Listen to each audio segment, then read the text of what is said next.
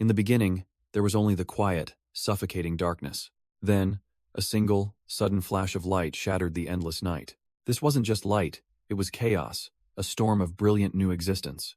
It pushed through the void, creating the very concepts of time and movement. And from this cosmic dance, the first spark of life was finally born. The children of light grew stronger and stronger over the eons. The brightest among them, beings of immense power, called themselves the Shining Ones.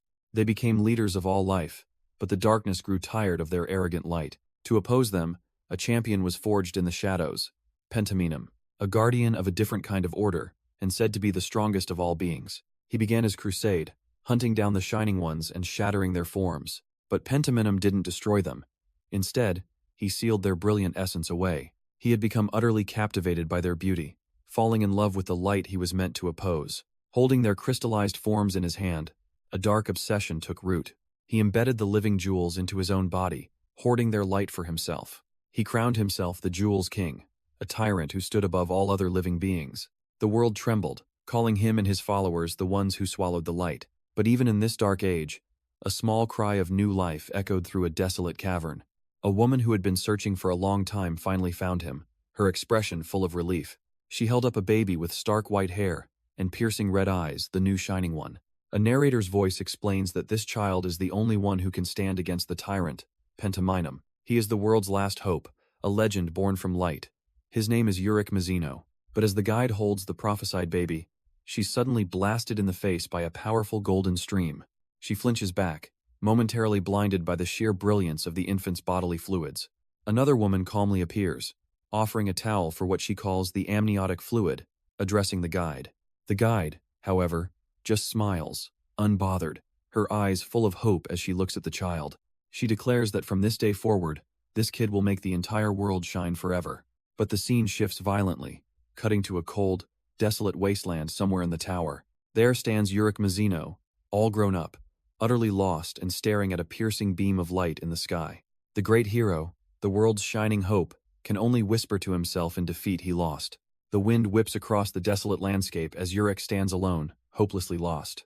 He curses in frustration, wondering where he should go, where that bastard Pentaminum disappeared to. This whole situation is insane, and the thought grinds his teeth with rage. Suddenly, a strange ripple of blue energy tears through the air right in front of him. He's caught off guard as a bizarre, rabbit-masked figure materializes from the light. The creature congratulates him, announcing that by opening the door, he has earned the right to climb the tower. It holds out its staff, explaining that he is now a regular, with a chance to obtain everything he desires. The rabbit leans in, asking what the new regular thinks of this grand opportunity. Urick just stares, completely baffled, thinking to himself, what the heck is this rabbit? But the guide's tone shifts, its single eye focusing as it realizes this child is someone who should never have entered the tower. The guide casually floats, suggesting he might as well come in since he's an unwelcome guest anyway. Urick scoffs, demanding the way out, but the creature blankly admits it doesn't know. His eyes narrow with a flash of insight. That promise of everything could Pentaminum be at the top. The guide can't confirm it, but it also can't deny it, cryptically adding that everything is up there. That's all Urick needs to hear. He announces that he's in, much to the guide's surprise. He explains his simple logic. He followed Pentaminum here, and since there's no exit, he's going in. Stunned by this straightforward reasoning, the rabbit creature can only accept his decision. It grips its golden staff, the blue gem on its glove glowing with immense power. With a great surge of energy, it tells him to challenge the tower, which will not reject him. The portal swirls to life as the guide formally welcomes him to the climb. Urick Mazino. With a confident smirk, he finally steps into the tower. This isn't just some building, it's a vast world of floating islands and strange cities. A voice suddenly booms from the sky, an automated announcer waking up all the new regulars. Has been dropped onto the test floor, the very bottom of this world's hierarchy, and as Urick lies in a field of grass, the voice declares the start of the hell test. He blinks, still adjusting, and the first thing he notices is the strange, salty air. The rules are then laid out in cold, simple terms. 400 people are here for a battle royale. The game ends the moment the population is cut in half, leaving only 200 survivors. But there's a timer. If the goal isn't met in 1 hour, every single person here will fail. The announcer's voice turns menacing, telling them not to run or hide, just kill. Not everyone here is a killer, as one kid sprints through the tall grass, clearly in over his head. But right on his heels is a hulking beast of a man, ready to claim his first victim. The giant sword swings wide, narrowly missing the desperate boy who stumbles to the ground. He scrambles away, pathetically screaming for the man to spare him. Suddenly, an incredible force erupts from behind him, a piercing strike aimed at his pursuer. The hunter becomes the hunted, a weapon bursting straight through his back in a spray of blood. He collapses backward, his own attack forgotten, landing dead right at the boy's feet. Stunned, the kid looks up as a calm voice asks if he's okay. His savior is a young woman, Lo-Po-Bia Evelyn, and he can only stammer out his thanks. But his gratitude is mixed with confusion. This is a death competition, so why on earth did she save him? She grips her sword, explaining her cold, calculated logic. This test is about thinning the herd, so she plans to hunt the strong now to make her life easier later. The boy realizes with a gulp she saved him because he looked weak, a fact she confirms without hesitation. When she tests him, asking if he thinks he's strong, he completely panics, screaming that he's incredibly weak. Satisfied, she dubs him weak man and tells him to follow, and he eagerly scrambles to keep up. Their hunt doesn't take long, as they spot a monstrous figure in the distance erupting with a fearsome aura. This four-eyed, multi-armed brawler is an absolute beast, single-handedly fending off a crowd of other regulars. The boy points out how strong their target is, but Evelyn simply sees an opening, the perfect chance to strike. She explodes from the tall grass, a silent predator leaping toward the distracted fighter. Her blade plunges deep into his shoulder, a spray of blood erupting as the monster roars in agony. With a cold, merciless gaze, Evelyn drives her blade home, ending the beast's rampage in an instant. The multi-armed monster collapses, its blood spraying across the grass as she lands gracefully. Without a word, she turns to leave, telling her new companion that it's time to go. The boy is ecstatic. All he has to do is stick with this incredibly strong person to survive. But his relief is short-lived when he frantically pulls her behind a rock, telling her to hide. Perched atop a high, jagged peak is a lone figure, her presence dominating the entire landscape. A girl, standing there as if she owns the very sky around her. He nervously asks if she's strong enough to warrant hiding, and Evelyn confirms his worst fears. This isn't just another strong regular, she's one of the legendary princesses of Zahard. The boy can barely process it, while even Evelyn curses their terrible luck for being on the same test floor as a monster of that caliber. Still, Evelyn can't help but admire her.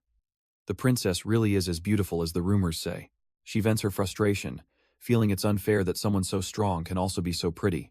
The boy tries to cheer her up, clumsily saying that he's following her because she's pretty too. But their conversation is cut short as the princess on the peak casually summons her weapon. Suddenly, the boy screams, tackling Evelyn to the ground just as the world explodes. With a single, almost lazy flick of her wrist, she unleashes hell. A terrifying web of Shinsu threads blankets the entire field in an instant. The two can only huddle behind their rock, hearing the screams and the sickening sounds of slaughter. He slowly lifts his head, his eyes wide with disbelief. How did she do that? The entire field is littered with bodies, all cut down in a single, devastating moment. The survivor count plummets in an instant, a testament to her overwhelming power.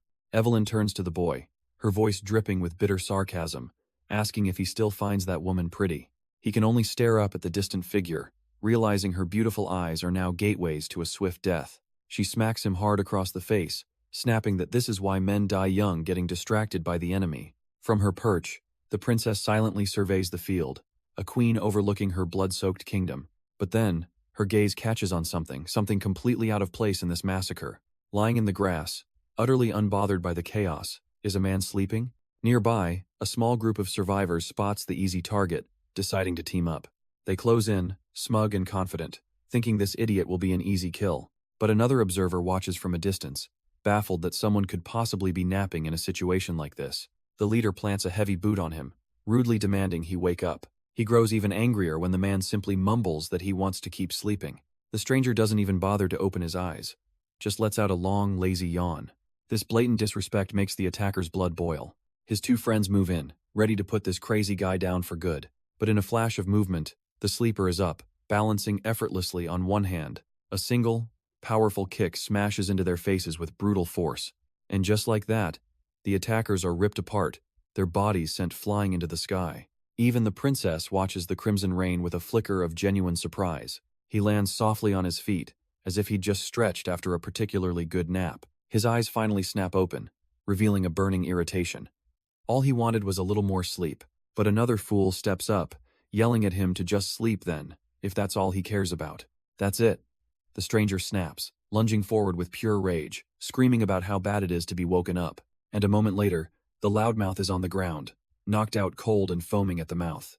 With the disturbance handled, he sighs and turns away, ready to finally get back to his nap. But a sudden announcement cuts through the air.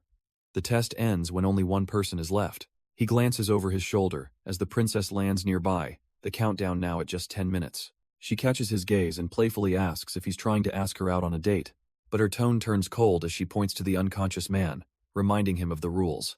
She says it seems he's forgotten, so shall help, her hand igniting with a sinister red power. But the man just scoffs, telling the princess he doesn't need her brand of help. She's taken aback. The rules are clear, so why won't he just kill the guy? He gives her a deadpan look, asking why he should follow any rules. He's a freeman.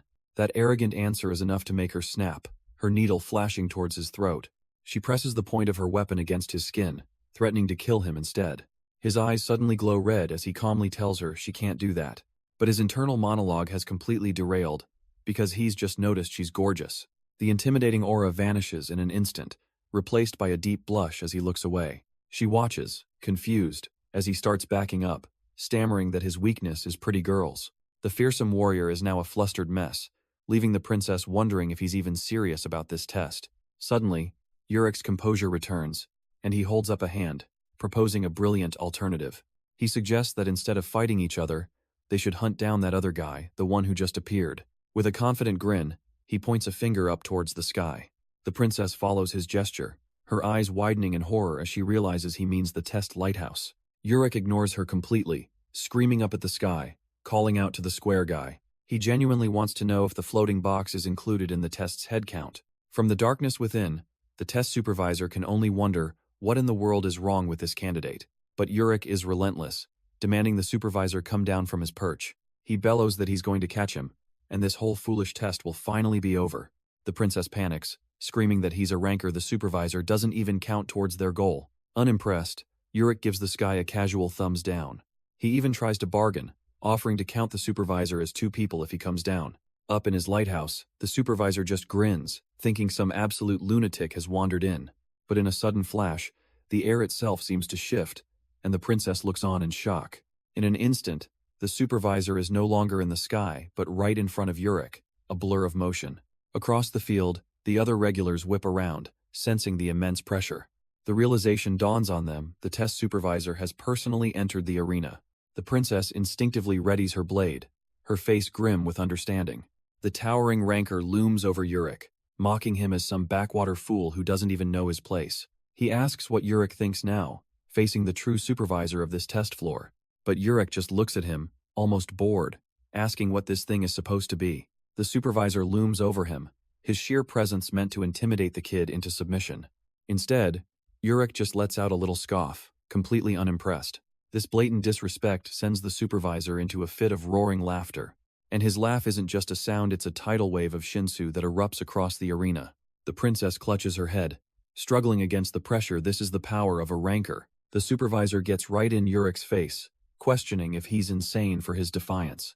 He grabs Urick's collar, reminding him of the tower's rules and the special exceptions for supervisors. He suggests that taking one of Urick's legs would be a very lenient sanction for breaking the rules. But Urick calmly grips the ranker's hand, asking what rule he could have possibly broken. With a squeeze, Urick starts talking about that sanction the supervisor was so keen on. The ranker's eye widens in disbelief. What is this pressure coming from a mere regular? Urick just grins, mockingly asking if this kind of strength is only for those with a certain level of ability. The tables have turned completely, with the supervisor now the one struggling in his grasp. He can't believe it, this brat who hasn't even properly learned Shinsu is overpowering him. But just as the situation is about to explode, a loudspeaker blares across the field. The game has ended. A blonde woman nearby hears the announcement, her expression shifting with surprise. She breathes a sigh of relief, glad that someone else took care of the final kill. Though, she admits, it wouldn't have been so bad if that reckless man died fighting the supervisor. Then again, she muses, someone with that much nerve might just be useful to her own plans. The supervisor tries to save face, telling Urick he's lucky to be alive and should approach the test with humility. He warns the regular not to get cocky, for the tower is filled with monsters beyond his imagination. He then turns to the princess, offering a quick apology for his rude behavior. But inwardly, he's fuming, convinced he could have taken that kid down in a matter of seconds. Suddenly, a massive wave of energy flares up, and he can only call out in shock. A powerful blast of blue shinsu washes over the entire field, interrupting everything. Even Urick is taken aback, turning to see where this immense power is coming from. His eyes focus, trying to understand this strange and overwhelming energy. In the midst of the swirling power, a new figure appears, calling the supervisor by his name, Danjon. The masked man calmly announces that this is enough. Danjon stares in disbelief. This newcomer is the chief test supervisor, his superior. He can only wonder who this person is, questioning if he's truly stronger. The masked man doesn't just confirm it, he declares he's on a whole other level. With calm authority, he orders Danjon to wrap things up, declaring the test is over. Humbled, Danjon can only bow his head in immediate, sharp obedience. He then bellows the official announcement across the field for all survivors to hear. Trying to save face, he leaps into the air, promising a much harder test next time. As he flies away, he makes sure to point a final, personal threat directly at Urick. Danjon seethes, vowing that if this happens again, he'll tear the kid apart, rules be damned. Urick just smirks back, completely unfazed, and casually invites him to try. And just like that, an official announcement blares out. The first test is ended. All remaining regulars are now being teleported away to the next location. But high above, in the chief supervisor's office, Danjon is getting an earful.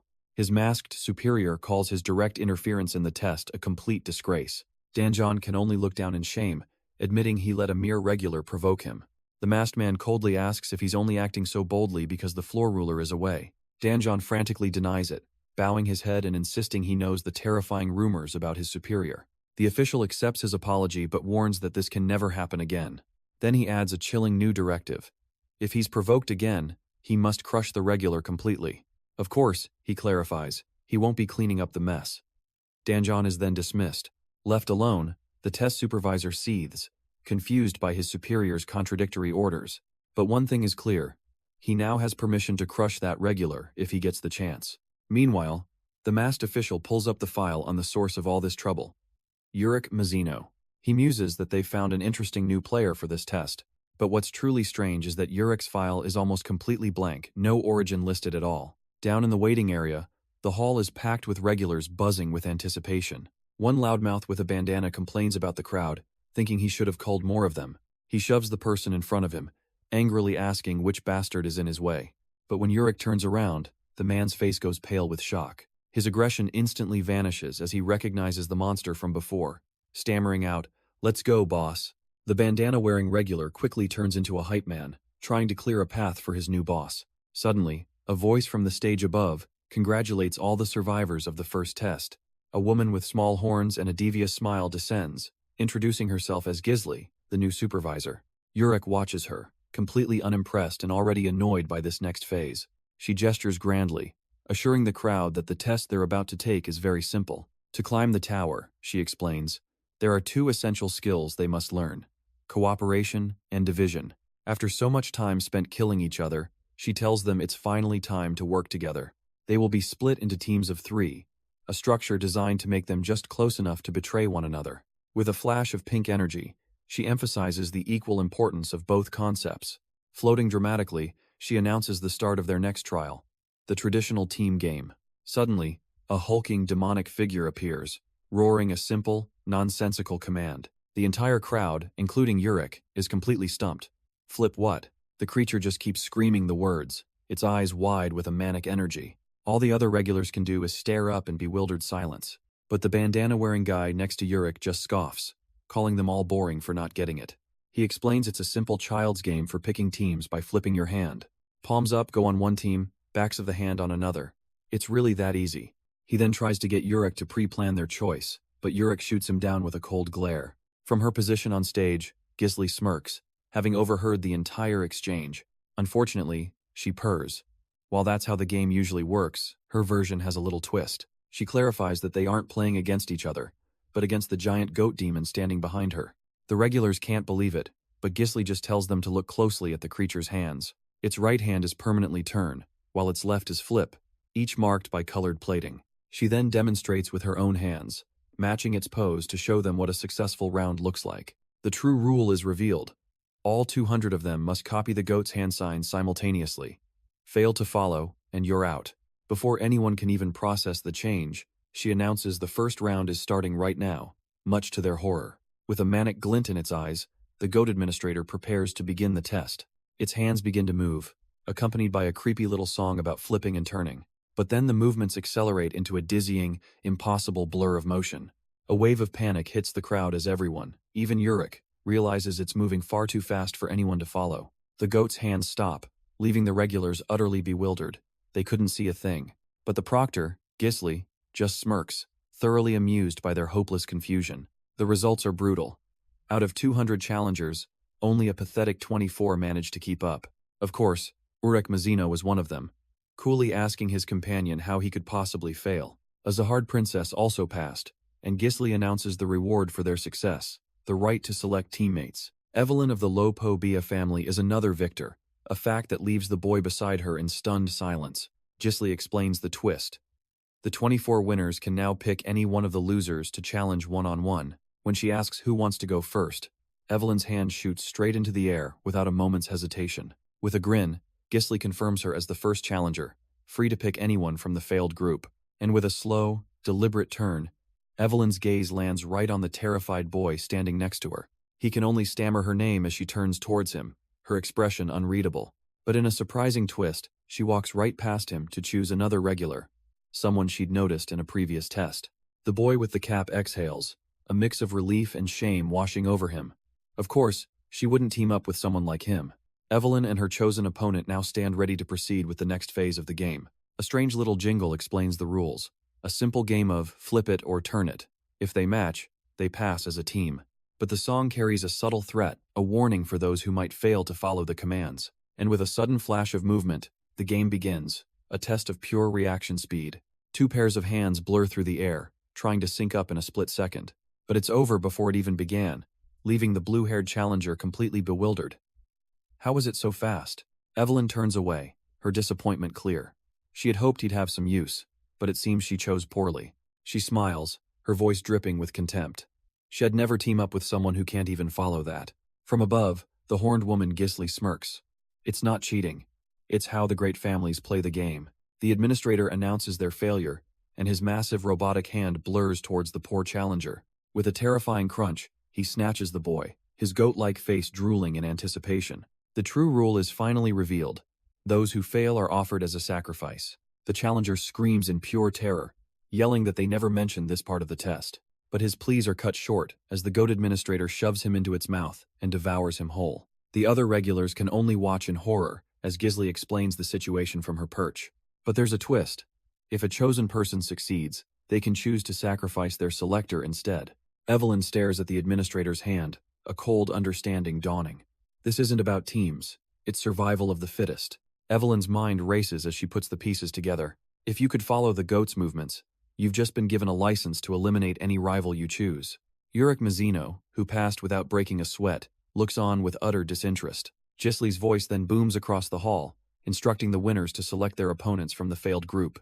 Immediately, the strong begin to corner the weak, like predators choosing their prey. One victor smirks, casually asking who he should kill as desperate pleas for mercy begin to fill the air.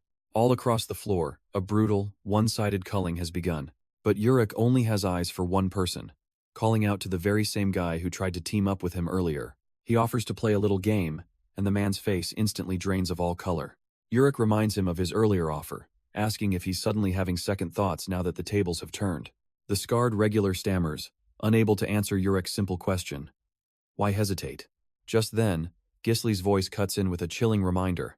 Anyone who refuses to play will be sacrificed. With no choice left, he frantically agrees, explaining that the test's brutal rules had him shaken.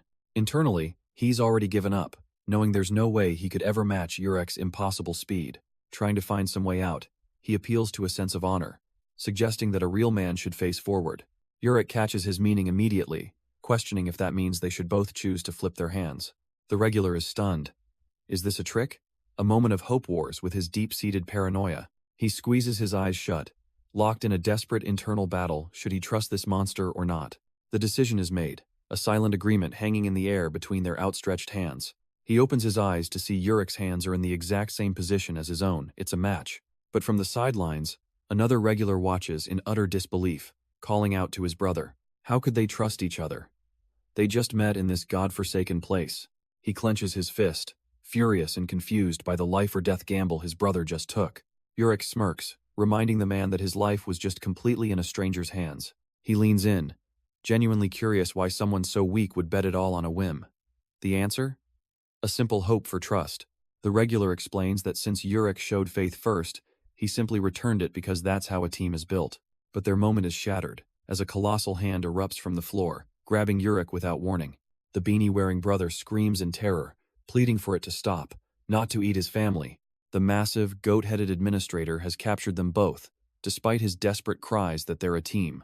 But the ancient being just stares down, its expression cold and unreadable. Urick can't help but crack a small, impressed smile at the man's simple conviction. The bandana-wearing regular bows deeply, apologizing for his earlier rudeness. He swears an unbreakable oath, promising to never betray the one who trusted him first.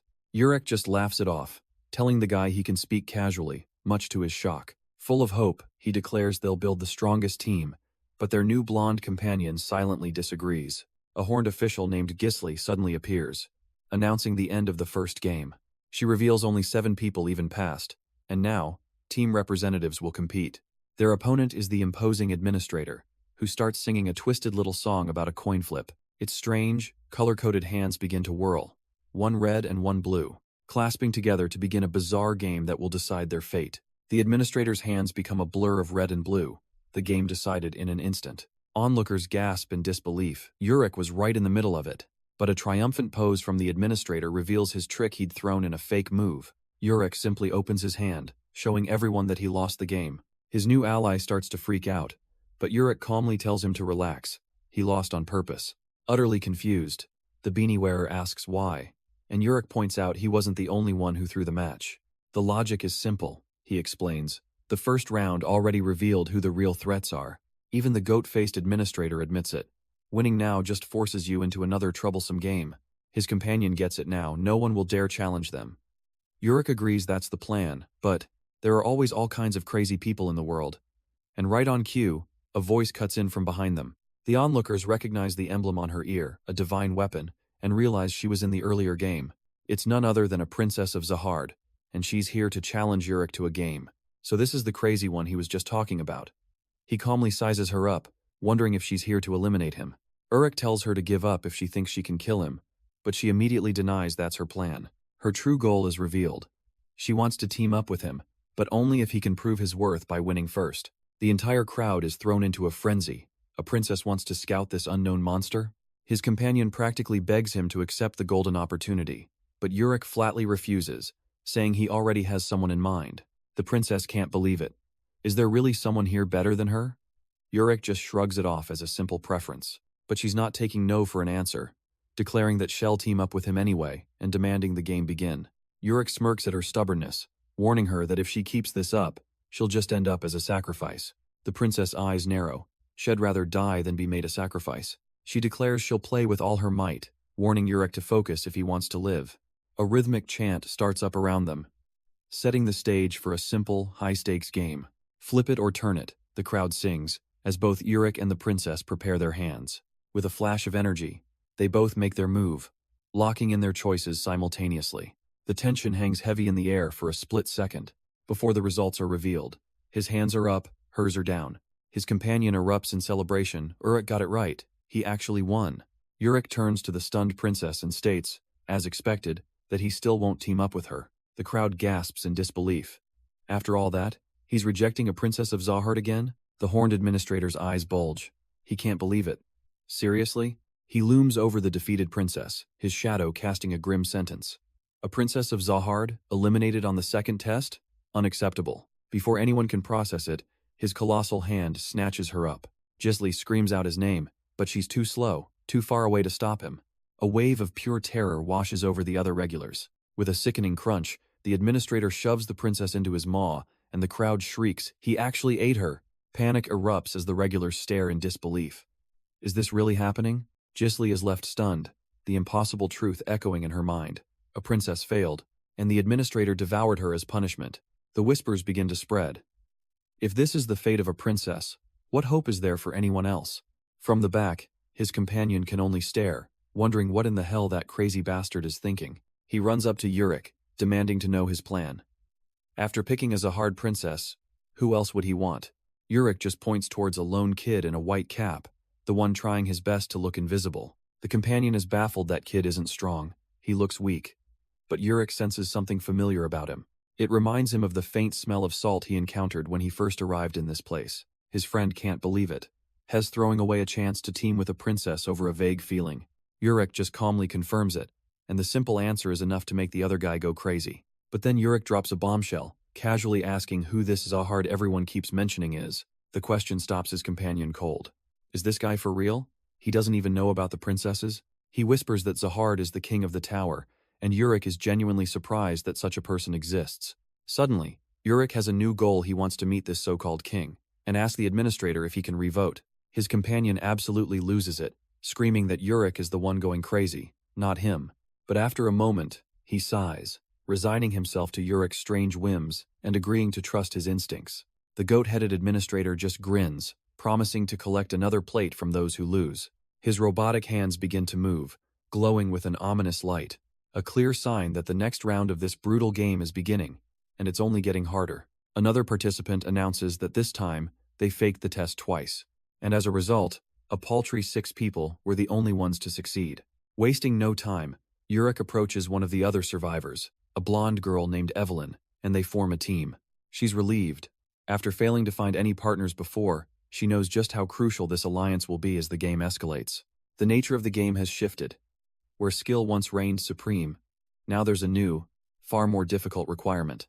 To form a team, you need absolute trust, a rare commodity in a place where every face is a rival. And for one boy standing alone in the crowd, that feels like an impossible hurdle. He clenches his fist in frustration, realizing his attempt to team up with someone named Mr. Liu has failed again. Evelyn, meanwhile, watches this from afar, panicking internally. She trusts Urick, but the kid he's eyeing is just too weak. Suddenly, a voice cuts through the boy's thoughts as Urick calls out to him. He turns to see the legendary Irregular standing there with his grumpy companion. Evelyn can't believe her eyes. Is he seriously trying to recruit that loser? The boy had already resigned himself to his fate, realizing no one wanted him on their team. He was ready to be left behind, to fail the test and just go back to where he belonged. But his mind was already drifting back to the gutter he came from, a village for those the gods had abandoned. Hes pulled from his thoughts as Urick's voice singles him out from the crowd. The boy immediately panics, assuming the worst and pleading that he's too weak to be a threat. But Urick cuts him off calmly. He's not here to eliminate him, he wants to form a team. Before the kid can even process this insane offer, a hand suddenly cuts between them. He looks up to see none other than Miss Evelyn, and she does not look pleased. She storms in, accusing them of cutting in line and insisting she has priority because she requested the game first. As the argument starts to heat up, an authoritative voice clears its throat from above, demanding their attention. Gisli elegantly makes her appearance, noting that since both arguments are reasonable, there's only one fair way to settle this. In a stunning turn of events, she declares they will follow the choice of Mr. Liu, putting the spotlight right on the bewildered boy. All eyes are on him as he's forced to choose, Urick Mazino or Evelyn. He stammers for a moment, apologizing to the person who got to him first. And then, with a burst of energy, he declares that he wants to team up with Miss Evelyn. She's completely stunned, not expecting to be chosen at all. He even promises to be the perfect partner, putting his complete trust in her abilities. Urick watches with a curious glint in his eye, remarking on the boy's sudden decisiveness. Evelyn, however, is immediately suspicious, accusing him of trying to throw the match to get rid of her. But his reasoning is far simpler and much more mortifying, as he blurts out that he just really likes her. The sudden, heartfelt confession leaves both Urick and Evelyn utterly speechless. Deciding the situation is hopeless, Urick grabs the boy for a clean retreat, leaving Evelyn to process the chaos. The boy frantically backpedals, explaining he didn't mean they had to get married or anything. But instead of rejecting his fumbling confession, Evelyn calmly extends a hand. A pact is formed as she accepts, telling him she trusts him just as much. Then, with a disarming smile, she admits that his bravery won her over and she kind of likes him now. Urick watches this unfold, sighing that they've just wasted their time on a teenage romance. His eyes lock onto another regular, figuring he might as well find his own partner. He approaches a confident woman with long black hair, proposing they team up. She introduces herself as Neo, humbly stating she might not be as good as him, but she is strong.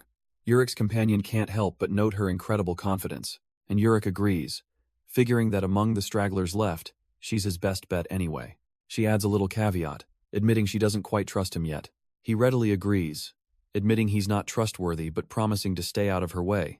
Urick declares that they aren't his true target, his mind already drifting elsewhere. He's thinking about the boy, Lou, sensing a familiar, faint scent of salt from him. With that settled in his mind, he and Neo officially form their team. He smirks, challenging her to keep up, and her calm acceptance only intrigues him more. Suddenly, a grand chime echoes through the hall. Gisli appears in a spotlight, theatrically declaring the team selection game is over. A total of 10 teams have been formed, with Urick and his new partner front and center. And for anyone left without a partner, she announces their immediate elimination. Her voice rings out, declaring that all who have formed a team will now advance to the next test. Atop a massive, fluffy beast, Gisli offers her theatrical congratulations to the survivors. But Urick is already doing the math in his head. 10 teams? He only counts 9 pairs out here. The scene flashes to a giant white goat, which cries out in agony as something pierces it from within. A bloody spear tip retracts, and Gisli's voice announces the conclusion of the death match in the waiting area. The 3 survivors, she explains, will be automatically grouped together as the final 10th team. We see the victor, a woman with cold, piercing purple eyes, who has clearly dominated the bloody free-for-all. It's a Zahard's princess, one who wields the power of ice, and she stands over the body of the formidable swordsman. Another princess watches from afar, remarking how convenient it was that this little game cooled off that crazy bastard. She playfully asks Gisli if the rules were bent for her, but the administrator just smirks, clarifying they only said losers would be eaten, not eliminated. Gisli adds a final, cruel twist, explaining that the properly advanced teams must now eliminate one of their own. She mockingly calls the deathmatch survivors leftovers, but the Red Princess is unfazed, finding the rule quite to her liking. Her mind is already set on the next stage, vowing to return the humiliation she feels she's suffered. She seethes with rage, promising to make the man who rejected her pay, a grudge she will never let go. Suddenly, a broadcast cuts through the tension, announcing the official conclusion of the second test. 30 candidates have advanced, and the supervisors are now instructed to receive the regulars. The next test is revealed on a monitor, the crown game, and the massive supervisor finds this development interesting. He rises to his full, imposing height, ordering his subordinates to prepare for the contestants' arrival. Their destination is a massive, floating complex in the sky, where a luxurious cruise ship awaits the survivors. As the regulars arrive, they're met with the impressive sight of a massive floating ship dock. The candidates are buzzing, thrilled that the next test will be held on such a grand vessel. Suddenly, a blue drone zips into the air, demanding everyone's immediate attention. An intimidating lineup of figures appears, their powerful auras silencing the crowd instantly. It's immediately clear who they are. These are the test supervisors for the next stage. The masked man at the front steps forward, introducing himself as Rahab, the chief supervisor. Urick sizes him up, wondering if this is the man in charge, as Rahab congratulates them for making it this far. He explains they will board the cruiser to travel across the testing floor for their exams. Only those who pass the final exam at the ship's last stop will earn the glorious right to climb the tower. He clenches his fist, promising them everything they could desire: wealth, fame, power, and the truth itself. This is the path of glory, he declares, the same path King Zahard forged, and they must earn it with their own strength. The massive, intimidating cruise ship waits, its cannons looming over the city as the regulars prepare to board. Rahab explains the rules. Everyone gets a ticket at the gate, and losing it is not an option as it's checked daily. The massive crowd of hopefuls and hardened killers begins to file onto the ship one by one. But as Urick walks along, he glances back, a flicker of suspicion crossing his face. His senses were right, there are a few strange, hooded figures trying to blend in with the crowd. Stepping inside, the regulars are greeted by an absurdly opulent hall, glittering with gold and light. The scarred man is completely blown away by the flashiness, while Urick just looks on, utterly unimpressed. Suddenly, a new group of supervisors appears on a balcony above, welcoming the chosen candidates. The behemoth at the center roars his name is Danjon, and he'll be the examiner in charge from now on. Danjon declares that while the next exam is pending, they will all undergo position training. Urick just notes, so it's that guy again. He explains they'll be assigned one of 5 core roles, and their training will be rigorously evaluated. The top performers in each position will be rewarded with special benefits, but anyone deemed unranked will be immediately disqualified, regardless of their other exam results. The crowd erupts in panic. While one regular freaks out, Urick casually asks what a position even is. The woman beside him explains they are team roles, just like the ones used by the great founders. The first role, the scout, who moves at the front lines to disrupt the enemy and gather intel. Next, the light bearer, the strategist who commands the team from the rear, illuminating the battlefield. Then there's the spear bearer, the long-range artillery working in tandem with the light bearer to snipe targets. And of course, the wave controller, a master of Shinsu, who can obliterate enemies with overwhelming power. Finally, there's the fisherman, the lone hunter who moves freely to capture and eliminate key targets anywhere on the field. She notes his ignorance must mean he's from a remote place, and Urick just casually agrees. The test supervisor roars, his voice booming across the hall, that he will now introduce their mentors. For the wave controller position, a stern-looking dogman named Baskerville is presented. The light-bearer mentor is a man named Pudri, projecting an aura of quiet intelligence. And for the scouts, a woman with small horns and a sinister smile, Gisli, makes her appearance. The spear-bearer mentor is a surprisingly elegant woman named Heidi, who gives a gentle wave. Then, the test supervisor dramatically clenches his golden gauntlet for the final reveal. With a thunderous shout, he declares that the fisherman mentor is none other than himself. The regulars are just baffled by his sheer volume, some even wondering if his name is literally me. Ignoring their confusion, he announces their positions have been decided, and they must follow their new mentors. Meanwhile, Urick Mazino calmly takes in the announcement. A quick check of his own results confirms it. He's been assigned as a fisherman. His beanie-wearing friend seems a little down, sad they've been split up into different roles.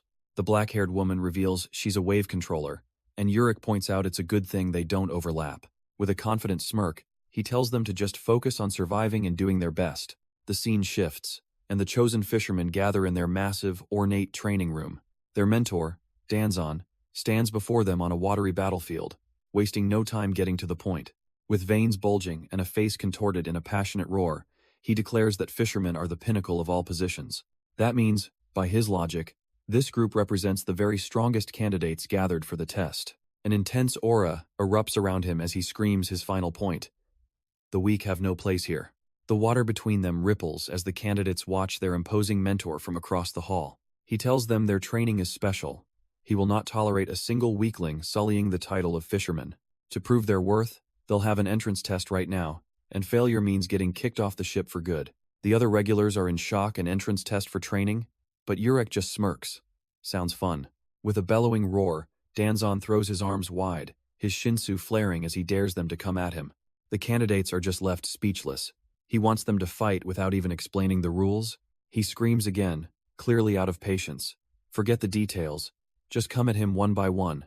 While everyone else hesitates, a confident blonde man steps forward, deciding he'll be the first to take the plunge. He brushes past Urick, apologizing with a slight smirk, explaining that he just likes being first at everything.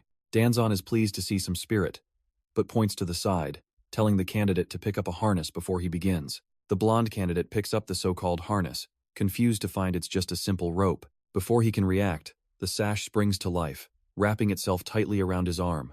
It cinches around his waist, forcing his arms out into a clumsy, awkward stance. As he struggles forward, utterly embarrassed, Danjon impatiently beckons him closer. With a firm grip, the supervisor shows him exactly where to place his hand on the sash. He then yanks the poor guy into an uncomfortably close embrace, declaring them all set. Danjon announces to everyone that this bizarre, intimate position is the starting stance for the test. The other regulars watch from the sidelines, with one muttering how gross it looks, and that he definitely doesn't want to do that.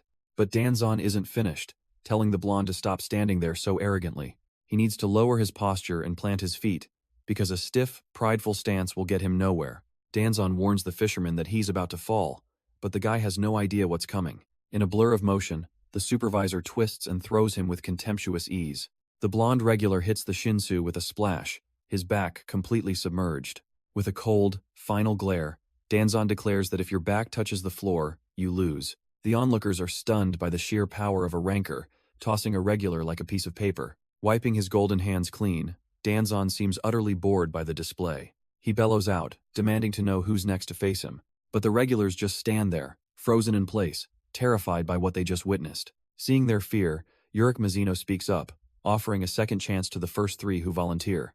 Suddenly, that fear turns to resolve as several regulars rush forward, eager to take the offer. Amidst the chaos of volunteers, Urick Mazino looks on, confused that his own chance seems to have been delayed again. The young fisherman beside him can't help but ask why he isn't stepping forward with the others.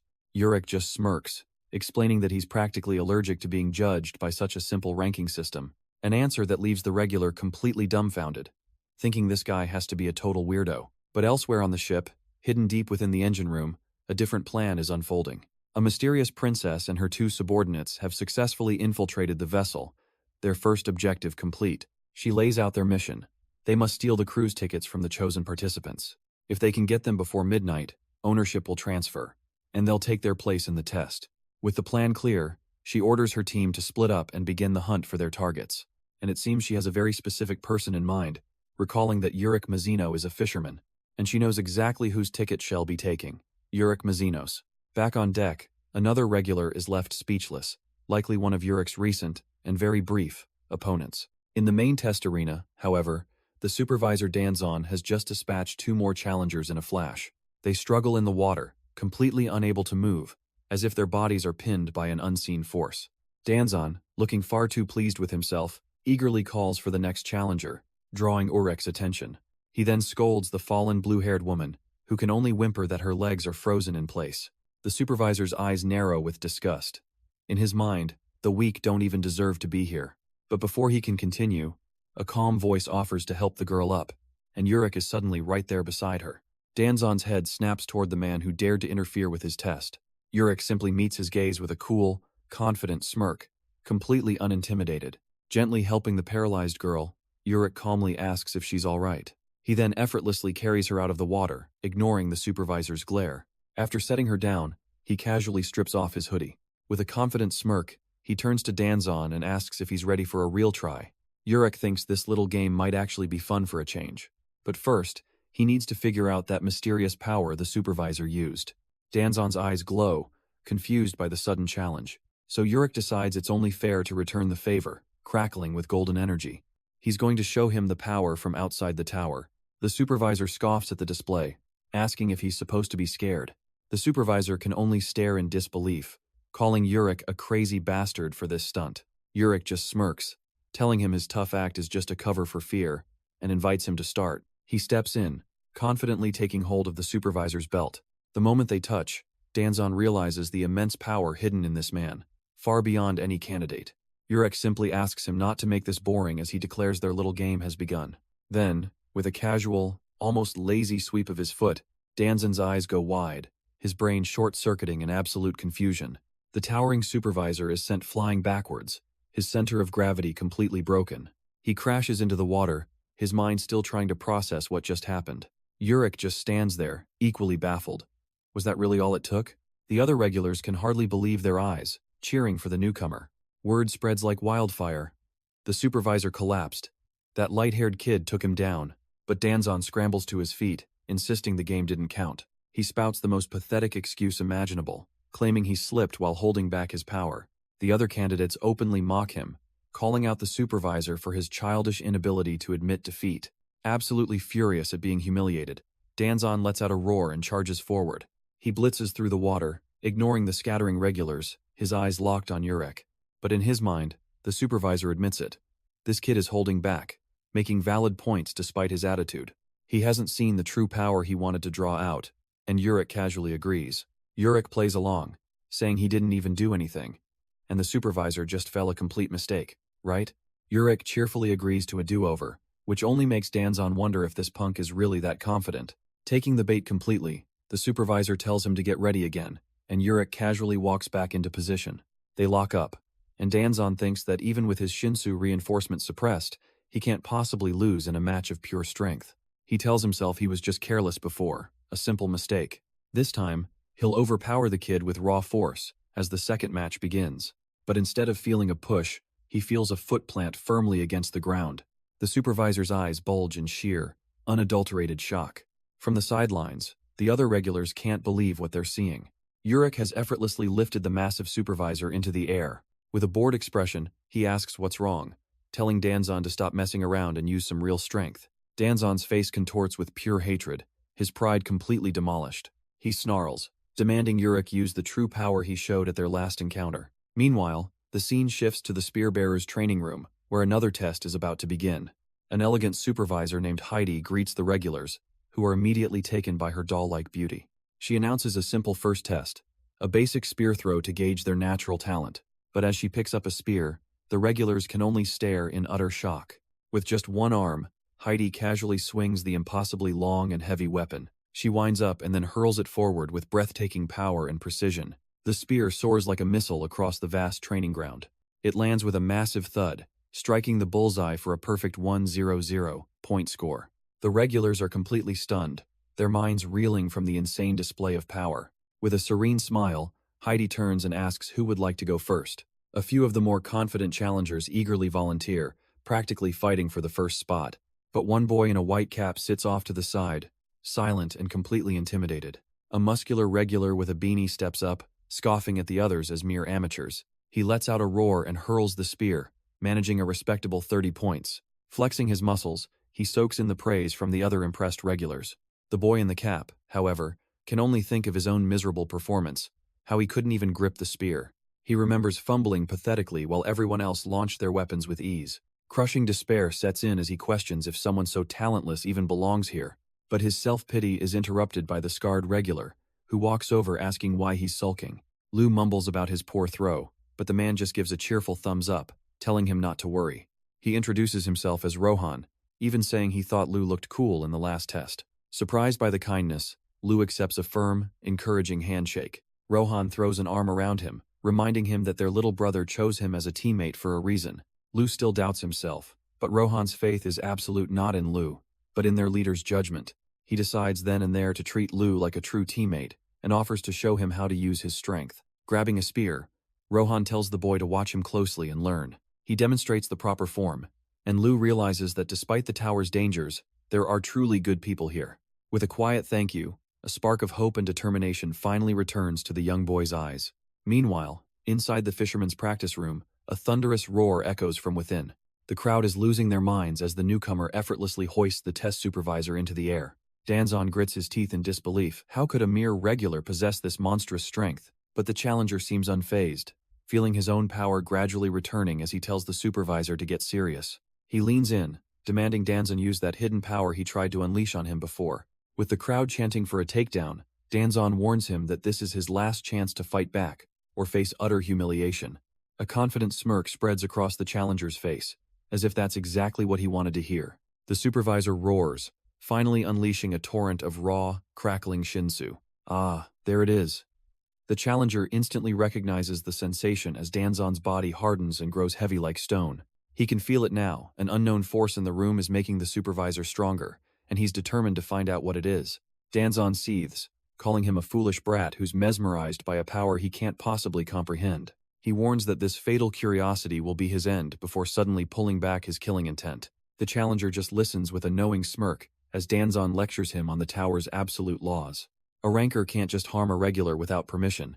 It would mean banishment or even execution. But our boy just scoffs, calling his bluff and seeing right through the weak attempt to save face. Seeing his threats fall flat, Danzon's eyes narrow as he decides to make the cocky regular an offer. He proposes a formal duel in 3 days, sanctioned by the administrator, with their very lives on the line. The upcoming crown game will provide the perfect cover, a secret area where they can fight unseen. A place where, with mutual consent, he can finally unleash his full power without any consequences. The challenger's eyes gleam at the proposal, as Danjon internally sneers, thinking the fool fell right into his trap. But Danjon adds a condition, a way to save his precious pride. The boy must put him down immediately, collapse, and admit defeat right here and now. In exchange for this little performance, he'll guarantee every single regular passes the test. The crowd erupts, begging their champion to take the deal and crush the old generation. With a smirk, the challenger agrees, his grip loosening on the ranker's arm. But instead of letting go, his foot quietly sweeps out from under the supervisor. And just like that, the mighty ranker Danjon is sent crashing into the water. The other regulars freeze in disbelief as the challenger cheekily announces that he fell over. He mocks the supervisor's strength, claiming he felt like a rock and just had to collapse on his own. Then, he offers a hand, sarcastically praising Danjon for managing to knock him down once. But as Danjon rises from the water, Hez not angry, Hez exhilarated, telling everyone to witness the raw talent of a true fisherman. He reveals the entire test was a performance, designed not to fail them, but to gauge their determination in a desperate moment. The other regulars are stunned, barely daring to believe what they're hearing. And with a booming welcome to the fisherman position, the arena erupts in cheers from the relieved rookies. 3 days later, the group arrives at the site for the crown game, but the friendly atmosphere has vanished. Danzon's eyes glow with murderous intent, his mind fixed on a single promise to the man who humiliated him. I will kill you. The challenger, however, meets that killing intent with a cool, calculating gaze, finding himself impressed. He dismisses the other rookies, but his thoughts linger on Danjon, recognizing it's been far too long since someone dared to challenge him for real. For the first time in ages, he feels the thrill of an opponent who's willing to put their life on the line. The other regulars, meanwhile, are completely oblivious, just exhausted and ready to find their rooms. But just as he's settling in, a figure rushes towards him down the long corridor. He turns to see a young woman, who stops him, recognizing him immediately. It's the same girl who passed out during the selection test, and she seems incredibly flustered. With a comically deep bow, she thanks him profusely for what he did back there. Then, just as suddenly, she wishes him well and dashes off, leaving him totally baffled. He reaches out, his mind slowly processing what just happened. Wait, was that a confession? A blush creeps across his face as a wild idea takes root. His first romance is finally starting. But as the girl runs on, a sly smile crosses her face. She saw him blushing and knew she was right. The poor guy is already lost in a love-struck daze, thinking he's found his soulmate. She, however, has already sized him up. Simple, strong, and easy to control, a perfect piece to use. While our silver-haired boy daydreams, an announcement starts, but he only has eyes for the girl. But in the shadows, a different drama unfolds as a cloaked figure is suddenly grabbed. It's the princess, her eyes burning with resolve. She knows her target is Urick Mazino. She tries to slip away after being discovered, but it's already too late. Her identity is called out, and she turns, her mission now in jeopardy. A blue-haired man grabs her, demanding to know who she is, but he already knows. His aggressive posture melts into a smirk. He recognizes her from the burning building. He apologizes for the rough greeting, explaining that he has an offer for her. Turns out, he's also targeting Urick, and wants to join forces to take his tickets. He bows low, pledging his absolute loyalty if she'll only agree to his alliance. But the blue-haired man's confident plea is met with a cold, piercing gaze.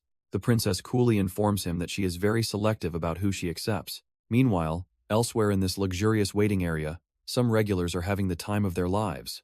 Two simple-minded challengers celebrate their haul of free drinks, thinking this place is heaven. Their loud celebration is suddenly cut short by a voice from behind them. They turn to see their ultimate target, Urick Mazino, giving them a casual greeting. So, do they attack? Nope. They invite him to come party in their room instead. But as Urick is led away, a small, sinister silhouette with glowing red eyes watches from the shadows. Completely unaware, the trio gets ready to celebrate their newfound friendship. Urick curiously examines the can, about to experience a carbonated drink for the first time. He takes his first sip, chugging down the strange, fizzy liquid.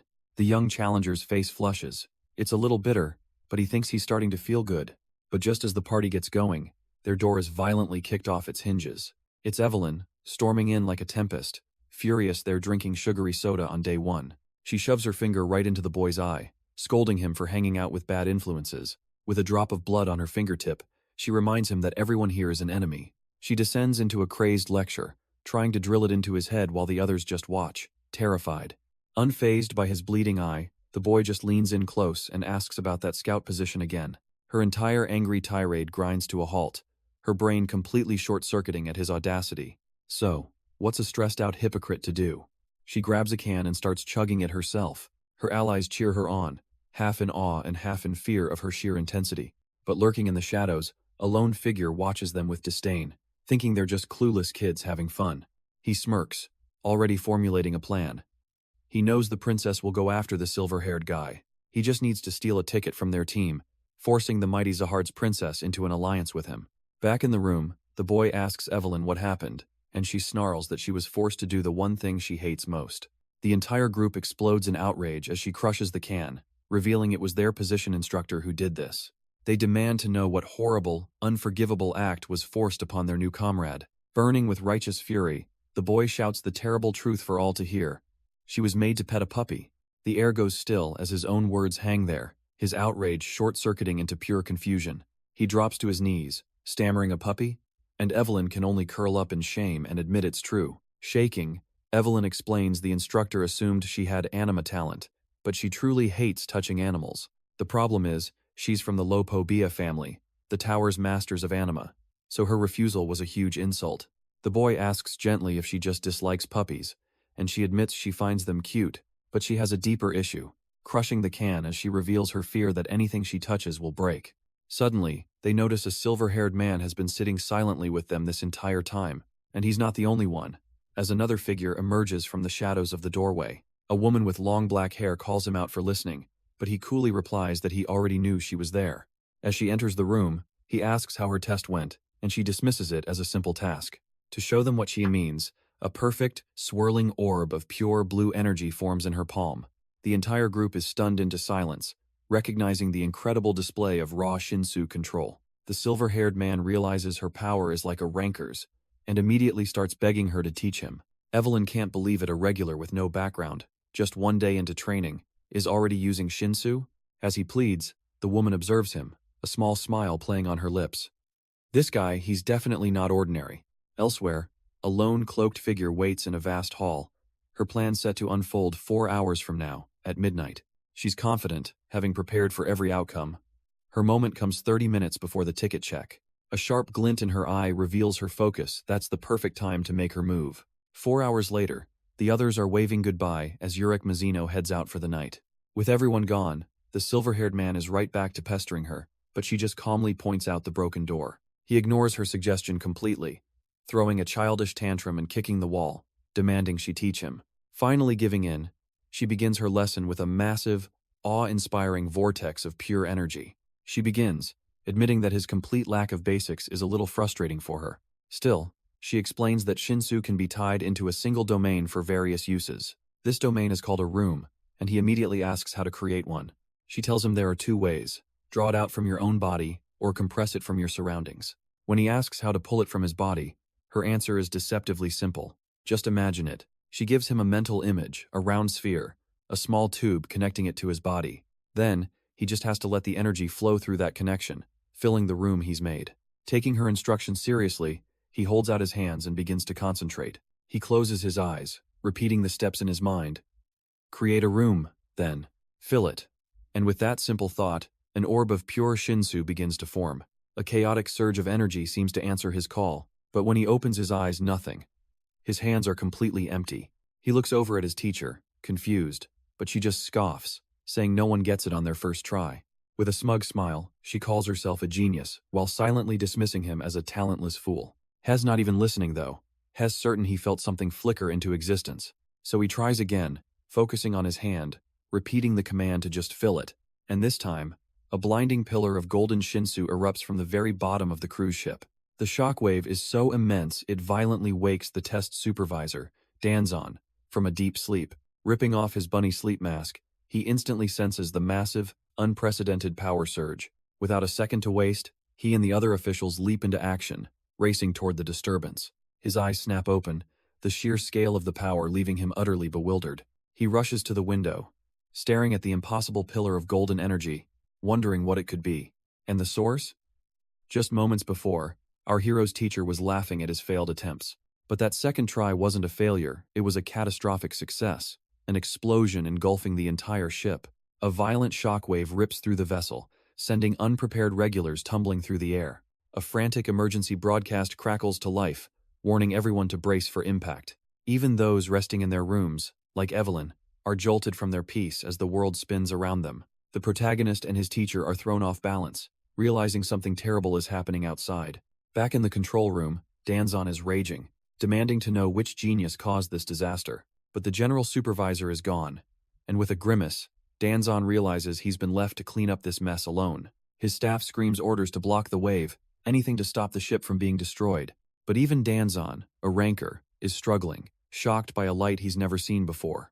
And then, a voice erupts from the golden Shinsu itself, calling him dirty hair. The test supervisor freezes, utterly baffled. Did that energy just talk to him? He thinks he must be mistaken, but the voice rings out again, calling him ugly.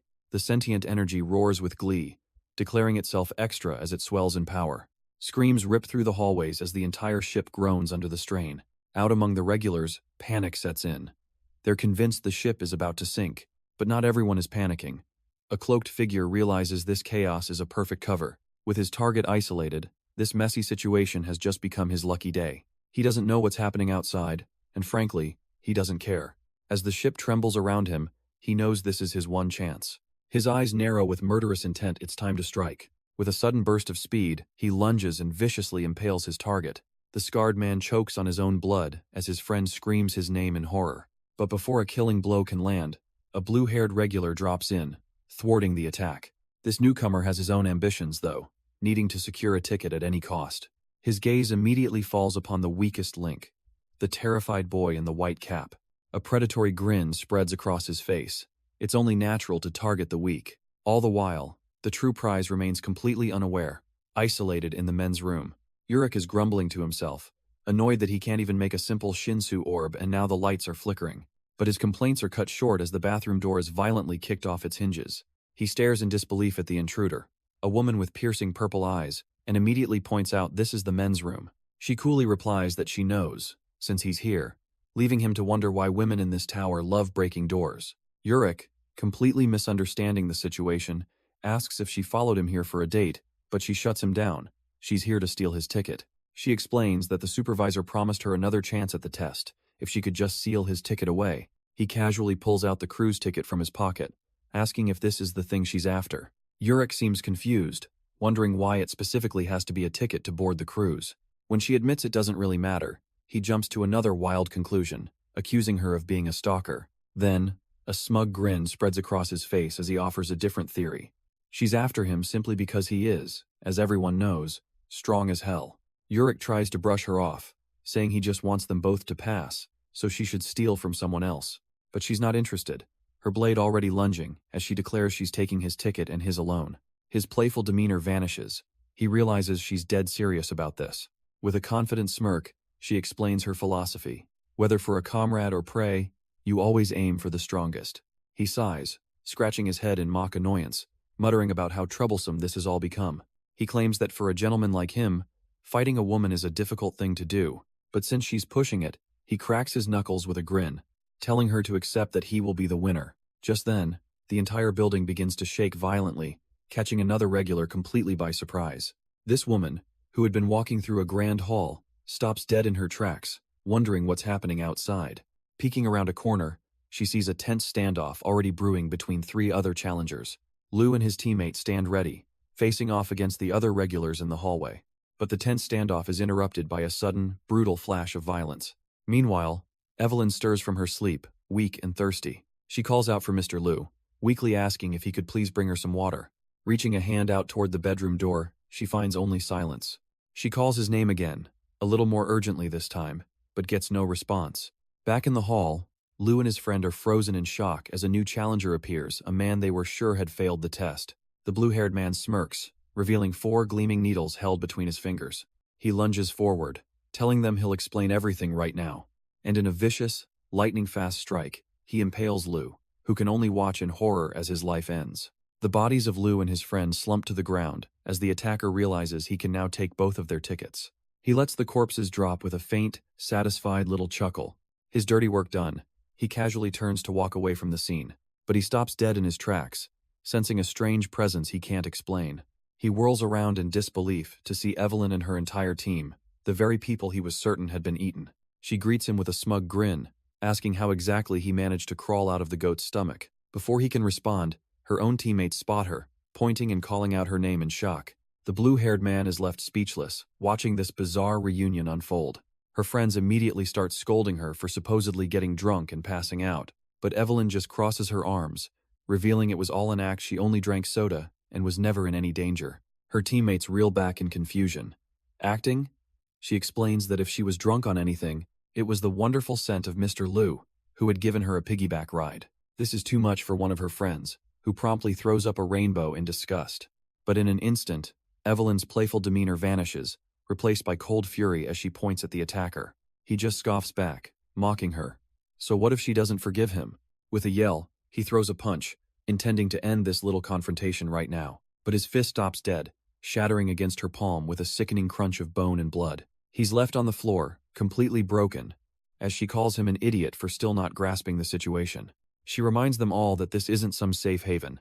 This is the merciless inner tower. Her eyes glow ominously as she cracks her knuckles, delivering a final, chilling warning. Touch what's hers, and you die. Still completely clueless, the attacker keeps running his mouth, calling her a trashy, crazy woman. But Evelyn's already moved, grabbing his arm and effortlessly flipping him through the air. The real trash, she snarls, is his pathetic excuse for a skill. Her fist connects with a sickening crunch, shattering his face in a spray of blood. The force of the blow sends a shockwave through his entire body. She follows up instantly with a vicious high kick that snaps his head back. Then comes the barrage, a merciless flurry of fists, too fast to even see. He's completely helpless, his body absorbing every single devastating blow. When it's over, he's left a broken heap, slumped against a shattered wall in a pool of his own making. Barely conscious, he can only tremble. The lesson finally and brutally beaten into his skull. The remaining regulars can only stare, muttering her name in disbelief at the sheer power they just witnessed.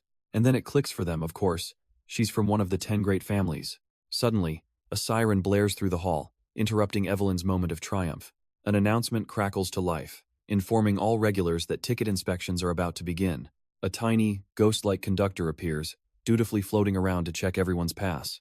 But its cute demeanor quickly vanishes, its eyes swirling with a dark, menacing energy. The creature's face contorts into a fanged maw, promising to devour anyone without a ticket. Elsewhere, in a flash of movement, a needle-thin blade slices through the air. A fierce princess of Zahard appears from nowhere, driving her rapier straight through Urick Mazino's side. With a cold, determined gaze, she holds her stance, her deadly weapon glinting in the light. She puts her full weight into the thrust, expecting to run him through. But the blade grinds to a halt against his side, unable to pierce his inhumanly dense body. With a single, effortless motion, Urick grabs the rapier, completely neutralizing her attack. A confident smirk spreads across his face as he finally pieces it together. She must be one of Zahard's princesses. She pulls back, surprised by his calm demeanor, and decides to get his attention. The princess asks if he's heard she's the daughter of the king, before clarifying that it's not by blood. She explains she's more like a foster daughter, a chosen heir, leaving Urick a bit puzzled by the concept. The king, she says, selects the most talented girls and lends them his power, a system Urick finds needlessly complex. Seeing his ignorance, she scoffs, wondering how he could possibly not know something so fundamental about the tower. She calls him an idiot and lunges again, only for him to stop her blade with a single finger, admitting he only lacks tower information. Done with the games, Urick cuts to the chase. If he wins, she owes him one favor. Enraged, she swings her blade in a vicious arc, but he's already gone. The cruise ticket she was offering as a prize flutters uselessly in her hand. She can't believe his demanding a favor from her, a princess of Zahard. Urick plants his foot, his patience finally worn thin. He lands a single, clean strike, confirming that his request isn't difficult at all. With a deadly serious gaze, he tells her exactly what he wants. Make him meet the king of the tower. For the first time, the princess is completely stunned into silence. She takes a step back, explaining that meeting King Zahard is the single most impossible task in the tower. Urick can't believe it, questioning why she'd want to go against her own father. She clarifies that only a princess wielding one of the legendary 13-month series weapons can meet him. In fact, that's her entire reason for climbing to obtain one of those very weapons. With cold determination in her eyes, she reveals her ultimate goal, to meet the king and kill him. The shocking confession leaves even the mighty Urick completely stunned. She glares at him, clearly irritated by his reaction, and telling him to just be quiet. But a smirk creeps across Urick's face as an idea begins to form. He proposes a simple deal. He'll help her get the weapon she so desperately wants, and in exchange, she'll get him the audience with Zahard he's been looking for. Before she can respond, a ship-wide announcement interrupts, calling for all passengers to present their tickets. The announcement catches the princess's attention. The ticket check is about to begin. She glances at a spare ticket she brought, thinking it's finally time to use her little trick. Turning to the ranker, she coolly calls out his name, getting his attention. She points to the floor, asking if that's his ticket he dropped. A perfect, simple distraction. Urick, completely oblivious, bends down to check, wondering when it could have fallen. But in that split second, a blur of motion whips past him. So fast, he barely registers the ticket being snatched from his sleeve. His eyes widen in disbelief as he realizes the paper in his hand is a fake. Behind him, the Zahard princess stands poised, her scythe already drawn. With a triumphant smirk, she holds up his real ticket, informing him she's taken it. She mocks his confusion, revealing the fake ticket was stolen from some other regular. In fact, she had it long before she met him, dropping it just to play the victim. Her plan was never just to get a ticket. It was to get his ticket, the one belonging to Urick Mazino. As he seethes, she calmly kneels down and begins tucking it into her boot. Urick can only stare, dumbfounded, demanding to know what she thinks she's doing. She looks up with a smirk and dares him to try and steal it back, calling him a virgin. The ranker is paralyzed with rage and embarrassment, threatening to take it by force.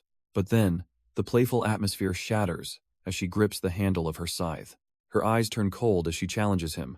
How can he kill Zahard if he can't even handle this? Urick's eyes narrow. The playful challenge is gone. Her aura has completely changed. He can feel something else emerging, not from her, but from the ticket itself. Suddenly, a tiny ghost conductor phases into existence, startling the princess. It demands to see her ticket, leaving them both stunned. How is the train crew even here?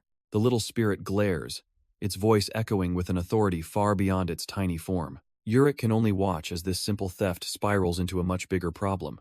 Then, in a flash of crimson fury, the conductor's face contorts into a monstrous visage.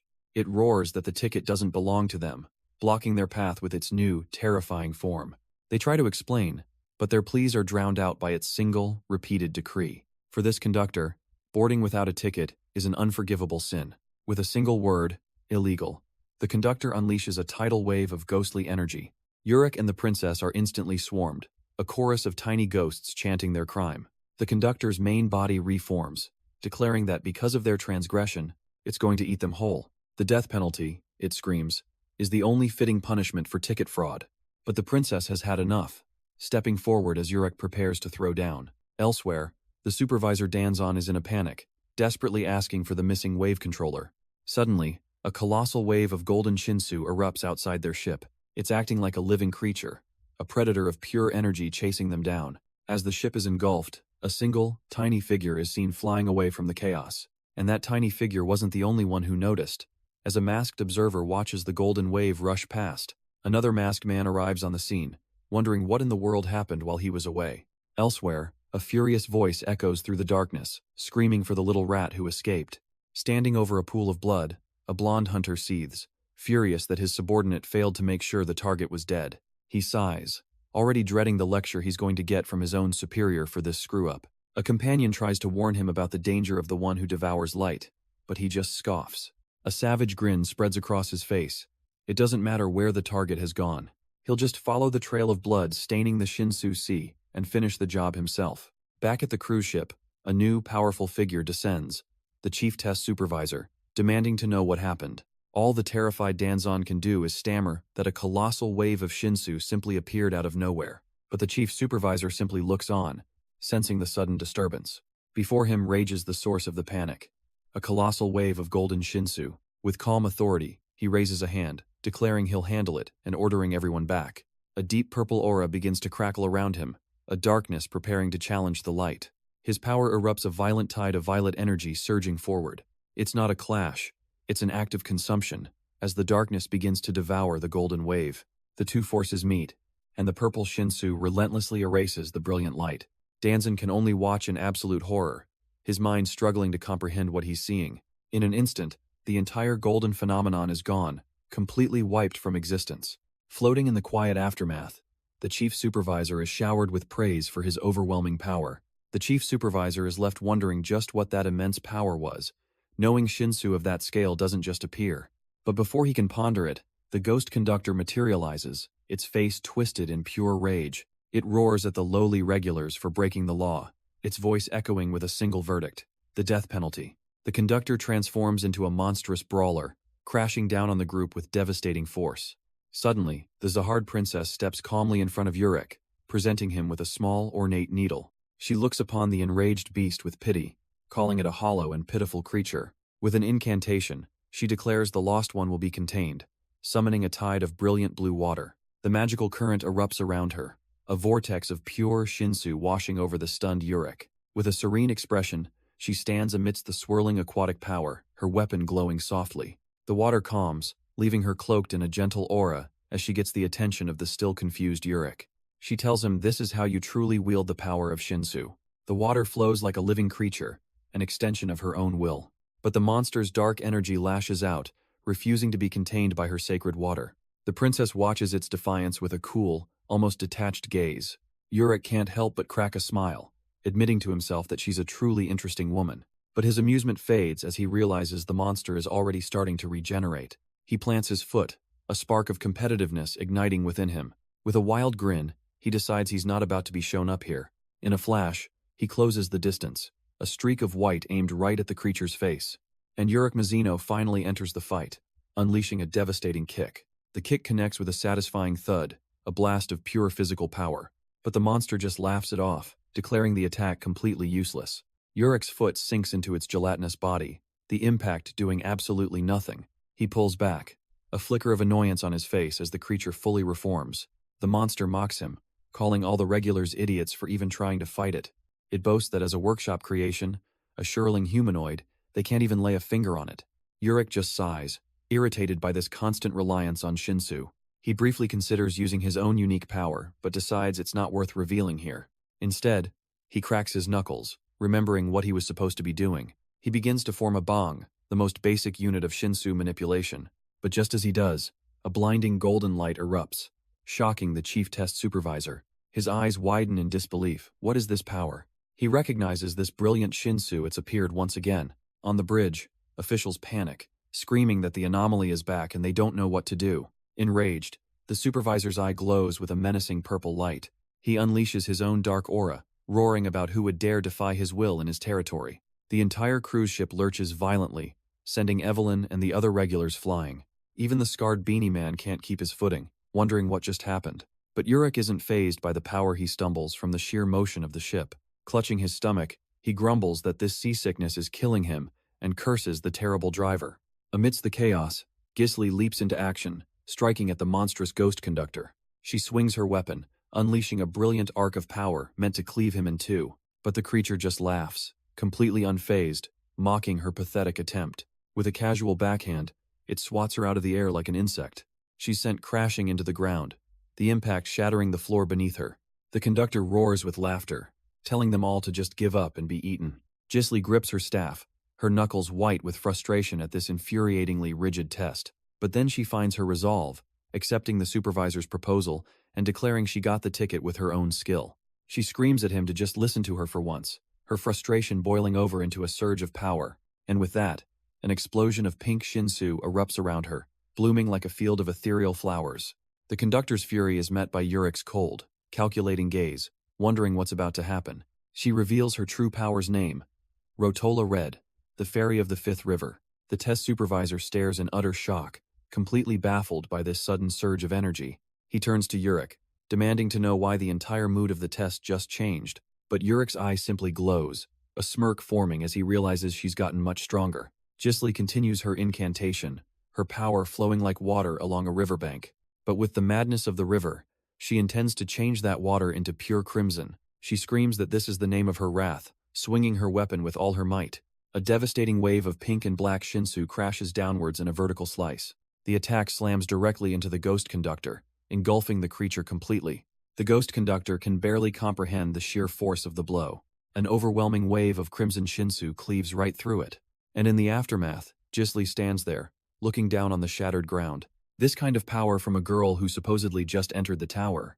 Her cold glare seems to ask if it's finally ready to take her seriously. The creature immediately starts backpedaling, begging her to wait. It frantically explains that it knows about her mission, but she has the wrong target. The real ticket, it reveals, is held by that silver-haired boy, Urick Mazino. Gisli's mind races as she learns the true hidden rule. They must switch tickets to pass. With this new objective clear, she takes a determined step forward. The conductor can only watch in horror, realizing it's said too much, too late. Gisli explodes into motion, furious that it waited this long to spill the secret. Her target, Urick Mazino, barely seems to register the attack, turning his head with mild curiosity. She closes the distance in an instant, her gaze locked on her new objective. With her weapon at his neck, Gisli demands he hand over the ticket. Urick seems almost amused, asking if they weren't supposed to exchange tickets peacefully, but her eyes narrow with a predatory gleam. She has no intention of trading, only taking. She lunges forward, unleashing a powerful strike, but he deflects it with casual ease. Gisli pours her energy into her staff, which erupts in a violent pink aura as she swings. And yet, he catches her full-force attack with a single hand, stopping it dead in its tracks. With a simple squeeze, the raw energy flowing from her weapon begins to crack and shatter. But it's not her power that surprises him. His eyes widen as he senses the impossible Shinsu. A shockwave erupts from their clash, blasting them both backwards across the hall. Urick looks on in utter disbelief, realizing that somehow, everyone here can use Shinsu. and in a moment of pure frustration, he screams to the heavens, wondering why he's the only one who can't. She lunges again, but he just bats her away, his patience clearly wearing thin. He crashes into a wall, realizing this power-up isn't normal and must have a time limit. But he can't just wait her out, the deadline for the ticket exchange is getting closer. He admits it feels wrong to use his full strength on her, but he has to resolve this his own way. And to do that, he'll attempt the one thing he's not supposed to be able to do, use Shinsu. Urick plants his feet, focusing all his will into his hands until the very end. He reaches out, commanding every stray particle of light in the area to gather. Suddenly, a colossal explosion of golden energy erupts somewhere far outside. On the cruise ship, Danjon the test supervisor loses his mind, yelling that it reappeared. The chief supervisor watches in stoic silence, as his subordinate screams that it's getting bigger. This massive sphere of raw power is now hurtling directly towards the cruise. Back in the hall, Urick can feel the direction of the energy he's drawn. He realizes with a jolt that the Shinsu is heading right for the cruise ship's location. With a final, immense effort, he pulls all that chaotic power into a single point. And there it is. A perfect, condensed ball of pure Shinsu, held right in his hand. Urick celebrates his apparent victory, shouting for everyone to see that he can finally use Shinsu. But from the sidelines, Gisli offers a dry congratulations, asking if the energy is supposed to keep gathering like that. He looks down and realizes she's right. The golden light is swelling violently, far beyond his control. As the power surges, the shockwave alone is enough to send Gisli tumbling back. Done trying to play nice with it, Urick grits his teeth and decides to just let it rip. He thrusts his hand forward, unleashing the entire unstable torrent of golden energy. The beam slams directly into a lone figure standing on the deck of the cruise ship. Watching from afar, the masked chief supervisor scoffs at the amateur display, calling it pathetic. But a moment later, a sinister purple aura begins to swirl around him, too. He realizes with a jolt of shock that everything on this ship, even the Shinsu itself, has gone beyond his will. Danjon screams out a warning, realizing his chief's reckless attack could destroy the entire cruise ship. But the chief supervisor is already on the move, a silhouette floating inside the storm of his own dark Shinsu. From that chaos, a Zahard princess emerges, channeling the energy into a vicious blade aimed right at Urick Mazino. For a split second, a flicker of surprise crosses Urick's face, an ambush. Right here and now, the princess's eyes are locked on her target, cold and utterly focused on driving her attack home. But this is Urick Mazino we're talking about. He pivots effortlessly, his body a blur of motion. His forearm, glowing with golden light, meets the dark energy head-on, completely nullifying its power. The force of the impact is deflected with almost casual ease, sending shockwaves through the air. She is sent flying back, her own attack's momentum turned against her in an instant. Urick stands firm, but a thin red line has been drawn across his cheek. The attack actually grazed him. But Urick doesn't just block. With a single contemptuous shove, he sends the wave of dark energy roaring back. The princess is helpless, as her own power is turned against her, blasting through the surroundings. She can only watch, stunned, as Urick glares past her, that single scratch on his cheek, the only proof an attack ever landed. He plants his foot firmly, an unmovable object of pure confidence. Ignoring the now irrelevant princess, he calls out, his real target finally revealed. He glares up at the shadowy figure floating in the wreckage, demanding to know what the hell he's playing at. The chief test supervisor looks down, mockingly asking if all that Shinsu was truly aimed at him, a mere regular. Urick just scoffs, a little smile playing on his lips as he asks him, so what if it was? The supervisor's condescending demeanor shatters, shocked that this nobody is telling him to come down. But Urick calmly refuses, explaining that unfortunately, he can't let him do that. The supervisor states plainly that he and Urick are not in the same league. He tries to pull rank, reminding this regular that he is a ranker and the chief supervisor here. Internally, has frustrated that his authority isn't working, thinking this wannabe hero is definitely the strongest of the bunch. But as he's wondering how to handle the situation, a blinding golden light explodes from below. It's the princess again, letting loose another massive, uncontrolled blast of power. Urick can hardly believe it, she's actually attacking again after being so thoroughly ignored. This time, however, her attack goes wide, careening straight for the defenseless cruise ship. Aboard the vessel, absolute panic breaks out as crew members are thrown across the deck. The chief supervisor freezes, stammering that he can't control it. At this rate, the entire ship will be destroyed. Urick just scoffs at the display, raising his hand with an arrogant grin as he calls the deadly storm of Shinsu to him. But before Urick can act, the supervisor unleashes his own reckless power, a swirling mass of dark purple Shinsu. He throws himself directly into the path of the golden blast, consumed by his own chaotic energy. His dark power collides violently with the princess's brilliant attack. Urick pauses, a flash of genuine surprise on his face as he watches the scene unfold. But this isn't just a clash, the supervisor's darkness is actively corrupting and consuming the light. A flicker of recognition crosses Urick's eyes. He's seen a power like this before. It's the terrifying ability of those who swallow light. The golden Shinsu is completely overwhelmed, its very essence being devoured. Within seconds, the princess's devastating attack is simply gone. All that remains is the supervisor, floating helplessly in a maelstrom of dark energy he can no longer control. The supervisor scoffs, mocking Urick that talent is useless if you can't control it. Urick's face remains stoic, but his mind is racing. He questions how this man could possibly have the same power as the one who swallowed the light. The moment he connects this power to Pentaminum, his entire demeanor changes. He won't be going easy anymore. But just as the tension peaks, a small call request appears beside the supervisor. He looks down at the chaos, reminding the princess that time is running out to check their tickets. The princess weighs her options, a look of grim determination on her face. With a sharp tug on her boot, she makes her decision. Urick states they have no choice but to change their plans, and she offers him the ticket, asking if he's certain. She clarifies that this is not an alliance, merely a necessary move to pass the next test.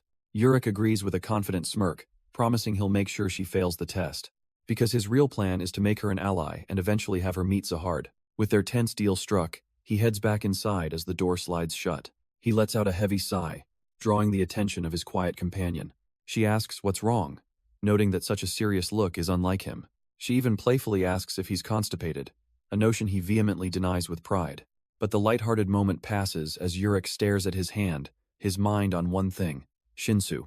He asks her earnestly how he can master it, how he can get stronger than the chief supervisor. Her expression turns grim as she warns him to be careful and not to clash with that man. Urick senses she knows more, but she deflects, simply saying everyone knows the supervisor. She tells him if he really wants to master Shinsu, he needs the right teacher. Someone on this very cruise who is second only to the chief supervisor himself. A teacher? Urick's never had one. The very next day, he finds himself at the wave controller position practice room. Inside, a well-dressed, dog-like instructor announces the day's lesson, practicing how to create a bong. Urick and his companion stand out in the crowd, clearly not belonging with the wave controllers. The instructor immediately spots him, asking Urick Mazino why he's here, knowing full well he's a fisherman. Urick just grins and waves, confirming his position, which only confuses the instructor more. A fisherman? In this class? With a fist pump, Urick declares he's here for power, since there's nothing left to learn from that filthy-haired guy teaching his class. Word travels fast, and back at the fisherman practice room, the news reaches its intended target. The wild-haired instructor explodes in a fiery rage, screaming Urick's name and vowing to kill him for the disrespect. And it seems Urick's reputation precedes him, as another fisherman sighs, already dreading the noise hell bring. Meanwhile, over at the scout position practice room, a similar level of chaos is brewing. Inside, Lopobia Evelyn is having a full-blown meltdown, much to her instructor's frustration. Despite her prestigious bloodline, a family of beast tamers, Evelyn absolutely refuses to touch animals. The horned instructor tries a different tactic, reminding her of her potential as a branch leader's daughter. She forces Evelyn's hand down, insisting she'll get used to it if she just tries. With a final shriek of protest, her fingers make contact with the little dog's fur. But this is no ordinary puppy. Its eyes flash a demonic red as a low growl rumbles from its chest. And in that moment, the instructor realizes, with dawning horror, that she has pushed things too far. The tiny creature lunges with shocking ferocity, sinking its teeth right into the instructor's arm. But in the next instant, the monstrous dog lies dead in a pool of its own blood. The instructor can only stare, completely stunned by the turn of events. In the corner, Evelyn is curled into a ball, trembling and sobbing from the shock. Unable to process what happened, she simply gets up and walks out of the training room. Just outside, her teammates spot her and call out her name.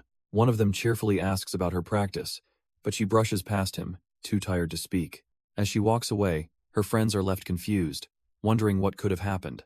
Her bandana-wearing companion wisely suggests that on days like this, it's best to leave people alone. But the boy can't just let it go. He's genuinely worried about his friend.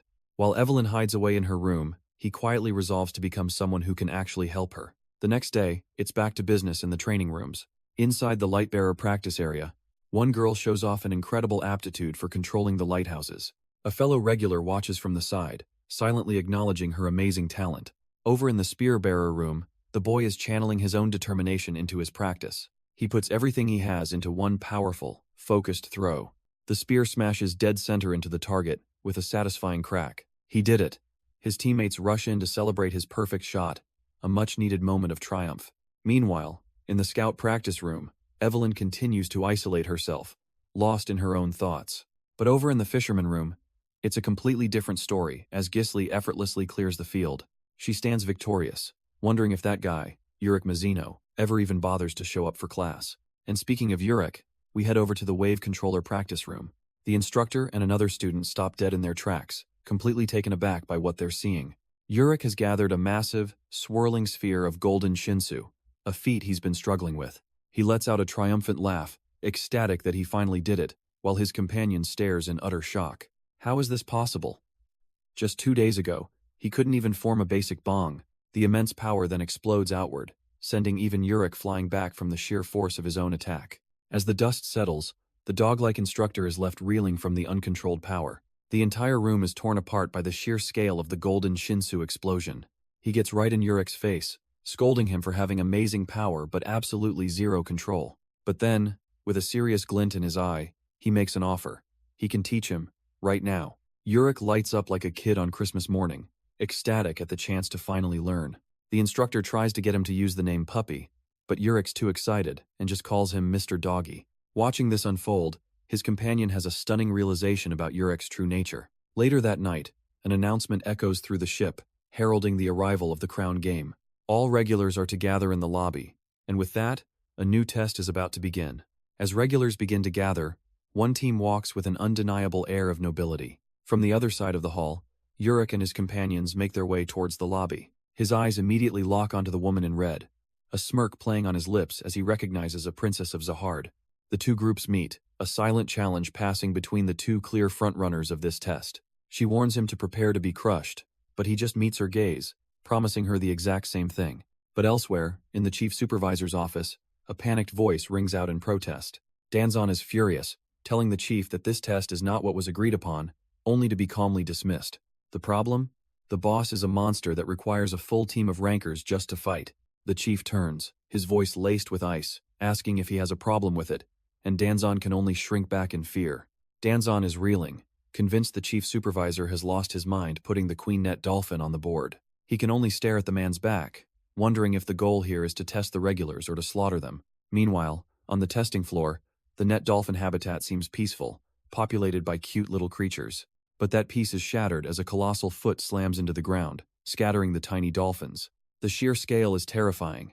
The ground cracks under the immense weight of this new arrival. This is no ordinary beast, it's the queen net dolphin, a monstrous, bipedal titan. She takes her place atop a rocky peak, where a small, golden crown floats patiently. A low, guttural growl rumbles from her throat, a clear sign the test has begun. With a single, deliberate finger, the queen points to the crown, presenting the impossible challenge.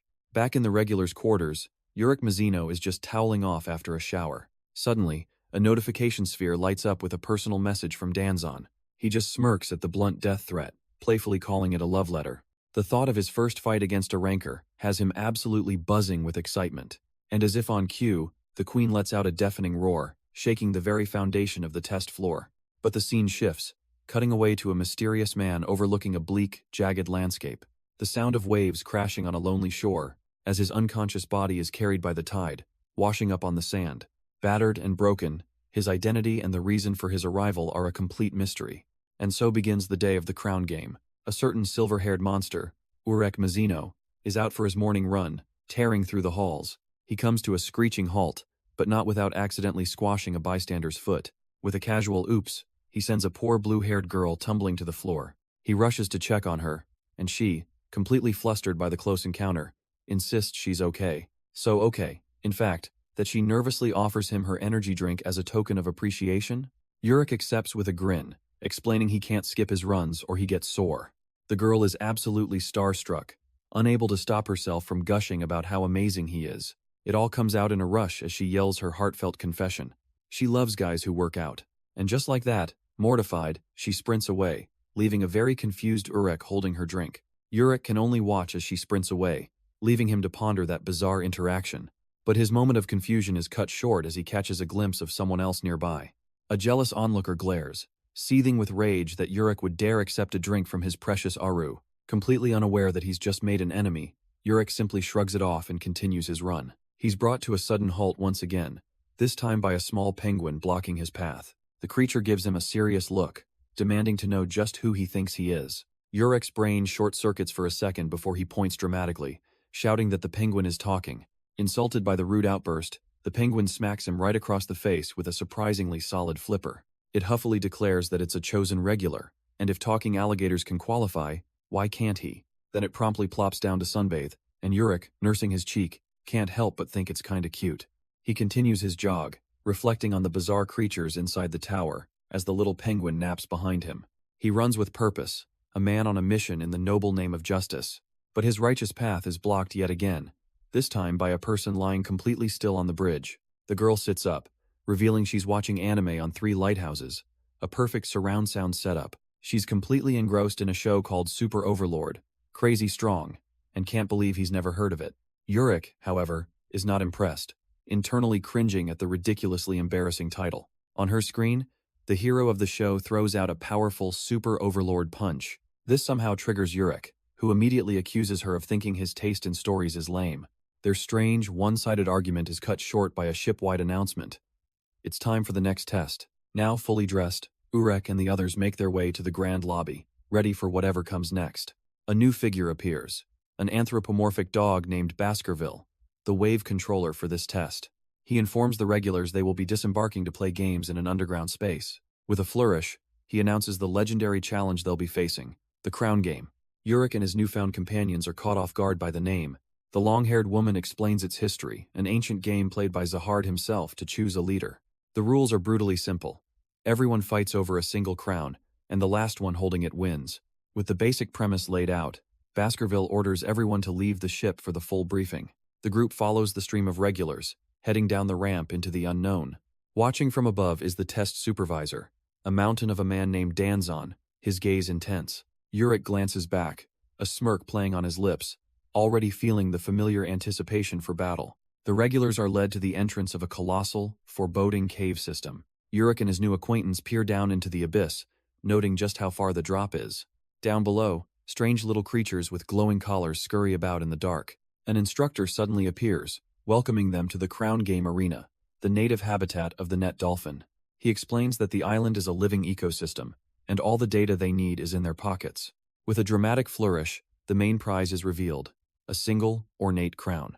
And, of course, what's a crown without the throne to match? The objective is laid out in beautifully simple terms.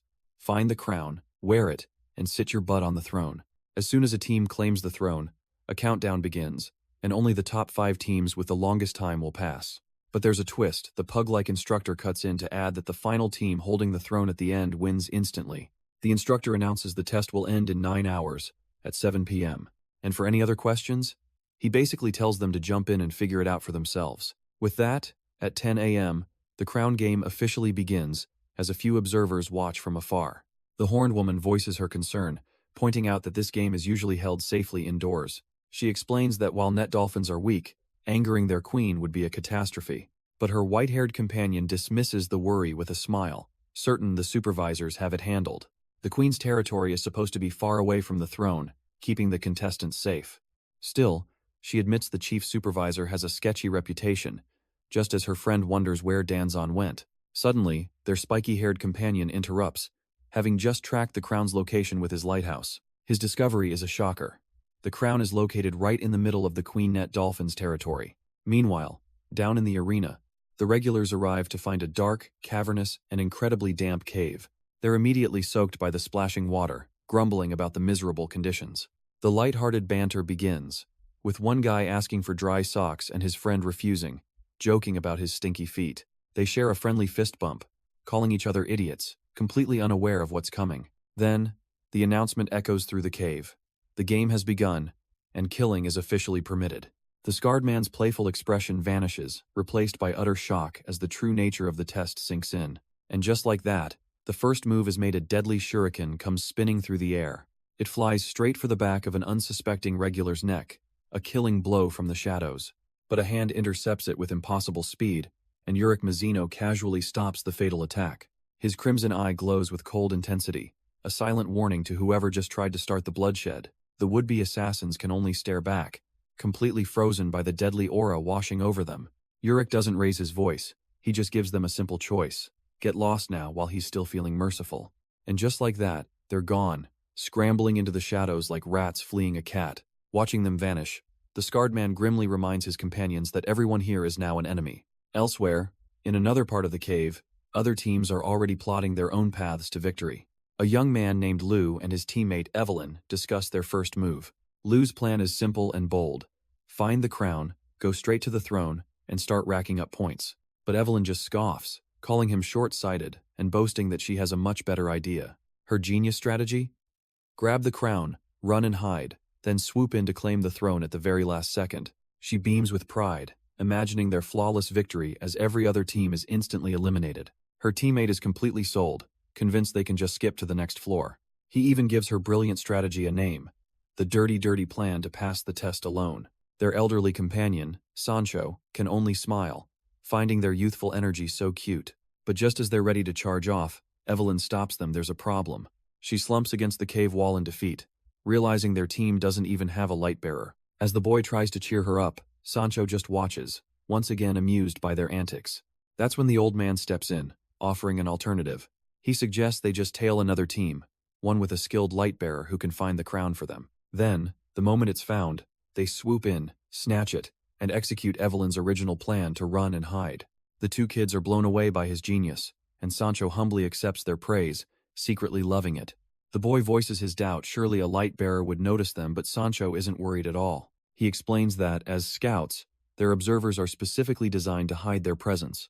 With their strategy confirmed, Sancho gives the order to move out, assigning everyone their position. Full of confidence, the trio cheers, ready to hunt down a team and snatch the crown. Before long, they spot the perfect target.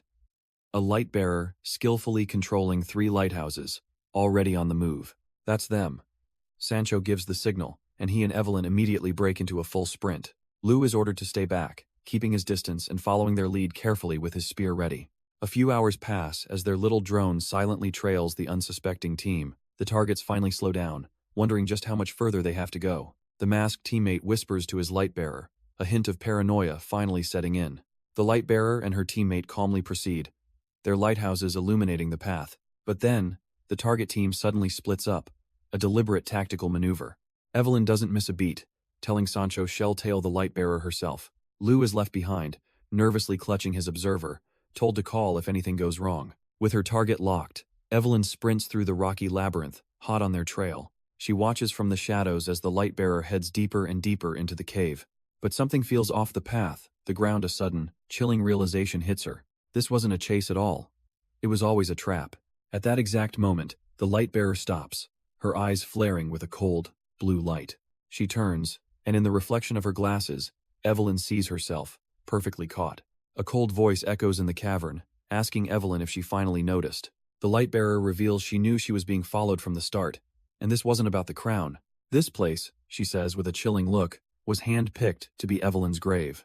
She even calls her by her full name as the very ground begins to surge with violent shinsu. And from the depths, a monstrous, eel-like being erupts, towering over the now panicked hunter. Its single, predatory red eye fixes on her, and Evelyn can only stare in frozen terror. A sudden blast of force sends her flying, knocking her weapon right out of her hands. Scrambling back, she glares with defiance, practically daring the monster to come at her. But as it looms closer, all her bravado vanishes, replaced by one simple thought: I am screwed. Miles away, Lou and Sancho sense the catastrophic shift in power and begin a desperate sprint to reach her. But as one person faces their doom, a telepathic cry for help echoes from elsewhere. The plea emanates not from a mouth, but from a brilliant, glowing blue core. It's the queen of the net dolphins, a creature of immense power, now seemingly trapped and desperate. Elsewhere, Urick's team finalizes their own strategy for this test. His sharp-witted companion explains their plan. Let another team get the crown, then simply take it from them. But Urick casually interrupts, asking if he can just pop out for a quick errand. His teammates are confused. He just brushes it off, saying he has a prior appointment. He waves off their concerns, promising it won't take long at all as long as he doesn't fool around. Then, his expression hardens, a dangerous glint in his eye as he promises it will all be over in 10 seconds. and his appointment is none other than the imposing test supervisor, Danjon, waiting with arms crossed. Danjon's eyes blaze with red light as he formally greets the infamous Urick Mazino. But elsewhere, the chief test supervisor watches a monitor, spotting a tiny figure inside a purple cube recognizing Danjon. He's completely baffled, wondering why a test supervisor would be sealed away like that. Meanwhile, Evelyn faces a different kind of problem, a towering, unknown monster rising from the depths. A single glance into its malevolent red eye tells her everything she needs to know.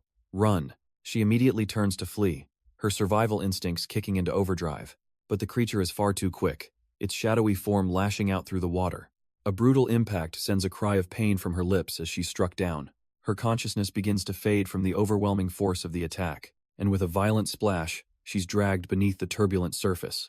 Helpless, Evelyn is ensnared by the creature's tendrils and pulled into the dark abyss. But deep within the test arena, another confrontation is about to begin. The sealed test supervisor, Danjon, suddenly senses a presence approaching. A voice calls out his name, a casual greeting echoing through the cavern. And there he is, Urick Mazino, stepping into view with a completely unbothered wave. Danjon is stunned, admitting he thought Urick was just bluffing and would run away in fear. He scoffs at the clueless brat, certain the boy doesn't grasp the immense gap between a regular and a ranker. Urick just grins, but Danjon promises he'll soon be crying and begging for mercy. Since rankers can't attack regulars without cause, Danjon lays out the procedure. He tells Urick to open his pocket and use the official option to challenge him to a duel. Danjon explains the challenge option is for rankers, though occasionally a crazy regular tries it. He taunts Urick, expecting him to hesitate, but the kid's finger is already moving. Before Danjon can finish his threat, Urick has already challenged the filthy-haired guy, leaving him utterly speechless. Suddenly, a massive vortex of power rips them from the cavern. Urick looks on with little more than mild curiosity, completely unfazed by the teleportation. They're pulled into a dark void, standing before a colossal, monstrous being with a single, giant eye. This new entity asks if Urick is the challenger, and our boy confirms it without a shred of fear. Its gaze focuses, and in an instant, it perceives the truth this kid is an irregular, from outside the tower. With that revelation, the chief test supervisor immediately permits the duel, a fight between a regular and a ranker. But as the immense being begins to depart, Urick calls out, saying he has one quick question before it goes. The cosmic being's eye focuses, wondering what this irregular could possibly want to ask. Urick looks up, his gaze unflinching, and asks a simple question. What would he have to do to challenge the chief supervisor itself? The giant eye stares back, a brief, profound silence hanging in the void at the sheer audacity. It then reveals a fundamental truth of the tower. Permission isn't needed, for an administrator can never refuse a challenge. With an open invitation to come fight anytime he feels like challenging the laws themselves, the godlike being vanishes. Urick cracks his knuckles and turns back to the stunned ranker. His business with the supervisor concluded for now. With a wicked little smirk, he declares that all of Danjon's concerns should be resolved now, asking if they can finally begin. The test supervisor's eye twitches with pure, unadulterated rage. Has been completely humiliated. He plants his foot, digging into the rocky ground, all his power coiling within him, and with a furious roar, Danjon lunges forward, launching the first attack of this impossible duel. Danjon's massive fist, coated in stone, smashes down with enough force to tear the ground asunder. The impact is devastating, a shockwave of raw power erupting from the point of contact. Urick is sent flying backwards, tumbling through the air from the sheer force of the blast. Before he can recover, Danjon is already on him, face twisted in a furious snarl. The supervisor grabs the irregular mid-air, locking him in a bone-crushing grip. With a powerful heave, Danjon begins to spin, winding up for an incredible throw. Urick's eyes widen, not with fear, but a flash of genuine surprise at the ranker's strength. He's launched like a missile, a silver blur sent screaming across the test floor. The impact shatters the far wall, embedding him deep inside a newly formed crater.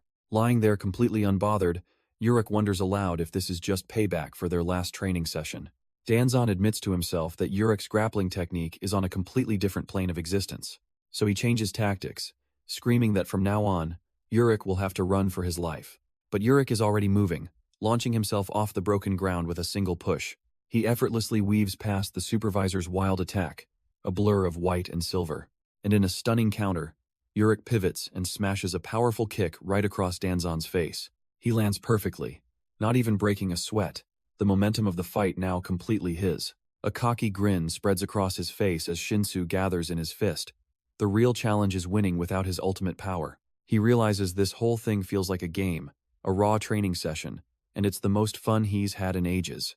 We flash back 2 days earlier to a wave controller training room with a very unique instructor. The pug-like teacher marvels at the sheer volume of Shinsu Urick commands, admitting he's never seen such raw talent in any regular. But the instructor cuts right to the chase, telling Urick that for all his talent, he has absolutely no control. He explains that most users create a space to channel their Shinsu, but Urick's power is fundamentally different. It simply manifests out of nothing, destroys everything in its path, and then disappears. That's not control. The instructor looks him dead in the eye, calling it what it truly is, a Shinsu disaster. Urick listens silently, his crimson eyes reflecting the weight of that harsh truth. He starts to panic, asking if he's just supposed to live as a walking catastrophe, but the instructor calmly dismisses his fears. The solution isn't to control the disaster, he says, but to conquer it. Urick must use his own overwhelming strength to bend his very own Shinsu to his will. And the way to do that is a special method called the netting technique, starting with a simple hand gesture. As Urick follows his lead, the instructor explains that his very hands will become the net to capture his own power. He must first catch that wild Shinsu with his hands, acting as the net.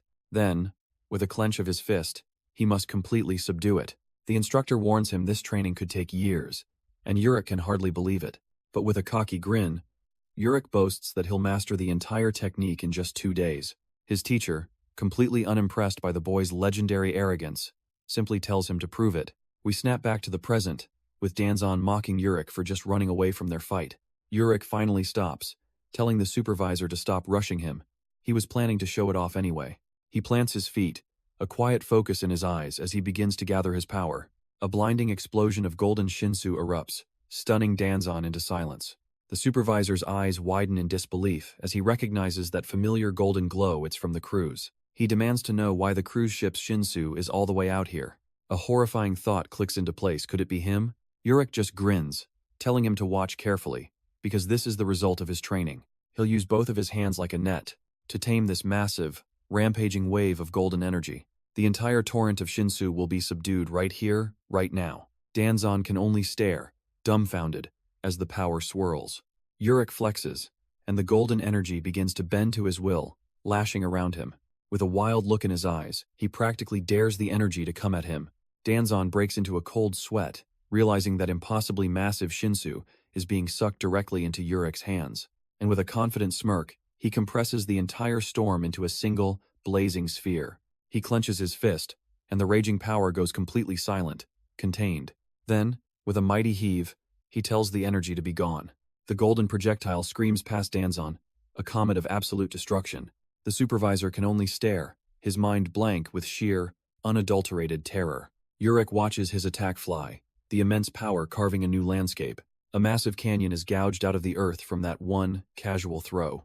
He dusts off his hand, admitting with a grin that he might have overshot just a bit. Danjon starts sweating, a horrifying thought creeping into his mind about that giant Shinsu. Urick turns to him, asking what he thinks of the special technique he prepared just for this battle. Urick casually remarks that his technique isn't even perfected yet, but he got it working just in time. He muses that he was struggling to come up with a name for it until this very moment. With a smug grin, he unveils his masterpiece, the 10-serpent fist. Elsewhere, an observer silently cringes, thinking the guy's naming sense is absolute trash. Danjon, however, is too busy having a meltdown, screaming that a new regular shouldn't be able to do this. He desperately demands to know what special family or race Urick belongs to. Urick just smirks, dismissing the idea of a special family, but confirms one thing: he is different. His red eyes seem to glow as he makes a simple, profound declaration. He is light. A tidal wave of pure white Shinsu erupts from Urick, blasting Danjon back in disbelief. The supervisor is terrified. This level of power is rare even for a ranker, and this kid handles it effortlessly. As golden energy swirls around the regular, Danjon's mind is screaming one question: who the hell is he? The name itself seems to manifest in the air. Urick Mazino. And the terrifying power just keeps gathering. But then, the golden light shifts to a crackling blue aura, and Danjon finally admits it. This kid's confidence isn't arrogance. He knows that if he took that previous attack head-on, even he, a ranker, would have been seriously injured. Staring at the new power Urick is wielding, the supervisor makes a decision. He has to fight seriously. The test is over. From now on, he will treat this as a true battle between rankers. But Urick just smirks, casually asking why he's getting so serious all of a sudden. With a taunting grin, he leans in, his blue energy swirling violently, and asks if Danjon is scared. With that, Urick unleashes his own power, sending serpents of blue Shinsu to swallow the last of the golden light. The two forces collide, and Urick's overwhelming technique tears straight through the supervisor's attack. Urick's Shinsu snakes don't just cancel the attack, they seem to catch and redirect it. The golden light explodes back towards its source, engulfing the unprepared supervisor. A massive beam of his own power sends Danjon hurtling through the air. He struggles to brace himself, digging in his heels against the overwhelming force. But the rancor withstands the blast, his eyes blazing with fierce resolve. As the light fades, Danjon notices something for all its insane power. The aim was terrible. Urick clicks his tongue, annoyed that he missed. The supervisor realizes this kid can't control his Shinsu yet. A confident smirk appears on Danjon's face. He can exploit these wild, clumsy attacks. But just as he thinks he's figured it out, another massive explosion erupts right beside him. Urick grins menacingly, promising that this time, he won't miss. Danjon smirks, convinced he's figured out the kid's pattern. Just dodge his wild pitch and there's nothing to worry about. But Urick just keeps on throwing them, another massive blast of golden Shinsu tearing through the air. The supervisor dodges with ease, seeing the clumsy attack as nothing more than a predictable fastball. He sees his opening, a chance to get in close and end this farce. Pouring power into his legs, Danjon uses Shinsu reinforcement to launch himself forward. He closes the distance in an instant, grabbing onto Urick with a bone-crushing grip. With a furious roar, he puts every ounce of his rancor strength into the hold. But as he squeezes, he realizes Urick hasn't even flinched. Instead, the boy calmly places his hand over Danjon's, effortlessly halting his power.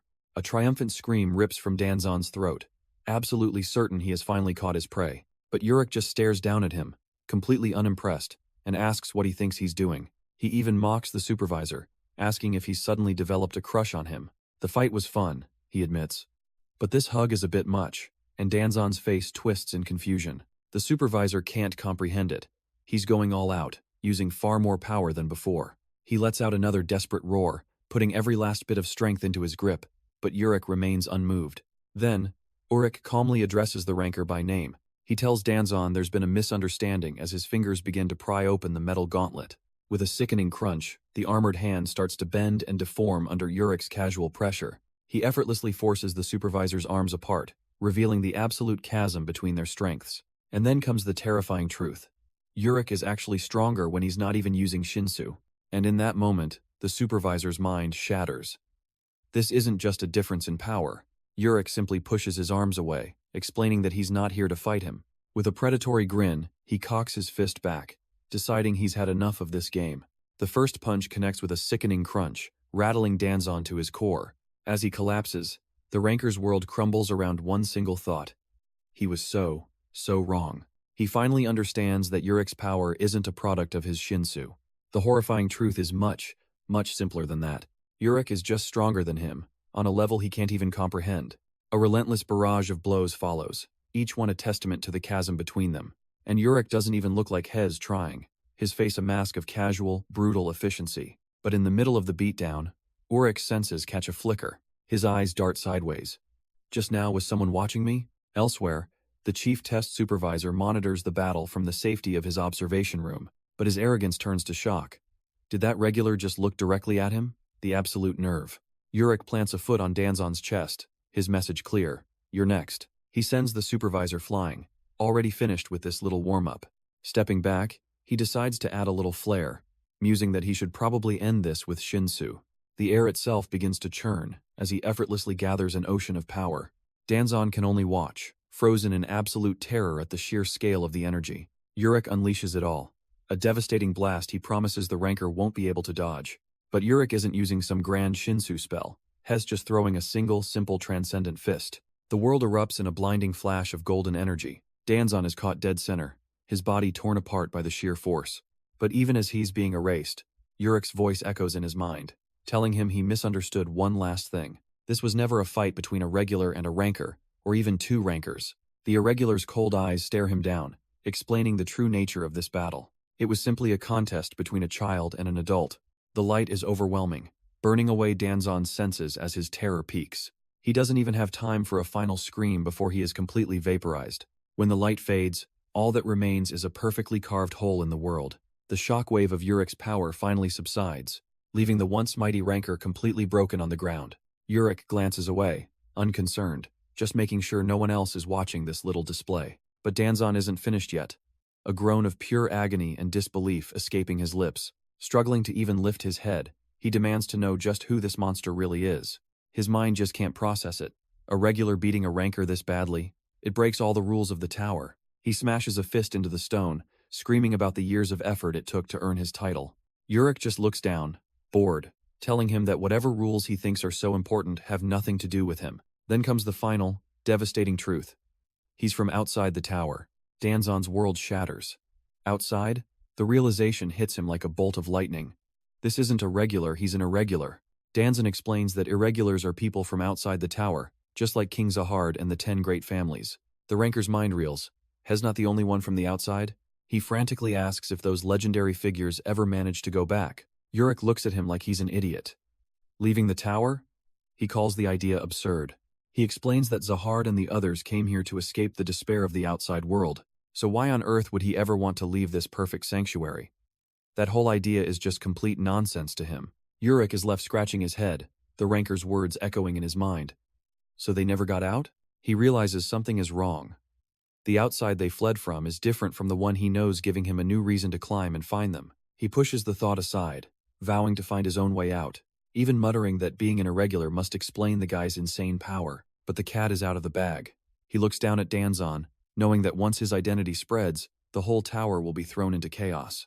But before he wraps things up, Urick has one last, very specific question for the defeated supervisor. He asks about a place on this floor that smells of salt, a query that instantly makes Danjon's blood run cold. The hulking ranker starts sweating bullets, stammering that he has no idea what Urick is talking about. Urick presses on, claiming he saw the island when he first arrived, sending Danjon into a full-blown panic. Then comes the troll face. Urick admits he was lying just to confirm that the island did exist. Now that the bluff has worked, he gets serious, demanding to know what that place is and why some regulars smell of it. Danjon tries to regain some composure, scoffing at the idea that he'd ever reveal such a secret. But Urick just grins, saying he knew the big guy wouldn't talk, so he prepared some leverage. From his hoodie, he pulls out a cute little stuffed animal, and Danjon absolutely loses it, screaming for his pink rabbit. Urick cheekily explains he saw the supervisor cuddling it one night and figured it might come in handy. Urick dangles the toy, telling it that if its daddy doesn't talk, it's going to be in big trouble. Danjon begs him to stop, but feels the need to clarify Pink Rabbit isn't his daughter. With his eyes turning to pink hearts, the hulking ranker tearfully declares that she is his lover. Urick is rendered completely speechless, just staring at this absolute train wreck of a man. Finding his voice, he declares that's so nauseating, he's going to kill him for it, which is all it takes for Danjon to finally crack and agree to talk. A short while later, the supervisor is safely reunited with his precious rabbit, asking if it was scared. Urick cuts in, his tone now ice cold, asking if the story he just heard was the truth. Danjon passionately insists he's against the very existence of that island and had nothing to do with its creation. He just begs Urick to keep this conversation a secret from the chief supervisor, and Urick casually agrees. But his eyes glint with a dangerous light. If what Danjon said is true, this changes everything. A sinister grin spreads across Urick's face as the pieces finally click into place. The chief test supervisor is nothing more than a piece of absolute garbage. Meanwhile, deep inside the test arena, within the so-called Minotaur's nest, a strange, eel-like creature slithers out from the water and onto the rocky shore. It approaches an unconscious woman, its sleek black body coiling around her neck. But this isn't an attack. The creature's movements are deliberate, almost gentle. Soon, it's joined by others of its kind, all gathered around the fallen regular. They've not only found Evelyn, but also the mysterious man washed up beside her. Both of them lie unconscious, delivered to this strange, hidden shore. And far away, on a coastline just outside the arena, another figure walks alone by the water. A lone hunter steps onto the sand, grumbling about all the trouble he's gone through. He wrings out his clothes, annoyed that he's still searching for that damn wanderer. Standing on the vast, desolate shore, his mission is simple: find his target and kill him. Meanwhile, Urick Mazino sits in quiet contemplation, facing a difficult choice. He can't believe what the general test supervisor has been doing right under everyone's noses. As much as it bothers him, he knows he can't fight the man if he wants to pass the test. Without climbing, he'll never reach the top, never meet the family leaders, and never escape the tower. The frustration boils over into a full-blown tantrum, leaving the disgraced supervisor completely baffled. But in the middle of his outburst, Urick suddenly freezes, sensing a change in the air. A colossal shadow falls over him as a gigantic hand descends, shattering the very ground he stands on. But the hand doesn't crush him. It gently comes to rest on the ground. The sheer pressure of its landing kicks up a storm of dust and rock. Urick finds himself standing safely in its massive palm alongside the terrified supervisor. His anger forgotten, he looks up, wondering what in the world just happened. Looming over them is a gargantuan, bipedal creature with the head of a dolphin. Its single, glowing eye stares down, its gaze blank and ancient.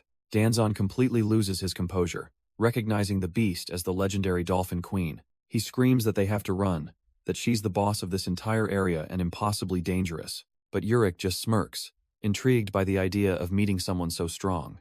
Then his eyes narrow.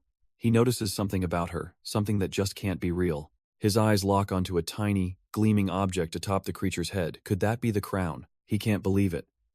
Why in the world is the final test item sitting on this monster? The Dolphin Queen's piercing blue eye seems to glow with an ancient power. She shifts slightly, the light catching the crown, confirming his suspicion.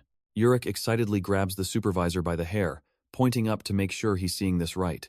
As Danjon yelps in protest, Urick begins to stretch, his intent becoming terrifyingly clear. A predatory grin spreads across his face. If she won't give it to him, he'll just have to fight her for it. The supervisor screams that he's a madman, that he has no idea how powerful the queen is. But then a chilling thought hits Danjon. This man's power, maybe he could win.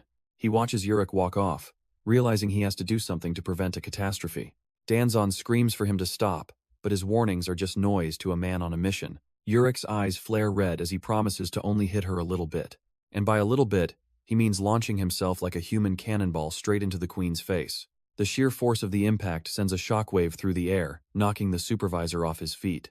Urick is sent flying back, his casual punch seemingly having no effect on the colossal being. The scene cuts back to a few minutes ago, inside the test supervisor's waiting room. Two of the supervisors are in a complete panic, having just seen the Dolphin Queen appear wearing the crown. One of them is absolutely losing it, realizing that if anyone dares to challenge the queen for that crown, every regular in the test will die. She curses the general supervisor's insane test, but a calmer voice urges her not to interfere. He tells them to wait, revealing that Danjon is already on the scene, perhaps having anticipated this very disaster. The horned instructor is impressed, thinking Danjon has gone to save the regulars, but the observer calmly points out that their supposed hero is already lying down. The two women stare in utter confusion, wondering if he's just taking a nap. Suddenly, an unknown regular blitzes forward, as the queen's hand glows with immense power. The observer's calm demeanor instantly shatters, his eyes wide with shock. He screams out that a regular is actually attacking the queen. And there he is, Urick Mazino, soaring through the air right towards his target. His hand reaches out, aiming to snatch the golden crown right off her. But the queen's massive hand moves in a blur, swatting him away like a gnat. Urick is sent tumbling back, his casual attempt utterly and completely rejected. He lands perfectly, ready to go again, completely unfazed by the rejection. A wide, almost feral grin spreads across his face. He was holding back, and she still tanked it? Now he's interested. Urick stands before the towering queen, the size difference almost laughable, yet he shows no fear. But the test supervisor rushes in, screaming at him to stop attacking the queen. Danjon desperately tries to explain that you can't get the crown by killing her. He roars out the critical piece of information. She is the most important thing to the ecosystem here. Urick is genuinely confused by this. An ecosystem? What's that got to do with his prize? The lesson begins. The queen eats once a day, with the net dolphins preparing her meal. They weave a shinsu net to catch fish, which are then prepared for the feast. Once the queen begins eating, all the other creatures of this floor join in, sustained by her ritual. Danjon explains that aside from the dolphins, most animals here can't hunt for themselves. He desperately screams that if the queen dies, this entire floor's ecosystem could collapse. The gears finally turn in Urick's head. So her existence is necessary to maintain balance. The queen herself seems to register his understanding, turning her gaze toward him. Urick looks up, genuinely surprised. He had no idea she was that important. The colossal being looks down on the tiny man and utters a single, powerful command. Go away. But then, her tone softens, and she quietly offers him her thanks. With her duty done, the queen turns her back and begins to walk away into the mists.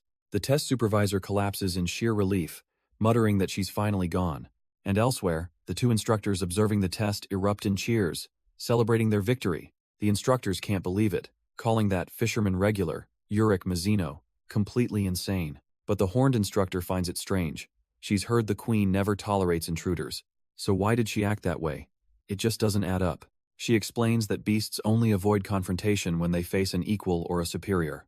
Her companion wonders aloud if that regular could actually be stronger than the queen, but the idea is quickly dismissed as impossible. The white-haired woman, however, seems to think it's not so far-fetched after all. The horned instructor then shifts her focus, wondering if the queen's feeding time has already begun, which is unusually early. As if on cue, the colossal queen leaps across the rocky landscape, perhaps spurred on by the regular's arrival. Seeing a golden cube materialize, the test supervisor knows his part is done. The test is officially over. Elsewhere, another instructor watches with relief, admitting he was about to intervene but no longer needs to. The queen has tolerated an intruder in its territory for some time now. But in a sudden, instinctual flash, it recognizes a fundamental truth. It is no longer the strongest here. That title now belongs to Urick Mazino. From this moment on, everything will be decided by his choice, though even Urick wonders if someone stronger exists. He's getting irritated, loudly questioning if he should just kill all the supervisors, which has the dog instructor panicking. At the same time, in a dark cavern known as the Bull's Nest, a pair of eerie, cloaked figures with serpent-like heads stand watch. They gaze down at two bodies lying motionless on the cavern floor. One of them, a man in a tattered white shirt, has clearly been through an ordeal. But against all odds, his eyes slowly begin to open. But he's not the only one stirring. Beside him, Evelyn of the Lopobia family is also regaining consciousness. The man tries to get her attention, but she remains unresponsive for a moment longer. Then, her unique, heart-pupiled eyes flutter open as she begins to speak his name. Before a full word can escape her lips, his hand clamps over her mouth, silencing her instantly. Meanwhile, a tense call is taking place elsewhere about a certain Cheonjium entering the testing area. The woman on the other end reports that he went after the escaped ascetic, ignoring her explicit warnings. This news is a headache for her superiors, but the black-haired woman on the other end seems completely unfazed. She tells them to let him do as he pleases, dismissing him as an unlighted gem that poses no threat. After all, their true plan is just moments from completion, as a single drop of blood falls onto a stone flower. Once this flower is consumed by darkness, the one who was the brightest will awaken as the darkest. And from the shadows, a mysterious woman whispers a single, cryptic name, Mago. Elsewhere, Urick Mazino finally stands before his target, the colossal queen of the net dolphins. He lets out a sigh. What a hassle, but his objective is clear. He needs that crown. The problem is, the queen's very existence is what maintains this entire ecosystem. So the question becomes, how do you steal a crown without harming its wearer? But before a plan can form, the queen is on the move, and Urick instantly gives chase, leaving his little penguin guide screaming in the dust. The washed-up ascetic can only watch in utter disbelief. Did that regular just fly? That's impossible. Urick's pursuit leads him not to the queen, but to a strange, pulsating mass on the ground. He briefly wonders if this is the Madame he's after, but realizes the queen isn't even heading this way. The majestic creature leaps away, and Urick follows, mystified as to where she could possibly be going. The queen strides with purpose, her destination now clear. She's heading for the Crown Game Arena, located inside the Yellow Bull's cave. Meanwhile, within that very cave, Evelyn lies still, sensing a strange thumping that's agitating the monsters. These creepy, red-hooded creatures are closing in, and she can only wonder what they're doing. Her heart pounds in her chest as they begin to move directly towards her. She and her teammate are completely exposed, lying unconscious on the cold stone. But a closer look reveals she's only pretending.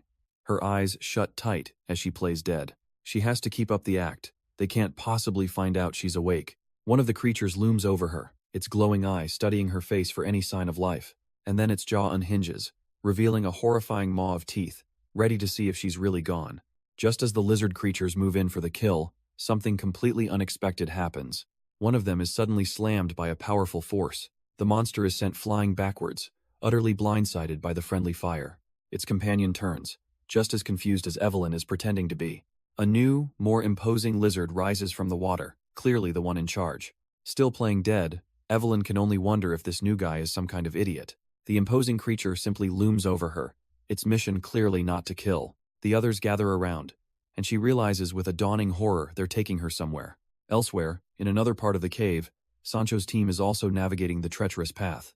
But they are not alone, as another group watches from the shadows, grimly realizing their every move has been monitored.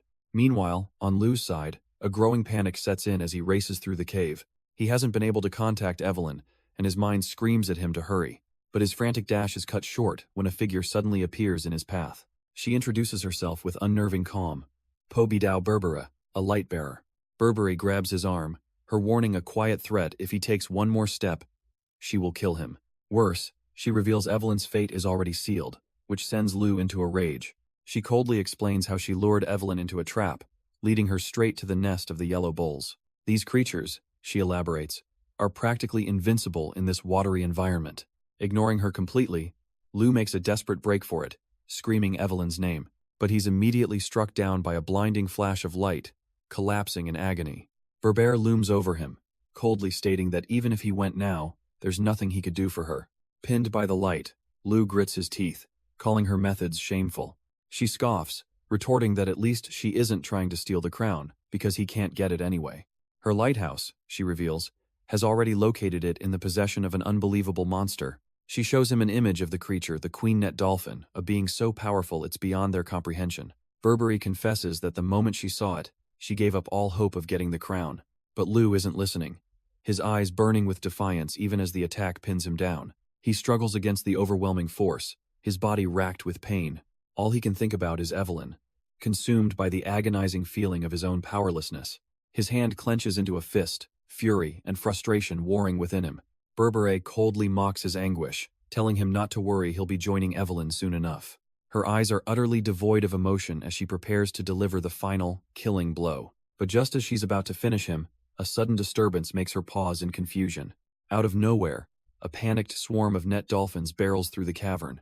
They crash into the two regulars, sending them both flying in a chaotic surge of water and fins. Lu is swept away, his mind reeling from the sudden, violent turn of events.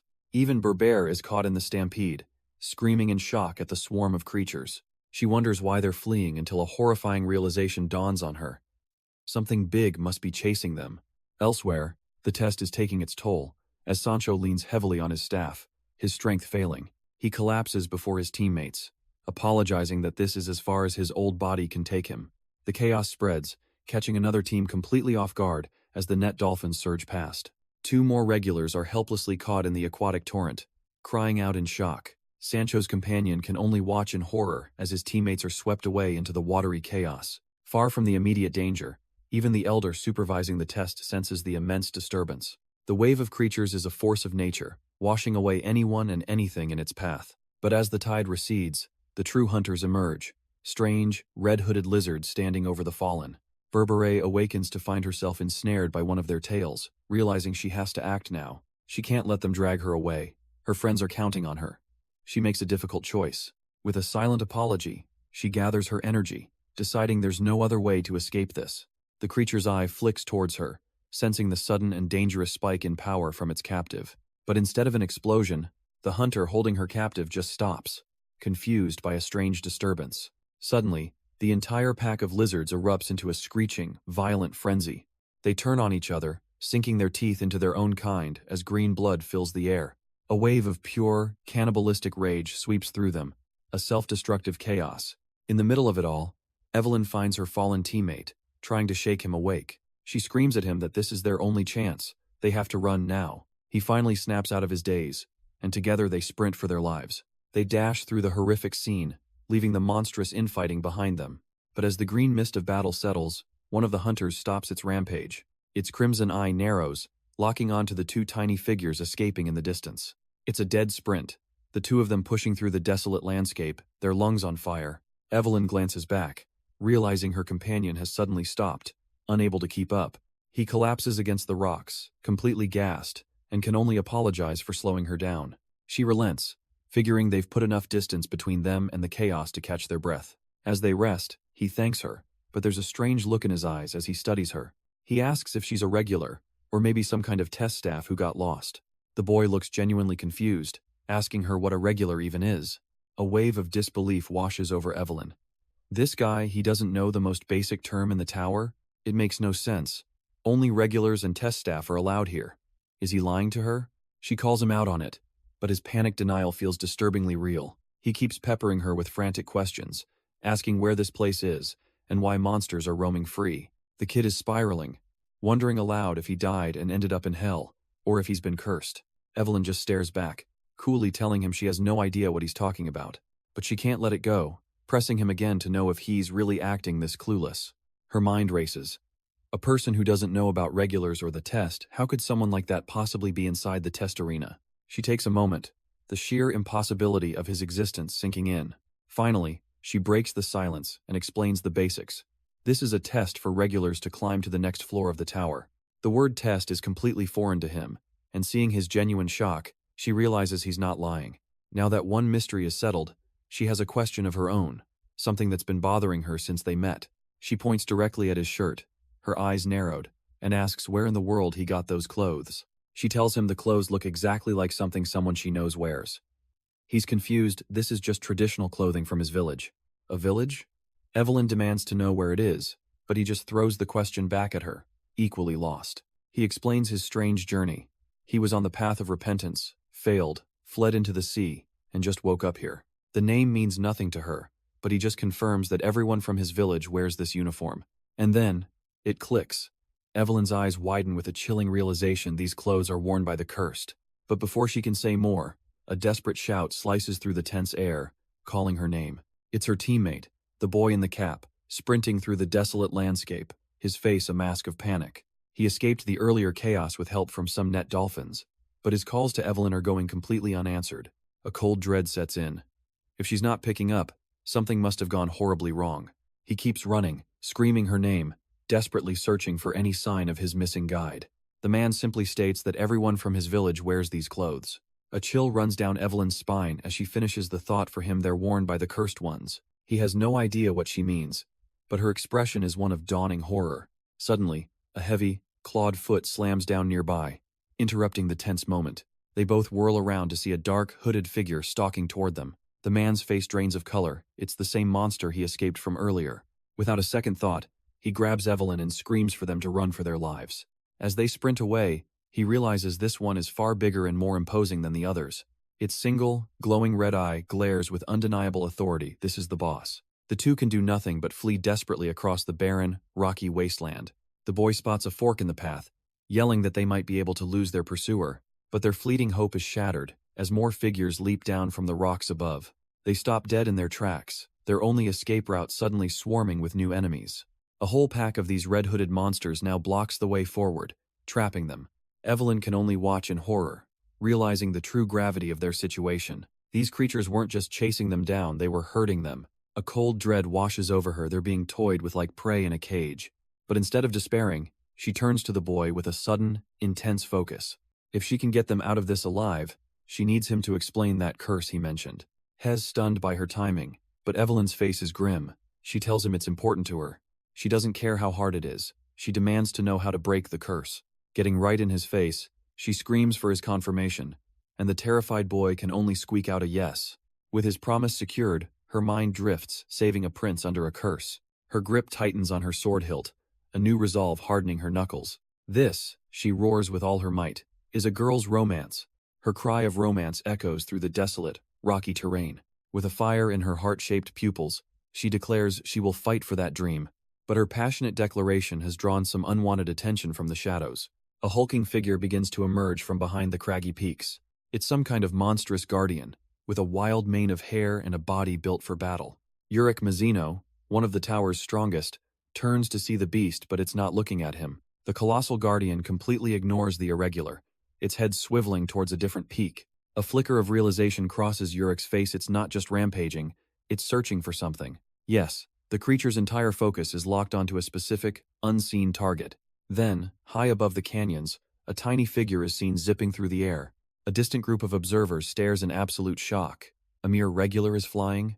Suddenly, that all-too-familiar shriek of romance rips through the silence once more. And there she is, Evelyn, sword raised high, with her poor, terrified companion beside her. She's completely lost in the moment, broadcasting her noble quest to the entire floor.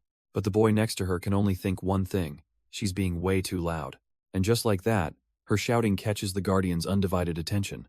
Evelyn's face twists in rage. She's had enough of being looked down on. Screaming at the beast not to laugh, she recklessly charges forward. But a cold realization hits her mid-stride. Close-range attacks are pointless against this thing. She needs an opening, and fast, so she flings a dagger as a distraction. At that exact moment, A Lightbearer's observer snaps into action. A skill activates, attach copy, and a swarm of needles materializes. They slam into the Guardian's back, a perfectly timed support attack. The unexpected impact sends the massive creature stumbling forward. Its eye widens in genuine surprise. It never saw that second attacker coming. With the opening she needed, Evelyn leaps in, driving a powerful kick right into the beast's head. She presses the attack, using the Guardian's own body as a springboard to gain leverage. With a ferocious roar, she reaches out, trying to grapple the creature and pin it down. But it's slippery, twisting out of her grasp with infuriating ease. Done playing games, she finally draws her sword, ready to get serious. Suddenly, the battlefield is flooded with her copies, swarming the Guardians in a dizzying assault. She grits her teeth in frustration. This thing is annoyingly good at dodging her attacks. It's clear the creature has already figured out her abilities from their earlier clash. But that was exactly her plan. She had something else in mind all along, coordinated with her Lightbearer. As the copies pin the Guardian, the real Evelyn soars through the air, ready for the killing blow. And the support from her Lightbearer is flawless, feeling impossibly natural as she dives. The lighthouse creates a perfect path for her, a spear of light guiding her blade home. But the Guardian isn't just waiting to die, it opens its massive jaws, ready to intercept. With a firm grip, Evelyn commits everything to this one decisive strike. She lunges, but in a shocking display of speed, the creature clamps down right on her sword. Her blade is stopped cold, caught between rows of razor-sharp teeth. Using her own forward momentum, the Guardian twists its head with immense force. Evelyn can only watch in disbelief as her perfect plan is shattered.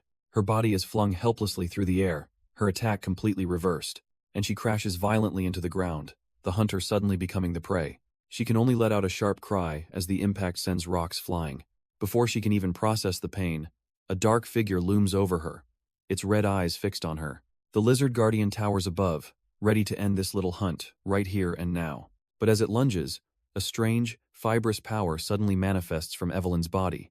The creature's crimson eye widens slightly, surprised by this last-ditch defense. It bites down anyway, only to be met with a disgusting, bitter taste. With a violent spit, it tries to get the foul green substance out of its mouth. The Guardian stares down at her, not with malice, but with sheer disgust. She tastes awful. It recoils, completely repulsed by what should have been an easy kill.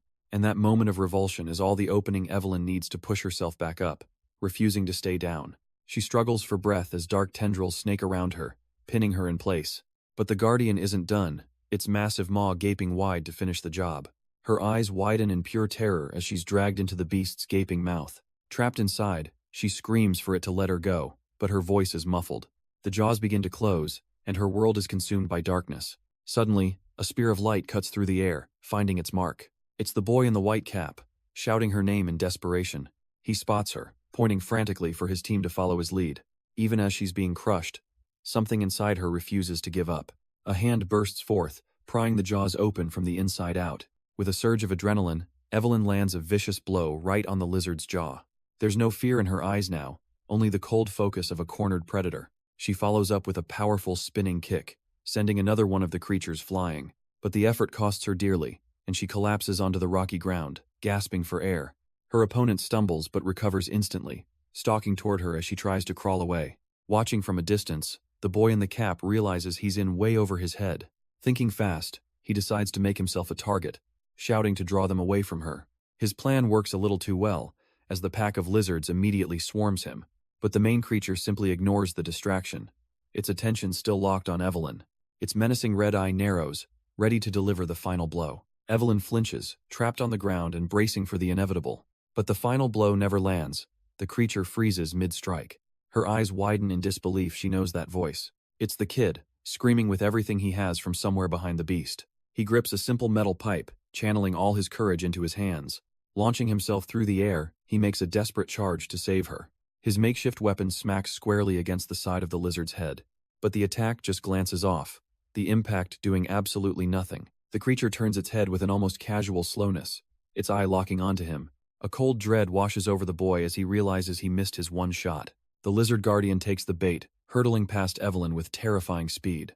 Standing his ground, the boy taunts it, begging the monster to come after him instead. From the ground, Evelyn screams his name, pleading for him to stop this suicidal act.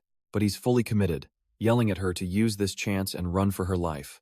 The creature closes the gap in an instant, a blur of muscle and red cape.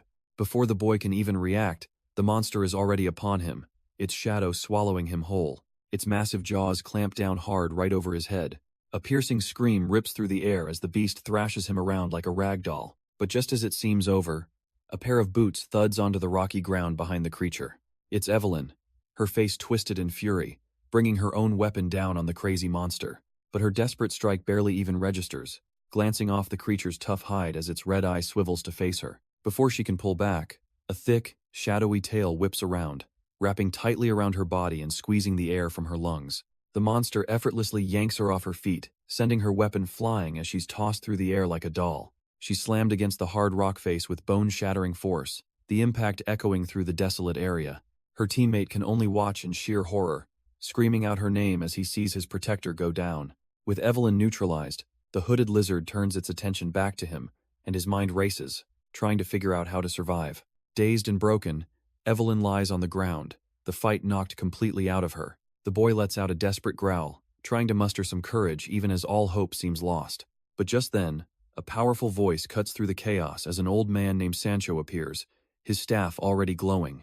He apologizes for being late, relieved to see them alive as he prepares to unleash his own power. He presents a glowing purple gem, declaring he'll save them using the stone Shinsu. From the ground, Evelyn stares in utter shock, recognizing the artifact instantly. It's an incredibly rare and expensive stone, capable of bending the very flow of Shinsu. The kids immediately protest, reminding him that it's a priceless family heirloom. But Sancho's expression is grim. He admits he's hesitated to use the unstable relic before. He decides there's no better time than now, shouting for everyone to get back as he unleashes its power.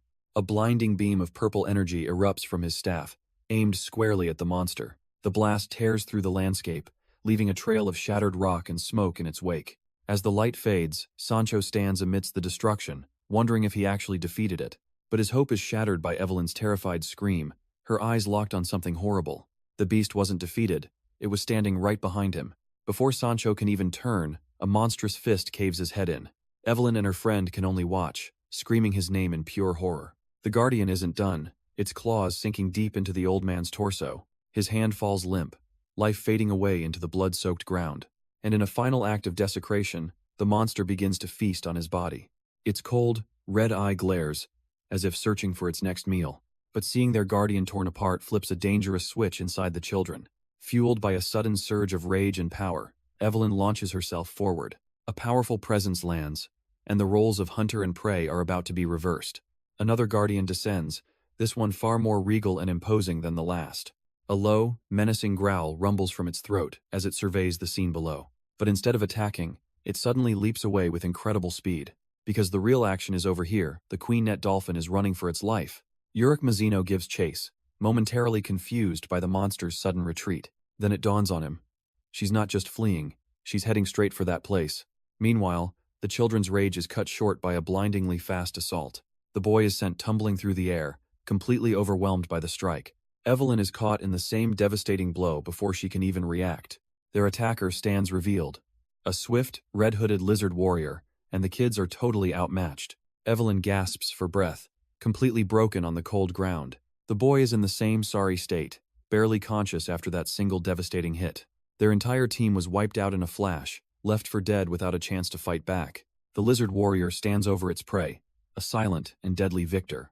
It leans in, ready to deliver the final, killing blow.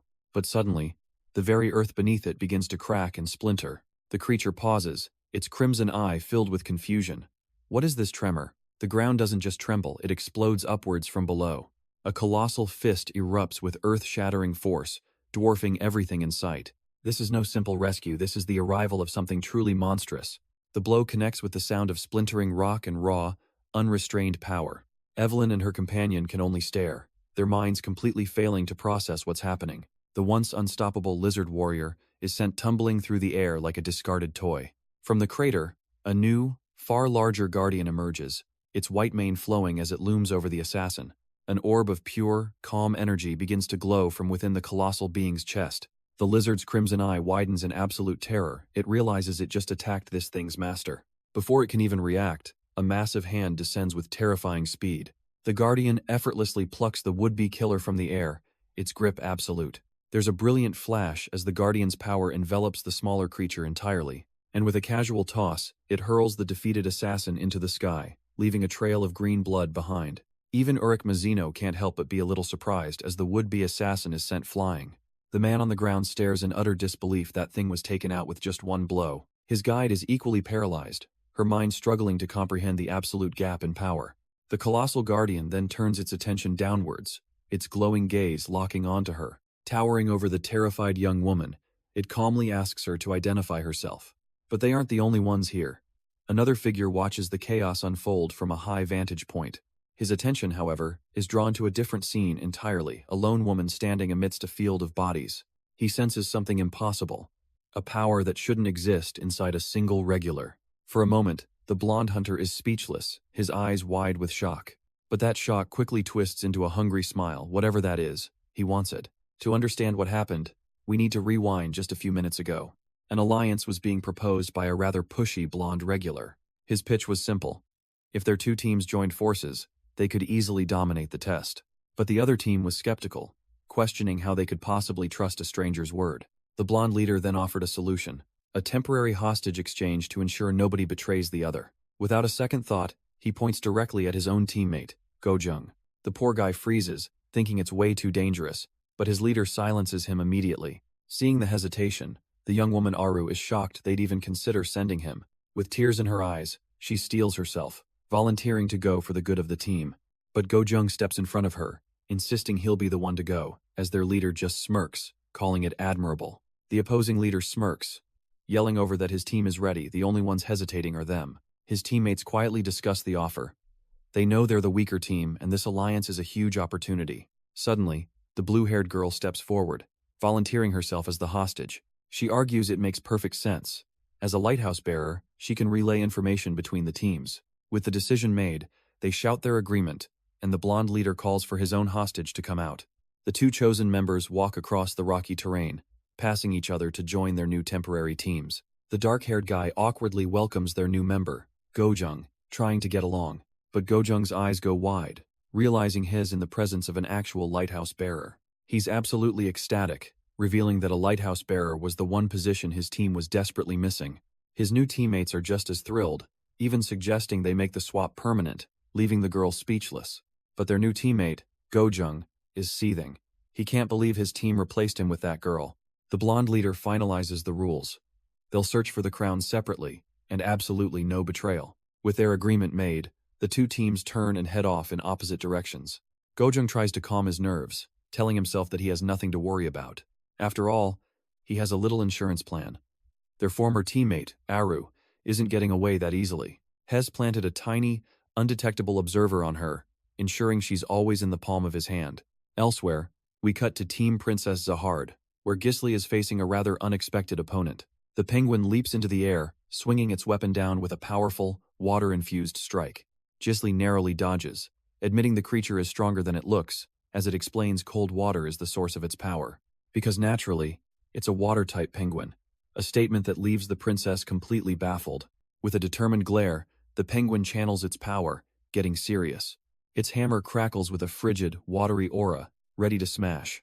Gisli barely manages to parry the devastating blow with her needle, but the little warrior doesn't give her a second to breathe. It spins wildly, unleashing a vortex of powerful, water-infused strikes. The penguin's eyes are locked on, completely in the zone. Its relentless assault finally connects, blasting the princess back through the water.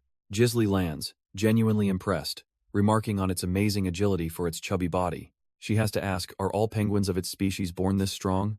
The penguin proudly declares that all penguins are warriors who fight the Lopobia family, before scolding her for being rude about its figure. Gisli quickly apologizes, explaining she just meant he was cute, an insult the penguin surprisingly accepts. But the time for compliments is over. The princess's demeanor hardens as she demands his name before she ends him. His eye glints with warrior's pride as he announces his name is Bichon, of the penguin tribe. Gisli can't resist a sneer, comparing his name to a dog's as she lunges, and Bichon furiously retorts. But mid-strike, her razor-sharp senses pick up on something else. There are 3 people here. She realizes that while the penguin looks alone, his companions are hidden in the shadows nearby. A quick scan reveals their roles: a spear-bearer and a lighthouse-bearer, waiting to either cover an escape or strike. She internally scoffs at their strategy, comparing it to her own team's decision to split their roles efficiently. Their little pact of sticking together might seem noble, but it was the wrong call. And thanks to that mistake, all three of them will now die by her hand.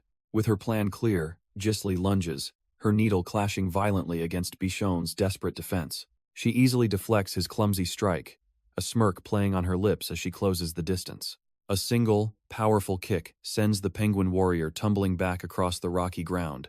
He lets out a pained grunt, struggling to get back on his feet. But the princess gives him no time to recover, becoming a blur of motion as she moves in to finish it. Yet in the heat of her attack, her senses flare. She was counting his allies 1, 2. No, that's not right. The number of presences she feels is 3 again. A sudden realization hits her, this isn't the penguins' team. It's another group entirely. And in that chilling instant, she understands they're not here to ambush her. She glances at her opponent, wondering if this penguin can also feel the danger they've both been caught in. She senses it instantly. The ambushers have grown impatient and made their move. Her opponent, the penguin warrior, is already down for the count, his leg busted. But Gisli isn't looking at him. She's already a blur of motion, intercepting this new attack.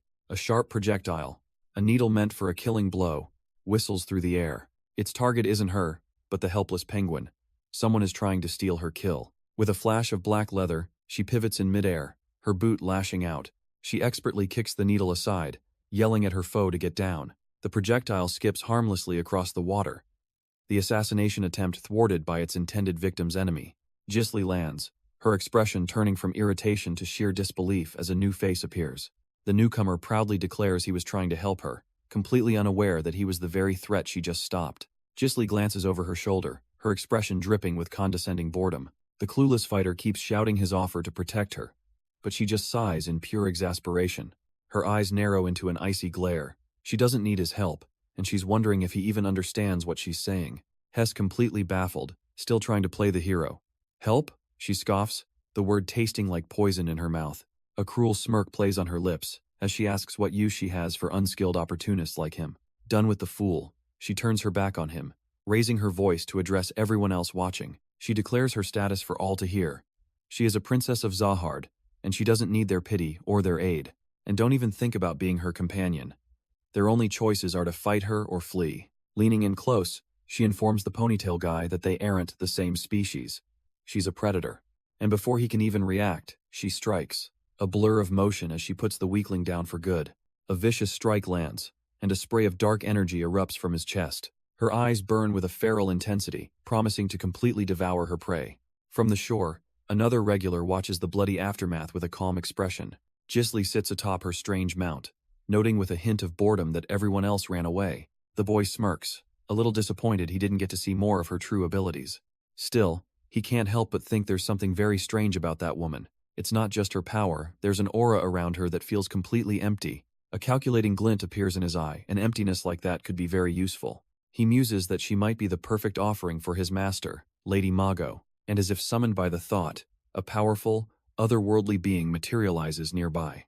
Both Gisli and the blonde regular snap to attention, their instincts screaming that a new player has entered the game. The sheer pressure sends the boy stumbling back, his mind struggling to comprehend the colossal beast that just appeared. Even Gisli, a princess of Zahard, is momentarily stunned, her hand instinctively going to her weapon. But her sharp eyes catch a glint of gold atop the creature's head, the crown, the very objective of this test. While all eyes are on the beast, Lady Mago makes her move, dark tendrils erupting from the ground to snatch one of the regulars. The girl with glasses is lifted into the air, struggling and screaming to be released from the shadowy grip. A flash of horrified recognition fills her eyes as she sees her captor. She can't believe it. This is the legendary Queen of the Dolphins. From the ground below, the other regulars can only stare up in utter disbelief at the chaos. The blonde leader points a trembling finger, completely at a loss for words at the nightmare unfolding before him. Their worst fears are confirmed. It's not just a monster, it's a monster wearing the crown. Amidst the chaos, the blonde leader smirks, deciding it's time he made his move. But before he can take a step, a massive figure blurs past, blocking his path. The imposing, dog-headed guardian sizes him up, demanding to know who dares approach. The blonde leader's eyes gleam with amusement, realizing his stumbled upon a guard dog. The guardian flexes, surrounding himself with Shinsu, ready to put this upstart in his place. But he's instantly trapped within a colossal, diamond-shaped prison of pure energy. The guard's mind breaks trying to comprehend the sheer number of Shinsu compartments being controlled. In the next instant, countless blades of light pierce through his body from every conceivable angle. The The blonde leader stands amidst the carnage, calmly declaring that this overwhelming power is simply who he is. He finishes his thought with icy certainty. He's not just powerful, he's simply stronger. Elsewhere, a flash of white cuts through the sky as another monster arrives on the scene. And in yet another part of the field, Evelyn stands before a colossal, horse-like spirit beast. Its ancient, glowing eyes peer down, radiating an aura of overwhelming power. A flicker of recognition crosses her face. She knows exactly who she's facing. But her awe is shattered by a sudden, desperate scream for her grandfather, Sancho. The young boy is already there, cradling Sancho's limp body, his hope draining away. Evelyn sprints towards them, her voice cracking as she begs for someone, anyone to help. But all the boy can do is stare in wide-eyed horror, unable to process the tragedy. On the cold ground, Sancho's staff lies broken, a voice coldly declaring that it's all over. Evelyn's eyes harden as she confirms the worst to the boy: his grandfather is gone. Her grief quickly turns to a cold, burning rage as she vows to make the monster responsible pay. But before she can act, a colossal, shadowy hand descends from the sky above them. The young boy panics, thinking it's another enemy. But Evelyn calmly tells him to wait. She seems to understand this new being, assuring him that the towering creature means them no harm. A silent message passes between them, and Evelyn realizes it's making a strange request to hold her hand. Without hesitation, she reaches out, a small gesture of trust towards the immense being. The creature seems to be processing this, its ancient eyes focused on the small girl. Then, it asks a simple, profound question. Will she be all right? The weight of that concern hits Evelyn, and a new, steely resolve settles in her gaze. She offers her hand, an unwavering gesture of trust. The boy watches in awe as Evelyn reaches for the colossal being. Her fingers gently make contact with its ancient, dark skin. The massive creature, Lady Mago, leans down, her presence dominating the battlefield. A voice echoes in their minds, asking once more if they are truly all right. Mago studies the small girl before her, a flicker of curiosity in her thoughts. She notes that even with direct contact, Evelyn shows no signs of becoming fierce or hostile. But before Evelyn can process this, the boy suddenly shouts, pointing above her head. His gaze is locked on a small, ornate golden crown nestled in the giant's white hair. He stammers in shock, asking why this creature is wearing a crown. But Evelyn has no answer. Lady Mago's voice echoes, asking if they brought something shiny to her home. But Evelyn ignores the question, looking up with resolve to ask for the crown instead. The only response she gets is a silent, piercing glare from the creature's glowing eye. With a dismissive sound, Lady Mago straightens up, her sheer size an act of intimidation. Evelyn presses on, explaining that they desperately need the crown, even just for a moment. But the beast's logic is simple and unyielding. As the queen, the crown belongs to her. The boy turns to Evelyn, completely lost, and she simply agrees with the giant's claim. She points, conceding the fact that yes, the crown rightfully belongs to the queen. A confident smirk then spreads across her face as she notes there's something Mago is overlooking. With her own eyes glowing, Evelyn plays her hand, declaring that she's a queen, too. The boy is floored by her declaration, but Evelyn just smirks, claiming every woman is a queen to someone. And just like that, he's totally on board, cheering her on as she claims to be loose queen. With her royal status proven, she turns back to the beast and demands the crown. Lady Mago is completely unimpressed, her thoughts echoing with annoyance at this little pest. But elsewhere, another player makes her move, as Gisli leaps gracefully down the mountainside. She's spotted the group below, realizing others have already found the prize. Before she can close the distance, a silver blur streaks past her through the open air. Her eyes widen in shock. It's the legendary Irregular, Urick Mazino. He isn't jumping, he's actually flying, a casual display of overwhelming power. Gisli knows in an instant he's heading for the crown, and immediately launches herself in pursuit. Urick touches down lightly on the mountainside, his casual flight coming to an end. But he immediately pauses, sensing an unexpected presence nearby. A massive wave of energy suddenly erupts from the ground directly in front of him. The earth itself seems to part as a colossal shadow begins to rise. Towering over him is the majestic horse spirit beast, its sheer scale breathtaking. And sitting calmly on its head are the two kids, Evelyn and the boy in the cap. Just then, Gisli arrives, her pursuit cut short by the sight of the giant creature. From a distance, another group of regulars spots the commotion, pointing in disbelief. They can't process what they're seeing. There are people casually riding the monster. Urick leaps back into the air, demanding to know what happened and why they're with the queen. The boy tries to explain the situation, claiming that Evelyn and the queen somehow became friends. Urick just stares back, his face screaming disbelief. Friends? Really? He cuts to the chase, asking if this new friend of theirs agreed to hand over the crown. Evelyn snaps back, annoyed, admitting that no, they did not get the crown. Apparently, the queen is being stubborn, insisting the crown belongs to her and her alone. So, Urick asks, what's the plan now? Evelyn confidently declares they're heading for the throne anyway. Her brilliant new strategy is to simply ride the queen all the way there and sit on it together. She clenches her fist, absolutely certain that if they're on the same team, no one can stop them. But as she celebrates her perfect plan, Urick raises a very good point. Will the throne even hold them? Before she can answer, a massive surge of Shinsu erupts from below, catching Urick completely by surprise. And from that surge emerges a new challenger, a woman wreathed in violet power. She immediately clashes with Urick, her rapier glowing with immense Shinsu. He instantly recognizes the aura. This is no ordinary, regular. She's a princess of Zahard. She deftly disengages, landing gracefully on a nearby rock formation. Her motives are clear as she asks if he's also here hunting for the crown. Before he can answer, she demands he give it to her, igniting her blade once more. But her target isn't Urick. She aims a devastating slash right at the queen's neck. Evelyn screams from atop the great beast, trying to tell the princess she's one of them. The other regulars, however, see the princess fighting a monster and draw their own conclusions. Thinking they're helping, they foolishly charge in to attack the queen as well. Urick has seen enough of this nonsense, slamming his hand down to stop the assault. The charging regulars are instantly repelled by a wave of pure force.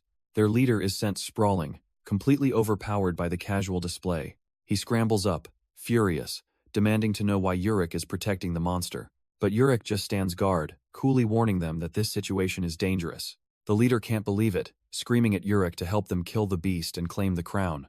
Evelyn desperately yells that the queen is their friend, but they just accuse her of trying to monopolize the prize. She frantically tries to explain that the queen won't give the crown to anyone anyway. She thinks it's hers. This catches the princess's attention, who suggests that if that's the case, perhaps the queen could give it to her. She extends a hand with utter confidence, declaring that as a princess of Zahard, she's the only one worthy of it. But the queen merely turns, its voice echoing in their minds with a simple, crude dismissal for the so-called princess. The other regulars are stunned into silence. This was not the reaction they expected. Urick calmly explains what they should have already realized. The queen has no intention of ever giving up the crown. And more importantly, she is far, far stronger than any of them. The leader sputters, pointing to the princess as their trump card, but she coldly reminds him they were never on the same team. To everyone's surprise, the princess then admits it's true that Beast is stronger than her. Seeing the stalemate, she changes her tune, asking what everyone plans to do now that it's clear no one will win this way. Urick crosses his arms, considering her point while the others just look confused. But his logic is simple. If no one sits on the throne, that's perfectly fine by him. If every team fails, then everyone gets a score of 0, and the test ends in a draw. Urick then throws out a simple question. What if they all just decided to pass together? But the princess immediately dismisses that as too naive and risky for her own team. If some other team succeeds, Urick starts, his eyes glinting with unspoken intent. He's always lived by a simple creed. If the rules are clumsy, you just have to smash them. And with a faint, confident smile, he declares that he is stronger than anyone else here. Across the field, the other teams are just getting a view of this bizarre standoff with the queen. The blonde leader peeks from behind a rock, his mind reeling, unable to process what he's seeing. Even the kid in the white cap spots the newcomer, realizing this isn't the guy he encountered before. A shocking thought hits the blonde leader.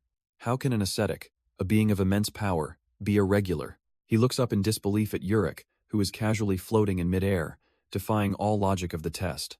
The blonde leader's mind short-circuits a regular bastard is flying. To put it simply, the situation is this.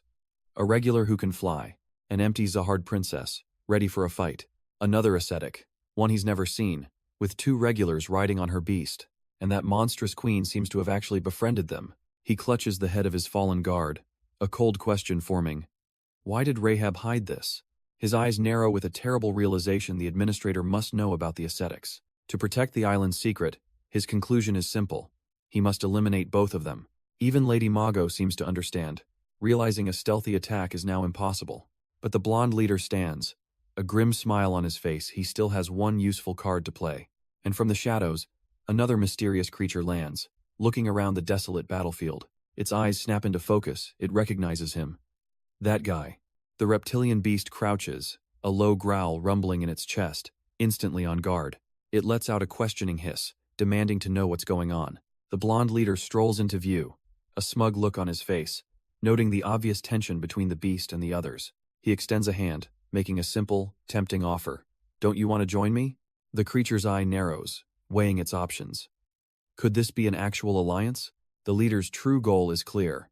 He plans to eliminate the regulars and their precious queen. But just as the beast considers, a blinding flash of blue energy erupts. The so-called offer was a lie, a distraction for a devastating surprise attack. The blue energy fades, and the reptile's eye snaps open, glowing with a strange, absorbed power. With a smug look, the blonde leader asks how it likes the new power it just acquired. The creature clenches its fists, feeling an unfamiliar surge of energy coursing through its body. It examines its hand, sensing the raw, untamed potential now at its command. A low growl rumbles in its chest as its gaze locks onto the blonde man, filled with pure, murderous intent. The leader's confident expression falters for a moment, a hint of confusion in his eyes. This wasn't the reaction he expected. In a flash, the beast lunges forward, a blur of dark scales and red fury, aiming to repay the gift he just received. But the leader just smirks, realizing the creature wants to test its new toy on him immediately. He mockingly calls the beast impatient as a devastating strike tears through the air. The attack isn't just a claw, it's a storm of brilliant light beams, forcing the arrogant leader onto the defensive. The newly empowered reptile lunges with a roar, its maw wide open, ready to devour its benefactor. But the blonde leader doesn't even flinch. His eyes wide with boredom, he catches the creature's head with a single hand, stopping its furious charge dead in its tracks. With a casual twist, he slams the beast into the ground, shattering the stone beneath it. He plants his foot firmly on its head, a gesture of pure, undisguised dominance. Looking down at his new pet, he tells it not to get confused about the power it now wields. A cruel smirk plays on his lips as he clarifies their new relationship. This is not a partnership, it's a master and his servant. He reminds the beast that the power he gave it will only last as long as it remains obedient. His eyes narrow, a cold glint appearing as he prepares to issue his first command. And that command is simple: find and eliminate the bull. Meanwhile, Urick Mazino floats effortlessly in the air, a silent observer above the strange queen. But suddenly, Evelyn gasps, a crucial memory clicking into place. She turns to the boy she calls Mr. Liu, exclaiming that she just remembered seeing someone dressed exactly like him. His eyes go wide with shock as he urgently asks where this person is now. Evelyn sheepishly admits he vanished, but immediately suggests they go find him. She then calls up to the Irregular, asking if he could help them locate the mysterious doppelganger. Urick agrees, but with a condition: they must all cooperate with his plan, including the queen. With the deal struck, he instantly zips over to a terrified lighthouse bearer to begin organizing the search. He tells the group's leader to help find the boy in the matching clothes, and the leader eagerly agrees. A blue-haired girl also chimes in, volunteering to help because it's everyone's duty, much to Urick's surprise. With a burst of speed, Urick leads the search, dragging the other bewildered regulars along with him.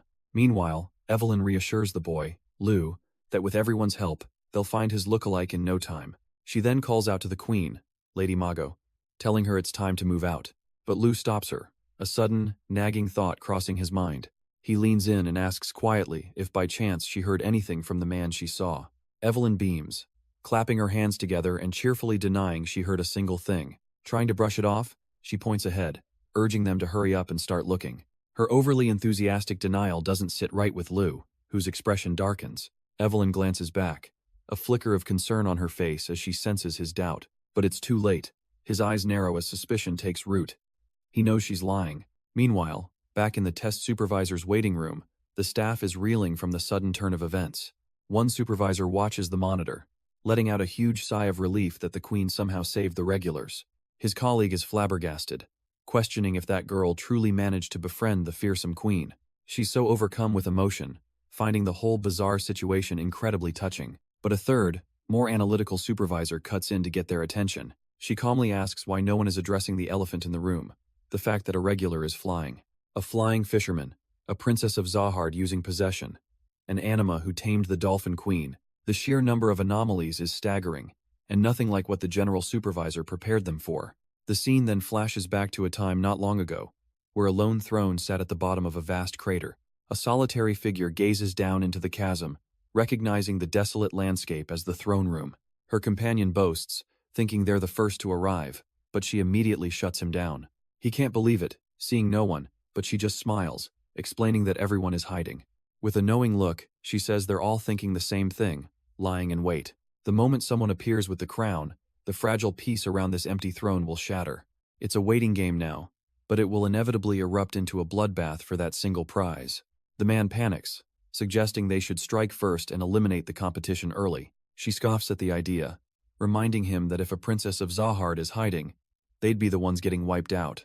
No, their strategy is much simpler. Just wait for Mr. Urick to show up and solve everything. Her partner seems to think this is a strange, passive approach, questioning her logic.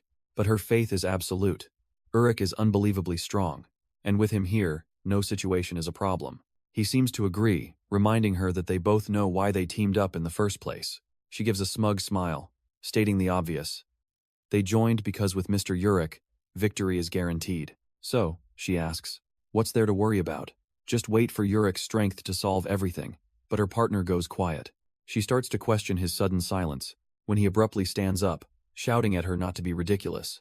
He explodes with passion, declaring he didn't join this team just to be carried up the tower. He turns to leave, insisting he needs to be helpful, ignoring her calls to stop. He yells back that the most important part of a team isn't one person's strength, but the desire to help each other. His fiery declaration leaves her completely silent, watching his retreating back. She just sighs, a world-weary look on her face, muttering that people in their first life are always so overzealous. Having heard his passionate speech, she finally turns, deciding to go along with his fervor. He immediately gets fired up, ready to charge out and clear the stage before his junior arrives. But she stops him, wagging a finger, and suggesting they use their heads, even if his isn't very useful. Annoyed, he grabs her head, demanding to know what brilliant plan she has in mind. She calmly explains her thinking. With so many competitors gathered, their enemies must have enemies of their own. The strategy is simple. They'll take advantage of the chaos and clean up the area before Urick gets there. Their primary target is the throne at the center of the stage, and her grand plan is to plop a piece of white cloth on his head. He stares in disbelief, screaming that this is what she meant by using her brain. She thinks it looks great on him, but he just roars back that she can wear the stupid thing herself. She calmly explains her logic. Nobody has seen the real crown up close, only on a screen. If he walks out with that headscarf, everyone will have to assume the crown is underneath. It's Schrodinger's cat. Declaring that ignorance breeds chaos, she confidently leads the way out into the open. The moment they emerge from the rocky passage, they are immediately spotted. A pair of nearby regulars just stare, utterly confused by the sight. All attention is now fixed on the man with the ridiculous white cloth on his head. They can't make sense of it. What did he even put on his head? Without breaking stride, he walks directly to the ornate throne and takes a seat. He sits there like a king, the woman watching on with a smug little smile. The bait is set. The other regulars are just baffled, trying to figure out who this guy is and why he's on the throne without the crown. Then, a thought strikes one of the onlookers, a sudden, dawning realization. The man on the throne smirks, patting his head and declaring that the crown is right there, inside the cloth. Up on the rocks, the other regulars scoff, convinced it's just some obvious, pathetic lie.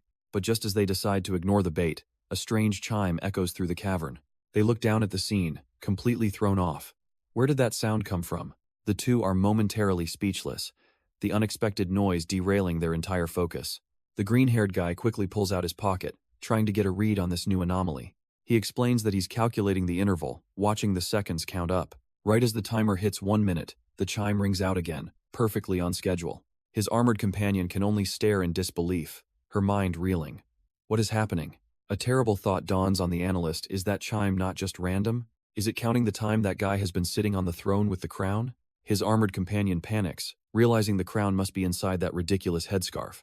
But down below, the woman smiles, her plan unfolding perfectly. She knew no one would fall for the disguise alone, but the timed sound plants a seed of doubt. The more time that passes, the more anxious the onlookers will become. And sure enough, the armored woman's patience is wearing thin, her grip tightening on her weapon. All she needs is for one of them to crack and launch an attack. And just like that, her wish is granted as a powerful blast of energy rains down. The strategist's eyes widen as she throws up a hand to defend. The trap sprung.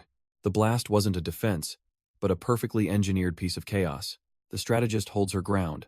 Knowing this, watching from above, the armored woman is stunned. They're not even trying to escape.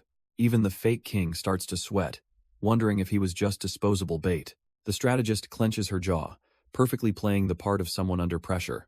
It's too much for the armored woman, who finally snaps and charges for the crown. But in the shadows, a sniper scope glints, having waited for this exact opening. She sprints forward, completely oblivious that the real trap has just been sprung. A single, precise shot rings out, piercing clean through her heavy armor. She collapses as her partner realizes in horror they weren't the only hunters on the field. And right on cue, a thunderous alarm echoes from the sniper's position. The signal for chaos has been given. Our strategist recognizes the sound instantly. The 10-minute mark has been reached. With all eyes now fixed on their location, she turns to the decoy king. It's time to go. She bolts towards him, yelling for him to get up and escape. The other teams finally realize they've been had. The entire king act was just a stall tactic. One of the hunters rips off his head covering, screaming in pure frustration. A frantic chase begins, with orders to catch the duo before they can disappear. But as one of the pursuers closes in, an ally suddenly intercepts his path. He's ruthlessly cut down, proving this escape is a coordinated, all-out effort. The battlefield erupts into total chaos, with the hunters completely baffled by who just attacked them. The strategist remains perfectly calm, knowing that this confusion is the key. She and the decoy king sprint away, using the pandemonium as their cover. For her, chaos is a weapon born from the ignorance of her foes. They finally stop to catch their breath, and the decoy gasps that he thought he was a dead man. He asks if the plan was a success, but she just smirks, telling him they're not done yet. Looking back, she remarks it'd be a waste to stop now after causing such a beautiful mess. With a glint in her eye, she announces it's time to begin the next phase of her plan. Elsewhere, the sniper makes his move, sprinting toward a colossal feathered beast. Meanwhile, their lighthouse bearer continues her search, reporting that she hasn't found their target. And suddenly, she finds it a mess of enormous monster tracks carved into the stone. She immediately reports back that their missing person was definitely here, and he was being hunted. Riding her beast, Evelyn confirms the plan. Follow the tracks, and they'll find their man. Urick is already on the move, telling them to keep up the chase while he goes ahead. Back on a cliffside, Princess Gisli orders her own team to follow her from a safe distance. But just as she's wondering what to do next, an urgent call interrupts her thoughts. It's her decoy, Pax, calling from his hiding spot with something he needs to confirm immediately. He tells her that 2 of Urick's team are near the throne, and 1 is carrying a suspicious package. Everyone is chasing them, believing the object under the headscarf is the crown they're all after. The decoy explains it's clearly a bait and switch, and he needs her to verify if it's the real deal. A spark of realization hits Gisli as Pax's words sink in. She immediately orders him to ignore the bait. She's already located the real crown. It's not with the decoy group, it's being held by the mysterious Dolphin Queen. With Urick already speeding off into the distance, she confirms she's on her way. Her plan is cunning. She tells Pax to just pretend to fight and stall for time. She knows Urick is too focused on helping Evelyn to notice what's about to happen. A cold, calculating glint flashes in her eyes. This is her chance to cripple his team. Forget a peace deal. She's here to eliminate the competition completely. Leaping from the cliff, she tells Pax she's going first to take out Urick's 2 vulnerable members. And as it turns out, those 2 are already in deep trouble, fleeing from vicious winged beasts. The young man with the curly hair screams that he's at his limit. He can't run another step. He stumbles, only to see his teammate standing calmly on the ridge ahead.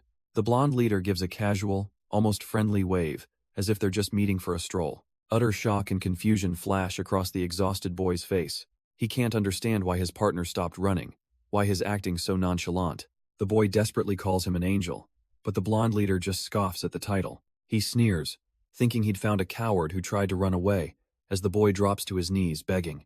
With a smug grin, he mentions he got soaked looking for him, clearly enjoying the power trip. But their little moment is cut short, as the crimson-winged monsters descend upon them. Surrounded, the blonde leader looks down at his terrified partner and asks with a smirk if he wants help.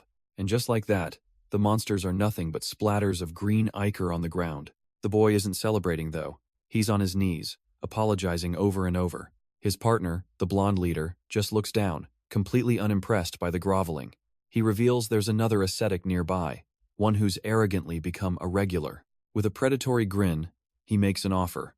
Hell spare the boy's life, but he has to help catch that guy. Elsewhere, the legendary Urick Mazino is on the move, responding to a call. He spots his destination, a dark fissure in the distance. With incredible speed, he blazes across the barren wasteland, closing in. But as he gets closer, he suddenly pulls up short, sensing something is off. A foul, nasty smell is pouring out of the dark cave ahead. But just as the deal is struck, the blonde leader's attention snaps toward the cave. A faint presence, but a powerful one. Someone's coming. He quickly dismisses his new lackey, telling him to disappear immediately. The terrified boy doesn't need to be told twice, scrambling to his feet to obey. But the leader stops him with one last call, his voice dripping with menace. He reminds the kid to follow his instructions to the letter, because failure means death. The boy gives a silent, fearful nod of understanding. He flees into the wasteland, leaving the blonde leader to face the newcomer alone. A moment later, a pair of red and white sneakers touch down softly on the ground. The leader turns, his confident smirk vanishing as he sees Urick Mazino standing over the bodies of the slain monsters. Urick looks the man over, a flicker of confusion on his face. This wasn't the guy he was looking for, the one in the t-shirt. He glances around at the carnage he just created, the field littered with monster corpses. His eyes narrow with annoyance. No, this definitely wasn't him. He asks again, more forcefully, where the t-shirt guy is. The blonde leader just blinks, completely clueless. He has no idea who Urick is talking about, or who Urick himself is, but his confusion quickly turns into a cocky smirk as he prepares to introduce himself. He raises a hand, gathering his power, ready to put on a show for this newcomer. A torrent of blue shinsu erupts around him as he bellows out the name, Cheonjium. Urick watches, unimpressed.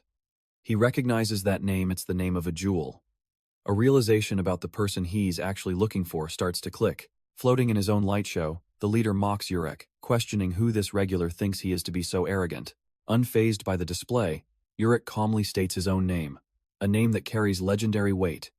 Urick Mazino. The name echoes in the air, a name synonymous with one title, the strongest. And just like that, the blonde leader's entire world shatters, his bravado replaced by sheer, undiluted terror. Urick, however, seems to have lost interest, deciding he'll withdraw for now to avoid upsetting a certain someone. He mentions a name Rahab, which only sends the blonde leader into a deeper panic. He knows him too? But instead of letting the legend walk away, the terrified regular begins to gather shinsu into chaotic, unstable orbs. Urick feels the sudden, volatile shift in energy, his eyes widening in confusion. With a flash, the shinsu detonates, blasting outwards in a violent torrent. He's forced to brace himself, shocked that this kid would actually dare to attack him. Looking up, he sees the blonde leader with his hand raised, desperately trying to cast some kind of binding spell. Urick shouts at him to stop, realizing this idiot is trying to trap one of the most powerful beings in the tower. The kid insists he's not running away, just that their time hasn't come yet. He gives a cocky wave, a casual see you later, as if he holds all the cards. With a final bye-bye, he detonates the shinsu around him in a blinding flash. Urick braces against the shockwave, more annoyed than anything. And just like that, once the light fades, the kid is gone. Urick instantly gives chase, a golden streak of energy tearing through the aftermath. But he stops, genuinely surprised. The kid's presence has completely vanished. He stands alone, the name the kid mentioned echoing in his mind. Cheonjium. Urick looks up, scanning the vast emptiness, trying to place where he's heard that name. Scratching his head, he wonders aloud where this Cheonjium could have possibly gone. And just like that, Urick's eyes lock onto his new target. There he is.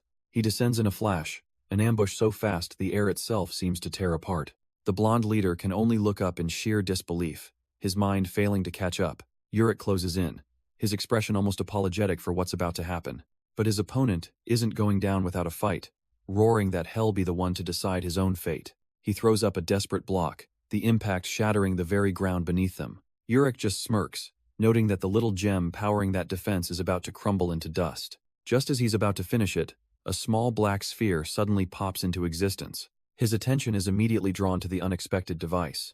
It's a distress signal, a call for help from an organization called Neo. And elsewhere, in a dark place near the throne, a trap is being laid. Watching from the shadows, two figures observe, one questioning if anyone from Neo will really fall for such simple bait. His partner is unconcerned, noting that there are at least 5 targets gathered. She holds up a single finger, a smug look on her face. Even in a group of geniuses, she explains, there's always at least one idiot. He seems unconvinced, muttering the name Neo under his breath, clearly troubled. It's not that he doubts the plan, he just doesn't like it, preferring a fairer fight. She scoffs at his idealism, asking what good fairness is if you just get yourself killed. After all, she lectures, only those with overwhelming skill have the luxury of fighting fair. His expression hardens as he realizes she's right, thinking of monsters like Urick Mazino or the Zahard princesses. And just as he concedes the point, they're both startled by a sudden movement. The woman narrows her eyes, spotting a lone figure scrambling across the barren landscape. It's a knight, a blonde woman, battered and barely standing as her vision blurs. She knows it's over, that she's bleeding out with every agonizing step. But she has one final goal: to see what's hidden beneath that white headscarf. With a desperate surge of will, she plants her foot and launches into a final sprint. She stumbles forward, arm outstretched, pushing her body past its limits. Her blood-soaked fingers are just inches away from her objective. But before she can touch it, a different hand flicks out, gathering a wisp of blue energy. The power lashes out, forming a swirling barrier around the scarf, cutting her off completely. Her fingers are met with a crackle of blue energy, throwing her back in a jolt of pain. The white scarf, her final objective, begins to float away, completely out of her reach. It zips through the air, ignoring her desperate shouts as it heads for the rocky cliffs. She screams for it to stop, her body screaming back at her, but she refuses to give up. But her furious pursuit is cut short by a terrifying new presence erupting from behind. A piercing beam of dark red energy tears straight through her shoulder plate. Her eyes widen in shock, cursing the mysterious figure who ambushed her. She realizes with dawning horror that he was never going to let her see what was inside. Her strength finally gives out, and her body goes limp, falling back into the dust. Nearby, the pragmatist calmly secures the scarf, confirming his target has been achieved. With the item secured, she tells her partner Neo it's time to move on to their next objective. But their departure is cut short by a new challenger announcing his arrival. He approaches with an unnervingly confident smirk, clearly here for a fight. The pragmatist's eyes narrow in recognition he's one of the princess's people. The man introduces himself as Pax, and politely asks to see what's inside the turban. She scoffs at the request, daring him to make her comply. His friendly demeanor vanishes, replaced by a cold threat to snap her in two. But she's got a threat of her own, as the turban begins to pulse with power. Her partner steps forward, backing her up. If Pax wants a look, he'll have to get through both of them. Pax remains completely unfazed, coolly accepting the challenge from anyone who wants to fight. Before they can act, the scarred man steps up, flexing and roaring that he wants a fight like that too. Pax just gives him a tired, condescending look, remarking that his body is big but his mind is that of a child. Completely enraged, the brawler lunges forward, warning Pax not to underestimate him. But the warning is empty, as Pax casually deflects his punch with one arm. The man's much-hyped muscles are stopped cold, his attack rendered completely useless. Faster than he can even register, Pax's hand closes around his throat. A look of pure shock crosses the brawler's face. He's utterly helpless. Pax effortlessly slams him into the unforgiving ground with a brutal thud. Leaning over the defeated man, he gives him a simple, cold piece of advice. Get stronger. With the loudmouth handled, Pax turns his calm, menacing gaze back to his original targets. But his victory is cut short, as a massive wave of Shinsu erupts from the side. The woman he was with lunges forward, her own attack ready to strike. She smirks, reminding him that he hasn't forgotten there are two of them, has he? Suddenly, a blinding flash of golden energy slices down from the heavens. Her eyes widen a spearbearer's attack. But from where? The beam intercepts her watery assault, completely neutralizing it mid-air. She looks back at Pax, vowing for him to remember this moment. Because from now on, she declares, they are also a team of two. She's still reeling, realizing she was hit with precision by someone she couldn't even sense. Her partner can only acknowledge the truth. The skill of that spearbearer is immense. Realizing they're outmatched in a direct fight, she decides they need to take one of them out first. A shimmering water dragon is conjured, lunging directly at the martial artist, Pax. She watches his reaction carefully, wondering if he's trying to bait her into something. For now, she decides to play along, feigning a retreat as Pax bellows, demanding to know where she's going. But this is all part of a prearranged plan she's coordinated with her partner, Rohan. She'll act as the lure, sending him the coordinates for the perfect ambush point. And just like that, Pax takes the bait, furiously chasing the phantom dragon she created. He follows it deeper and deeper into the rocky terrain, completely oblivious. Meanwhile, Rohan is already in position, hidden among the crags with his spear ready. The brilliant blue lure continues its flight, leading Pax right into the heart of the trap. The phantom dragon dissipates at Pax's feet as he arrives in the empty canyon. He scans the area, a confident smirk on his face. He knows he's not alone. The ambushers are in position, but his partner tells Rohan to hold his fire. The plan was to wait for the perfect moment of weakness, and Rohan was ready to obey. But their target isn't playing by their rules. Pax suddenly spots them and moves. He lunges forward, hand outstretched, ready to end this little game. Just as he attacks, the signal is given, and a spear slices through the air. But it's not aimed at Pax, it impales Rohan clean through the back. The hunter's confident expression twists into one of pure, agonizing shock. He looks over his shoulder, his eyes wide with the chilling realization of betrayal, and from the shadows emerges the true mastermind, Gisli, leaving Rohan's partner to wonder when did she even get there. Still hidden, the black-haired woman screams for Rohan to take the shot, completely unaware of what's happened. Her cries echo uselessly as Pax watches the scene unfold, his expression unreadable. But then her eyes finally find the target of her calls, and the world stops. There on the cold stone is Rohan, motionless, a pool of his own blood spreading beneath him. The princess of Zahard stands over his body, coolly telling Pax to check what's inside. It all clicks into place for the pragmatist. Her perfect ambush was a trap for her own team. Unfazed by the chaos, Pax slowly begins to unwrap the small package in his hand. With a single, powerful squeeze, he crushes the object within into nothing but powder. He opens his hand, revealing the truth: it was just a normal stone all along. The princess scoffs, demanding Pax hand over the real crown, which she claims is on the Dolphin Queen's head. She dangles the empty cloth he gave her, warning him that jokes like that come with very real consequences. But their little standoff is interrupted by the cold, silent stare of the black-haired woman. Her eyes drift down to Rohan's body, and a storm of grief begins to brew. A brilliant blue light starts to crackle and coalesce between her pale hands. She floats into the air, her voice cutting through the tension, posing a chilling question to the princess. Hasn't anyone ever taught her that messing with a mysterious man who seems to have a past everywhere will only lead to her deepest and most painful regret? And just like that, the smug confidence on Gisli's face evaporates into pure shock. But elsewhere, Urick Mazino's calm is shattered by an unexpected rescue signal from Neo. With no time to waste, he decides he has to get to the throne immediately and leaps into action. Meanwhile, the blonde leader picks himself up from the rubble, coughing and admitting he badly underestimated his opponent. His humiliation quickly turns to rage as he screams a promise of death into the sky. But his vengeful cry is cut short when something catches his eye. A white-haired blur rockets past him, so fast he can barely register it's a person. The sheer force of the slipstream slams into him, a casual display of overwhelming power. He can only stare in disbelief, his mind reeling from the impossible speed he just witnessed. A tiny, floating black orb desperately calls out, trying to keep up with the Irregular. Urick finally pauses, turning to his little companion who asks where on earth he just vanished to. Urick states he's heading for the throne to solve a problem, leaving his blue-haired companion stunned. The little orb chimes in, insisting on going too. They're a team, and it wants to help. But Urick has no time for debate, grabbing the girl and demanding directions, barking that he's busy. She's completely caught off guard as he scoops her into his arms. With a thunderous crack, they blast off, leaving the very ground shattered in their wake. The scene cuts away to another brutal confrontation.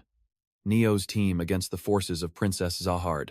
The black-haired pragmatist watches her, realizing she knows about the powerful orb he's using.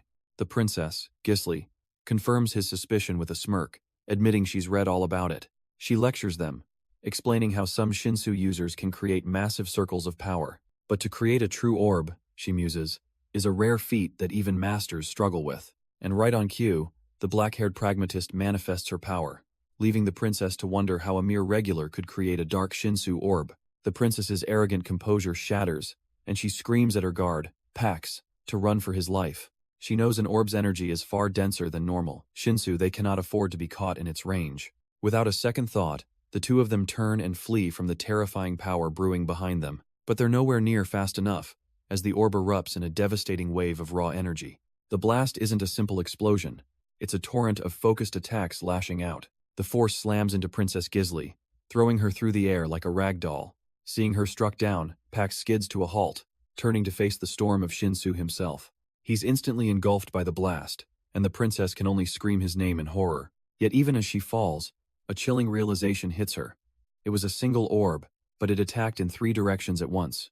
The princess's mind races as she deciphers the technique, one Shinsu source, split into 3 perfect strands. Each one moves with its own will, yet they all strike with the same, undiminished power. She can't believe it. This is an incredible ability, far beyond what any regular should possess. But across the battlefield, the black-haired woman is the picture of calm, her hunch now confirmed. She's already sent a rescue signal through her pocket, a call for reinforcements. Her plan is simple: conserve energy and hold on until the legendary Urick Mazino arrives. She glances over at her fallen comrade. He's still alive, and she can definitely save him.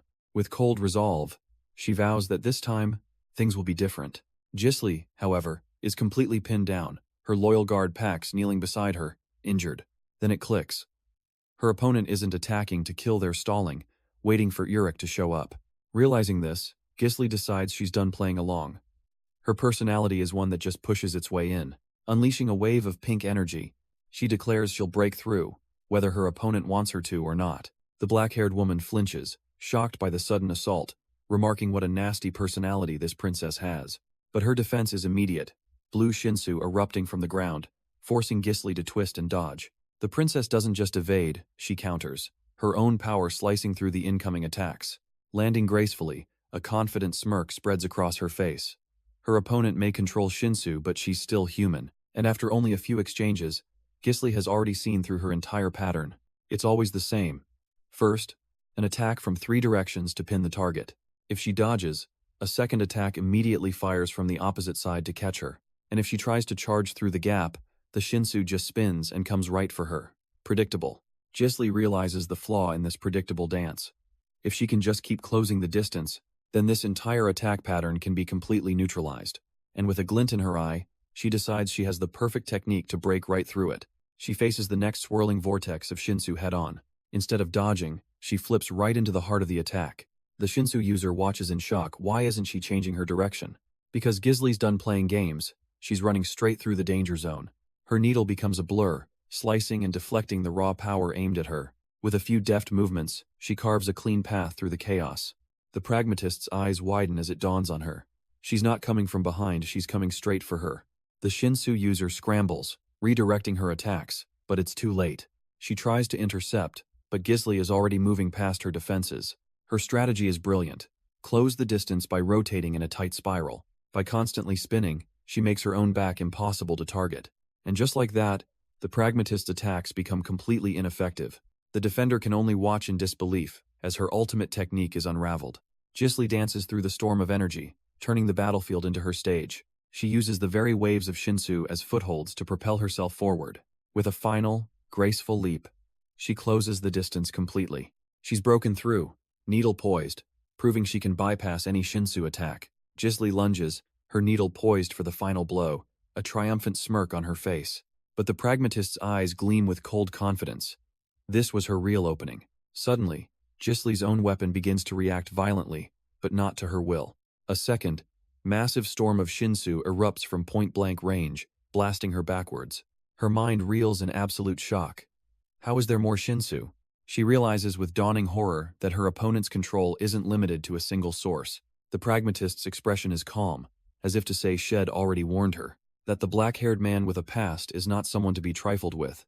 Gisli is completely overwhelmed, her perfect assault shattered by this impossible power. And this isn't just one blast, it's a relentless, continuous wave of pure destruction. She knows her opponent is a princess of Zahard, a being of immense power. But there's no room for hesitation. She has to keep attacking.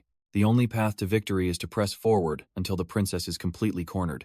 Her eyes narrow with icy resolve, pouring everything into this final, overwhelming assault. And yet, through the storm of shinsu, Gisli emerges without a single scratch. The pragmatist freezes, her mind unable to process what she's seeing. Gisli's eyes gleam with a predator's confidence, having completely weathered the blast. In an instant, the princess closes the distance, driving her needle straight through her opponent's torso.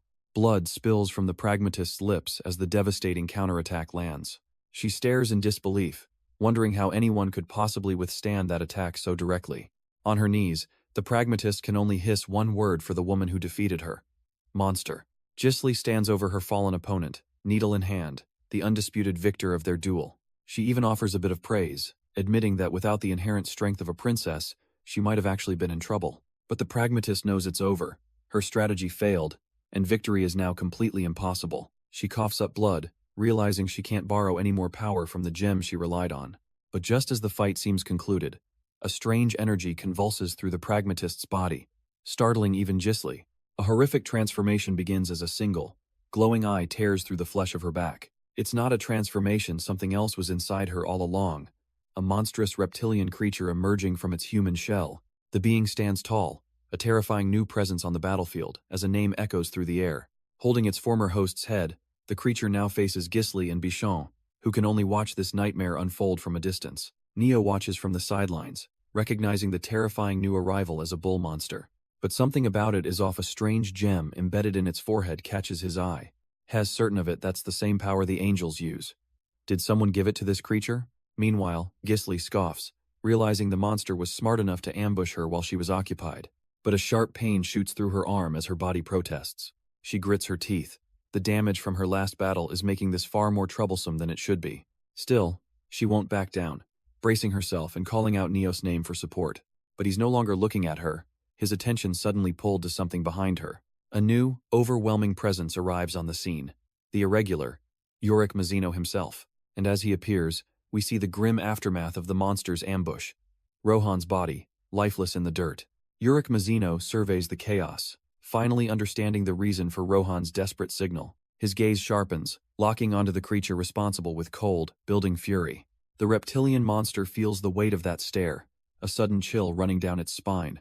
Both Gisli and Neo can only look on in shock, recognizing the legendary Irregular. Urick's eyes then fall to the ground, confirming his worst fears as he spots Rohan's body. So this was the situation: a comrade had been struck down. His voice drops, dangerously low, as he asks the monster if this was its doing. The creature flinches, its single eye wide with alarm, now fully aware of the danger it's in. But the scene shifts, and we see Lady Mago receiving an infuriating report. Her target can't be found. Elsewhere, Evelyn and her team are just as lost, wondering where on earth their quarry could have vanished. And just like that, Evelyn's eyes lock onto something in the distance. Far below, a lone figure sprints desperately across the desolate landscape. She recognizes his clothes instantly. He's dressed just like their target, Lu. Pointing him out, she gives the order to chase him down without a moment's hesitation. At the urgent plea from her allies, the colossal Lady Mago finally begins to move. She launches herself across the wasteland, a living avalanche of pure speed and power. Her massive form descends from the sky, ready to crush anything in her path. But her landing is unexpectedly cushioned by a swarm of glowing creatures on the ground. She finds herself standing in a sea of net dolphins, momentarily distracted by their sheer number. And in that brief instant, their target vanishes, leaving Evelyn and her partner searching in vain from their perch. Their target is completely lost in a sea of glowing net dolphins, a perfect smokescreen. But then, a single hand rises from the chaos, getting their attention. A blond man with a cocky grin emerges, casually greeting the bewildered regulars. Evelyn and her partner can only stare, completely baffled as to who this newcomer is. The boy's eyes widen in shock, a dawning realization hitting him hard. The stranger smirks, admitting it's been a rough journey so far. But now, facing down the colossal Lady Mago, he declares it's time to begin the queen's hunt. A blindingly bright orb of pure Shinsu materializes in his hand. His pursuers look on in horror, recognizing the immense power of the attack he's about to unleash. And with a roar, he fires a massive beam of energy, tearing through the entire battlefield. The beam of destruction descends upon Lady Mago's loyal penguin guards. Evelyn and her companions scream in terror, yelling for their queen to get out of the way. But the queen shows no fear, instead opening her massive jaws to meet the blast head-on. And in an impossible display of power, she swallows the entire Shinsu attack. The blonde leader who fired it can only stare, his mind completely blank. Evelyn and the boy are frozen in disbelief. Did she really just eat that? Lady Mago lets out a casual burp, as if she'd just finished a light snack. Back in the control room, the test supervisors notice a sudden, bizarre anomaly on their screens. They realize in a panic that an unauthorized person has infiltrated the exam and is using Shinsu. But before they can react, a wave of dark, corrupting energy overwhelms their systems. A sinister purple energy engulfs the lighthouse, plunging the entire test into darkness. One group of regulars is thrown into a blind panic, completely unable to see a thing. Neo, however, remains composed, certain this overwhelming Shinsu belongs to the head supervisor. The masked man grits his teeth, wondering why a supervisor would cause such a troublesome mess.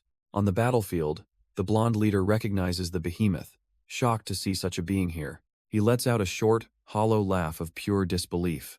He can't wrap his head around it. She just ate his attack like it was nothing. Fine. If one shot isn't enough, then hell, just keep feeding her. He unleashes a relentless barrage of Shinsu, intent on making her stomach explode from the inside out.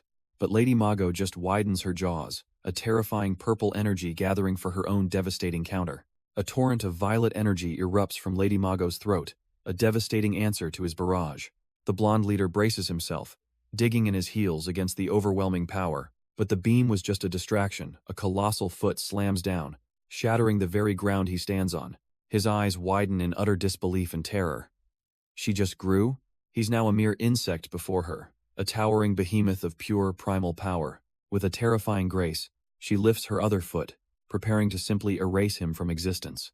The sheer pressure wave of the movement sends him flying backwards, completely outmatched. He hits the ground, dazed and confused. How could this even be possible? A shadow falls over him as the gigantic foot begins its final descent. With a sickening crunch, she stomps down, and the arrogant leader's cries are silenced for good. The ground cracks and shatters under the sheer force of her stomp. Lady Mago lands gracefully, a titan who now commands the battlefield, but the impact dislodged her crown, sending it tumbling through the air. Evelyn desperately reaches out. She can't let it be lost. In a frantic dive, she manages to snatch the crown just before impact. Suddenly, a massive shadow looms over her as a giant hand descends. But instead of crushing her, Mago gently catches her loyal follower mid-fall. Overwhelmed with relief, Evelyn presents the saved crown, thanking her queen. Mago calmly takes the crown, leaving the girl momentarily confused. Placing it back on her head, she looks down, finally acknowledging her tiny, devoted servant. But not everyone is impressed. As the blonde team leader flies forward in a rage, he can't believe Evelyn was still thinking about a crown at a time like this. But Mago doesn't even flinch, casually swatting his attack away with a burst of dark energy. The regular is completely overwhelmed by the sheer difference in power. Her simple counterattack forms into a condensed sphere of purple Shinsu. The resulting shockwave sends him tumbling helplessly through the air. He crashes to the ground, landing right before one of Mago's colossal feet. But he gets back up, a cocky smirk on his face, taunting her about her massive size. He declares his new target, deciding he'll aim for her legs. With renewed confidence, he gathers Shinsu, forming a sharp blade of blue light. Instead of a blade, he flattens his hand, channeling all that Shinsu directly into the ground. With a powerful slam, he unleashes his technique across the entire area. A massive, glowing blue circuit board of energy spreads out from his position. Watching from above, Evelyn's eyes go wide in shock. What is this attack? She realizes with horror that he's attacking from the ground itself. The lines of light race across the stone, converging right under Mago's foot. Evelyn desperately screams for her queen to get out of there, to avoid it at all costs. But it's far too late, as dozens of Shinsu spears erupt from the earth below. The attack connects perfectly, tearing straight through Mago's leg with devastating force. Her shadowy form shatters, chunks of darkness flying as the impossible blow lands. A silent, agonizing roar rips from Mago's massive jaws. Her tiny followers screech in unison, sharing in their queen's sudden pain. Evelyn can only watch in horror, screaming her queen's name in pure disbelief. The mighty creature thrashes wildly, completely blindsided by the devastating attack. She stumbles back, her colossal form wavering as she clutches her shattered leg. Evelyn's cries echo across the battlefield, filled with nothing but raw desperation.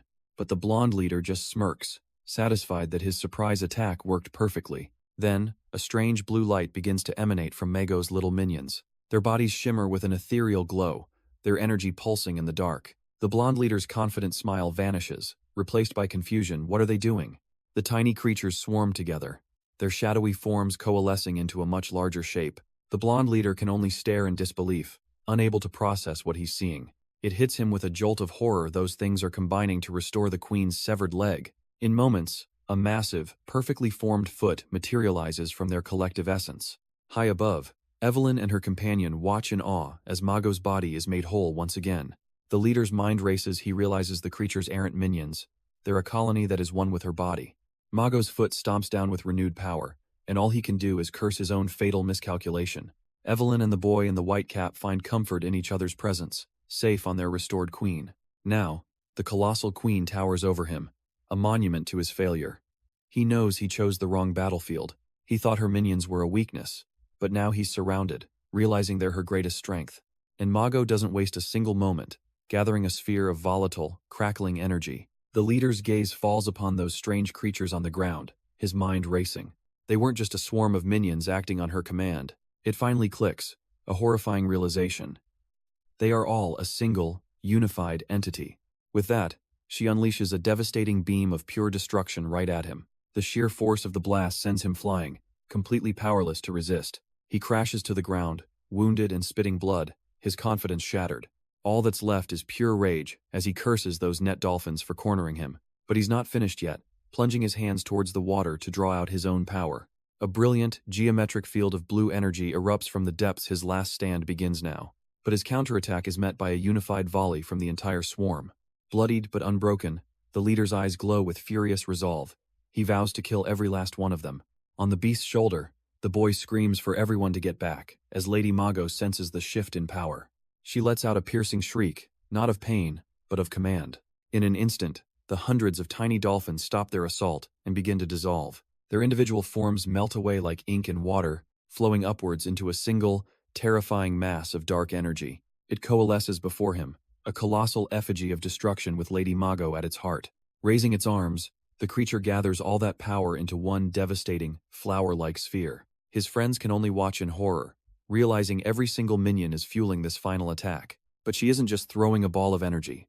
She's compressing it, sharpening it into a giant, world-piercing needle. The tip glows with an ominous light, a single point of absolute annihilation aimed right at him. The blonde leader's eyes go wide, his mind struggling to even process the scale of the incoming attack.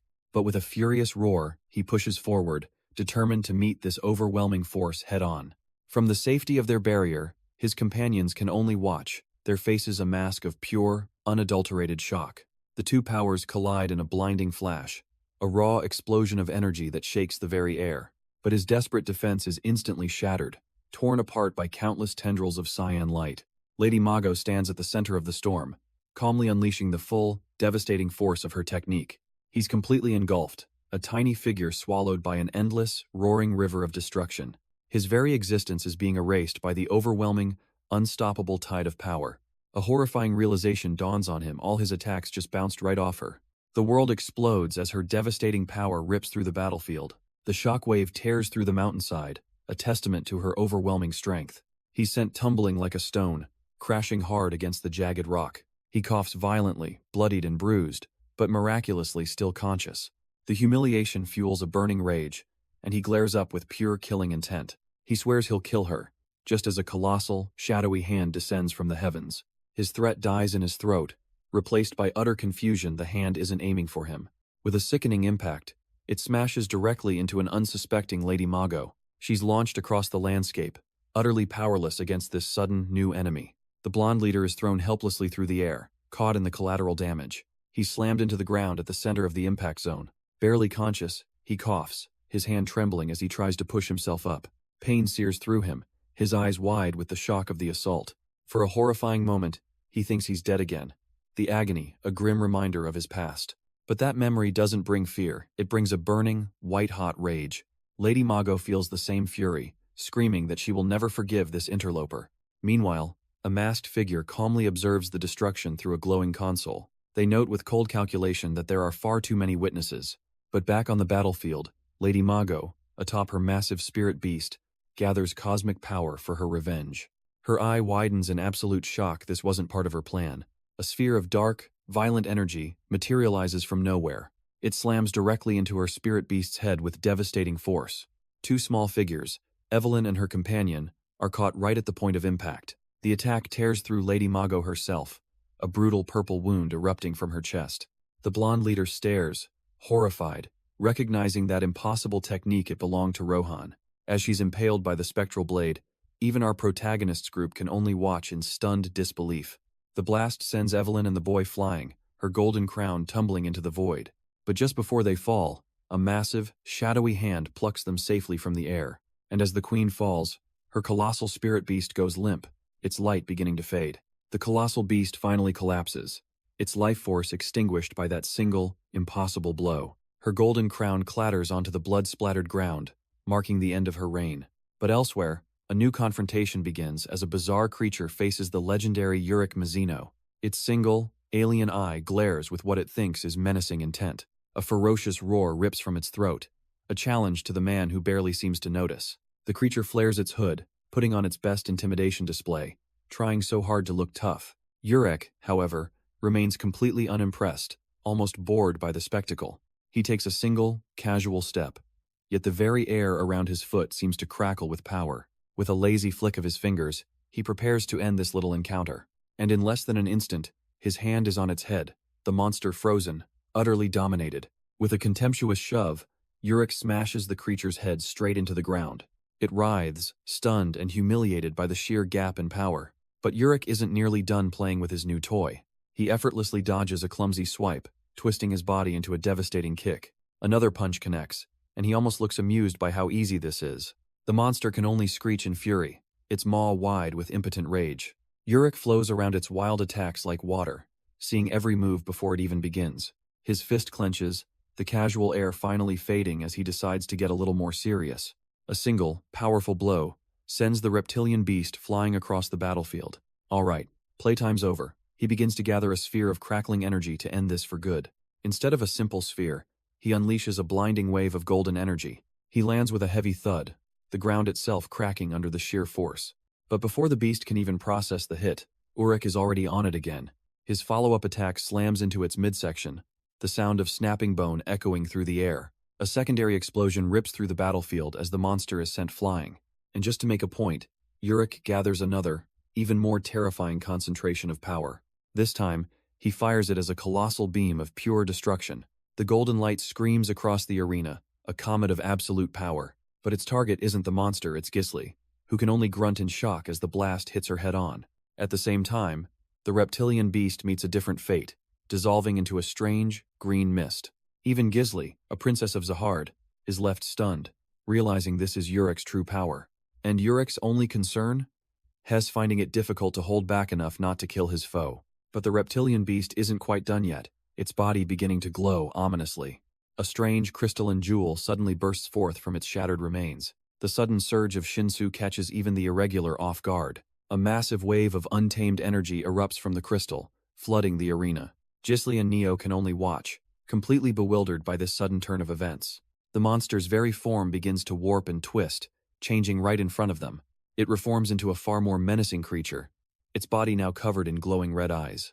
Neo realizes with a jolt that the power from that jewel is running completely wild. This new form, powered by the crystal, is far too dangerous to be left alone. Neo screams a warning, telling Urick to watch out for that wild power. The creature lunges, a shadowy blur of claws and fury aimed right at the Irregular. But Urick just stands there, seemingly unimpressed by the display. He casually leans to the side, dodging the massive swipe with insulting ease. The monster's attack misses by a hair, slicing through empty air. But then it unleashes a barrage, a storm of attacks from every direction. And for a split second, it looks like one of them actually connects. Urick's eyes widen, a flicker of genuine surprise on his face.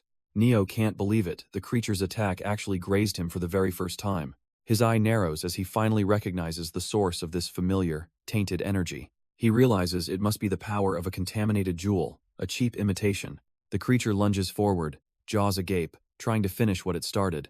But Urick is done playing around, effortlessly twisting away from its clumsy assault. He dodges another wild swing, his expression now one of utter boredom. The monster's dark tendrils whip through the air, completely failing to land a single hit, and that brief moment of surprise on his face is replaced by pure disgust. His fist begins to glow with immense power, deciding its foul mouth needs to be shut. With a flash of golden light, he drives a devastating uppercut straight into the monster's jaw. The impact shatters its face, the creature's eye wide with shock and pain. And with that single punch, Urick unleashes a terrifying wave of power. The blast sends the creature hurtling backward like a ragdoll. It slams into the earth with enough force to shatter the entire landscape. When the dust settles, a massive tunnel has been carved straight through the forest. Urick stands calmly over the mangled, broken body of his enemy. He admits he'd planned to make this slow, a proper payback for what it did to Rohan. But the creature is so pathetic, it's just speeding up its own inevitable demise. Its foul stench is so disgusting that Urick can't even stand to drag this out.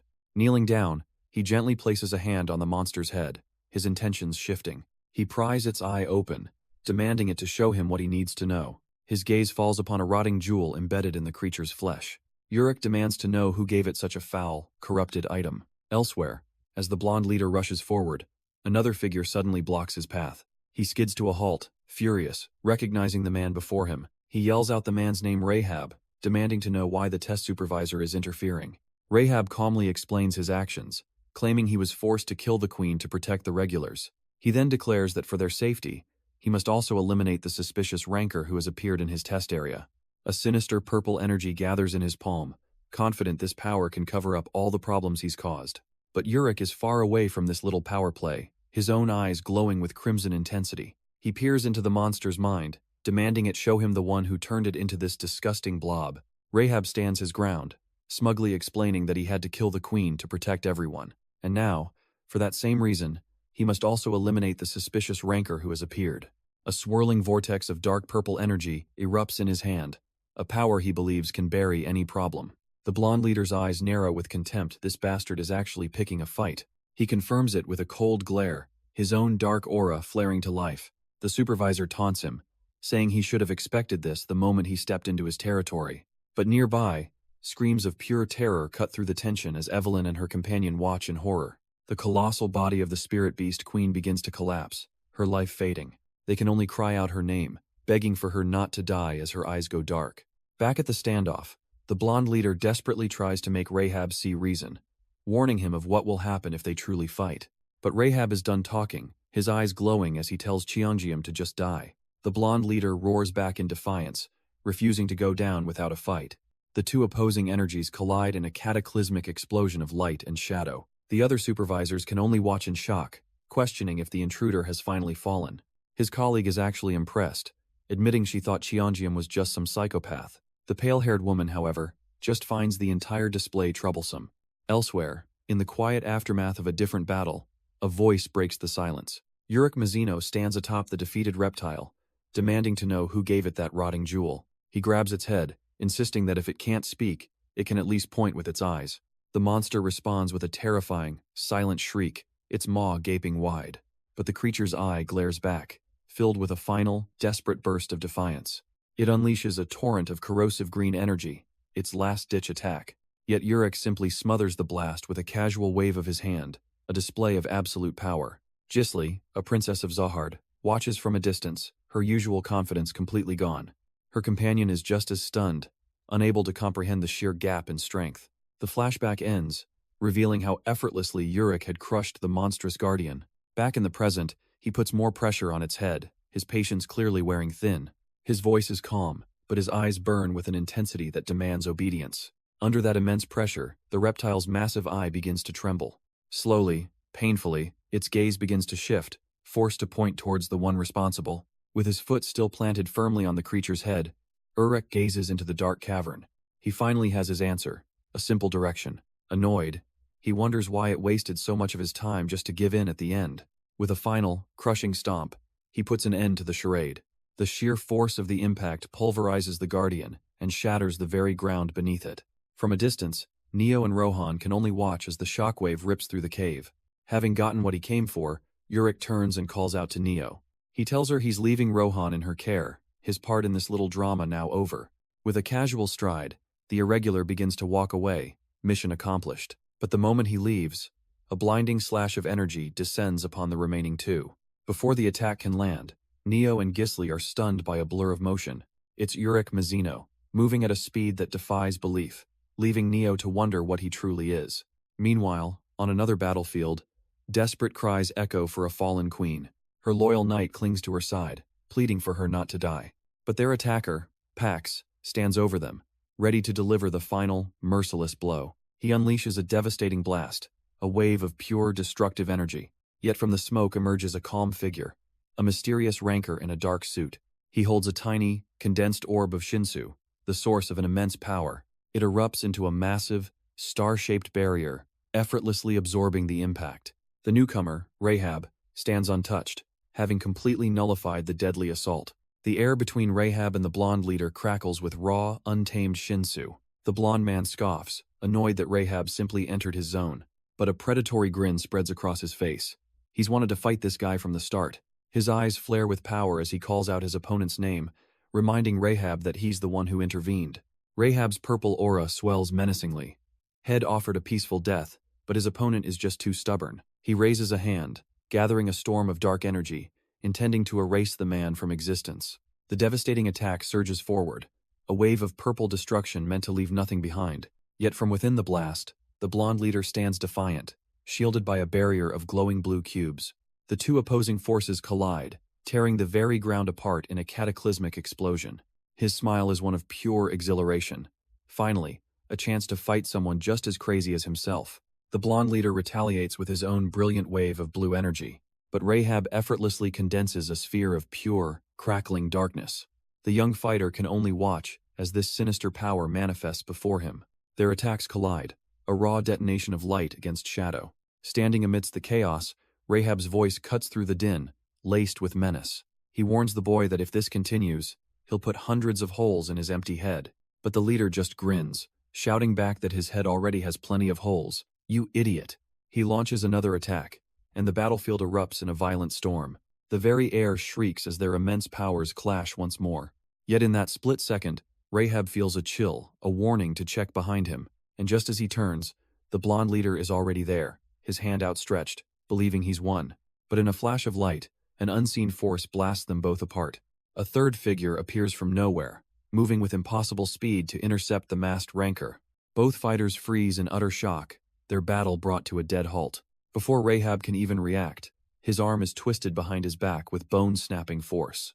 His mask is driven down into a brutally rising knee. The impact is catastrophic, shattering the very ground beneath them. A cloud of dust billows out, the result of a single, effortless strike. Through the haze, a chilling red eye glares, its owner completely unfazed.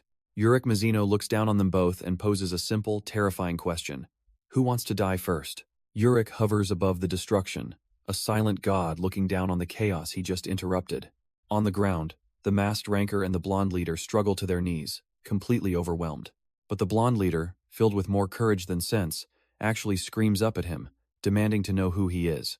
Urick's gaze hardens, his red eyes blazing with a sudden, focused rage. His eyes fall upon the still form of Lady Mago, and he asks if they were responsible for harming the queen. The masked rancor, Rahab, just lets out a sigh, thinking this day couldn't get any more annoying. He gets to his feet, a smirk on his lips as he boldly asks, "And what if we were?" A dangerous calm settles over Urick's face, a hint of a smile touching his lips.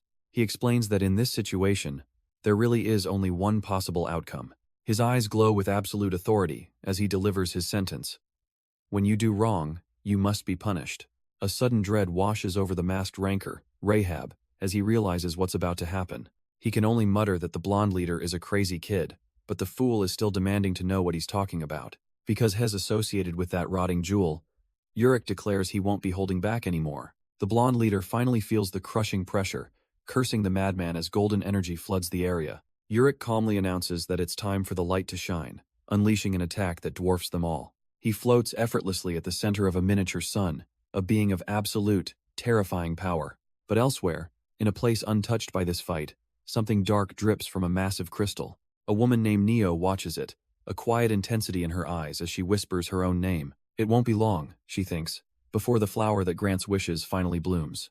And when it does, she will finally uncover the truth hidden within its bloody core. And somewhere far, far away, a princess named Gisli feels a familiar tremor in the world. There's no mistaking it, she can feel the presence of Urick Mazino. At the same time, the crystalline artifact Neo has been watching begins to tremble and shift. It unfurls like a lotus flower, radiating a brilliant, otherworldly light. Neo stares, completely caught off guard by its sudden activation. As it blooms, she senses a lingering will. Could this be the power of Lady Mago? Back on the battlefield, Urick is a maelstrom of golden energy, a true force of nature.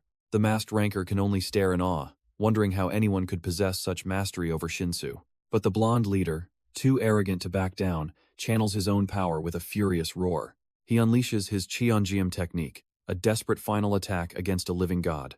But against this overwhelming power, Urick simply clenches a fist. The leader's ultimate technique, a raging torrent of blue Shinsu, roars towards him. And yet, Urick doesn't even seem to be trying, casually deflecting the entire blast. The Cheonjium shatters into harmless sparks, completely neutralized. In the next instant, the Irregular is right in the leader's face, his expression one of pure boredom. A simple punch is thrown, not with killing intent, but with utter disdain. The leader's desperate block is meaningless as Urick grabs him by the jaw. He's then slammed down with brutal force, his arrogance completely shattered. Urick follows up with a lightning-fast kick, a blur of motion. The blow lands squarely on his face, ending this pathetic display of resistance. The kick sends the blonde leader sailing through the air like a discarded toy. He crashes into the ground with enough force to shatter the very rock beneath him. Skidding to a halt, he looks up, not with fear, but with pure, unadulterated rage. He lunges forward like a wild animal, trying to literally bite Urick's arm. But the Irregular just catches his face mid-lunge, telling the brat to stop his tantrum. With a single, contemptuous motion, he slams the leader's head back into the ground.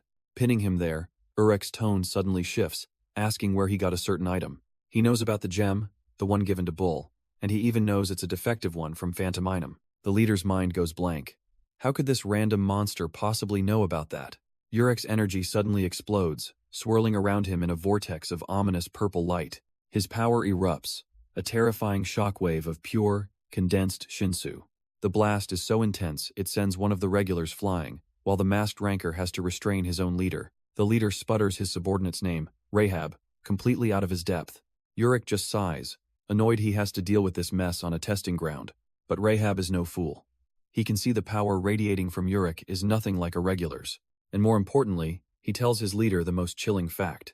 This stranger knows about the gems. Finally dropping the act, the masked ranker confronts Urick directly, demanding to know how he has this information.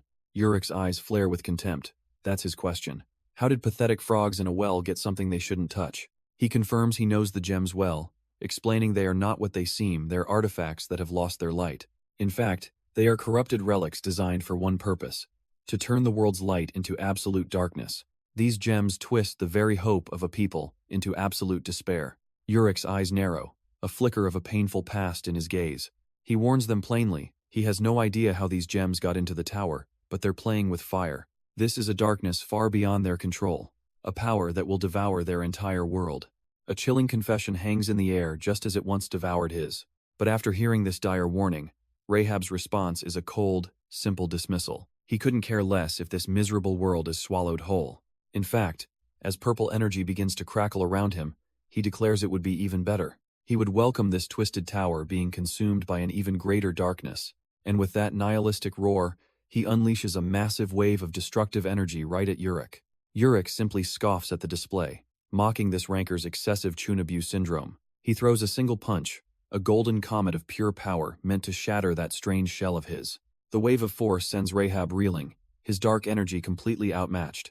He can't believe it. A single punch carried this much power? What kind of monster is this? Urick's fist closes in, easily pushing through the masked man's desperate defense.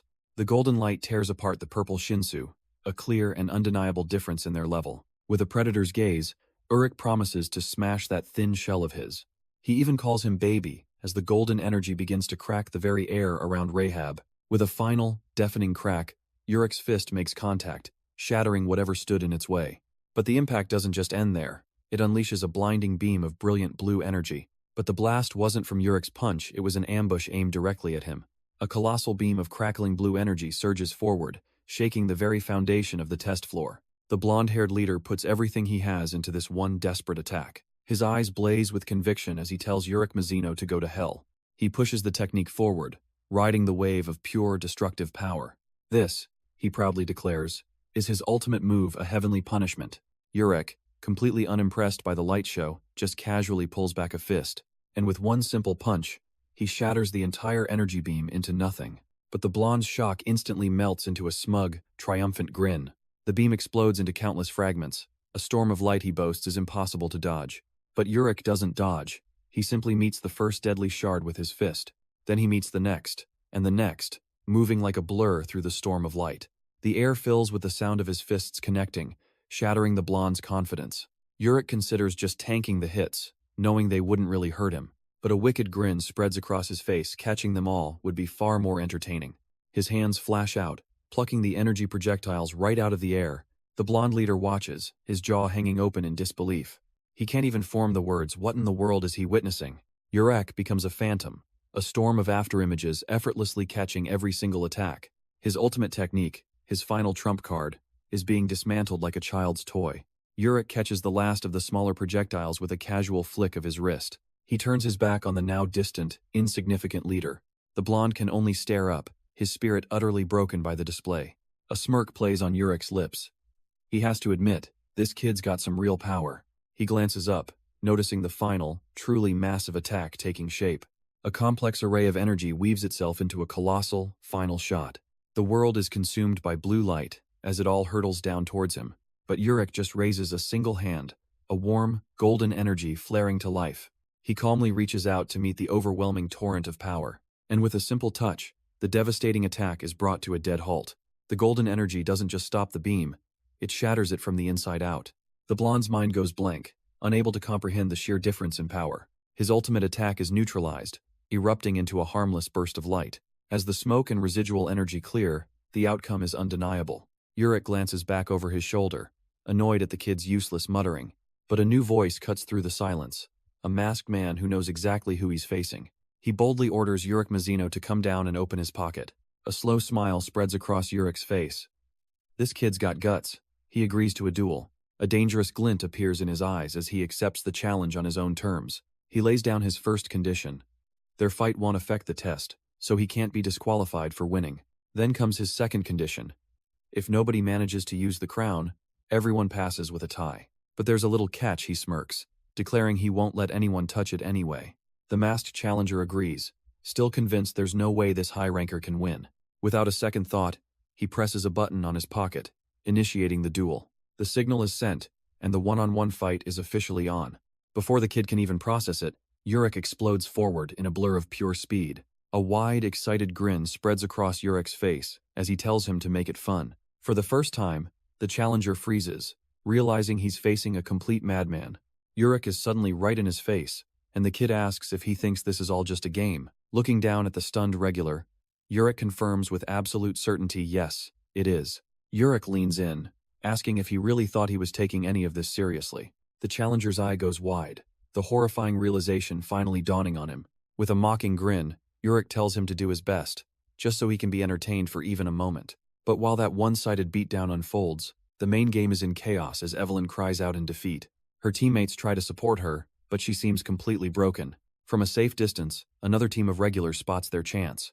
The crown, the very goal of the game, is sitting right there for the taking.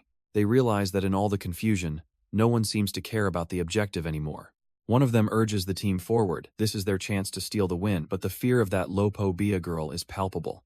The others agree, vividly recalling the iron fist punch she delivered earlier, a risk they're not sure is worth taking. Their leader makes the call. They'll sneak around the massive beast to stay hidden. At the same time, Urick continues to goad his opponent, hoping for a fight that might actually entertain him. With a smug look, he tells the challenger he has no intention of fighting seriously. In fact, he declares he'll only need 2 fingers to deal with him. The masked challenger freezes, his pride shattered by the sheer disrespect. He erupts in a storm of purple energy, vowing to erase Urick and leave only those 2 fingers behind. But Urick stands completely still, utterly unimpressed by the display. The challenger lunges, pouring all of his power into a single, overwhelming assault. He screams that Urick will regret his arrogance, for he has just stepped into his domain. A colossal wave of dark energy surges forward, aiming to swallow the high ranker whole. The world is consumed by a violent storm of purple energy, but against this overwhelming force, Urick simply crouches, meeting it with a single finger. He scoffs internally. If this is the best the challenger can do, then even 1 finger is more than enough. A brilliant golden light begins to radiate from that single point of contact. He effortlessly channels his own power, slicing through the dark energy. The golden light traces a perfect, shimmering arc in the air. With a flick of his wrist, he sends the attack spiraling outwards. The golden ring expands instantly, cutting the challenger's entire domain to ribbons. Urick's casual counterattack shatters the space itself, utterly annihilating the assault. The challenger is sent flying back, his own technique shattered into a million pieces.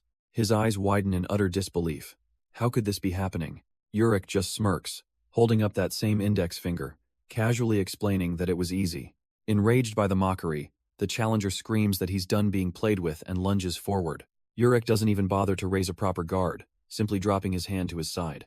The challenger's desperate punch is met with a blur of motion. With perfect timing, Urick prepares a simple, almost lazy, counter. He intercepts the attack not with a block, but with a brutal open palm strike to the face. The challenger's head snaps back, his mask beginning to crack from the sheer force. Urick's hand clamps down, stopping the man's entire momentum cold. But he's not done. Urick pivots, flowing into a brutal spinning kick that sends his foe flying. The challenger is caught in the vortex, completely helpless as he's whipped through the air. For a final insult, Urick plants his foot firmly on the man's back mid-air, and uses him as a springboard, launching himself skyward as the challenger plummets. With a final, crushing stomp, he sends the man crashing into the ground below. Urick lands without a scratch, casually remarking that his opponent was so insignificant he just blew away. He turns and walks off, calling over his shoulder that this rebellious high school attitude needs to be fixed. Honestly, he sighs to himself. He was expecting a real fight. This is just boring. But a faint sound from the crater makes him pause, his eye twitching in mild surprise. Battered and broken but somehow still conscious, the challenger weakly calls out his name. Urick glances back over his shoulder, a hint of curiosity in his eyes. From the crater, the challenger insists the real fight hasn't even begun. Urick scoffs, telling the broken man he needs to learn how to stand before he can fight. But his opponent isn't listening, his bloodied fist clenching a glowing purple gem. He whispers that it's not over. Not while he still has this last resort. With a look of absolute, terrifying resolve, he brings the strange artifact to his lips. He's going to end this now, he declares, calling the legendary rancor a mere amateur. And without a moment's hesitation, he swallows the gem whole. A violent surge of power courses through his body, his head snapping back. He rises from the ground, enveloped in a sinister, overwhelming purple aura. The challenger, Rahab, gasps as the gem's power floods his system. From a distance, his teammate screams in disbelief, asking why he'd do something so reckless. Urick watches the purple aura flare, mildly curious about what this desperate move even is. But then, his attention is drawn to movement in the periphery. A few kids are running past. While everyone was focused on the fight, another team was making their move. Urick's eyes narrow, locking onto the boy in the lead. He recognizes what he's carrying. The boy freezes, realizing he's been spotted by the legendary rancor. He's clutching the prize of the entire test, the golden crown. The other team's leader screams, furious that they would steal the crown right under their noses. But before anyone can give chase, a massive wave of purple energy erupts from Rahab, blocking their path. The challenger rises, crackling with a violent purple aura, looking down at Urick with newfound confidence. But Urick's eye glints with something other than fear. It's almost amusement. The real fun, for him, is just starting. Feeling the raw power coursing through him, the challenger declares that their fight has only just begun. He unleashes a torrential blast of energy, a storm of violet power meant to overwhelm the legendary rancor. Urick watches with mild surprise as the attack, which should have been devastating, simply shatters and flows around him, completely harmless. He didn't even flinch. From the challenger's perspective, it looks like his power is warping the very space around his opponent. He's completely mesmerized, marveling at this incredible, overflowing power he now wields. Meanwhile, the test supervisors monitoring the situation can't comprehend what they're seeing on screen. They can only stammer in disbelief that one of their own, an exam supervisor, has transformed into a giant monster. Urick finally decides to move, planting his foot firmly on the ground. He's had enough of this sideshow, calling the upstart a troublesome bastard as he cocks back his fist. A single, golden punch obliterates the challenger's violet energy like it's nothing but smoke. The impact shatters the monstrous illusion, revealing the true face of the man inside, frozen in shock. His eyes widen in dawning horror as he recognizes the legend standing before him, Urick. In a different space entirely, Neo witnesses a divine light blossoming into a magnificent flower. He knows this energy, whispering the name of the being he thought was lost, Mago. A voice from the light seems to ask if the time for her return has truly arrived yet. But back on the battlefield, time has run out for the challenger as his rocky form begins to crack and shatter. The borrowed power dissipates completely, his monstrous body turning to dust in the wind. The challenger lies broken on the ground, watching Urick casually jog away. He's left in a pool of his own blood, cursing the man who defeated him so effortlessly. How could this be? He thought eating the gem would close the gap, but this difference in power is ridiculous. It feels utterly impossible as he watches Urick's foot stride past his face. His eyes widen with a horrifying realization. Urick hasn't even bothered to look back at him. The Irregular's gaze is fixed forward, completely unconcerned. He doesn't care whether his opponent lives or dies. The challenger understands now. It wasn't about being weak. From the very beginning, Urick never even considered him a threat worth noticing. But as he lies broken, the challenger clenches his fist, whispering a single name. Mago. His last desperate hope rests on the wish-granting flower he consumed. With his final will, it bursts into a cataclysmic explosion of pure energy. Miles away, Neo jolts, his senses screaming at the sudden, immense power spike. He looks up to see a new figure materializing from the light, their feet stained a bloody red. At that very moment, Urick is still casually chasing down the fleeing regulars. He lunges forward, shouting at them, his hand just about to snatch Gojung. But the terrified boy stumbles, and a glowing artifact in his grasp unleashes its power. Even Urick is stopped in his tracks, his eyes wide as the light suddenly surges. A tidal wave of energy erupts, blasting them all back and shattering the landscape. And through the shimmering aftermath, a soft voice calls out his name. Urick turns, his usual confidence completely gone, replaced by pure shock. A woman forms from shattering crystals, her body stained a bloody red. She tells him that he was right all along about her light. Then, with eyes full of a history we can't yet fathom, she calls him my love. Miles away, sailing on a paper boat, another person witnesses this impossible event. A woman in a blue hood stares at the distant palace, sensing a powerful being emerging. She urgently shouts for her companion, Asensio. But of course, the blue-haired man is just casually napping on his own boat. She shakes him awake, trying desperately to get his attention. Asensio finally snaps to attention, and his companion gets straight to the point. She's calling for him. He adorably misunderstands, thinking she meant herself, but she quickly confirms that she did call to deliver the news. Something is finally happening on the island. Asensio grins, thrilled that the months he spent getting permission to infiltrate the floor of tests are about to pay off. He sends out his lighthouse, and just as they hoped, the strange Shinsu barrier that always pushed them back has vanished. The path is clear. His companion orders him to switch their boats to submersible mode for a stealth approach. With a series of sharp folds, their seemingly simple paper boats transform into sleek, submersible craft. They plunge beneath the waves, leaving only ripples as they make their way toward the mysterious fortress.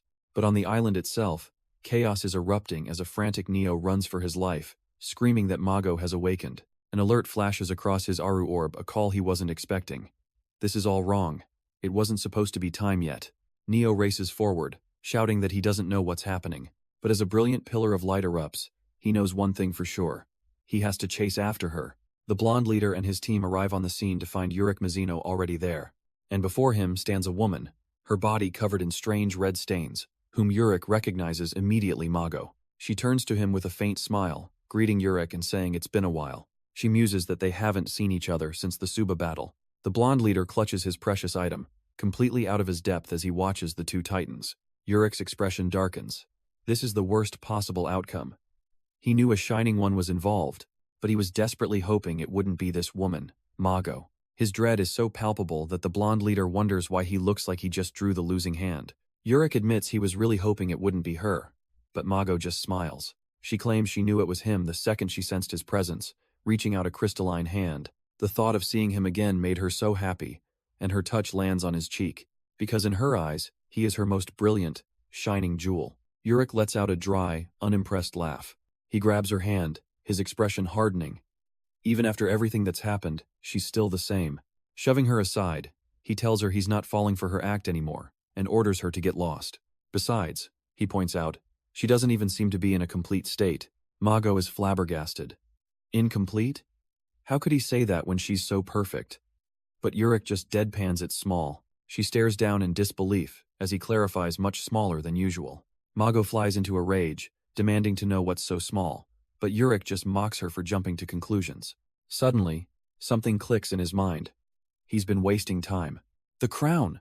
He curses, realizing the other regulars have made a run for it.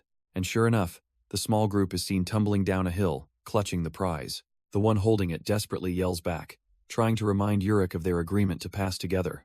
But Urick roars that the game was already over the second he beat the administrator. The regular pleads, insisting they can all pass if no one gets greedy. Urick orders him to stop with the foolish ideas and bring the crown back right now. His eyes narrow with a terrifying glint as he makes a simple promise. Mago watches on, her rage forgotten, replaced by a look of stunned surprise. Suddenly, Mago's voice cuts through, asking if a stupid crown is really more important than her. Urick sighs. Recognizing this all too well, she's throwing one of her classic hissy fits. She declares that to look away from someone as radiant as herself is absolutely unacceptable. A massive wave of energy erupts from her body. The ground shatters as the shockwave rips through the arena. The regulars with the crown are blown away, tumbling in the chaotic blast. But, through the smoke, a new figure emerges, casually greeting the terrified group. He lands right in front of them, offering to take them exactly where they want to go. A confident, almost predatory smile plays on his lips as he extends a hand. The crown holder stammers, asking who he is, and the man introduces himself as Lapis. Lapis flashes a cocky grin, giving himself the nickname 1,000 Gold, but the regulars are not impressed. He explains that his reason for helping them is simple. It's all to mess with that one guy over there, Urick Mazino, who's still scaling the wall. An intense, almost crazed look fills Lapis's eyes. He wants to see that bastard fail spectacularly. While he's monologuing, the other regulars debate their options, considering just giving up the crown. The dark-haired man thinks it's the best way for everyone to win, reaching for the prize. But Gojung shoves his hand away, screaming at him for suggesting such a foolish thing. Clutching the crown, he reminds them this is a competition, and he has no intention of sharing his victory. Then, an ugly thought crosses his mind as he shouts to get Lapis's attention. He offers a deal, get rid of his teammates, and he'll gladly reveal the throne's location. Lapis asks why he should listen, but Gojung insists he's the only one with intel, thanks to a spy he planted at the throne. Besides, Lapis admits he also wants to see that annoying bastard Urick get totally screwed over. A slow, wicked grin spreads across his face. He looks at Gojung with newfound admiration, saying he loves a guy with such a rotten core. With their mutual pettiness aligned, the deal is struck. Lapis promises to grant him power. He leads his new allies away as a brilliant blue light erupts, leaving the others behind. High above on the wall, Urick Mazino stops, momentarily blinded by the sudden flash. Light? He pinpoints the source far below, just as a voice warns him he's not going anywhere. A powerful technique is invoked, its name echoing through the air. Hope Reversal. Shinsu crackles around Urick's foot as he braces himself, ready to move. But before he can take a single step, a colossal force slams into him, sending him flying. The technique, Hope Reversal, wrenches him away from his path, pulling him toward his new opponent. Urick instantly recognizes it. This is Mago's signature power, one that forces a target to the opposite of their desire. A wry smirk crosses his face. Well, this complicates things. Looks like he has no choice. He can't even think about chasing the crown until he deals with her first. Meanwhile, at the throne, the other regulars are scattered, the battle having ground to a halt. Neo rushes to her fallen comrade's side, checking for any sign of life. She breathes a sigh of relief. His pulse is faint, but it's there. Hess alive. Gisli stands, her decision made. She refuses to be a coward after accepting Urick's help. Pax agrees from the ground, admitting they've suffered enough losses and will accept Mazino's proposal. She makes her stance clear. If anyone somehow brings the crown, she will be the one to stop them. One of the other regulars is just happy the fighting is over, thinking she can finally pass the test. But her relief is shattered, as a wave of power surges through the chamber, throwing her to the ground. Gisli and the others turn in alarm, wondering what's happening. She grips her weapon, ready for another fight to break out, but she freezes, her eyes wide with disbelief. How did someone get past her? Sitting on the throne is Gojung, wearing the crown, with the blonde leader Lapis at his side. He leans back with a smug look, announcing that the king has finally arrived. He then gestures towards the three stunned women watching him, and with a greasy wink, offers them a special seat right next to his throne. A system-wide announcement echoes through the area. The final regular has taken the throne. From this moment forward, the official count will begin. Even the mighty Urick Mazino pauses, his expression unreadable at this strange development. Back in the throne room, Lapis begins a slow, sarcastic clap. He announces that the king has taken his seat and everyone should just accept it. He gestures to the boy on the throne, mocking him as a pig but also the new master. Gojung, feeling the power of the crown, agrees with what his servant has said. He looks down his nose at the women below and demands they bow before him. But Lapis immediately grabs him, infuriated at being called a servant and reminding him of his place. Gisli has had enough of this pathetic display, powering up her weapon to kick them off the throne herself. But just as Gisli is about to unleash her attack, a shimmering wall of Shinsu erupts. Lapis stands in her way, a smug grin on his face as he warns the princess not to touch his pig. Suddenly, a tiny, almost invisible projectile streaks through the air. It connects with the side of Lapis's head with a soft tink. He barely flinches, just looking annoyed, wondering aloud if a mosquito got in. Gisli, however, is completely stunned, realizing that man must be a rancor. Lapis just waves a dismissive hand at her, telling her to calm down and stop being so intimidating. With the immediate danger gone, Gojung resumes his ridiculous act, deciding he'll choose a queen. He scans the powerful women below, his eyes landing on one in particular. He points, declaring the woman with the long black hair is the most beautiful of all, leaving her speechless. With theatrical agony, Gojung declares that if he must choose just one, it has to be her. He points dramatically at Neo, calling her a beautiful black rose, leaving her utterly speechless. Lapis smirks, thinking how easy this guy is to control. But his train of thought is cut short when he spots a familiar face. He stares at Neo and Gisli, a wave of confusion washing over him. What is she doing here? Then it clicks. His eyes widen in pure shock as he recognizes the woman with the long black hair. You.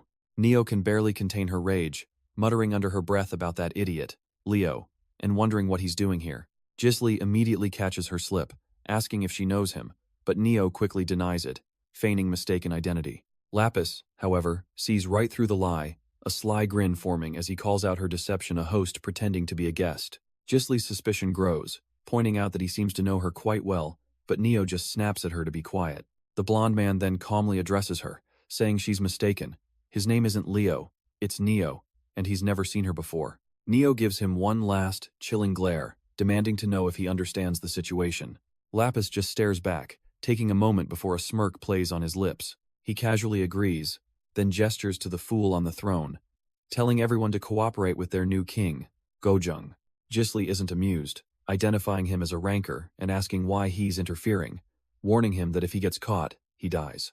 But Lapis is completely unfazed by the threat, simply asking if she wants to know his reason. He holds up a single finger, explaining that his motivation is actually very, very simple. It's all because he wants to see that guy Gojung get absolutely wrecked. From a distance, the legendary Urick Mazino's eye twitches as he hears the name. An explosion of rage erupts from him as he screams, demanding to know who this Gojung imposter even is. He storms off, completely ignoring the beautiful woman beside him, his pride utterly wounded. A voice from his past screams at him, demanding to know why his focus is wavering as an attack sends him flying. He's trapped in a memory, a torturous technique called the reverse of hope. Urick slams into the ground, stabilizing himself as the ethereal woman who struck him hovers effortlessly. He lunges back, clashing with his former mentor in a storm of brilliant, chaotic energy. The memory shifts, showing him utterly defeated, lying face down and trembling on the cold stone. The woman looms over him, reminding him that they were the ones who taught him how to fight. She claims full credit for his power, for teaching him the ways of light, speaking his name with an air of ownership.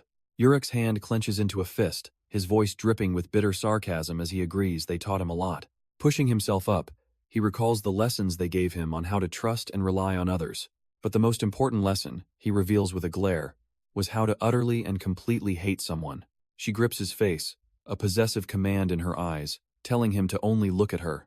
But the student has long since surpassed the master. Urick shatters her hold with his own. In a flash, he twists her arm behind her back, completely dominating the being of light. He slams his other hand down, unleashing a shockwave of pure, unrestrained physical power. His mentor is sent tumbling through the air, her crystalline form cracking under his raw fury. He lands perfectly, not a moment wasted as he prepares to end this twisted lesson. Soaring into the air, he brings his foot down like a meteor aimed at her core. The impact is brutal, a devastating stomp that crushes her straight into the stone below. He stands over her broken form, foot pressed firmly on her chest, the roles now completely reversed. Mago gasps his name, the painful realization dawning that he is no longer the rookie she once knew. His eyes burn with conviction. He is no longer weak, but absolutely strong. He knows simply twisting her neck won't work. That damned flower keeps her alive.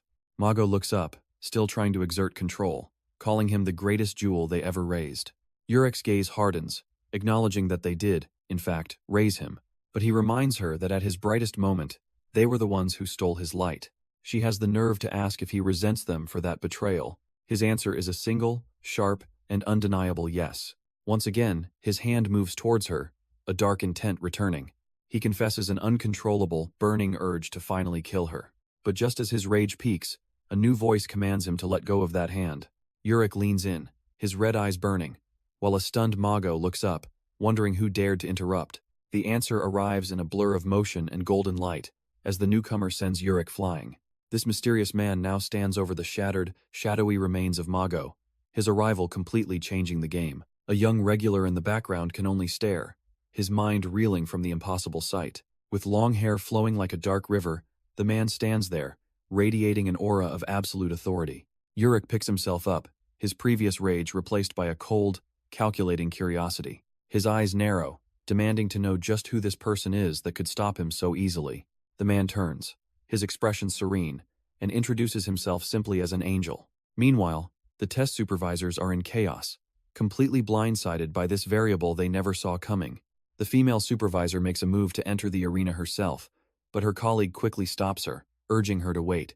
Her colleague is stunned, seeing her power up, asking if she plans to intervene. But with a cold smile, Heidi reveals her true allegiance, apologizing that she's on their side. Before he can even process the betrayal, she unleashes a storm of Shinsu. He's struck down in an instant, a splash of red marking the end of his surprise. Down below, Urick is entirely unimpressed with this angel talk, calling it complete nonsense. He lectures the man, explaining that angels are servants of God who descend from heaven. Then, in a flash, Urick closes the distance, grabbing the man by his shirt. He gets right in his face, snarling that in this tower, there is no such thing as heaven. The long-haired man remains perfectly still, his expression unreadable, offering no reply. Urick's eyes narrow with an almost fanatical gleam, revealing that a certain someone will open the heavens here. That certain someone, he declares, will become the new queen and open the gates to the sky. And since they are her servants, they have every right to be called angels. But Urick just scoffs, shouting that they're all being deceived. He asks if they truly believe this person will grant their wishes, questioning if they even know her true identity. The man calmly asks Urick for his name, and the legend introduces himself. Urick Mazino, a man who shares a bad fate with their master. Unfazed, the man dismisses him, saying there's no need to listen to an enemy as golden wings of Shinsu erupt from his back. He turns to the battered Lady Mago, offering to escort her back to the castle. So that's it, Urick thinks, his patience finally snapping. They're just going to ignore his warning. He decides it would be better to just kill them all before the situation gets any worse. But the man stops, a confident smirk on his face, telling Urick that he won't be able to. Because right now, he's on the verge of being disqualified from the entire test. The man says it seems Urick made some kind of bet, but winning the duel has created a new, unsolvable problem for him. He then offers Urick a single chance. Take Lady Mago and walk away. Urick scoffs, demanding to know what gives him the right. The man simply states that the ruler of this floor is on their side, as a massive ship appears in the clouds above. And then, with a smug look, he delivers the final blow. He is also the head examiner of this test. Urick's eyes widen, the impossible statement catching the legendary Irregular completely off guard. He points furiously at the corpse of the man he'd just fought, screaming that he was the examiner. But his opponent calmly explains that since the flower bloomed, the timeline of the test has split in two. He is the examiner of the stop time, an anomaly in the tower that even the administrator must overlook. An error that, until now, had to hold back, but with Lady Mago awakened, those restraints are gone. He tells Urick it's a complicated story, one hell have to unravel on his own if he's so curious. And with a wave of his hand, he lays out the absurd terms of his new test.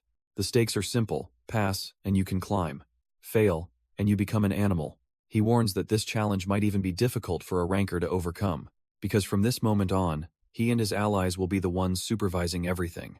He glows with a radiant, golden power, offering them a single chance to prove their worth. His gaze falls directly on the tower's strongest irregular Urick Mazino. After a brief, stunned silence, Urick just sighs, running a hand through his hair. The confusion is gone, replaced by pure, unadulterated confidence. He doesn't care who's in charge. The examiner smirks, amused by the spirited little regular. Then he turns to the radiant Lady Mago, telling her it's time for them to depart. Lady Mago gives Urick a final, knowing smile before she departs. She raises a hand, bidding him a simple farewell for now. As she dissolves into light, she leaves him with a chilling request, hoping he can kill her for real next time.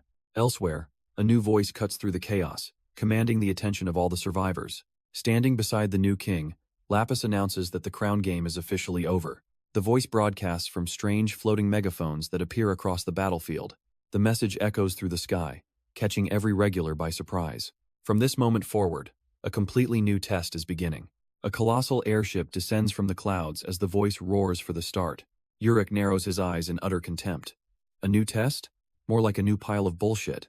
The new test begins inside the ominous, sprawling structure known as Mago's castle. But a team of regulars has already slipped inside, immediately noticing the eerie silence of the abandoned halls. Suddenly, the team's lighthouse bearer freezes, his eyes glued to a signal on his device. He's found someone, a lone figure standing defiantly in the heart of the castle. This mysterious person holds a sharp, gleaming blade, ready for a confrontation. His eyes burn with a mad obsession as he mutters about a flower that belongs only to him. This is the fallen ruler of the test floor, a man named Asa Mago. He turns his head slightly, a dark premonition washing over him. A sinister smile forms as he realizes some insignificant minnows have wandered into his domain. The brother asks his sister for their next move, and her response is swift and certain. Hide. She decides it's best not to reveal themselves until the castle's true master returns. At her command, the team instantly scatters, disappearing without a trace. Asa Mago looks up, bewildered. Their presence just vanished. His confusion quickly boils over into a childish, screaming rage. He vows that these minnows can't possibly escape from his castle. Meanwhile, in another space, Evelyn mourns over the fallen spirit beast she had befriended. She remembers it as the first creature she could touch that didn't become violent. For a brief moment, she truly believed she had found an animal that could be her friend. But now, that hope is gone forever, and she weeps, certain she'll never meet another like it. Her teammate watches her sadly before quietly introducing himself. His name is Lou. Lou's attention snaps to the figure who suddenly appeared, asking Urick Mazino if Evelyn is all right. He glances back at his teammate, who is still crumpled on the ground in grief, admitting she's not okay at all. Urick looks away, a rare trace of regret on his face as he apologizes for being late. But their somber moment is cut short as they spot another figure appearing in the distance. The newcomer looks absolutely stunned, his eyes wide with shock and disbelief. He points a trembling finger at Urick, shouting that their clothes are the same, leaving Urick and Lou utterly confused. Without another word, the boy breaks into a desperate sprint, screaming for them to stop. But before he can take more than a few steps, Urick is on him, slamming him to the ground in a blur of motion. Lou rushes forward, calling out Urick's name in alarm as the Irregular glares down at his captive. The boy babbles apologies, claiming an archangel told him to do it, but Urick just tells him to be quiet. He's not here to kill him. Urick eases his grip, explaining that this will all be over if they just answer his questions. He turns to both Lou and the captured boy, asking them to tell him about the salty island. Realizing he's hopelessly outmatched, Lou quickly agrees to cooperate and tell him everything. Elsewhere in the arena, Evelyn mourns her fallen teammate, clinging to a desperate hope for resolution. But then, a loudspeaker crackles to life, announcing that the crown game has ended early. Neo and Gisli exchange confused glances, wondering what could possibly be going on. Her eyes then catch a flash of white Urick, being swept away by the transfer, and she calls out his name. Urick gives a final glance to another one of the test's victims, a man named Rohan. His gaze then settles on the throne, where the temporary king is whining about his fun being cut short. All Urick can think as he listens to Gojung complain is what a pathetic, damn brat he is. A voice cuts through the silence as Urick steps forward to confront the boy on the throne. His eyes narrow with a cold fury, thinking that anyone who dares wear that crown is asking to be killed. But Gojung just scoffs, arrogantly asking if Urick thinks he's some kind of king around here. Urick calls him pathetic, a wannabe main character who can't do anything right, which is why he always loses. He then turns to Gojung's former teammates, declaring them the winning team and telling them it's time to go. Gojung can only watch, stunned and humiliated, as the Irregular's cold gaze dismisses his very existence. And with that, the test ends, and the survivors find themselves transported to a luxurious cruise liner. Inside, Lou carries the unconscious Rohan over his shoulder, following a mysterious woman with long black hair. They walk into a grand hall, joining the other regulars who somehow made it through the chaos. But no one has any answers. They're all just as confused about why the game ended so abruptly. A commanding voice cuts through the murmurs, as a figure in black appears on the balcony above. Aru recognizes him as the exam director, but she can't help but notice the jewels on his mask are missing. He acknowledges their collective confusion, understanding that the game's sudden end was a shock to everyone. The director calls it a short but cruel crown game, where one person's death sealed the fate of all the others. And in that bloody process, he reveals, 3 excellent exam supervisors were killed. The news sends a shockwave through the room. Lou can't believe 3 officials are actually dead. However, the director continues. The team that managed to claim the crown during the chaos was Team Gojung. They will be the only ones acknowledged as having passed, and will be granted immunity in the next test. Their celebration is immediately met with a wall of cold, unimpressed stares from the other regulars. With that settled, the director announces it's time to meet their new supervisors. And with that, a heavy footstep announces the arrival of the new management. 3 figures emerge from the light, their presence immediately silencing the room. Rohan's eyes widen in disbelief. He recognizes these people. The director introduces them one by one, Leo, Mano, and Lapis. From now on, he declares, these 3 will replace the supervisors who were killed. But then he drops the real bombshell. The title of General Supervisor is being given directly to Leo. The regulars can't believe it. Handing over the highest position on the floor? Is that even allowed? Leo, meanwhile, steps forward with a disarmingly wide and cheerful smile. He brightly announces that he'll be their new chief supervisor from this day on. The room erupts in protest. Who is this guy? How can some random nobody just appear and take charge? One of the regulars notices a strange resemblance between the injured Rohan and their new supervisor. Leo calmly addresses the crowd, assuring them that despite the chaos, the exams will proceed without issue. Then he drops the real bomb. He's completely abolishing the tedious position-level training. He projects a new, simplified test structure. Pass the position exam, then the last exam, and just like that, any regular who succeeds will advance to the next floor. The room goes from outrage to disbelief. 2 tests?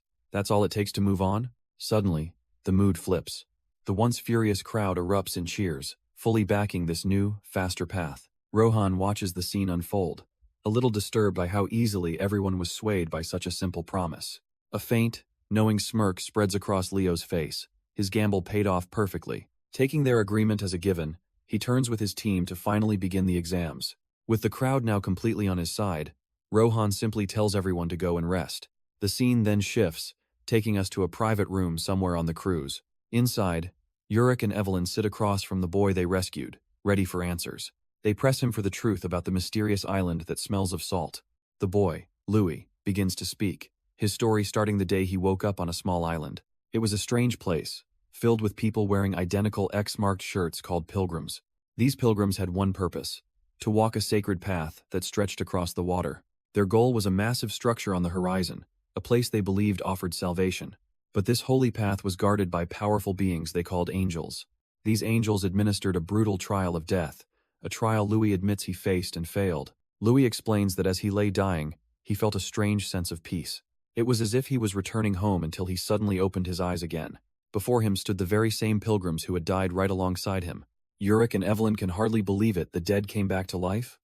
Louis confirms it. He clarifies that everyone slain by the angels simply reappeared on the island. Worse, they had no memory of their deaths, and would eventually regain their false hope.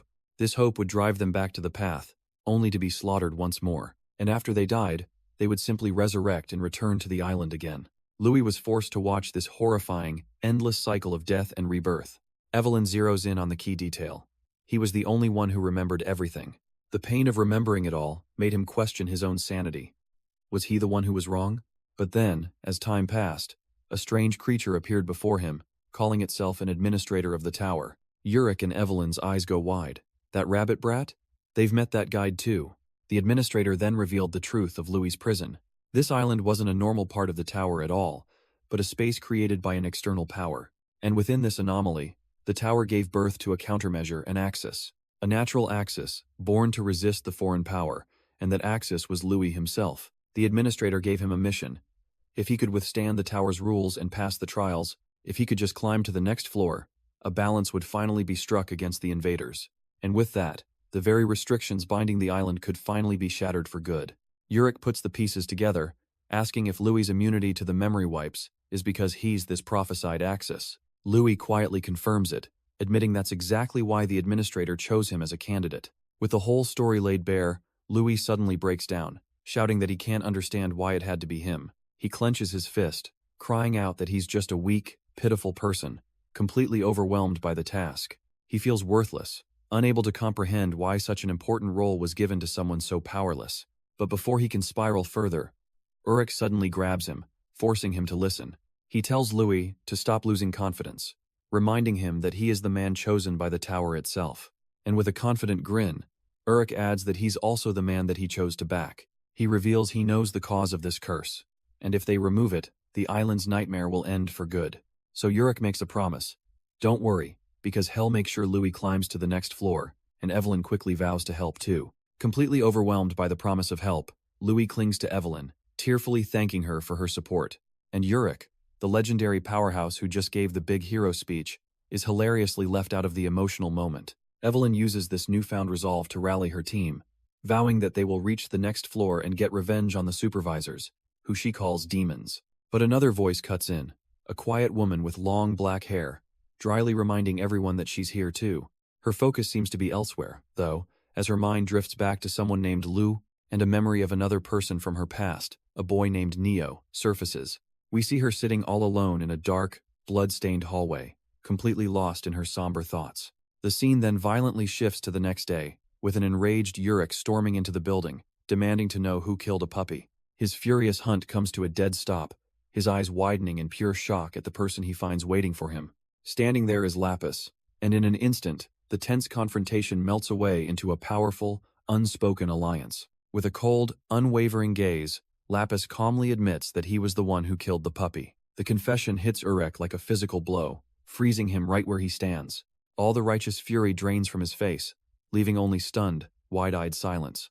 The scene shifts to the next day, taking us to the grand, Gothic castle where a figure named Mago resides. Inside, we find her, an ethereal being bathed in light, her legs mysteriously stained with blood.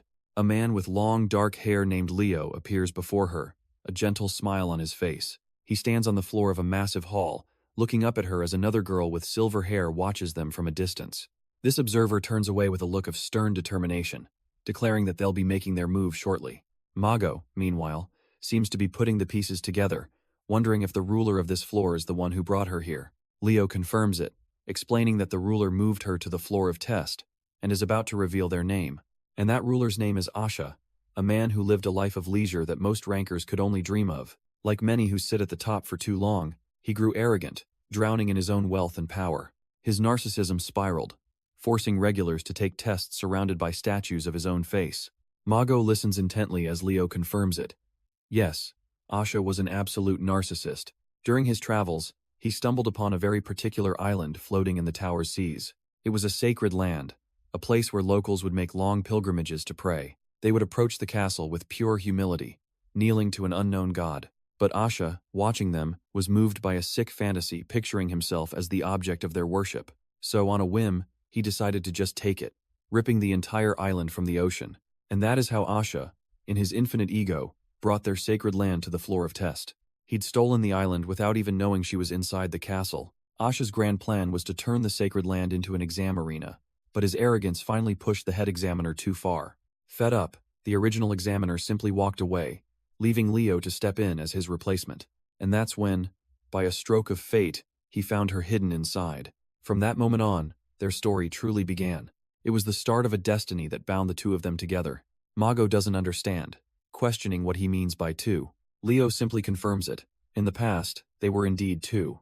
The scene shifts back to that time, with Leo facing the stolen island as Asha confirmed his intentions. And when asked what kind of test would be held there, Asha, with his typical smugness, promised it would be a truly genius test. Asha begins to lay out his plan. On the day of the test, the waters will recede, revealing a path to the island. The regulars will then have to overcome all obstacles to reach the castle's topmost chamber.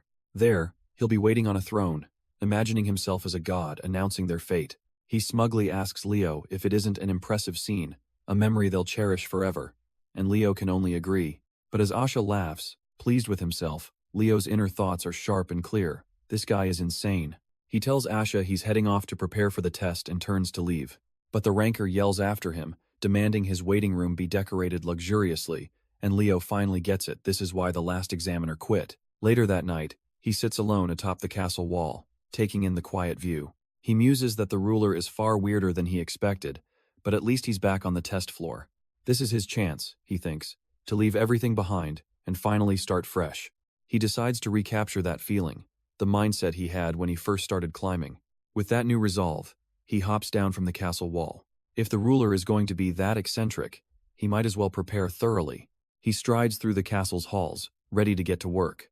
But a strange presence makes him stop dead in his tracks. A path he's never seen before glows faintly in front of him, leading down. He briefly wonders if he should really be exploring this mysterious passage. Peering into the opening, he sees a staircase that spirals down into an impossible darkness. Curiosity takes over, and he takes the first step down into the unknown. He continues his descent, venturing deeper into the castle's hidden passage. At the bottom of the long staircase, Leo finds himself before a brightly lit chamber. He stops, his eyes widening in confusion at what he sees inside.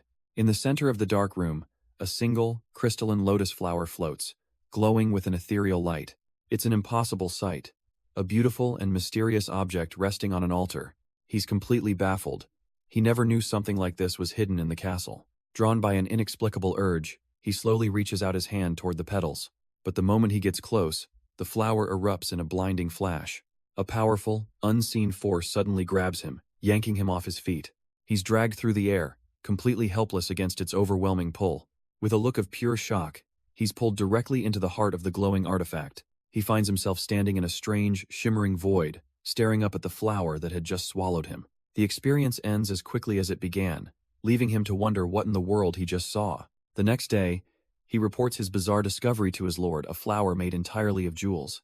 The lord, a man not easily impressed, is immediately intrigued and decides he must see this for himself. And the moment he lays eyes on it, even his jaded expression melts away into pure, unadulterated awe. The crystalline lotus emanates a captivating light, a perfect, impossible creation sitting in the dark. He reaches out, completely mesmerized, muttering how a jewel of such beauty could possibly exist. It's an overwhelming sensation, a beauty so profound he clutches his head, his mind reeling.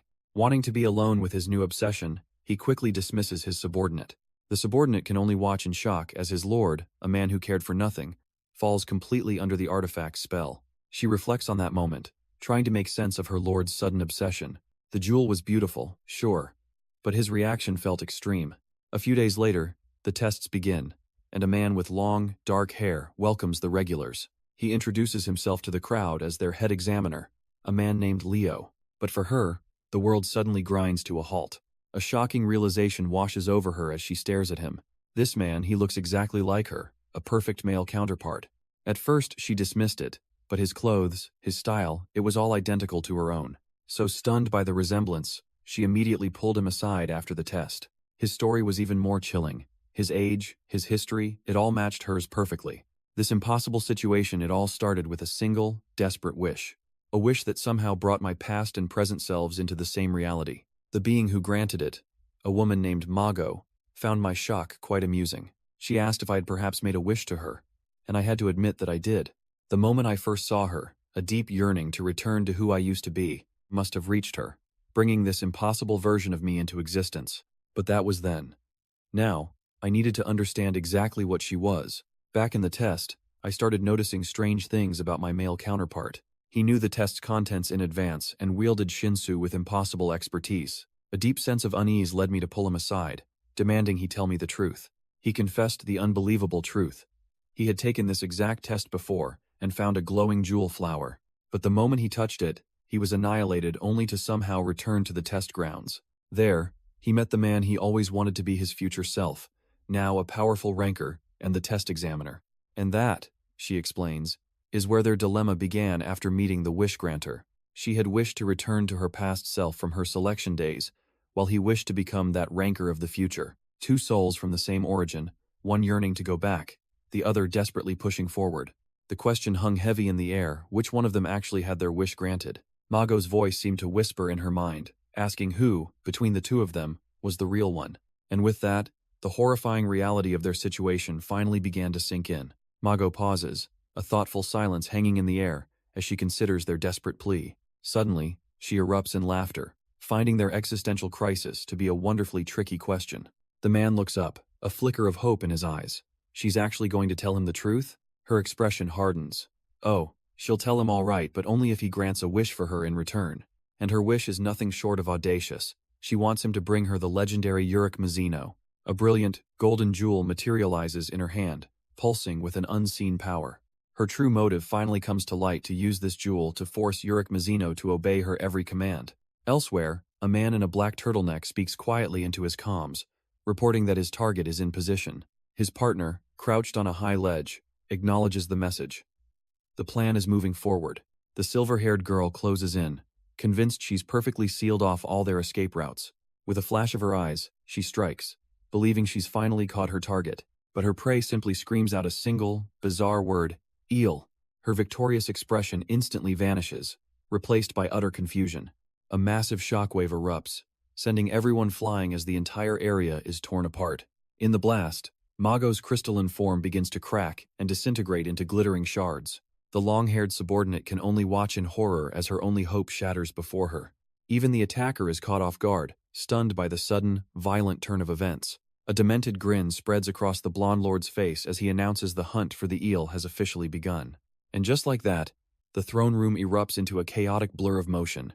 The silver-haired swordswoman parries another blow, a cold realization dawning on her. This man is far stronger than any ranker. Her opponent just laughs, mocking her for being a sneaky rat who's good at dodging.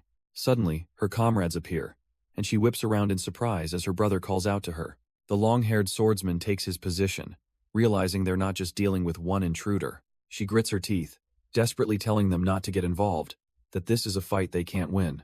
But the blonde lord simply scoffs, seeing them all as a swarm of pests invading his sanctuary. His eyes burn with a mad possessiveness, accusing them of trying to steal his precious flower. With a final roar, he unleashes a blindingly fast, golden thrust meant to end it all. But in a flash of light, the eel herself appears, taking the full force of the attack to protect her guardian. A new voice asks for an introduction, and the long-haired swordsman looks at the glowing eel, trying to make sense of the chaos. He starts with the obvious. The screaming maniac is the ruler of this floor, and as they can see, he's a little out of his mind. As for the silver-haired swordswoman and her group, well, He admits he has no idea who they are either. Suddenly, another regular with spiky blue hair steps up, demanding to know who they are, but the swordsman just coolly turns the question back on him. The newcomer grips his staff tightly, clearly not backing down from this confrontation. He repeats his question, his eyes narrowed, ready for a fight to break out at any second. But before we get an answer, the entire scene shifts away to the scouts' test field. A disembodied voice echoes from a floating speaker, making an important announcement. Lapis listens in, hearing that anyone who passes today's position test will earn the right to take the final one. The message ends, leaving him alone in the woods as the high-stakes test officially begins. But it seems Lapis isn't the only one about to start his test. Elsewhere, Evelyn of the Lopobia family is stunned to find two familiar faces in the scouts' domain. She absolutely loses it, demanding to know why Urick Mazino and his companion are here. The boy, Lou, just cheerfully announces he's trying to be a scout, but she yells at him to get to the fisherman test. Evelyn quickly apologizes, explaining her own exam was postponed, and Urick just brought her here. Lou reassures her it's fine, beaming that she came to cheer him on for a test hell pass in a flash. Observing this from afar is Lapis, a slow, predatory grin spreading across his face as he recognizes his target. But Urick Mazino is also watching, not his friend, but Lapis, his expression turning deadly serious. He silently vows that he will find a way to kill the one known as Cheongeum. As this tension builds, the test officially begins on the island of the jungle, home to the ruler's collection of powerful Shinhu. The rules are laid out in stark, simple terms. Escape from this island. Lapis appears with a smug grin, adding that there's a little something they should know first. His voice echoes from speakers across the jungle, explaining the entire island is enclosed with only one true exit. The island is crawling with dangerous creatures, and the regulars must either avoid them or find a way to tame the powerful beasts. But then he drops the real bombshell. It doesn't matter if they kill each other. In fact, if only one person survives, that person alone will pass. With that, he wishes them luck. Evelyn immediately panics, questioning how Lou, who isn't even a scout, can take this test, but Urick just listens. Lapis, meanwhile, just kicks back and relaxes, mocking some clueless replacement who's walked into a death trap. But Urick Mazino isn't fooled, realizing with cold certainty this test isn't designed for anyone to pass at all. Yes, this wasn't a test for passing. It was a test designed to kill them all. Evelyn agrees with his dark assessment, nervously wondering what kind of Shinhu they'll be up against. Suddenly, a tiny creature darts out of the bushes, sending her stumbling back with a yelp. But her panic quickly flips to excitement as she throws up her fists, ready for the first battle. The little beast, however, just sits there, completely motionless. While Lou and Evelyn see a potential threat, Urick immediately knows this is no wild beast. In fact, his only real thought is that the little guy looks seriously unkempt. As if in response, the creature's hair suddenly erupts into a massive, flowing white mane. Evelyn and Lou scramble backward, shouting for the puffball to keep its distance. But the so-called monster just sticks out its tongue, looking anything but dangerous. As the fluffy creature inches closer, Evelyn recoils, but Lou just muses that maybe it's taken a liking to her. She stops dead in her tracks, completely unamused by his theory. Turning around, she orders the little beast to stop following them immediately. The creature just lets out a sad little whimper, its enthusiasm completely crushed. Urick, meanwhile, is getting bored with walking and figures it's time to just fly up and find the exit. He gives the two a quick warning not to get into trouble, but Evelyn scoffs, insisting they're strong enough, and with a powerful kick off the ground, he's gone. They stare up in utter shock, completely baffled as to how a regular can just fly. Lou tries to get them moving again, brushing off Urick's warning, but Evelyn hesitates. As they finally walk off, the creature follows right behind, and Lou once again wonders if it's all because of Evelyn. But no matter what they do, the little creature just keeps following them, looking utterly dejected. Suddenly, Evelyn gets a brilliant, or perhaps cruel idea, shouting at Lou to just run for it. The creature, however, completely misreads the situation, perking up instantly. It thinks they're finally playing a game, and happily gives chase. But its tiny legs can't keep up, and it trips, tumbling hard onto the forest floor. Lying there, completely heartbroken, it can only whimper her name. Just then, a group of hulking forest monsters emerges from the trees, surrounding the fallen creature. Lou spots the danger immediately, yelling that the little thing they just ditched is about to be killed. Evelyn freezes, gritting her teeth in absolute fury. Damn it all. With no other choice, she yells for Lou to get the spear ready as they charge back to save it. The little creature trembles, completely surrounded by the hulking beasts. It shuts its eyes tight, bracing for the end as a strange light begins to glow. But before they can strike, Evelyn slams down from above, caving in a monster's skull. The fluffy Shinhu peeks out, watching its rescuer with pure astonishment. Her face is a mask of grim determination. She's here to end this, and fast. She lands softly, already pivoting to face the remaining threats without a single wasted motion. Just then, a brilliant red flash slices cleanly through another monster's neck. Lu grins from a distance, pleased his spear found its mark. Seeing their packmates dropping like flies, the other monsters turn tail and run.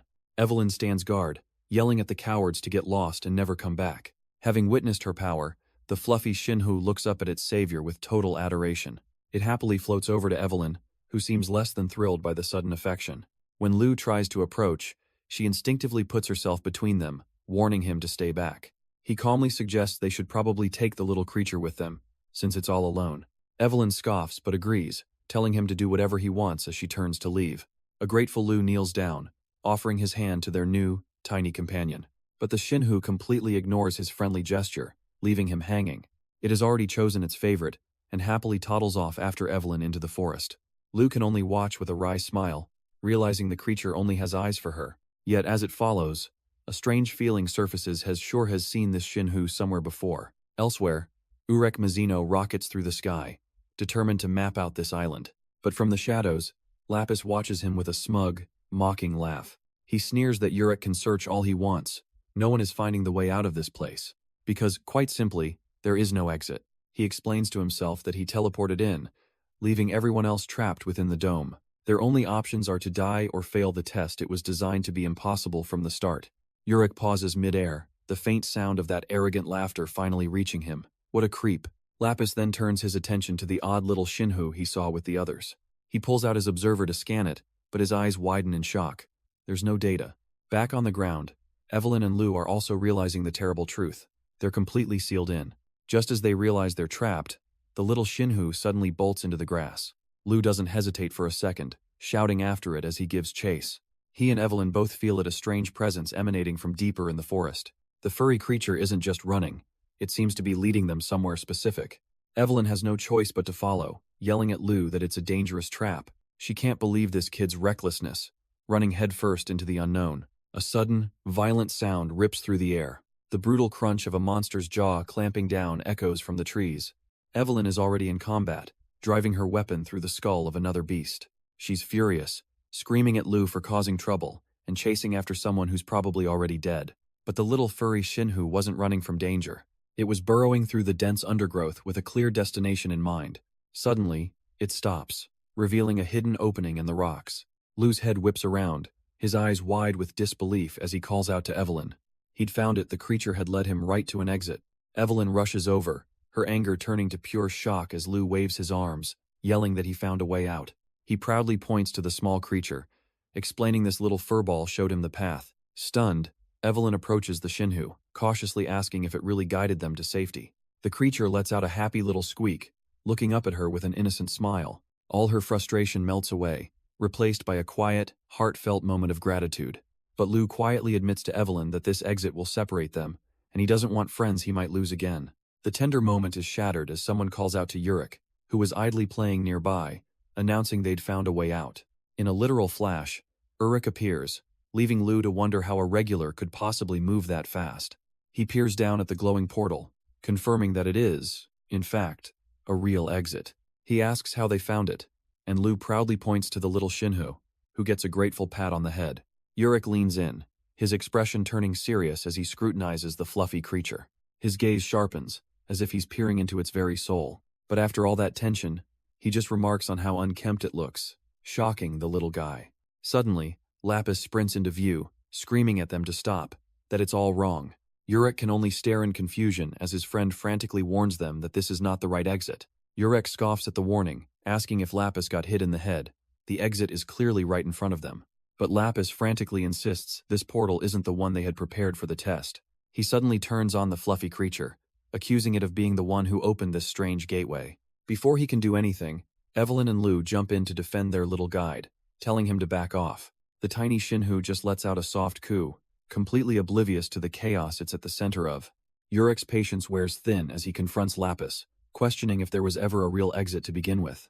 With a cold, knowing smirk, he sees right through the deception, telling Lapis not to lie to him. He points to the portal, declaring that this is the only way out, and they fully intend to take it.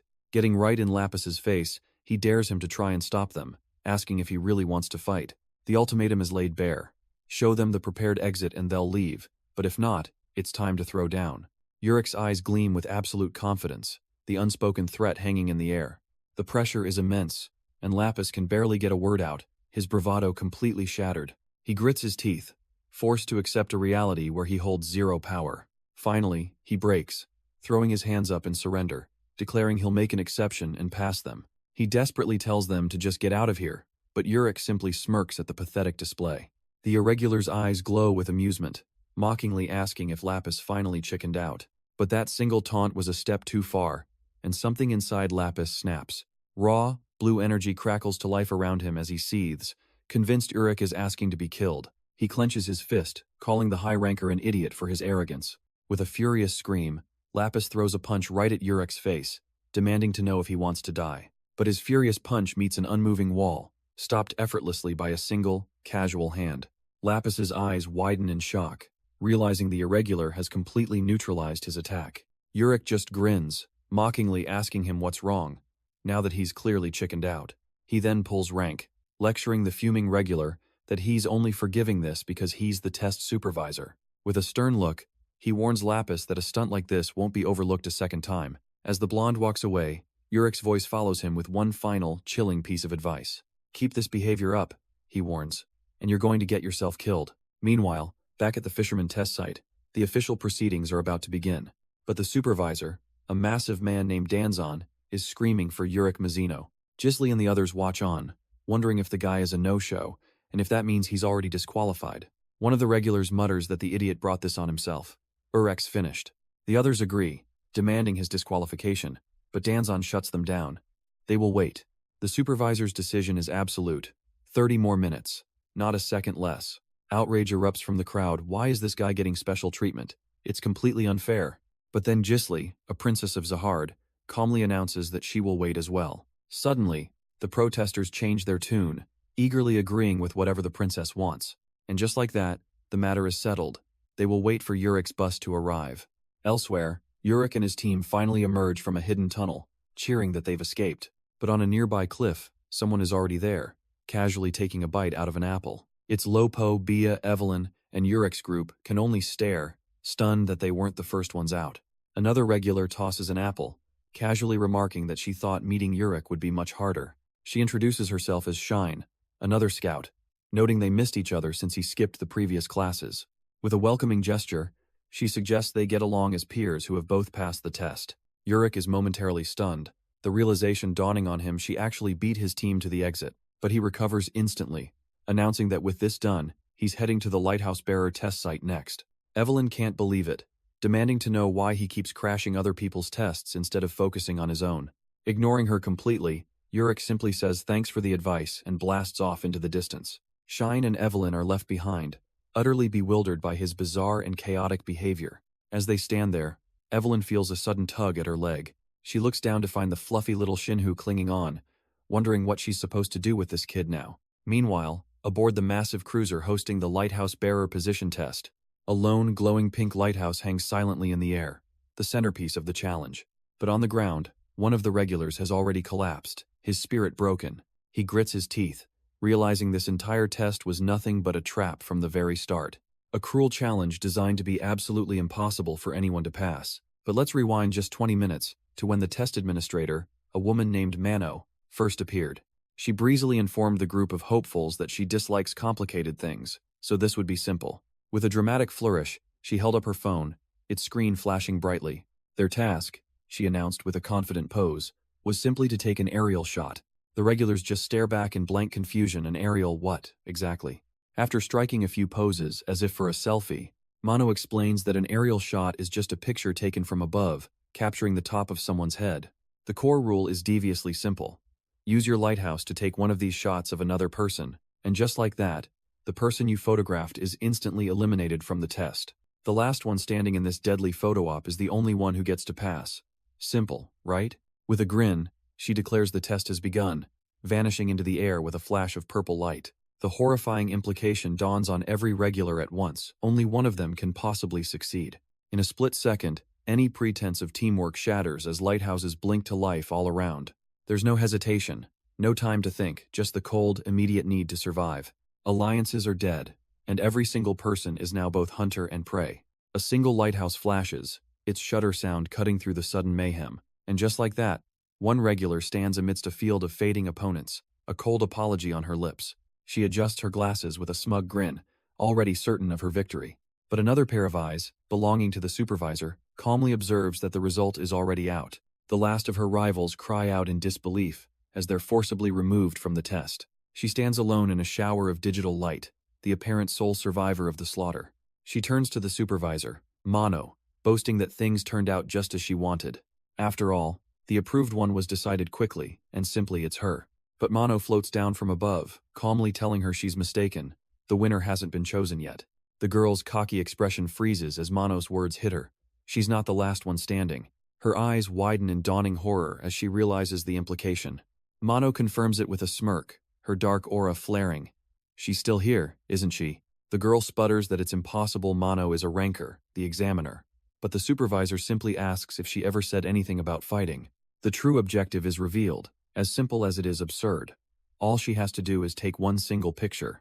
Without a second thought, the girl kicks off the ground, launching herself forward. She twists through the air, desperately dodging the shimmering cubes of light. As she scrambles for cover, Mano just floats effortlessly above, watching the chaos. And then it finally clicks. This whole test, it was completely meaningless from the start. Mano's smug expression says it all. This was a trap, a test designed for everyone to fail. We see the other remaining regulars fleeing in terror, all thinking the same thing.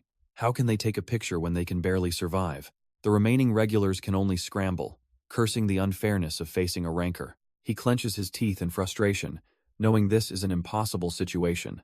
There's just no way to win this. He can only think, if someone like the Supreme King were here, they would smash this whole rotten, unfair system to pieces. But just as he loses hope, a cheerful voice rings out, telling someone to say, "Cheese." Suddenly, a figure in a gray hoodie leans in, casually snapping a picture of the stunned examiner. Mano's eyes widen, her own shocked face reflected back at her. And as the white-haired man casually strolls past, she realizes exactly who just crashed her test. Urick Mazino grins, admiring his handiwork and commenting on the great shot, completely ignoring the furious ranker behind him. He offers the glowing cube to the dumbfounded regular, figuring an aerial shot of a ranker is a guaranteed pass. But Mano is having none of it. Furious that he just appeared out of thin air to interfere, she lashes out, but Urick casually sidesteps her attack without even breaking a sweat. She spits that he only succeeded because he was being sneaky. Suddenly, his playful demeanor vanishes, his eyes glowing with a terrifying red light. He tells her he could vaporize her and the regular in an instant if he really wanted to. The sheer killing intent freezes her in place, a bead of sweat tracing down her cheek. Then, just as quickly, his good mood returns as he snaps a picture of her. Shouting "cheese," Mano is left utterly speechless, completely baffled by his bizarre behavior. He just admires his new photo, explaining that the high angle makes her look much prettier. Flustered, Mano yells that it's none of his business, calling him a crazy old man. But Urick just shrugs it all off, asking if he's passed the test now, with a subtle threat hanging in the air.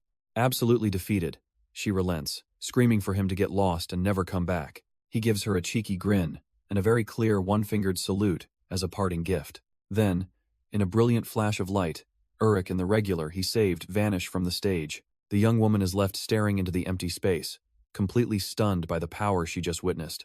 A title she'd only heard in legends echoes in her mind, the Supreme King. The scene cuts to the official fisherman test site, where the final moments are ticking away. Other regulars are getting antsy, telling the supervisor to just start already because the last guy is a no-show. But the supervisor insists there's still time just as a voice rings out, announcing their arrival. A flash of motion, and Urick Mazino himself crashes the party with a flying kick, his name echoing in the minds of the shocked regulars. He lands without a care in the world, casually asking the stunned crowd if they were all waiting for little old him. The supervisor informs him he was just seconds from disqualification, but Urick just grins, chalking it up to good luck. One of the blonde regulars marches forward, accusing him of striking a deal with the supervisor to make such a last-minute entrance. Urick scoffs at the idea as he approaches the hulking supervisor, Danjon, and the princess watching beside him. He gets right in Danzon's face, cheekily asking if he was right to assume head weight for at least 30 minutes. With the taunts delivered and his point made, Urick cracks his knuckles, announcing that it's finally time to begin. He breaks into a light jog, heading toward the center of the arena, ready for whatever they can throw at him. His crimson eyes flare with intensity, a predator's focus zeroed in on the test for the fisherman position. But elsewhere, at a place called Mago's Castle, a fierce battle is already raging, watched from above by a lone, silver-haired swordswoman.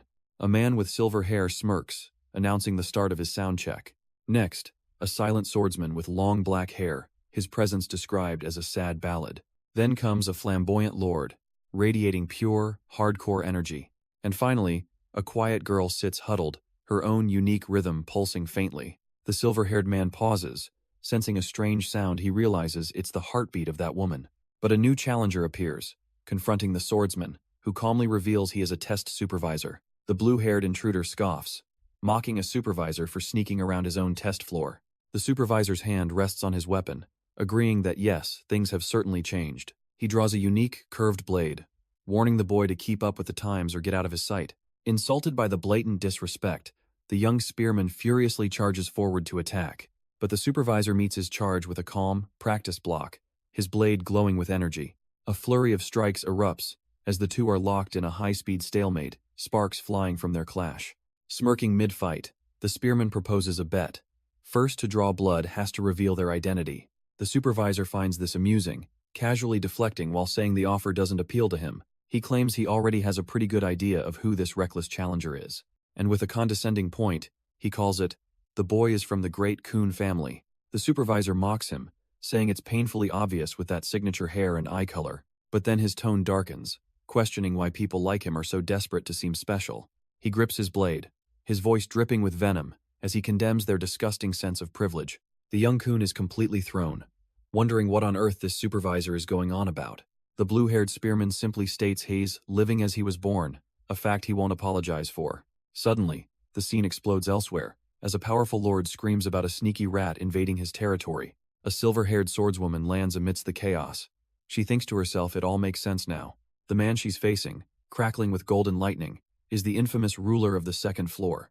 But she's confused. The story she heard painted a very different picture of him. She demands to know why a trusted official is helping their enemies, but he just roars back that it's their fault. His eyes glow with madness as he accuses the disgusting rats of trying to steal his precious flower. A terrifying aura erupts from his body, his rage consuming everything around him. The swordswoman strains to block his attack, a cold realization dawning on her. This is incredibly dangerous. She's blasted back by the raw power, her last thought being that this man has completely lost his mind.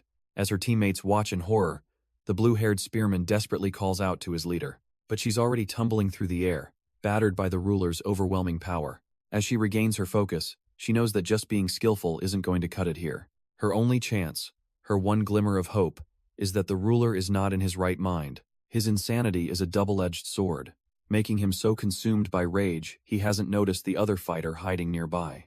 Thanks to these two small cracks in his armor, her probability of victory has risen from 0 to a measly 5%. She activates her own technique, decompression, realizing it's a rare chance to fight a being of this caliber. But the possibility of actually winning, however slim it may be, that's a once-in-a-lifetime gamble, and she's ready to put everything on the line. The blonde lord screeches, his rage boiling over as he senses her power, accusing the sneaky rat of finally showing its fangs. She steels her resolve. Risking her life is nothing for an opportunity like this. She gives the signal to her partner.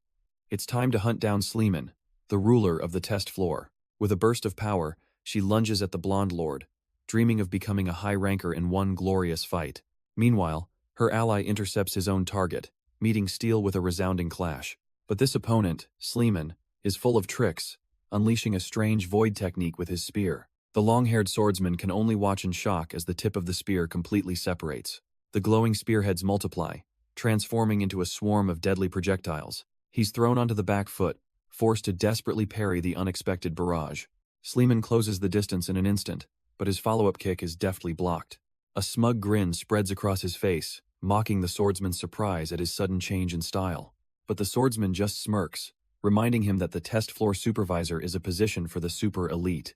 Sleeman seems to find this confidence amusing. Back in the other duel, the silver-haired swordswoman clashes fiercely with the blonde lord. Their blades meet in a flurry of sparks, a chaotic dance of offense and defense. The lord's raw strength proves superior, however, sending her skidding back across the ground. But she uses the distance to prepare, channeling power for the mercenary-style ultimate spear technique. A brilliant blue lightning spear erupts from her sword, blasting toward the stunned lord. His arrogant smirk is wiped clean off his face as he hastily summons a massive golden shield to defend himself. Her lightning crashes into his golden defense, a blinding explosion of raw power. And before the shockwave even fades, she plants her foot, crackling with energy, ready for the follow-up. Her lightning spear erupts upwards, a torrent of raw energy meant to overwhelm him. She's not just attacking, she's using the infamous mercenary-style ultimate spear technique. A concentrated blast of pure destructive power she calls Death Thunder. The Lord's eye twitches, his golden aura crackling with sheer annoyance. He screams that she's an irritating rat, because she's already closed the distance in an instant. From afar, Sleeman watches with a knowing look. This is his sister's signature fighting style. She seamlessly switches between ranged blasts and close-quarters combat, never letting him get a read on the distance. The blonde lord grits his teeth, his pride stinging as he's forced to awkwardly parry. Every plan he has is shattered, his focus narrowed to simply surviving the relentless onslaught. And Sleeman knows the psychological trap is sprung. The fiercer her attacks, the more his opponent's composure crumbles. The lord's composure completely shatters, his heart pounding like a war drum in his chest. For the silver-haired swordswoman, that frantic beat is a perfect homing signal. With every panicked thump, her invisible spear locks on, closing in on his very heart. Her technique is a phantom blade, an invisible sniper that strikes from the void. He can feel it getting closer, desperately lashing out against a threat he can't even see. But he's not going down easily, managing to push her back with a powerful golden arc. She grits her teeth. He's adapting, slowly but surely closing the distance. The realization hits her hard. If she doesn't end this now, she'll be the one who gets hunted. With a sharp cry, she gives the signal to Sleeman, who roars back that he's ready. It's time to unleash her family's trump card, the machete-style ultimate spear technique. She unleashes the brilliant light sword, a torrent of crackling blue energy. Every ounce of her focus is poured into this one final decisive strike. The arrogant lord tries to meet it head-on, his laughter turning to screams as he realizes it's not working. With a snap of his fingers, Sleeman triggers the second stage of their plan. The lord's golden defense shatters, and a horrifying dark corruption begins to consume him. He can only shriek in agony as the overwhelming power tears through his body. The massive beam of light slams into him, blasting him away into the darkness. A triumphant cry escapes her lips. She did it. The battle is finally won. But then, a quiet, chilling word hangs in the air. Reversal. Her victory turns to ash as she watches in horror, the attack having been turned back to impale Sleeman right through the chest. The blonde lord can only stare, his mind failing to comprehend this impossible turn of events. A fountain of blood bursts from Sleeman's mouth as the reflected attack rips through him. He collapses backward, utterly defeated by his own trump card. The swordswoman stumbles, feeling her own technique now ravaging her from the inside. How could this be happening? A tiny, ethereal figure then appears in the air, calmly announcing that it was all her doing. She explains her terrifying ability with an unnerving smile. Her purpose is to turn a person's hope into its absolute opposite, crushing, inescapable despair. Before the swordswoman can even process this horrifying power, she too is impaled from behind, collapsing in a heap. And from the shadows, the true orchestrators finally reveal themselves, a woman named Leo, and the blonde lord, Asa. She looks down on the fallen with cold indifference, telling him to handle the brats. Their one true target is all that matters. The others, she muses with a chilling smile, don't matter at all. Their only target is Urick Mazino. Her words echo as the scene shifts, taking us back in time to the fisherman's testing site. Irregular floats defeated in the water, cursing the overwhelming strength of his opponent.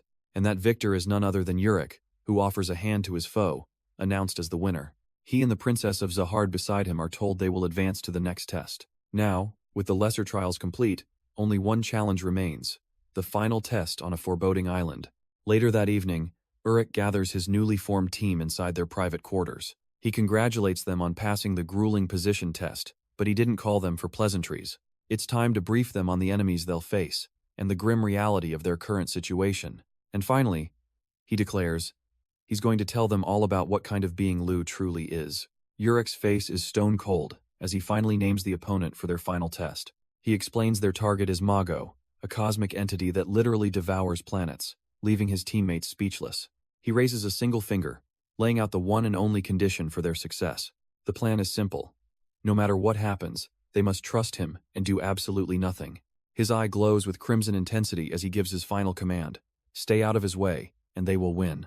Elsewhere, in a dark and foreboding hallway, Another regular is slammed to the ground by an invisible force. He gets to his feet, groaning in exhausted recognition he's back here again. He confronts a silent woman, demanding to know what kind of sorcery keeps trapping him in this endless loop. The woman, completely unfazed, tells him to just give up.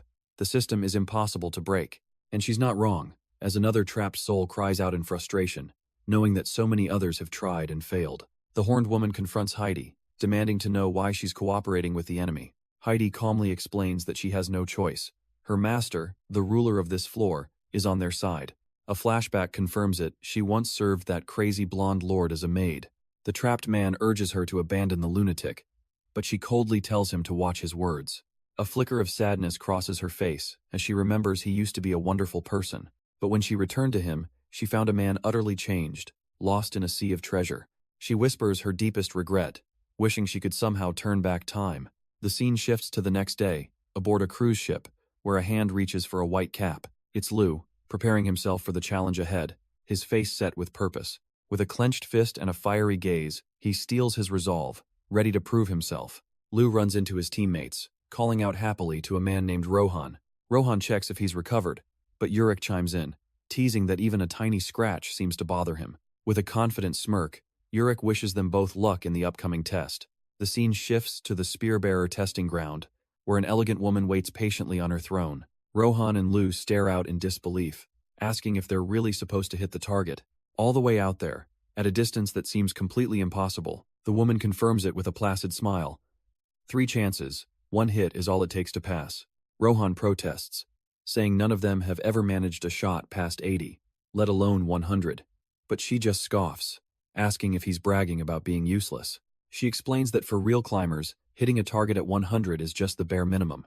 This test, she declares, is simply to see if they're even fit to ascend, because if they can't clear this, they're not going anywhere. With a cold look, she declares that this simply means none of them are qualified to climb. The trio stands there, stunned by her absolute dismissal of their potential. But Rohan refuses to accept that, turning to his friends with renewed determination. He shouts that they're going to prove her wrong and show they're fit to climb. He rallies the others, reminding them they all have a reason for being in the tower.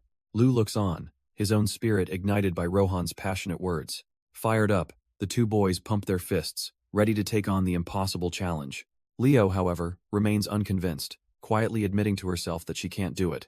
Suddenly, a familiar voice roars from the sidelines, cheering for Lou and Rohan by name. It's Urick Mazino, screaming for them to destroy the target, leaving the supervisor utterly baffled by his presence. The first attempt with the bow is a complete failure, the arrow flying wide of the mark. And just as she feared, Leo is immediately disqualified, slumping forward in defeat. She makes a last-ditch effort, asking if a gun is allowed, but the supervisor coldly dismisses her. But then, another challenger's boots step up to the line. It's Lou, and from behind him, he hears voices shouting their support. Urick and Rohan are going wild, screaming that he is the man chosen by them and the tower itself. Their faith strikes a chord, and Lou's hand tightens around a spear, his hesitation gone. He steels himself, knowing he must succeed, no matter the cost, to finally break the curse. Even the unflappable supervisor seems surprised, sensing the sudden, powerful shift in his spirit. With a defiant roar, Lou charges forward, pouring all of his newfound resolve into this one attack. He hurls the spear, pouring every last drop of his newfound conviction into the throw. The weapon sails through the air, but it's clear it's not going to be enough. Lou collapses to his knees with a scream of despair as the spear falls short. The supervising lady watches, her thoughts cold and dismissive. The boy's ability was questionable from the start. She can't fathom how a simple ascetic became irregular, certain head die in the next test. In her mind, she's doing him a favor, believing disqualification is the best outcome for him. As Lou gasps for breath, utterly spent, she smugly thinks she's doing what's best for the weak. But he refuses to accept it, a raw scream tearing from his lungs, ordering the spear to get there. Suddenly, her condescending calm shatters, her eyes widening in absolute disbelief. Lou is still screaming, pleading with the world itself to bend to his will and let his one attack land. He stares at the distant target, his spirit utterly broken, wondering why he can't make it.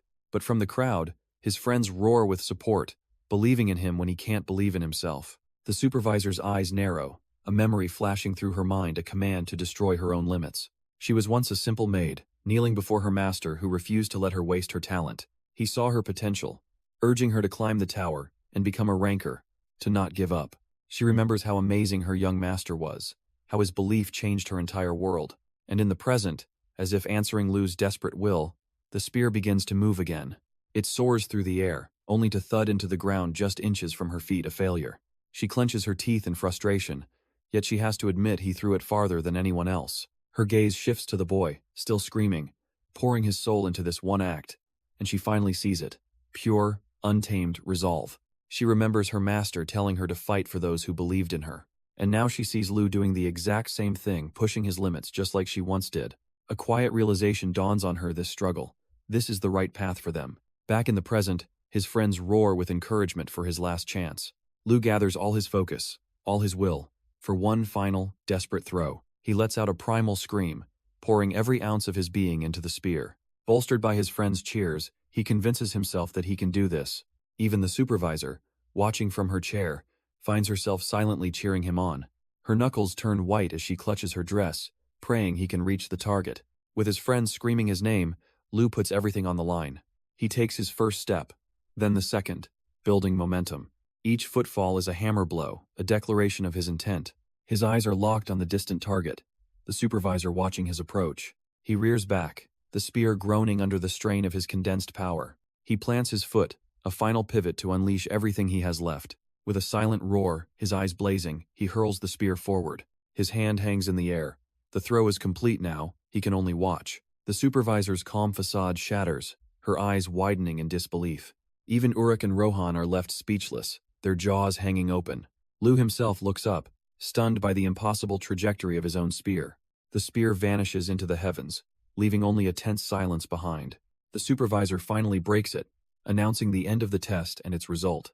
Her verdict is brutal. Everyone is disqualified. Lu and Rohan collapse in disbelief. Crushed with guilt, Lu can only apologize to Urick, convinced he should have passed. The supervisor herself seems shocked by the implications. If they fail, the curse on this floor remains. But a steady hand rests on Lu's shoulder before he can spiral further. Urick kneels down, reassuring him that it's okay, that he did his best. His expression hardens. He tells Lu to just leave it to him now. The supervisor watches this exchange, a flicker of unease in her eyes. This is a problem. She stands and begins to walk, explaining a critical rule that contradicts her own judgment. She lays out one final, hidden path forward. If anyone can challenge and defeat her, she will personally allow them to advance to the next test. Leo demands to know what kind of insane challenge this is, and the answer is deceptively simple. All they have to do is throw a spear farther than she can. But the catch is brutal. Failure means jumping from this very platform to their death. Leo scoffs, calling it a complete swindle, but the supervisor couldn't care less if they refuse. Just as all hope seems lost, a voice cuts through the silence. It's Lu, stepping up with Urick behind him. With a fire in his eyes, he boldly accepts her impossible challenge. She confirms the death sentence, but he counters that he's seen countless people risk their lives for unattainable goals. And if He's going to gamble his life, He's betting it all on the one path that offers a real chance. The supervisor considers his words, her expression completely unreadable. But Lu isn't alone. Rohan steps forward, declaring hell take the test too. If one life is on the line, he says with a grin, why not bet two? And then Urick Mazino cheerfully volunteers, only for Rohan to shout that he's not even a spear bearer. But the supervisor just smirks, finding this whole situation amusing as she agrees to the terms. Fine then, she says, turning away. Both of them can throw. She'll even give them the courtesy of going last. With their lives hanging in the balance, the two regulars let their spears fly. She watches them land, condescendingly admitting that for them, it was a pretty good throw. But now, it's her turn, and the playful mood evaporates as she hefts her own weapon. She lays out the grim terms for Rohan and his friend. If her throw is better, their lives are forfeit. The supervisor lifts her spear, the air itself growing heavy around her. With a ferocious spin, she unleashes a storm of power far beyond any regular. The spear launches like a comet, a blinding flash that leaves everyone staring up at the sky. Even Urick Mazino watches with a flicker of genuine surprise at the force she just displayed. Her weapon tears through the air, an unstoppable projectile trailing a vortex of raw energy. It crashes down with incredible force, embedding itself deep in the arena floor at a seemingly impossible distance. Rohan and Lu's faces fall, their expressions a mixture of awe and utter despair. It's over, but the supervisor isn't celebrating. Her eyes are wide, fixed on a point far beyond her own spear. Staring at the result, she quietly admits her own utter defeat. She lost. Rohan shouts in confusion, but the supervisor cuts him off, telling them not to rejoice as everyone is fated to die here. She explains with cold detachment that the test was always designed to be a slaughter. It's not her problem. They were the ones who willingly offered up their lives. But from across the floor, a calm, steady voice interrupts her grim proclamation. We're not going to die. The supervisor turns, as Urick Mazino declares they won't just survive, they're going to break the curse of this floor entirely. He admits he recognizes her overwhelming strength, but she's making one critical miscalculation. He isn't alone. His friends are going to fight right alongside him.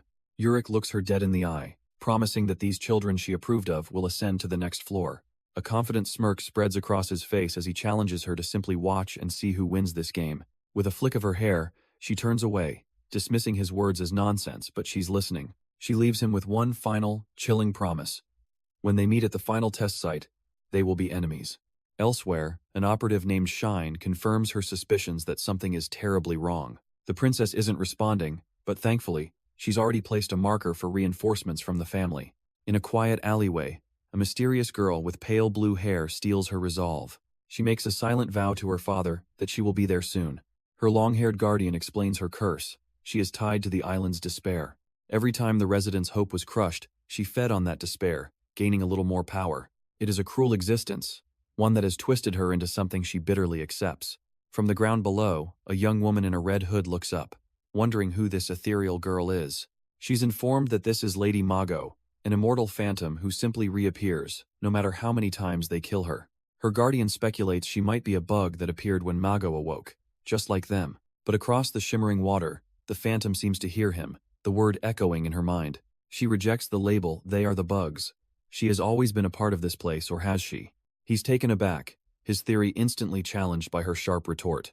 The phantom turns to her companion, Leo, her expression now deadly serious. She declares that to face a monster like Urick, their current power is laughably insufficient. It's time to get serious, and Leo can only look on in confusion. With a silent roar, the girl shatters her ethereal restraints, unleashing a torrent of raw energy. The shockwave of power explodes across the island, a brilliant blue beacon visible to all. The regulars below can only stare, mouths agape, completely dwarfed by this incredible presence. Her eyes glow with a fanatic light. This power, she declares, is salvation itself. With open arms, she beckons to the world, offering them everything they've ever desired. She calls for everyone to come running to her, to this glorious light, and to die for her, again and again, feeding her endless power. Leo can only watch, utterly silenced by the terrifying transformation of her companion. A few days pass, and the day of the final test finally arrives. A colossal ship descends from the sky, its shadow falling over the island below. On board, a man with long, flowing hair welcomes the assembled regulars. He promises that passing this test is their one glorious chance to ascend the tower. But, he adds with a knowing smile, the explanation for this final test will be a little special. With a snap of his fingers, the supervisor announces they're skipping the boring part and going directly to the test. The regulars barely have time to react as a golden light erupts around them. In a blinding flash, their feet leave the ground. Everyone is sent tumbling through a chaotic, shimmering void, completely helpless. They find themselves in a vast, dark chamber, their eyes drawn to a single, ethereal girl. Urick Mazino stares, his mouth agape. He can hardly process what he's seeing. A girl named Mago floats serenely in the air, wrapped in a strange, sparkling energy. But the beautiful sight is a horrifying illusion, for below her lies a mountain of countless dead bodies. Urick is frozen solid, his mind reeling from the massacre and the naked woman at its center. She just offers a friendly wave, a sweet smile on her face, and cheerfully introduces herself as Mago. Her voice echoes through their minds, explaining she's hidden somewhere in a massive castle. The objective of this test is simple: find her and kill her. Doing so will end the test and allow them to finally ascend to the next floor. But before this twisted game begins, she has something she wants to ask them. She turns to the crowd of regulars, curious about the one wish that drove each of them to climb the tower. And as a special treat, she promises to grant the wish of the very first person to speak. Instantly, an eager blonde regular shoves his way forward, yelling that he wants to become stronger. Urick grabs him, trying to shut him up, but the man is already desperately pleading with Mago. He throws Urick off, asking why he's so serious. It's obviously just a trick. What an idiot. Mago just smiles, finding his wish a bit vague but accepts it with a snap of her fingers. And just like that, with a playful point of her finger, Mago declares his wish granted. The blonde regular finds a simple, unassuming rod has materialized in his hands. What is this? Urick steps in, explaining that she gave him a weapon, the most realistic path to true strength. The guy is still skeptical. It's just a stick. But Urick insists, just try swinging it once. He gives it a half-hearted swing, and a blinding arc of pure power erupts from the tip. The energy wave carves through the air and smashes into the wall, shattering it completely. The blonde regular trembles, staring at the stick in utter disbelief. She really granted his wish. This is ridiculous. Even Gisli, a princess of Zahard, can only watch in stunned silence at the absurd power on display.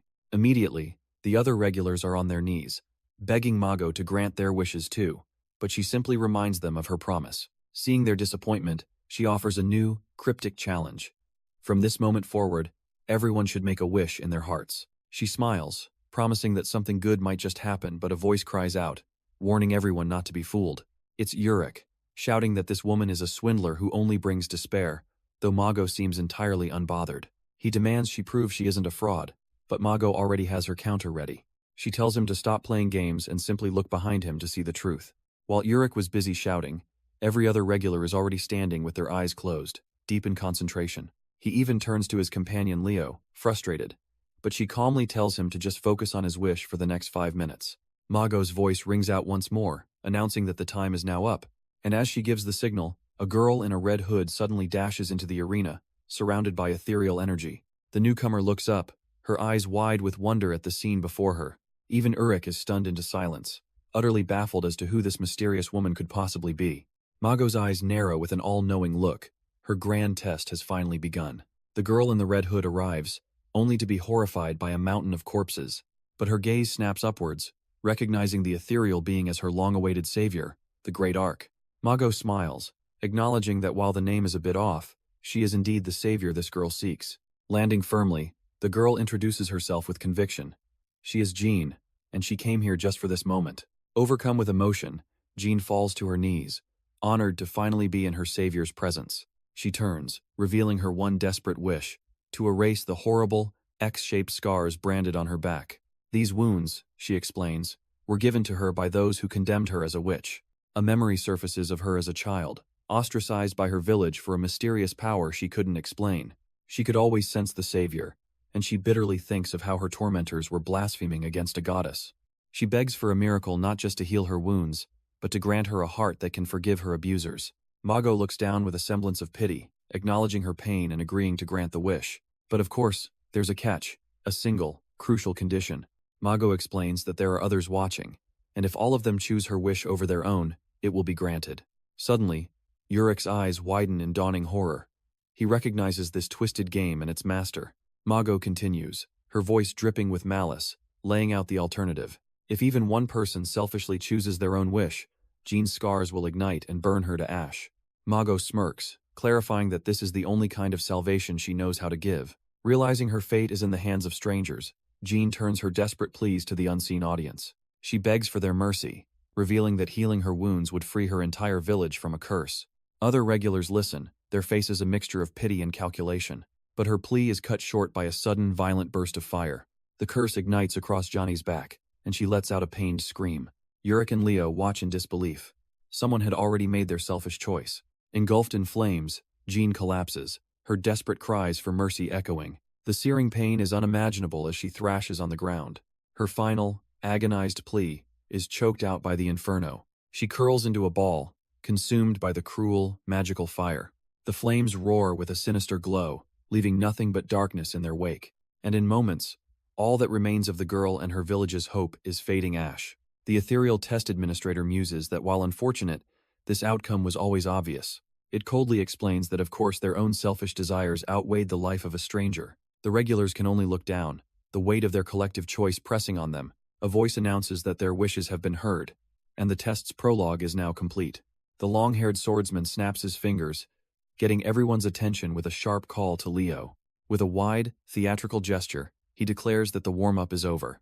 In an instant, a powerful force yanks the entire group off their feet. They're violently teleported, crashing down onto the sands of a strange new shore. Everyone stumbles to their feet, disoriented and scattered across the unfamiliar beach. And standing there waiting for them is Jean, the very same girl they just watched burn alive. Lou stares in disbelief, shocked to find Urick Mazino and his teammates appearing out of nowhere. Urick wastes no time, questioning why Lu is here instead of escaping. But the kid can only stammer that he was teleported mid-flight. Suddenly, their reunion is interrupted by a mechanical voice from above, announcing the start of the real game. The rules are laid out. Everyone will be split into 3 teams, each one led by a surviving ascetic. A chilling image flashes through their minds, revealing a massacre. All the other ascetics have already been slaughtered by Lady Mago. A glowing gem materializes in the hands of one of the chosen few, a tangible mark of their new, dangerous role. Lu himself is revealed to be one of these ascetics, now burdened with leading his team to a distant castle. Their goal is to find a central altar and place their gems within it, which will open the way to their final target. The win condition is to kill Mago, but the test is over for everyone if even one ascetic dies or a single gem is broken. Urick, completely unfazed, finds the rules simple enough and decides their first move is to contact everyone and regroup. Lu begins coordinating, telling Evelyn's team to protect their ascetic and meet up, only to be coldly told to stop being so familiar. His next call goes better, with Aru enthusiastically agreeing that they all need to cooperate to climb the tower. With everyone on the same page, Urick gives the signal, and his team prepares to move out toward the castle. But just as they start, a chilling voice whispers directly into their minds, calling them greedy, selfish children. Evelyn freezes, startled, as she realizes the strange woman's voice is echoing inside her own head. The source reveals herself Mago, speaking from her crystal prison, taunting them for begging for her help out of pure self-interest. She offers the chosen ones an alternative, a way to get everything they desire if they just abandon this test. All they have to do, she whispers, is turn on their allies and protect her instead, a proposal that leaves them all stunned. Mago dangles the ultimate temptation, a wish granting flower hidden in the castle's basement, which they can claim by shattering their gem before her. By doing so, they would fail the test, allow her to be fully resurrected, and help her become the future queen of the tower. She promises that if they abandon their allies for her, their deepest desires will be granted. Neo suddenly bolts forward, looking panicked, and when Urick questions him, he just deflects, telling them to hurry. The team continues their advance, but a seed of doubt has now been planted. Mago's voice lingers privately in Neo's mind, a chilling whisper that she'll be waiting for him. From her crystal prison, a sinister glint appears in her eye. Her message spreads, targeting all the greedy kids, including a shocked Lu and Evelyn. Neo tries to run it off, but his focus is clearly shattered by the tempting offer. Elsewhere, another regular is stopped in her tracks, contemplating the treacherous choice she's been given. But this betrayal was set in motion long before Mago's call, as we flash back to the previous night. A mysterious figure had already met with Neo, handing him a golden jewel and a simple order: kill Urick Mazino.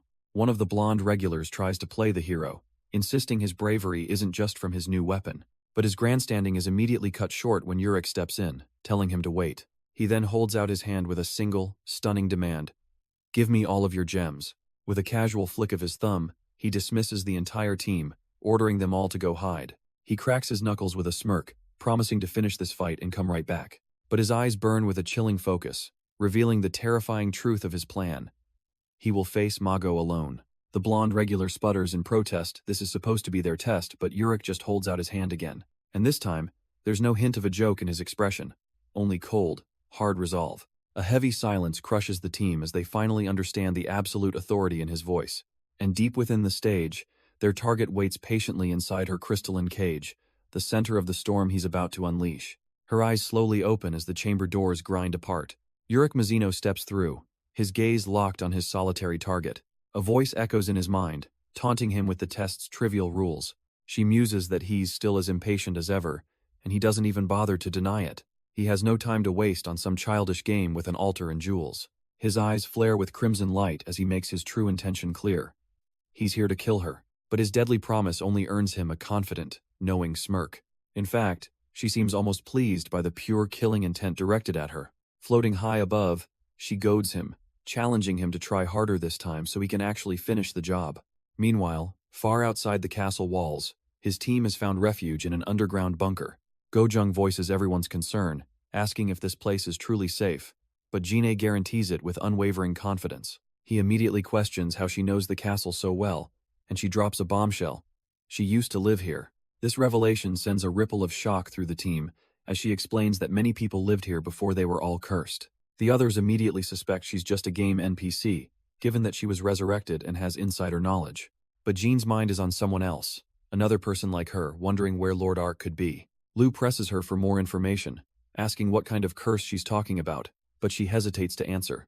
Suddenly, a trapdoor slams open from the ceiling, and a cheerful voice announces that he's found them. A spiky-haired boy drops down into their midst, casually introducing himself to the stunned regulars.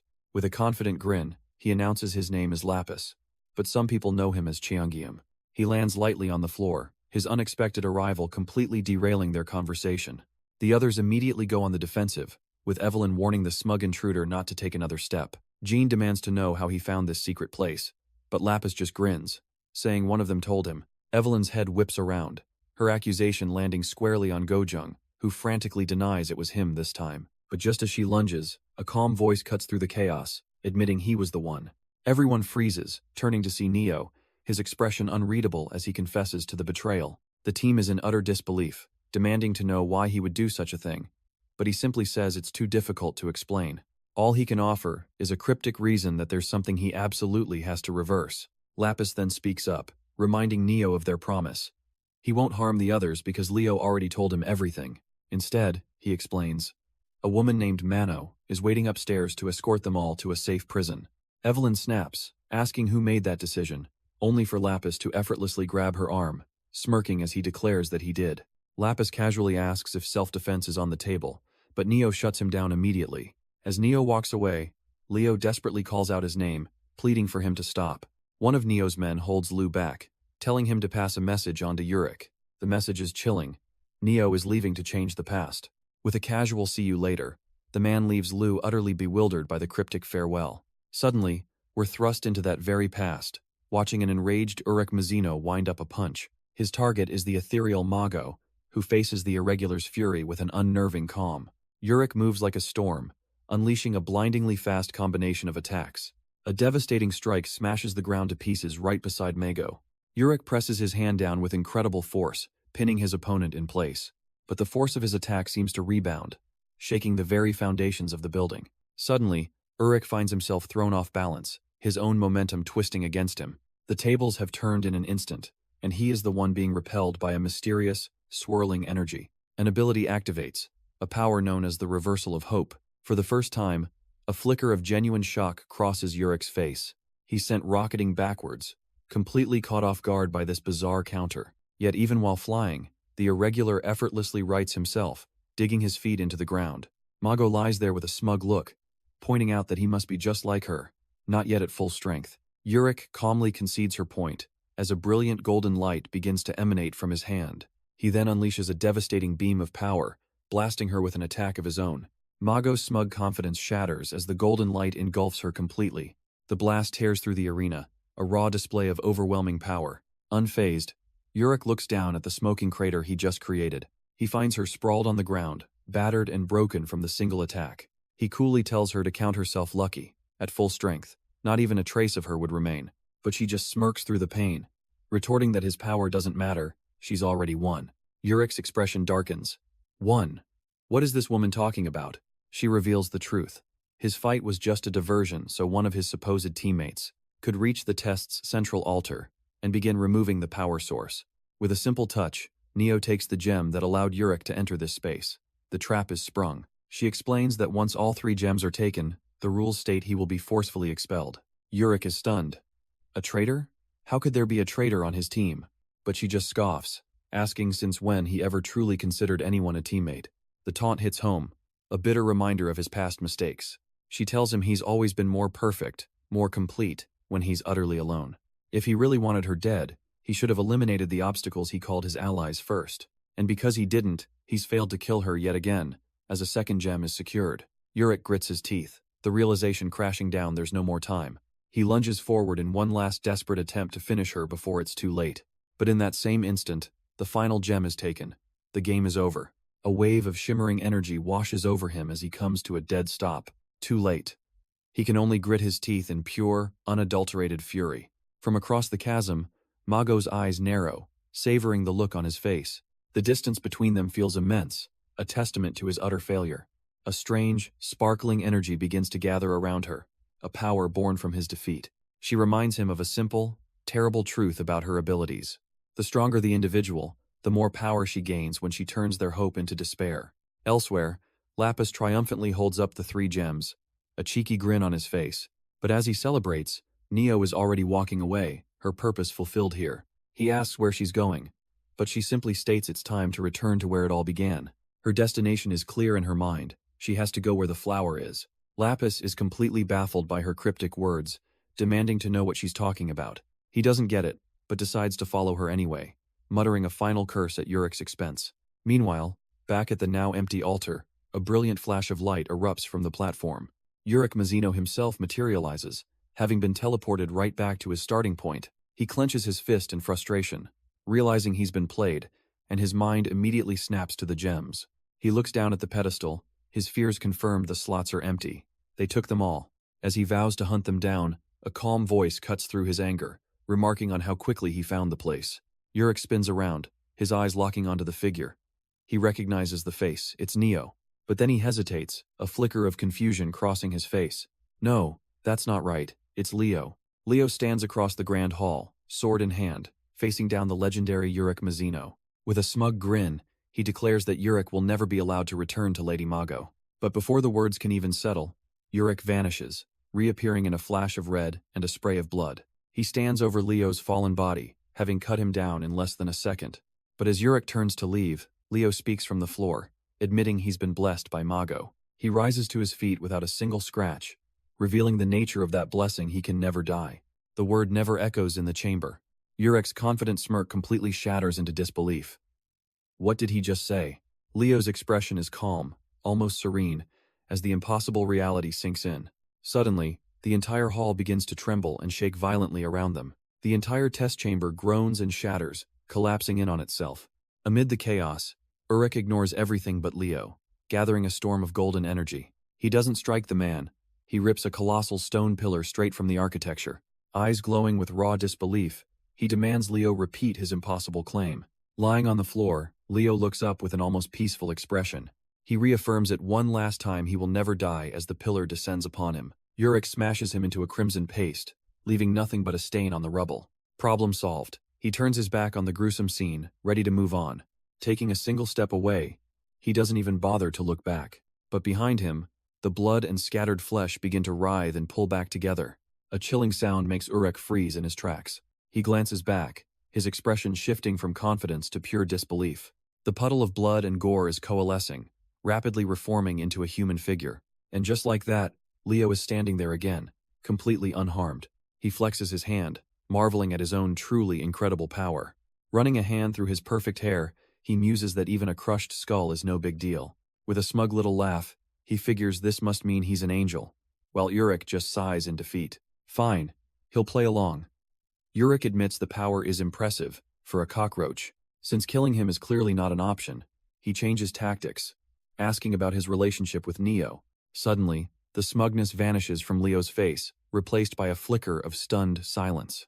Leo calmly regains his composure, asking if Urick has ever heard of Schrödinger's cat. The question hits Urick like a thunderbolt.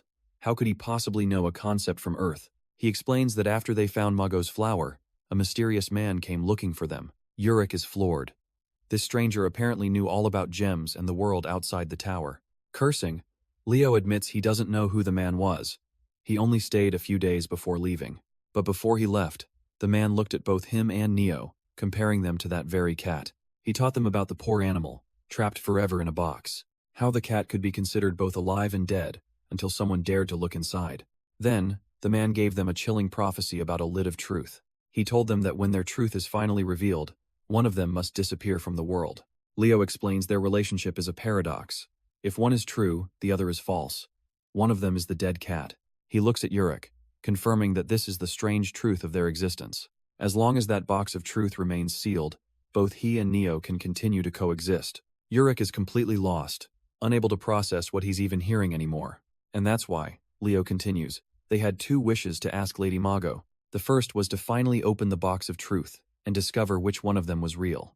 It was a wish to end the uncertainty once and for all. But their second wish was to ask Mago to create a world where both could exist together. Just as the mysterious man told them, if Mago became the new queen of the tower and could rewrite its laws, maybe, just maybe, they could both be saved. With a surge of power, Leo declares their ultimate wish.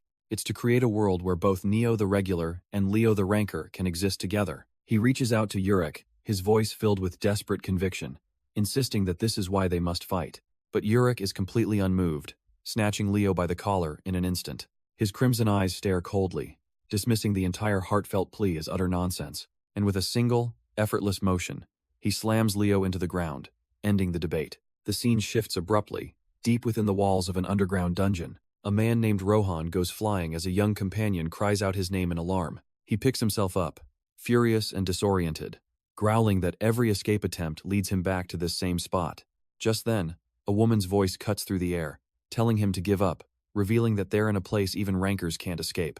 The woman in glasses walks off, leaving her subordinate, Sophia, in charge of handling the prisoners. The white-haired woman turns to Rohan with a condescending smirk, mocking him for all his grand talk that just ended with him trapped. But he's not broken yet, vowing to shatter this barrier with pure willpower, a notion she immediately dismisses. He then spots a glimmer of hope, the test supervisors.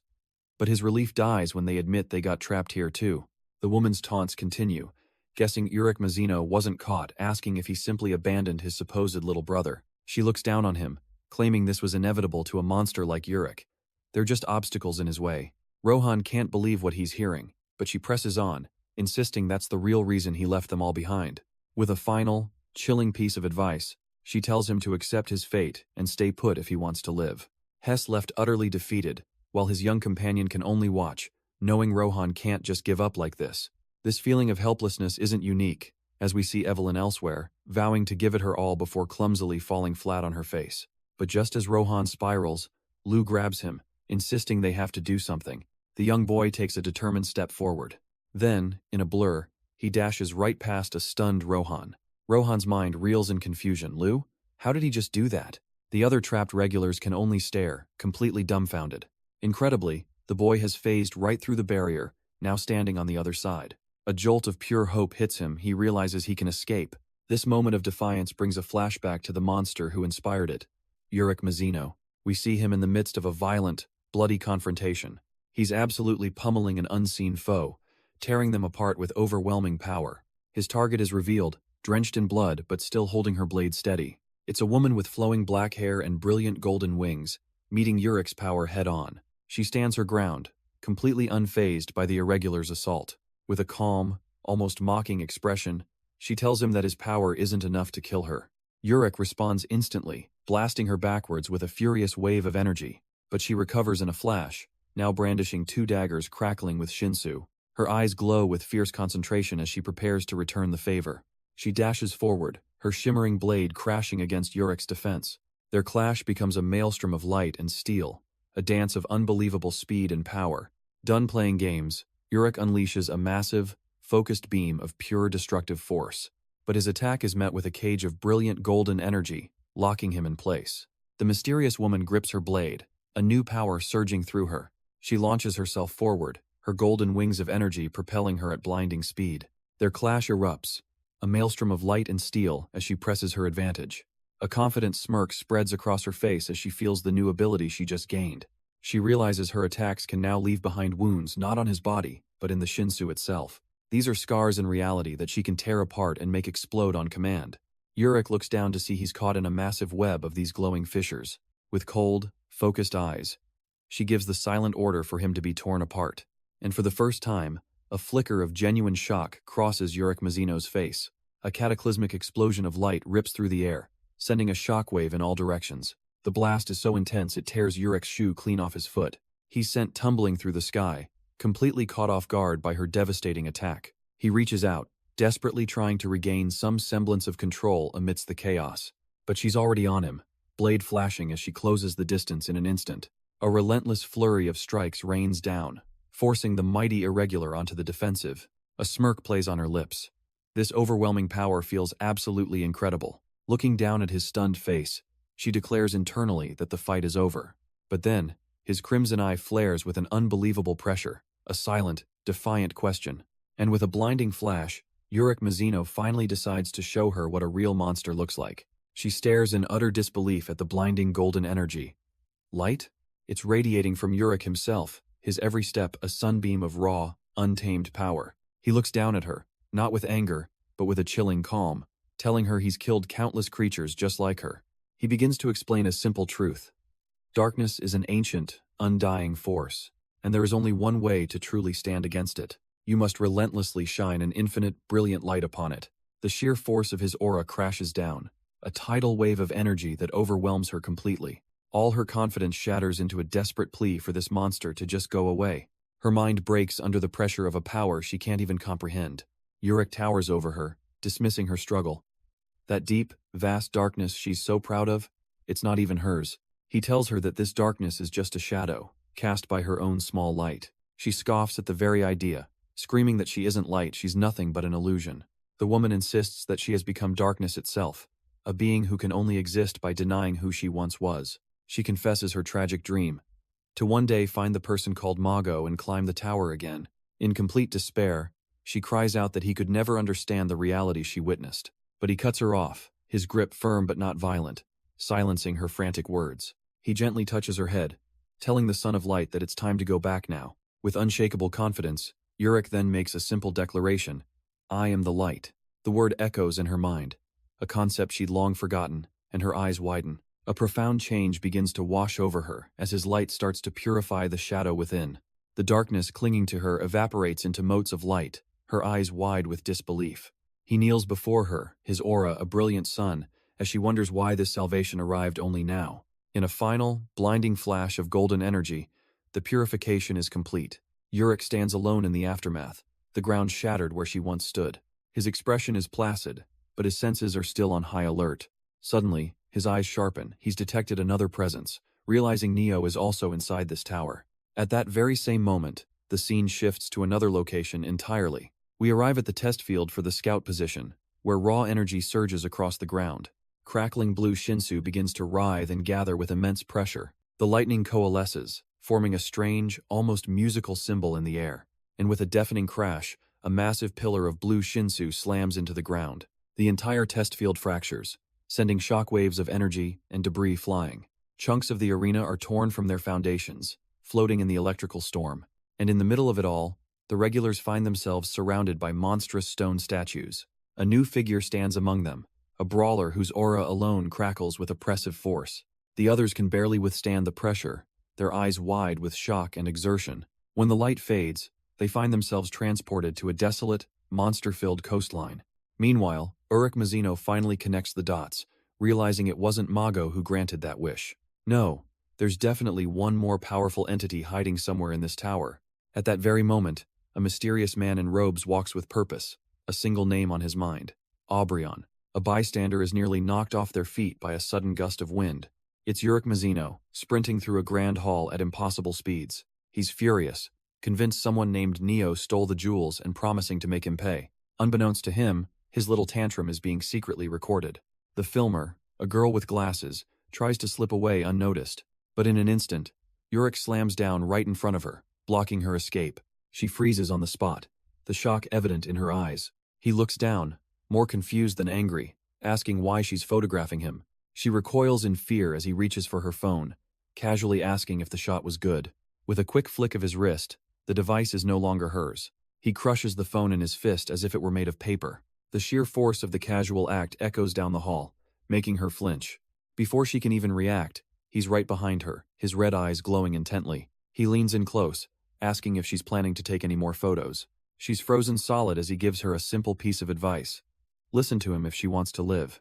With the threat delivered, Urick turns on his heel, ready to just walk away. He tells her to get lost, casually mentioning he wouldn't know how to pay her back for it anyway. But as his back is turned, the girl calmly reaches into her pocket. A confident smirk spreads across her face as she pulls out a second phone. She thinks she's so clever, but a knowing smile creeps onto Urick's face. He's got her. She whips out the second phone, ready for another try. Believing she's caught him, she snaps a picture of his retreating back. A flicker of triumph crosses her eyes. She finally got him. The screen flashes, capturing the moment perfectly, or so she thought. But as she looks down at the photo, her smug expression melts into confusion. The image isn't of Urick, it's a photo of her own hand, somehow. Suddenly, he's right behind her again, his presence immense as she insists she took the shot. He casually explains that he moved and returned so fast her eyes couldn't even track it. Urick leans in, a mocking smirk on his face, questioning if her camera even works properly. As her phone starts glowing, the reality of his power finally hits her, and she demands to know who he is. Not giving up, she lunges again, demanding to know just who this monster is. She raises her phone with a confident smirk, thinking this time will be different. As he hangs in the air, the camera flashes. She's sure she's got him now. There's nowhere to run mid-flight. He's completely exposed. But her face falls as she looks at the screen. It's just a picture of his fist. How? And that's when we see her true power. The more pictures they take, the more they multiply. Urick looks around, a slight smile playing on his lips, surrounded by an army of beauties. But he's not one to stand around and admire the view. In a flash, he's upon them, his fist rocketing forward with terrifying speed. The impact is brutal, shattering her phone and splattering blood across his knuckles.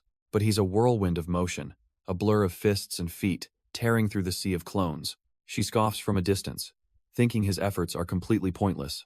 After all, her clones are multiplying at a rate far faster than he can possibly move, or so she thinks. Urick just stops and looks at her, casually asking what she's even talking about, because as far as he can see, the room is empty. Right now, it's just her. Her confident smirk vanishes, replaced by utter confusion. Eh? He tells her to stop wasting his time. He already deleted every single one of them, moving so fast she couldn't even perceive it. His crimson eye glares as he lays down the law. She will never, ever be able to take a picture of him. She grits her teeth, the sheer impossibility of it all sinking in. Finally, she just breaks down, screaming in pure frustration, begging him to just stand still for one picture. She slams her fists into the ground, utterly consumed by her own powerlessness. Urick glances back, baffled, asking what she even planned to do with a photo of the back of his head. Her phone lies shattered as she screams that it wasn't about doing anything with it. She just wanted one picture because he was ignoring her, and she couldn't stand it. He watches her tantrum, internally mocking how angry this mere regular is getting.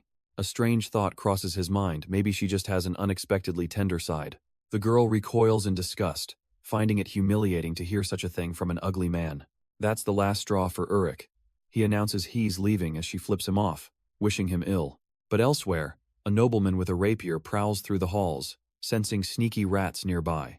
His eyes bulge with rage as he realizes just how many intruders have infested this sacred area. And just like that, Urick Mazino dashes off, leaving the whole mess behind him. He glances back for a moment, completely unbothered by the chaos he's caused.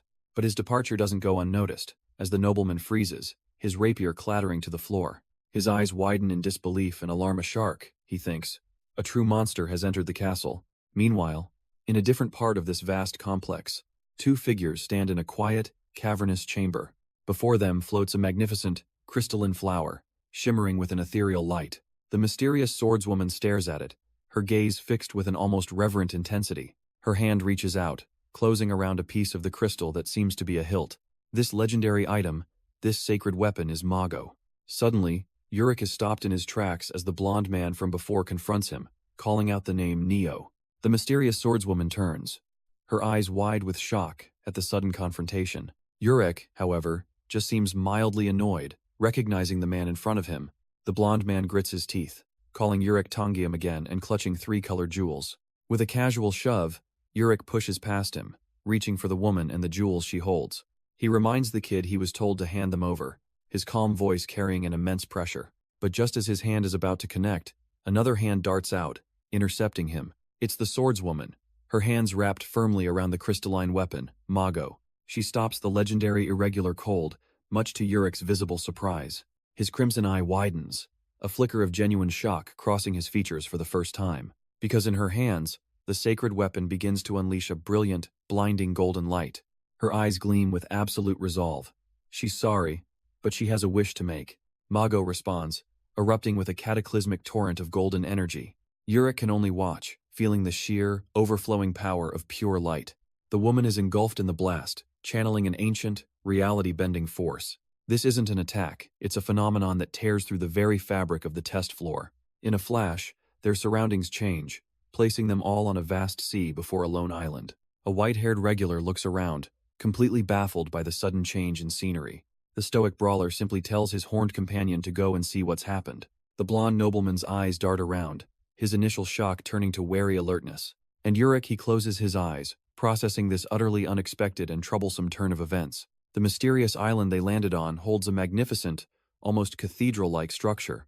Inside, the swordswoman and her blonde companion are already racing up a crumbling staircase. Her ally is absolutely fuming, complaining that it was a waste and he should have finished their target himself. But she cuts him off, her expression focused as she explains their true objective.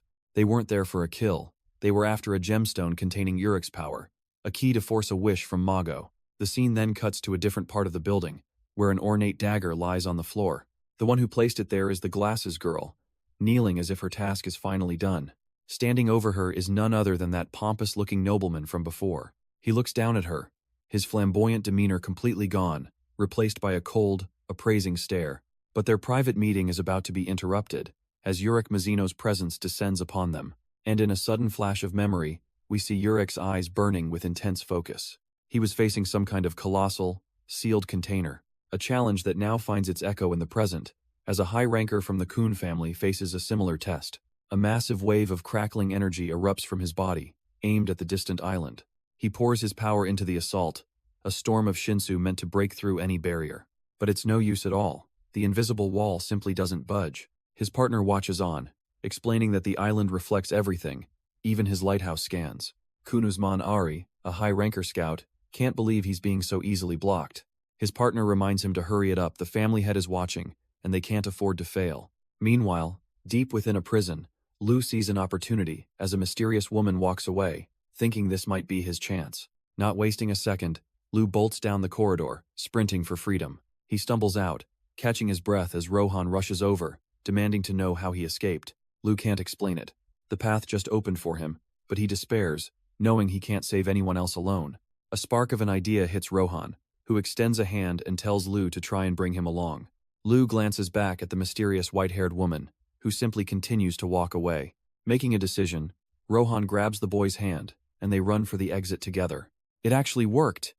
They both burst through the barrier, completely stunned. The realization dawns on Rohan as long as he holds Lu's hand. The path stays open. They make their escape, dashing past the woman and out of the strange prison. Finally safe, Rohan asks what's next, and Lu looks on with grim determination, ready to cross to the other side. Lu lays out his simple, crazy plan. Go back in, grab the supervisors, and use their power to escape. Rohan can only offer a warning to be careful, to which the boy gives a determined reply. Without a second of hesitation, Lu darts back into the maze-like prison. He sprints through the empty halls, passing the silent white-haired woman who simply watches. But his return doesn't go completely unnoticed. Another figure spots him from a different corridor. A supervisor with glasses screams at his partner, the lighthouse keeper, to look. He points out the impossible sight of the kid who somehow broke free from their perfect trap. The woman's calm facade finally shatters, her eyes widening in disbelief. Lu speeds past other trapped regulars, who can only stare, mouths agape at the boy running free. Their stunned silence breaks as they realize he's their only hope, urging him to run. But the white-haired woman is hot on his tail, her energy weapon crackling to life. She grinds to a halt, her eyes wide with disbelief at what he's doing. Lu's mind flashes back to his vow to Urick Mazino. He has to pass this test, no matter what. The woman, Heidi, suddenly understands. This isn't just an escape attempt. Her grip tightens on the barrier's frame. This boy is trying to break everyone out. He calls out to the next trapped regulars, telling them to get ready. Lu reaches through the barrier, and a grateful hand firmly clasps his. With a mighty heave, he pulls the boy clean through the energy field, right under Heidi's nose. The rescued kids can't believe it, showering Lu with thanks for their newfound freedom. The devil-horned girl smirks, turning to face their jailer, ready for a real fight this time. But Heidi just stares back, her patience completely exhausted. With a wave of her hand, she declares this entire charade is over. She turns her back, telling them she's too tired to fight and they should just leave. But she makes one thing clear, only two can go. The rest are just dead weight to her. The devil-horned girl is about to lash out, but the boy in the cape stops her, realizing Heidi has a point. A spiky-haired brawler agrees a mass breakout would just make them easy targets. The group turns, knowing the choice of who goes now falls to one person. The superhero boy looks directly at Lu, naming him the selector for this impossible decision. Before Lu can even react, the brawler immediately volunteers himself for one of the spots. Then, a white-haired regular makes his own bid, promising to summon the strongest reinforcements if he's chosen. The superhero boy confirms the brawler's spot is locked in, leaving Lu to choose the final person. But Lu doesn't hesitate for a second, already sprinting away with a purpose. He runs straight to Evelyn, calling out her name and telling her to come with him. She's stunned, questioning why he'd pick her when there are so many stronger options. Lu simply holds out his hand, telling her with absolute sincerity that he can't go anywhere without her. His words hit her hard, and she stares back, a flicker of hope in her eyes. Without another word, she takes his hand, agreeing to escape with him. Elsewhere, a girl frantically waves her arms, trying to get someone's attention. She desperately signals towards two figures in the distance, but they don't seem to notice. Her frustration boils over. She's right there, but completely invisible to those she needs to see her. She checks a message orb, realizing with dread that while she can receive signals, she can't send anything out. Her companion's patience is wearing thin. The girl from the Kun family is starting to lose her mind over this delay. Princess Masheni reminds her that she only followed because of her family's name, and this is still an exam. The girl apologizes, but explains that unless they can somehow break the barrier, they're completely stuck. Her desperation boils over as she screams out, wondering what on earth they're supposed to do now. Just then, a group of figures comes running, and she yells out, addressing the Princess of Jihad by her title. The Kun girl quickly introduces herself, shouting up to Masheni that she's from the Kun family. She explains she infiltrated on her family's orders, and Masheni can only think, so it's really her. Cutting straight to the point, she delivers the urgent news. Reinforcements have arrived but can't enter the castle. Their new mission is clear, they have to find a way to get them inside, leaving Lu and his companion completely baffled. The new Kun girl calmly explains that if they're looking for a way in, the method is standing right here. The gray-haired regular is full of doubt, wondering if this girl can actually pull it off. But her blonde friend chimes in, insisting that they should believe in her, that she's amazing. With that settled, the white-haired girl grabs Lu and leaps into the sky, flying straight for the barrier. He reaches out his hand, a soft glow emanating from his fingertips as he touches the invisible wall. Outside, the two Kun high rankers look on as a massive crack suddenly splinters across the sky. The sorcery is broken, just like that, leaving both the powerful lighthouse keeper and scout utterly stunned. The white-haired girl is just as shocked, realizing what he just accomplished. But just as she's about to move, Lu stops her, telling her to wait a moment. She understands, cautioning him that the family head is still watching from afar, and they can't afford to be spotted. She questions why the family head would appear, but Tesorier scoffs that this display is terribly disappointing. He declares the entire incident a shameful mess that will be completely sealed from public knowledge. But there's a bigger problem. Something that should never exist in the tower has infiltrated the castle. He doesn't know what it is, but their new priority is to capture this entity, even if it means halting the test. And with that, the hunt begins inside the foreboding structure. Elsewhere, another team is already storming through the halls with purpose. The blonde nobleman leads the charge, as his ally confirms to the group that they're all on the same side. The long-haired woman steps up, insisting she has a duty here too and demanding a gem to help. They burst into a brightly lit area, calling out as they finally find the other regulars. But the white-haired girl isn't looking at them. She's sprinting past, screaming for her own team to stop. The blonde regular can only stare in disbelief, wondering why they're rushing in so recklessly. But the woman with the sword already has the glowing blue gem in hand, ready to act.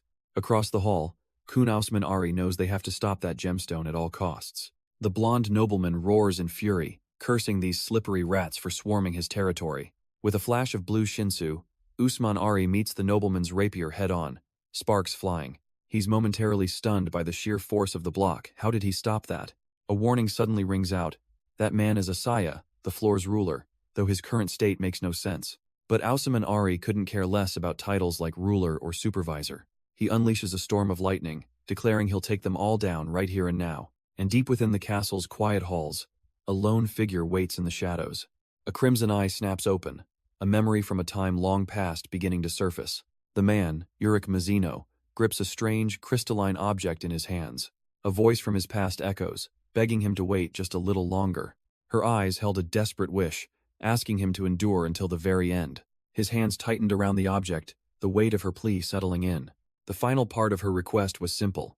He had to keep someone named Mago alive. But Urick's patience is not infinite, and he stares at the glowing artifact before him.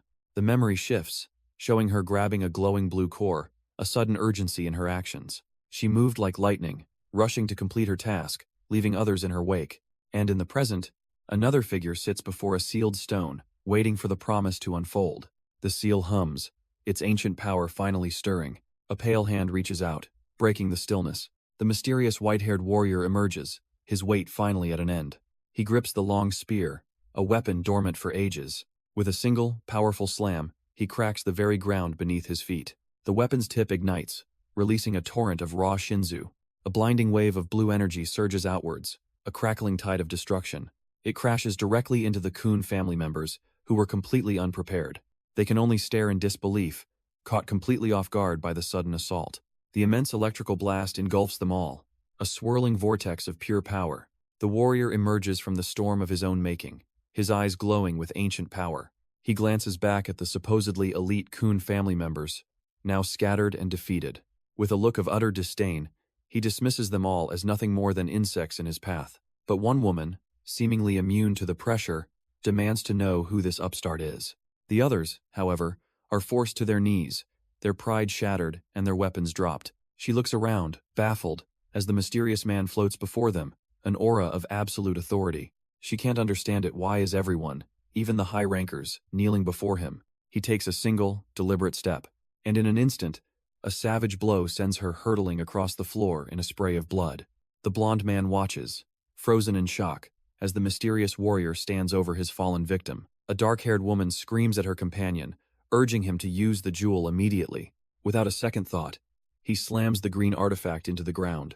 A blinding torrent of light erupts, engulfing them both in its protective embrace.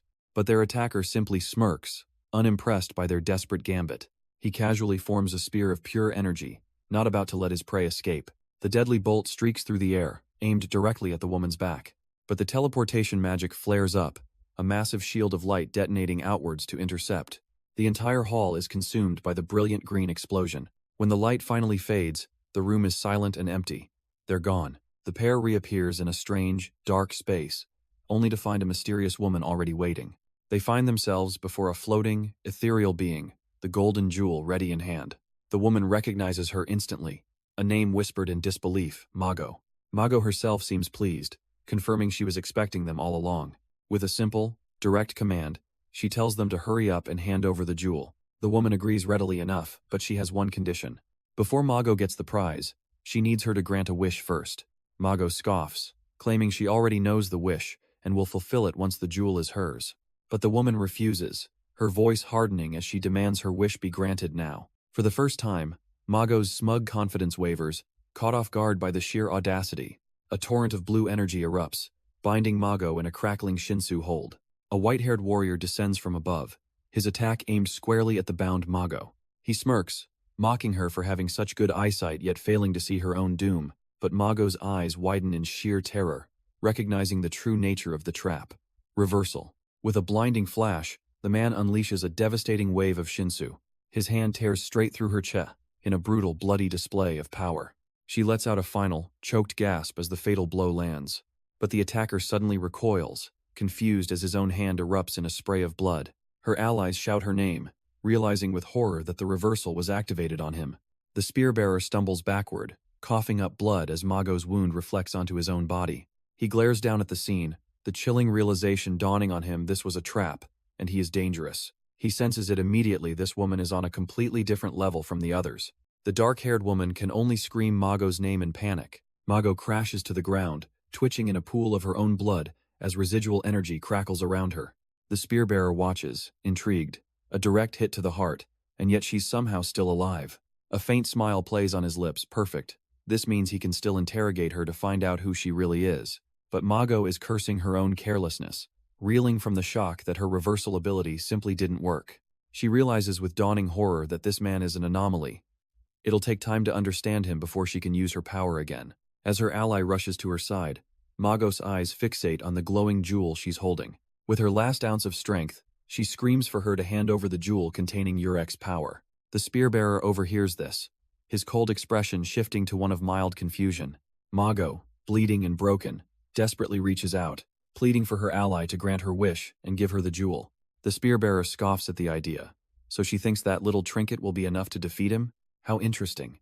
In a stunning display of pure arrogance, he orders the woman to give the jewel to Mago. His command leaves both the ally and the dying Mago completely speechless. With a confident smirk, he says he genuinely wants to see if she can even become a worthy opponent. The dark-haired woman is torn, clutching the source of her power, knowing Mago's wish is absolute.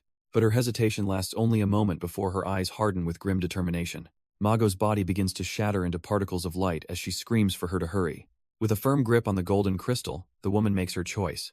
She kneels, extending the jewel to Mago and fulfilling her master's final, desperate command.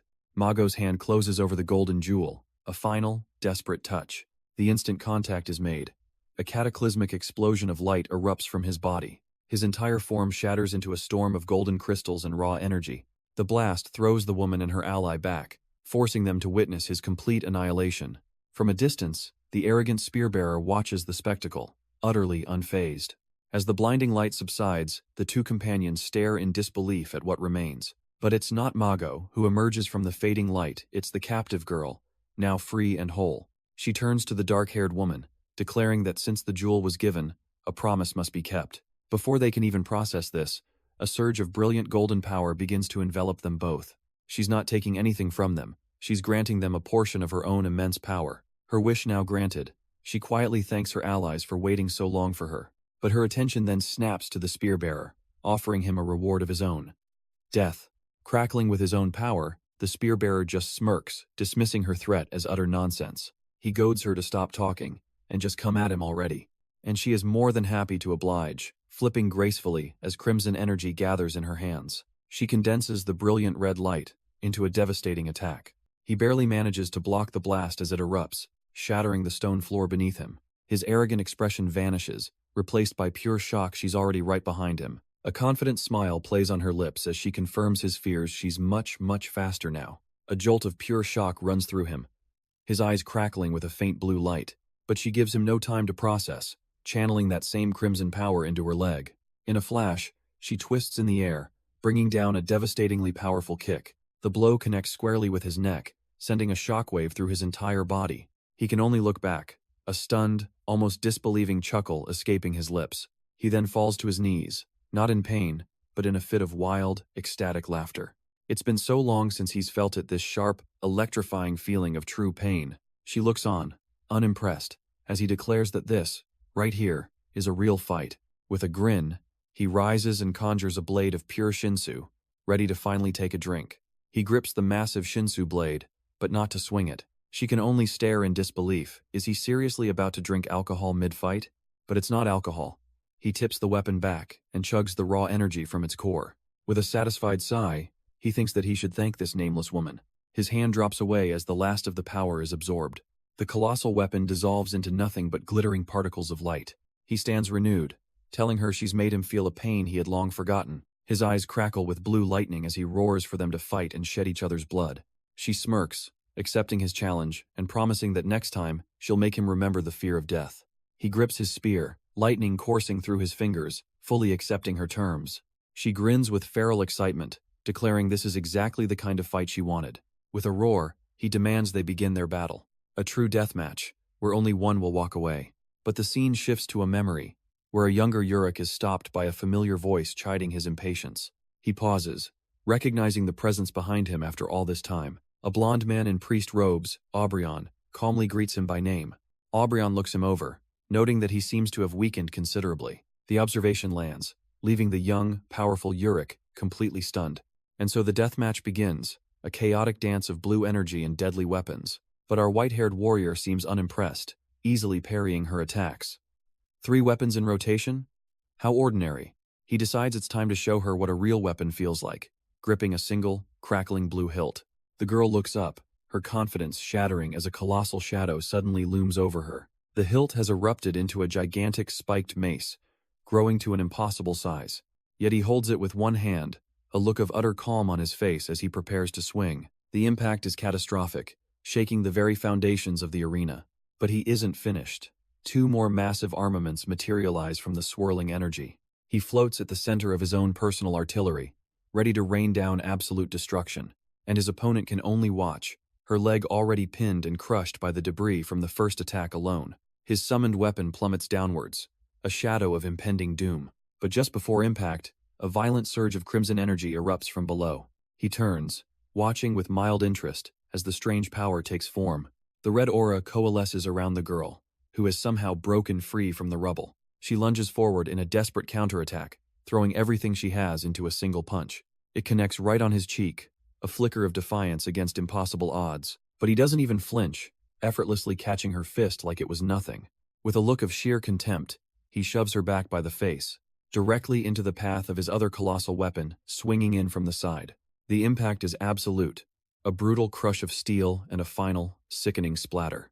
But from the splattered remains, particles of crimson light begin to coalesce and reform. In a flash, she's back, standing defiantly on the very weapon that should have killed her. The white-haired spear-bearer is more amused than annoyed, realizing this won't be so simple. With a surge of power, her eyes glow as she confirms she's not one to die easily. He accepts the challenge, immediately swinging his spear with lethal intent. She dashes forward in a streak of red, trying to close the distance once more. But he meets her charge head-on, thrusting his glowing weapon forward. A strange calm washes over her face as the piercing blue light connects. For a split second, even he seems surprised by the lack of resistance. His spear skewers her clean through the chest, a brutal and seemingly final blow. But even impaled, she's not done, throwing a desperate punch right at his head. He meets her final gambit with a contemptuous blast of Shinsu, sending her flying. She tumbles helplessly through the air as her monstrous power dissipates around her. The spear-bearer watches her fall, knowing something is keeping her alive.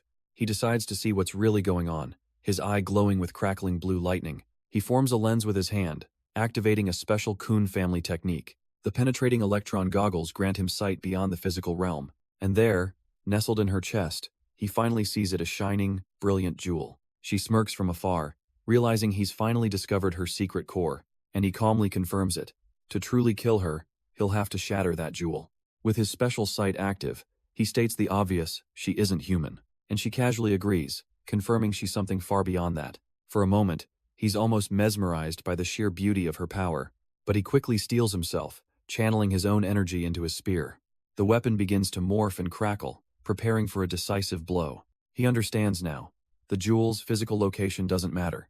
All that matters is that he can see it, and if he can see it, he can destroy it. She rushes him, trying to intercept before he can land a critical hit.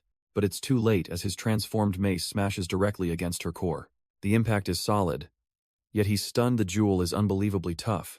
Her jewel pulses, violently repelling the weapon with a wave of raw energy.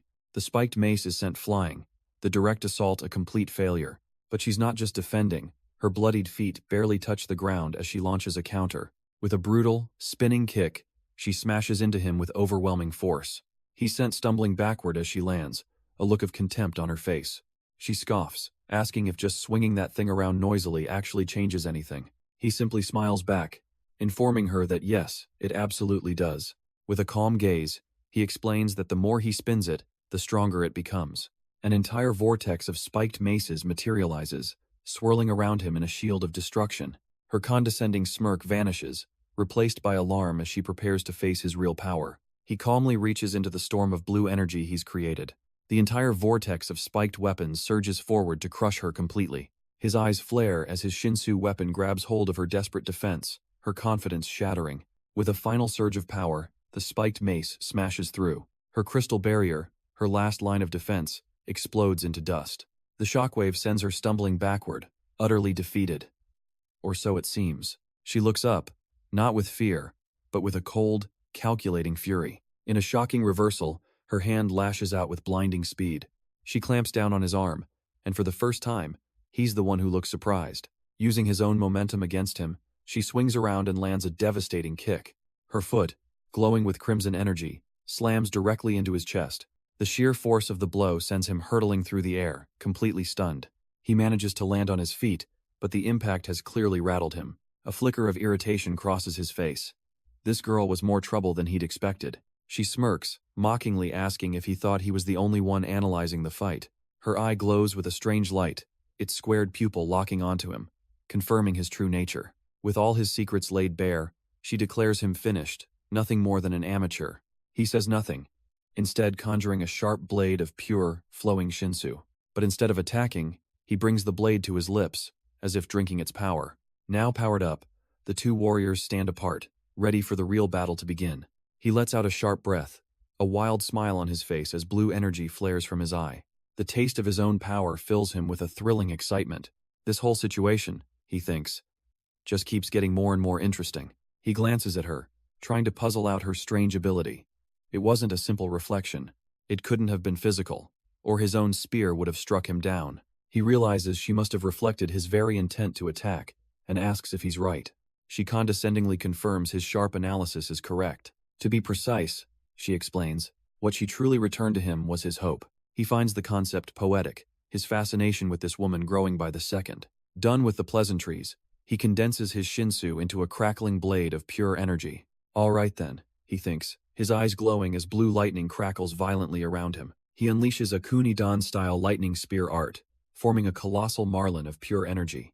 All of that immense power is focused into the deadly point he now holds.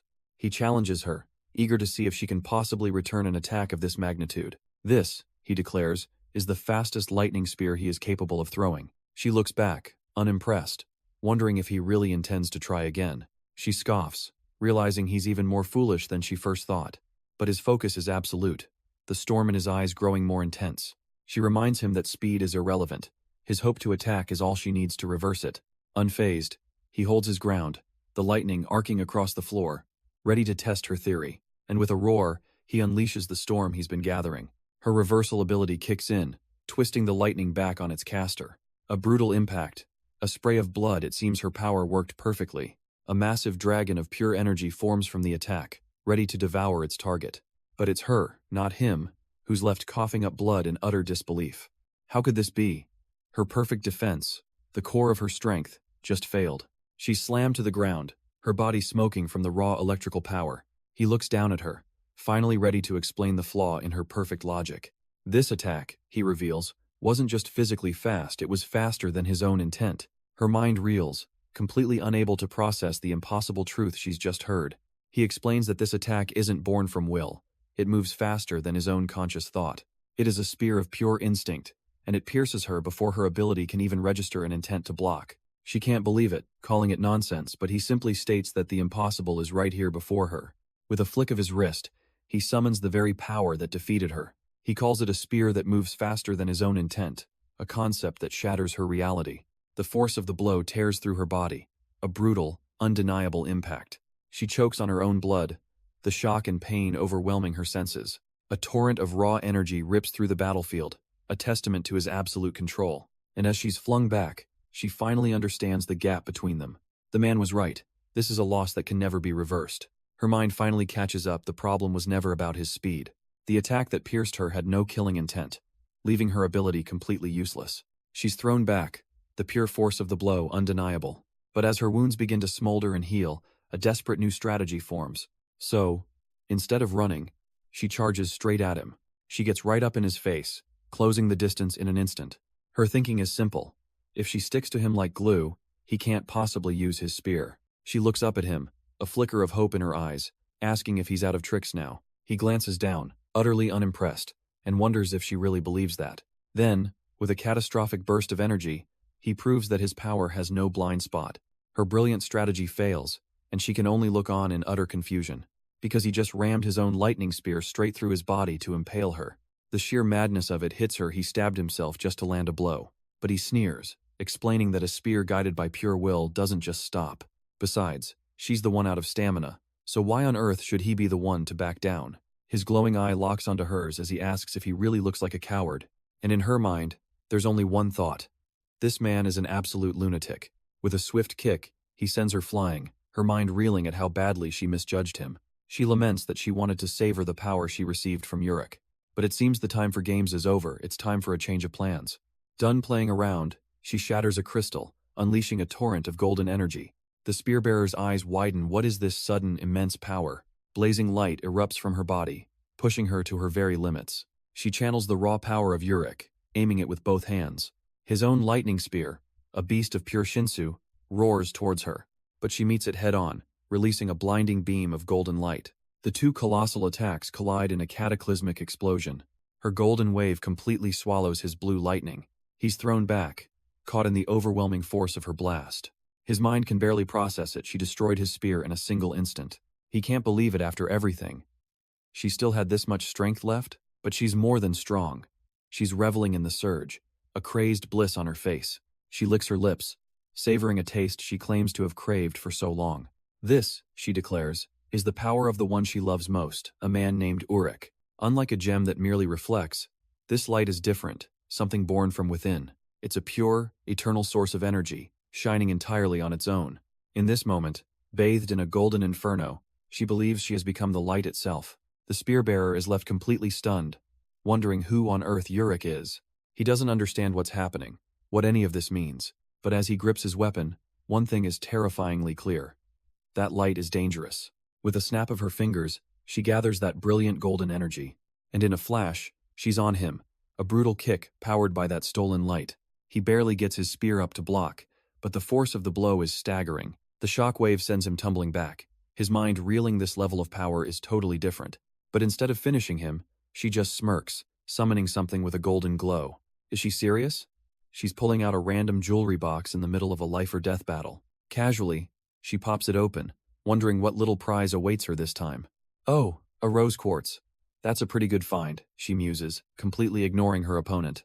But while she's admiring her new toy, a storm of blue lightning crackles through the air. And it's completely useless, washing over her as she stands on his head, pinning him to the ground. But with a defiant roar, the spear-bearer unleashes every last ounce of his power. The Shinsu around him erupts, condensing into the form of a lightning dragon. This wasn't just an attack, his entire body begins to deconstruct and reform. The sudden explosion of energy blasts her away, her smug expression finally cracking. He rises from the storm, no longer a man of flesh and blood, but a being of pure, crackling lightning, and she can only stare in disbelief. What in the world is that? Did he just turn himself into lightning? He stands there, a god of the storm, his very presence rewriting the laws of the battlefield. With a casual gesture, he unleashes a torrent of Shinsu that tears the ground apart, and the untouchable princess is sent tumbling helplessly through the air. With his very being converted to energy, he now wields the storm in the palm of his hand. He becomes the spear itself, a living thunderbolt streaking across the battlefield. In a flash, he's upon her, a torrent of raw, untamed power. She desperately throws up her signature technique, the reversal of desire. But his lightning form smashes right through her conceptual defense without slowing. He looks on, almost disdainfully. Her little tricks are useless against a force of nature, and she finally understands the horrifying truth. He isn't attacking her, he is the attack. Her power manifests as a cage of dark thorns, a last-ditch effort to contain him. It's immediately vaporized, torn apart by the sheer intensity of his Shinsu. He pushes through the wreckage of her broken ability, completely unstoppable. He stands as a conduit of raw power, a storm given human form. She stares in dawning horror, realizing you can't reverse the lightning if the man is the lightning. The entire battlefield is now his domain, crackling with his overwhelming energy. It's as if he died and was resurrected as a literal god of thunder. And in his eyes, there's no rage or effort, only calm, absolute certainty. She raises a massive golden shield, a final, desperate gambit. He doesn't even flinch, slamming his lightning form directly into her defense. The shield shatters like glass, utterly meaningless against his power. He pierces straight through the glittering fragments, his momentum unbroken. And in an instant, he's upon her, the storm itself ready to deliver the final blow. His hand, a conduit of pure lightning, smashes into her. The entire area erupts in a storm of raw, untamed Shinsu. He grabs her by the face, intending to burn her down to the very soul. A silent scream escapes her lips as the lightning sears her skin. But just as he's about to finish it, she catches the very essence of his power. With a defiant surge, she unleashes her own attack, a blast of brilliant golden light. The lightning god is thrown back, the sheer force of her counterattack undeniable. She watches him, battered but resolute, thinking he's truly impressive for a man who was dying moments ago. Still, she scoffs internally. His lightning bolt is nothing but a noisy, passing storm, because while lightning is momentary, her light is eternal. To finish this, she summons an ornate, gilded box from thin air. She opens it, revealing a single, perfectly cut diamond inside. Picking it up, she muses that while mithril would be better, this will do just fine. She deems it the best tool for the job right now. With a surge of her will, the gem begins to glow with an immense golden light. But the lightning god isn't done, launching a final, desperate attack. A hurricane of blue lightning and jagged Shinsu shards erupts, aimed to obliterate her. Caught in the center, she clutches the gem as a new, protective power envelops her. A massive crystalline dome manifests, completely nullifying the ferocious electrical storm. The spear-bearer can only watch, realizing that while her power is immense, he's reached his breaking point. She watches him burn out, thinking if she can just weather this one final storm, he's done for. The air crackles, as an impossible amount of energy gathers around the spear-bearer. He hangs in the eye of his own hurricane, a god of lightning preparing his final judgment. With a clenched fist, he begins to focus every last spark of his power. His body glows, becoming a living conduit for the raging tempest. He's transcending his physical form, becoming one with the very Shinsu he commands. The raw, chaotic energy compresses into a single, terrifying spear of pure lightning. She can only stare in disbelief. He didn't just make a spear, he became the spear. It streaks across the battlefield, a roaring thunderbolt aimed to erase her from existence. The ultimate attack closes in, about to collide with her seemingly fragile defense. Her eyes lock onto the incoming threat. She knows this has to be his final, desperate blow. The spear of pure Shinsu, a torrent of raw destruction, is just moments from impact. But she isn't just bracing for it. She's meeting it head-on, weaving her hands into a seal. With a surge of power, she unleashes her own trump card, the infinite indestructible barrier. The living lightning spear smashes into the crystalline pink shield with a thunderous crash. A blinding explosion erupts, a cataclysmic wave of energy washing over the area. His all-or-nothing attack rages furiously against her seemingly delicate defense. The entire battlefield is engulfed, yet her barrier doesn't even show a single crack. All that immense power scatters into nothing, completely and utterly nullified. Behind her crossed arms, her gaze is ice-cold. His ultimate attack was useless. She smirks, fully confident in the diamond powering her defense with Urick's light. It's an absolute barrier, one that regenerates instantly no matter how much power is thrown at it. All she has to do is wait for him to tire himself out, and this fight is hers. But a sudden flicker of doubt crosses her mind as she senses a change. The brilliant golden light emanating from the jewel is starting to fade. That's impossible. Urick's light is supposed to be an infinite, inexhaustible source of power. A horrifying realization begins to bubble to the surface, her composure cracking. Her mind flashes back to the mysterious, black-haired woman who gave her this very jewel. And the truth hits her like a physical blow. They didn't give her the real thing. She was tricked. As her absolute defense wavers, the storm of lightning rages, ready to break through. The crackling blue energy overwhelms her, a desperate plea lost in the storm. She screams in pure panic, begging her light not to abandon her now. But with a sharp crack, the jewel her borrowed power shatters into pieces. Its golden fragments fall away into the abyss, her last hope extinguished. A thunderous explosion rips through the air as her absolute barrier shatters like glass. Her eyes widen in utter disbelief, a single thought echoing in her mind. Damn it. Freed from its prison, the spear-bearer's lightning rages with unchecked fury. It completely vaporizes what's left of her pathetic shield. The last glittering fragments of her once perfect defense are swept away, leaving nothing but a swirling vortex of pure, untamed electrical power. The golden dust of her shattered hope glitters amidst the crackling energy. He stands over the remains, his body still radiating immense electrical power. It's been a long time, he admits, since he's had to push himself this far. But the exertion comes at a cost, and a wave of exhaustion suddenly hits him hard. He remembers Jihad's warning, wondering just where the hell these invaders came from. He looks down at the pathetic remnants of her borrowed power, deep in thought. Questioning her is pointless. She's in no state to give him any answers. With a dismissive stomp, he scatters the last of the golden fragments. He calmly bends down and retrieves his massive spear from the ground. A deep sigh escapes him. He'll need to rest for a bit before moving on. He admits to himself that if she had held out just a little longer, it could have been dangerous. Still, a part of him knows he wasn't even using his main spear for this fight. He yawns, deciding he'll just tell everyone to head back while he takes a well-deserved nap. But from the shadows of a nearby doorway, a young man watches in absolute disbelief. His mind is racing. How could this have happened? Lady Mago actually lost. He realizes he has to escape now, while that Kun family monster isn't paying attention. But as he turns to flee, a tiny voice suddenly calls out, warning him not to step there. Confused, he looks down to see his shoe hovering just above some glowing grains of sand. It's Mago's voice, explaining that she left these fragments of herself here just in case. She urgently tells him to be quiet and only use his thoughts, so their foe won't hear them. Mago's voice whispers from the dust, pleading with him to get her somewhere safe without that guy noticing. If he helps her regain her strength, she promises to grant him any wish his heart desires. The young man's eyes narrow, a flicker of cold calculation within them. A wish, huh? He glances back at the Kun family monster, still fast asleep on the ground. This could work. He confidently assures her that he knows the perfect place where Lady Mago can hide and recover. The dust glimmers with approval, but before they go, he needs to be absolutely sure she'll keep her word. Mago asks what he wants, and his wish is surprisingly specific. He wants to see a man named Urick Mazino utterly destroyed. As the spearbearer sleeps on, the name seems to hang in the air, a strange premonition. But his rest is shattered, as his glowing blue eye snaps wide open, instantly alert. Too late, Mago's follower is already sprinting away, determined not to be the only one having all the fun. Urick's crimson eyes narrow, scoffing at the mere suggestion that he's grown weak. The blond man smirks, taunting him if he's so strong. Why didn't he act that way in the past? A flicker of rage crosses Urick's face as he gets closer, warning the man not to provoke him. The man changes his line of questioning, accusing Urick of being the one who fulfilled the wishes of both Leo and Neo. Urick admits he's half right, confirming that he did indeed grant Leo's wish right here in this castle. He recalls the moment he appeared before the two brothers, but he drops a bombshell.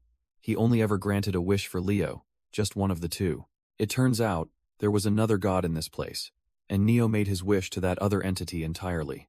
Urick leans in close, a grim memory playing out in his mind.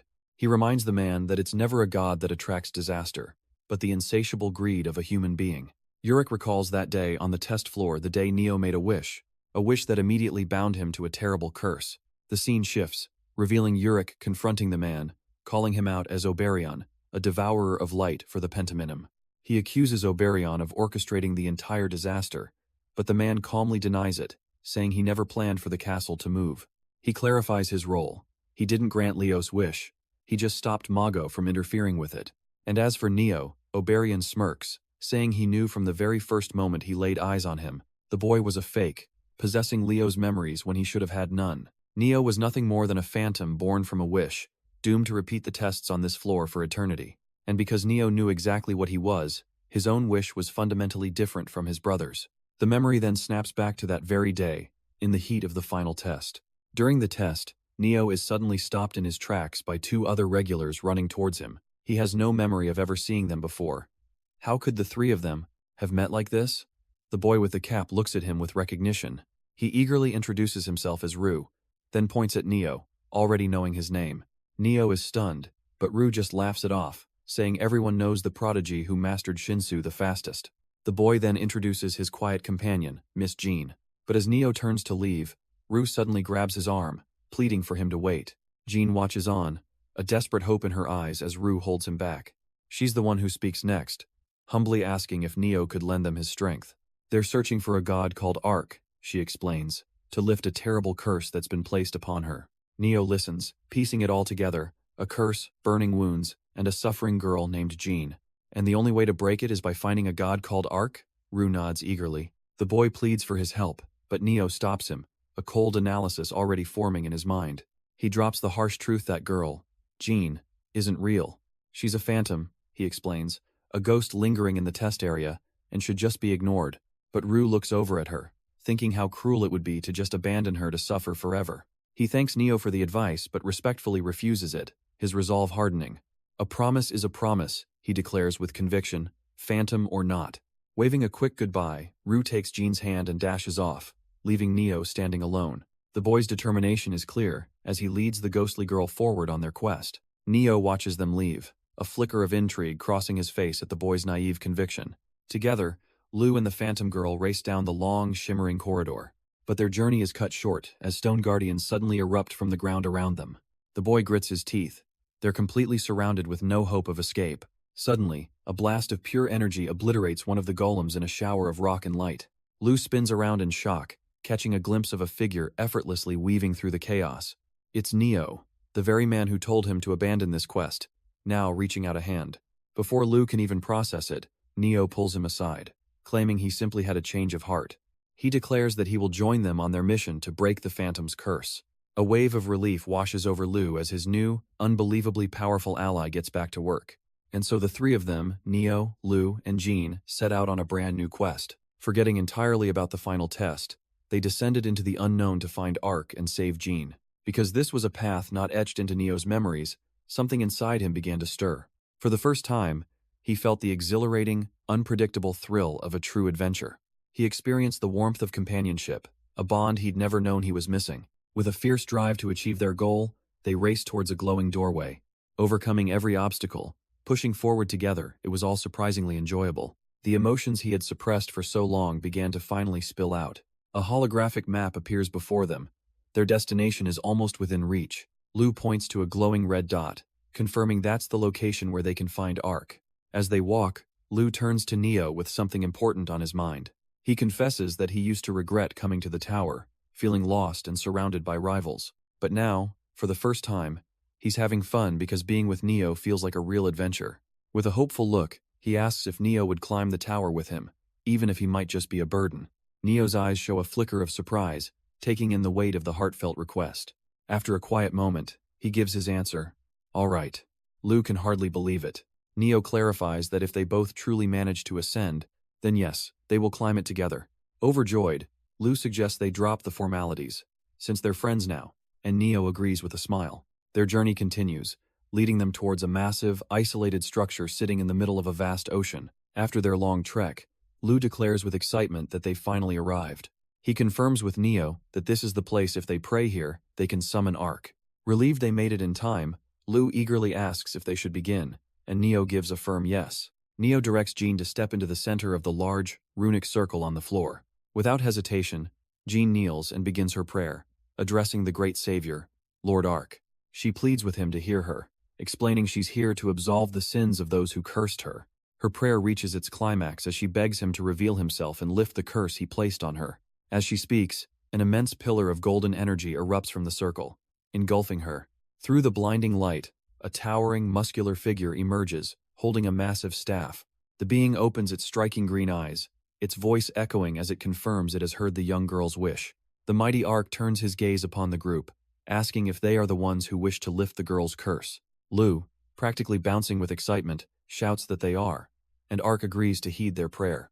But there's a catch. Hell grant their wish if, for the next 5 minutes, they pray only for Jean's sake. However, if even one of them prays for a different wish, he will grant that person's desire instead. Neo struggles to understand the meaning behind this twisted rule.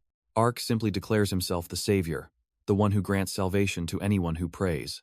His eyes lock onto them with an unnerving intensity, and he commands them to begin. Lu, completely missing the point, thinks it's just a simple test of their focus. But as Neo stands within the circle, a dangerous thought enters her mind. Her own wish, would he truly grant it? Her expression darkens with a chilling realization. This isn't a test, it's a trap. Jean kneels, her entire being focused on a single, desperate prayer to lift her curse.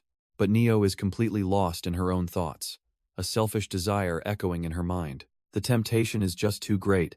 She knows what she wants to wish for. Suddenly, a brilliant flash of light signals that time is up. Ark turns around, announcing that he has heard their prayers loud and clear. He calls out to Jean, and her face lights up with a flicker of genuine hope. His expression, however, is one of cold, cruel pity, and she immediately senses something is wrong. Ark confirms her fears. Her curse has not been lifted. Her world instantly shatters. He then turns his gaze to Neo, the one he calls Phantom, the one who broke the rules. But in a stunning twist, he declares that her wish cannot be granted either. Ark reveals this was all a final test, designed to see if Neo truly wished for Jean's salvation. The realization hits Lu and Jean like a ton of bricks. She prayed for something else. Jean whirls on her, accusing Neo of deceiving them from the very start, just to get her own wish. Neo stammers, trying to explain, but Lu's shocked expression says it all. Her eyes widen in panic. She has no excuse, no way to justify her actions. The simple, heartbroken question hangs in the air from Lu. Neo, why? Ark looks down on them with utter contempt, chiding these foolish humans for their endless greed. His judgment is swift and absolute. All of them shall be cursed for their selfish desires. This wound, he declares, will be the final lesson that the test bestows upon them. A blinding pillar of light erupts as Jean screams his name, begging him to wait, but it's already too late. But her desperate cries fall on deaf ears, as a shard of judgment descends upon them.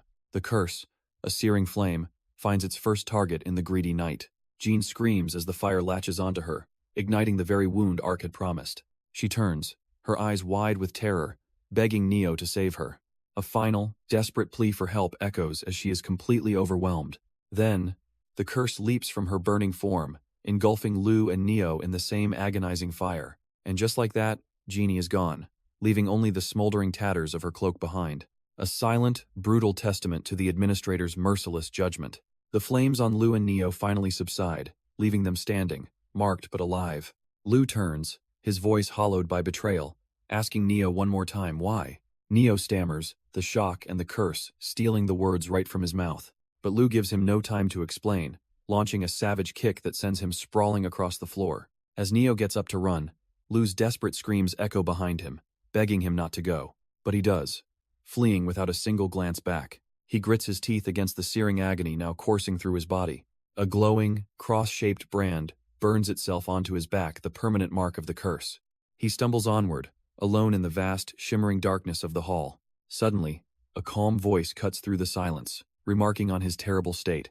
Neo looks up, weak and confused, to see a blonde-haired man he's never met before. The stranger simply informs him that he's been cursed, and that this castle has always been a testing ground.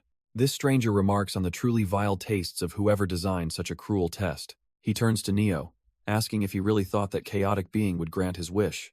With a piercing gaze, he warns that one must never peer into chaos while ignorant. He explains that Neo's foolishness is the very reason he now bears this curse. Oberion then gestures to a dark staircase, simply ordering him to go down. He tempts him, revealing that the flower that grants wishes lies at the bottom. Without hesitation, Neo turns and begins his descent into the darkness below. He walks down the cold stone steps, one foot in front of the other. At the base, he finds it a glowing, crystalline bloom, the very flower that created his phantom. He looks at it, making a quiet wish, knowing that asking to ascend was impossible anyway. His one wish, spoken into the quiet depths, is not for himself. He asks for Lu to ascend to the next floor and to forget he ever existed. He's willing to remain here forever, a forgotten phantom bound to this place. The silent promise echoes out over the shimmering, dark water. Neo closes his eyes, accepting the lonely fate he has chosen. But a sudden sound, a voice desperately calling his name, shatters the calm. His eyes snap open, filled with utter disbelief. It's Lu, rushing toward him, explaining how he'd been searching everywhere. The boy is just relieved to see him okay, apologizing for getting him into this mess. He looks Neo in the eye, insisting that his wish matters just as much as anyone else's. Neo is touched, thinking Lu is so kind, like a friend made just for him. But Lu has a confession of his own. His real dream was to climb the tower with Neo. He wanted to experience everything together, traveling freely, laughing, even being afraid. That, he says, was his only wish, and Neo's eyes widen in realization. Fired up, Lu declares they should go pass the test together, but Neo quietly crushes his hope, explaining that he can't, because he's a phantom. The word hangs in the air, leaving Lu utterly confused. What could he possibly mean? With a look of sad finality, Neo promises he will remember Lu forever. But he insists Lu must forget him and climb higher, causing the boy to grab him in protest. Lu shouts, absolutely refusing. Forgetting him will never happen, no matter what. Then, with a bright, unwavering smile, he makes his own vow. He will remember Neo, too. Neo's eyes soften, a silent understanding finally passing between them. Moved by his unwavering promise, she whispers her thanks, a sense of peace washing over her. But in that same instant, a hand bursts straight through Lu's chest. Neo can only stare, her mind going blank as blood splatters across her face. The attacker, Oberion, looks on with a detached, almost curious expression. She screams Lu's name, desperately trying to shake him back to consciousness. But as she cradles him, his body goes limp, the light fading from his eyes. Her mind frantically tries to grasp what's happening, recalling his final words, his wish.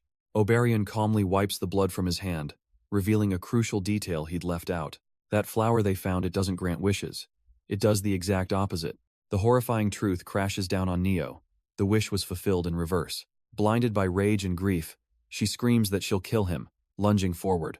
But her desperate attack with a hairpin is useless, simply brushed aside. And with that, Oberion calmly finishes his story to Urick, explaining how the test ended. Urick's head hangs low, his fists clenching as he processes the man's absolute cruelty.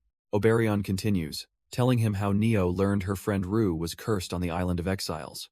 Ru had tried to re-enter the test, only for his entire team to be wiped out by a powerful foe. He kept trying, but a cruel rule prevented him from ever reaching Ark again to lift the curse. But this time was different. Urick's arrival in the tower gave Ru another chance. Oberion smirks, mocking how Ru must have begged Mago for one last opportunity. Oberion's words hit their mark, and a furious golden aura explodes from Urick's body. The man simply watches, a calm, almost curious look in his eyes. But Urick's mind has gone silent, replaced by a single, murderous intent. He lunges forward, grabbing Oberion by the collar, who dares him to try it.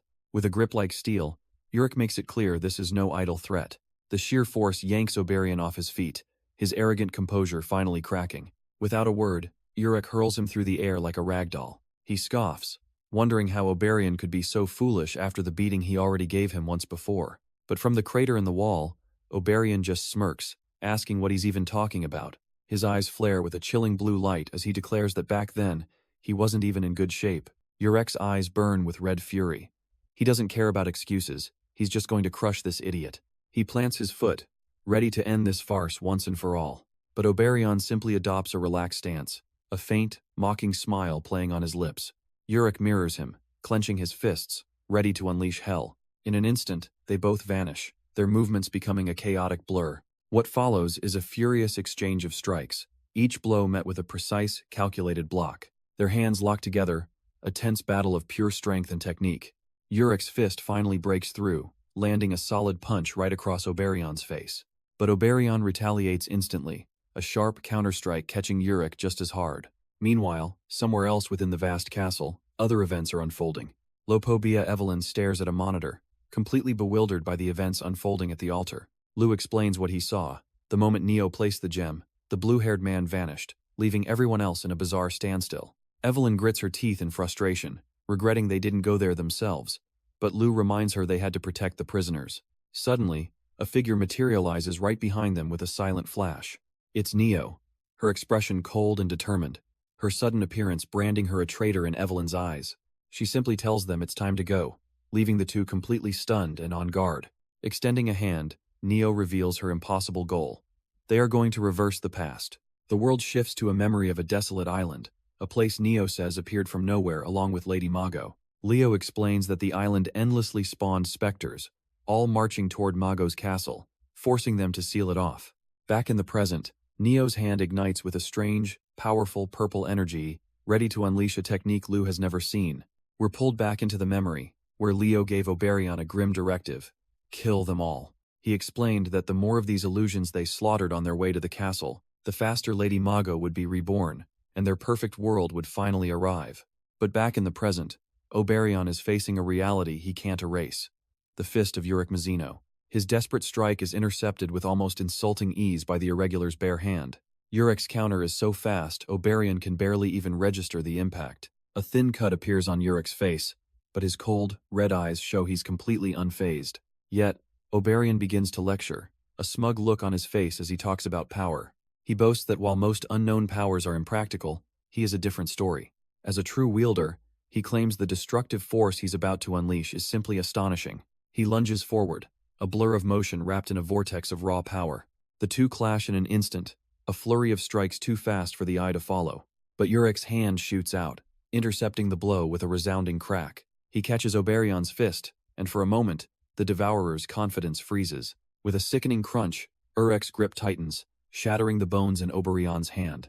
Yet, just as he has the advantage, Urick's eyes widen. He senses another attack coming from below. Seizing that split-second opening, Oberyon strikes back, piercing the Irregular's shoulder. Urick stumbles backward, clutching a bleeding wound, a rare sight for anyone to witness. Oberyon looks down on him, mockingly asking if he's just trying to imitate someone else's moves. He smirks, declaring it doesn't matter, because his own strength is far beyond theirs. But Urick isn't interested in talking. A brutal kick slams into Oberyon's side. The Devourer's smug expression vanishes, replaced by pure shock. He realizes too late the attack came from below, completely bypassing his guard. Before he can recover, a vicious uppercut smashes into his chin. The blow sends his head snapping back, rattling him to his core. His eyes widen in disbelief as Urick's leg swings up for another devastating kick. Ignoring the wound in his shoulder, the Irregular unleashes his fury. He launches Oberyon into the air, a ragdoll against his overwhelming power. But this vicious combo isn't over just yet. With a final, explosive impact, Urick drives his fist straight into Oberyon's torso. A blinding flash of golden energy erupts from Urick's fist. The force wave sends Oberyon and his lackeys tumbling through the air. But the Devourer of Light recovers, catching Urick's next punch with a grimace. He retaliates with a chaotic storm of dark power, shredding through the air. A confident smirk spreads across Oberyon's face. He sees his opening. The blast slams into Urick, throwing the Irregular off balance completely. Before he can react, Oberyon's hand plunges straight through his shoulder. Urick stares at his own blood, the shock of the devastating wound registering. Oberyon grinds his foot onto the downed Urick's head, savoring his dominance. But instead of despair, Urick simply tastes his own blood, a dangerous fire in his eyes. Oberyon licks the blood from his lips, musing that it always tastes the same. But Urick has heard enough nonsense, roaring back to his feet in a blind rage. He explodes forward, chasing down the retreating Devourer of Light. With a furious cry, he throws a desperate, blood-soaked punch. Oberyon catches it, but he can feel the immense power building in Urick's grip. The Irregular's fist ignites, gathering an impossible amount of golden shinsu. The blast sends Oberyon hurtling backward, completely caught off guard. Before he can even recover his footing, Urick is already descending upon him. He brings his fist down like a golden meteor, aiming to end this now. The impact is absolute, a blinding flash of light as the punch connects. But Oberyon meets the golden storm with a tempest of his own. Blue light erupts, swallowing Urick's attack in a violent clash of Shinsu. The very ground shatters from the sheer force of their collision, and as the dust settles, the devourer of light stands unscathed, a mocking smile on his face. Urick, refusing to yield, presses the attack, their fists blurring in a flurry of strikes. But this isn't a battle of raw power. Oberyon flows around the punches, his movements precise. He catches Urick's fist, not with strength, but with a terrifyingly delicate technique. The Irregular's eyes widen in disbelief, his legendary strength is being neutralized. With a sickening twist, Oberyon bends his fingers back, a brutal counter to brute force. And for the first time, the mighty Urick Mazino is forced to his knees, defeated by pure, agonizing skill. But even after that humiliating defeat, Urick's spirit is far from broken. He explodes off the ground, refusing to accept the outcome. He throws himself back into the fight, his fist aimed true despite his injuries. Oberyon calmly asks how long he can keep this up, now that Mago has stolen his power. Urick's eyes blaze with pure, untamed will. His answer is simple. He'll fight until Oberyon is dead. The Devourer of Light almost seems to sigh, noting that Urick's stubborn personality hasn't changed one bit. Urick's attack connects, blasting through the stone with a flash of golden light. But as the smoke clears, he stands alone, his opponent having vanished. Then, from the ground, an ominous darkness begins to creep in, swallowing the light. Surrounded by darkness, Urick smirks, admitting that fighting Oberyon after so long is actually fun. But his opponent reappears, and he's brought a friend, a hulking, armored figure emanating a chilling aura. Urick's confidence shatters as Oberyon mocks him, saying this isn't fun at all when he's just a weakling. The Devourer of Light begins a lecture on his twisted philosophy of reversing kindness and peace, a process he coldly refers to as corruption. He looks down on Urick, explaining that evil is not the opposite of good. The scene shifts to the past, illustrating his point as Neo, Lu, and Evelyn run for their lives. Their desperate escape is cut short, as a shimmering blue wall of energy erupts in their path. Nearby, a woman named Jean can only watch in shock. Realizing they've been trapped, Neo and Lu skid to a halt, completely stunned by the barrier that just sealed their fate. A woman's voice echoes from the past, musing that in the end, he must have made his wish, too. Back then, Jean could only accept the hand offered to her, turning away from the tragic scene. But in the present, a bloodied Urick Mazino simply smirks, thanking Oberyon for the information. And in return for his condescending lecture, Urick promises to clarify a little something for him. He looks Oberyon dead in the eye, revealing a critical truth. Mago never took his strength away. The priest's confident facade cracks, his mind reeling in confusion. What is this nonsense? Urick clenches his fist, explaining that what Neo stole was just a tiny fragment of his true light. Before the Devourer of Light can even process that terrifying revelation, Urick explodes forward with blinding speed, slamming a vicious high kick right into his jaw. His eyes burn with raw power as he finishes his thought. He is much, much stronger than Oberyon thinks. Urick casually blocks Oberyon's weapon, shattering its power with a flick of his wrist. He muses aloud that while you can't get rid of evil, you can certainly beat it up. His thoughts drift to another, a luminous, armored being he calls the Emperor. A memory of this radiant figure, a true master of light, flashes through his mind. And back in the present, that memory fuels his rage as he sends Oberyon crashing backwards. The narration explains the priest's very nature. Oberyon is a being that turns all that shines into darkness. And this man, Urick Mazino, was once the brightest human he had ever known until his light was stolen. Meanwhile, on the test floor, Kun Masheni Zahard addresses the survivors. She tells a defeated Kun Usman Ari that while he's regained his sanity, severe punishment is coming from above. He's now in charge of fixing this mess, and with a humbled apology, he accepts his orders. With the test concluded, the remaining regulars thank Masheni and take their leave. She watches them go, her expression unreadable and her silence absolute. From the doorway, another princess calls out to her, questioning her cold indifference to a fellow royal. Suddenly, a streak of violent blue energy rips through the space behind Masheni. Her eyes widen just in time to see a blonde-haired man rocketing towards her. In a flash, he's on her, one hand clamped tightly over her mouth. He tells her to hush, making it clear he's the one in control now. A predator's grin spreads across his face as he says he has an attractive proposal for her. But her defiant eyes glare back, silently asking what happens if she refuses to listen. The answer is simple and chilling. Then she dies. He asks mockingly if she needs him to spell it out for her again. The deal is simple. Swallow this glowing gem, and she'll become a vessel for Lady Mago. He warns her the process will be painful, but before he can finish his pitch, she calmly agrees to do it. Her immediate acceptance catches him completely off guard, leaving him to stutter out a confused, "What?" Pulling his hand from her mouth, she begins to explain a simple truth he's overlooked. The only people who reject a gift of power, she tells him, are those who've never truly gone hungry for it. Her cold, ambitious logic leaves him absolutely stunned, realizing this princess is not the victim he thought she was.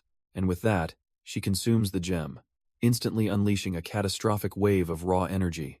A violent torrent of Shinsu erupts from her body, her hair whipping around in the vortex. The entire chamber is engulfed in a blinding, chaotic light as her transformation begins.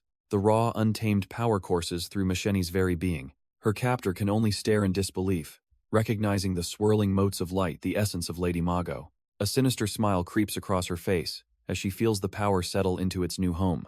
The entity within her is pleased, finding this vessel to be excellent. And with that, our story flashes back long ago, to a place called Earth. On a lonely city street, a man in a sharp suit approaches a young man in a simple tracksuit. He informs the youth of his grand destiny, to become the next emperor, a beacon who must never fall to darkness. The boy, a young Urick Mazino, casually confirms that he's heard this story before. The agent simply tells him to follow, expecting immediate and unquestioning compliance. But Urick's silence speaks volumes, and the man realizes his mistake. This kid isn't asking for permission, and he certainly isn't taking orders. Long after that day on Earth, this man rose to become an emperor. He fought against the Shining Ones, beings of legend, with casual grace. He was a hero who led hundreds of battles, a man who had forgotten the taste of defeat, a benevolent monarch to his allies, a warrior who stood firm against absolute evil. His power was a brilliant flash of righteousness that cut through the darkness. So, stepping into the arena now, I truly believed that a man like him would never, ever be tainted by darkness himself. But seeing him now, Urick simply sighs, remarking what a pain it is to be fighting again. As I thought, he muses to himself, observing from a safe distance. Watching is so much more comfortable than being the one in the fight. Isn't that right, Urick? Urick's crimson eyes narrow on me, and his order is simple: stay put. I can only watch as he faces that monster's power, a twisted force I know all too well. It stems from the weapon, Aubryon, an artifact that turns all that is good into evil. Its power is absolute reversal. The kinder the person, the more wicked it makes them. And that is precisely why the Emperor before us, once the most brilliant human, has now become the darkest being in this world, clashing with the Irregular. But Urick isn't fazed, winding up a punch that glows with immense golden energy. He unleashes it with enough force to shatter the very ground beneath them. The corrupted Emperor raises a massive gauntlet, just barely stopping the blow. A flicker of a smile plays on Urick's lips. As expected, this one's tough. The force of the blow sends the corrupted Emperor skidding across the shattered ground, but he instantly retaliates, unleashing a massive pillar of his own chaotic energy. The clash of light and darkness tears the very air apart in a violent explosion.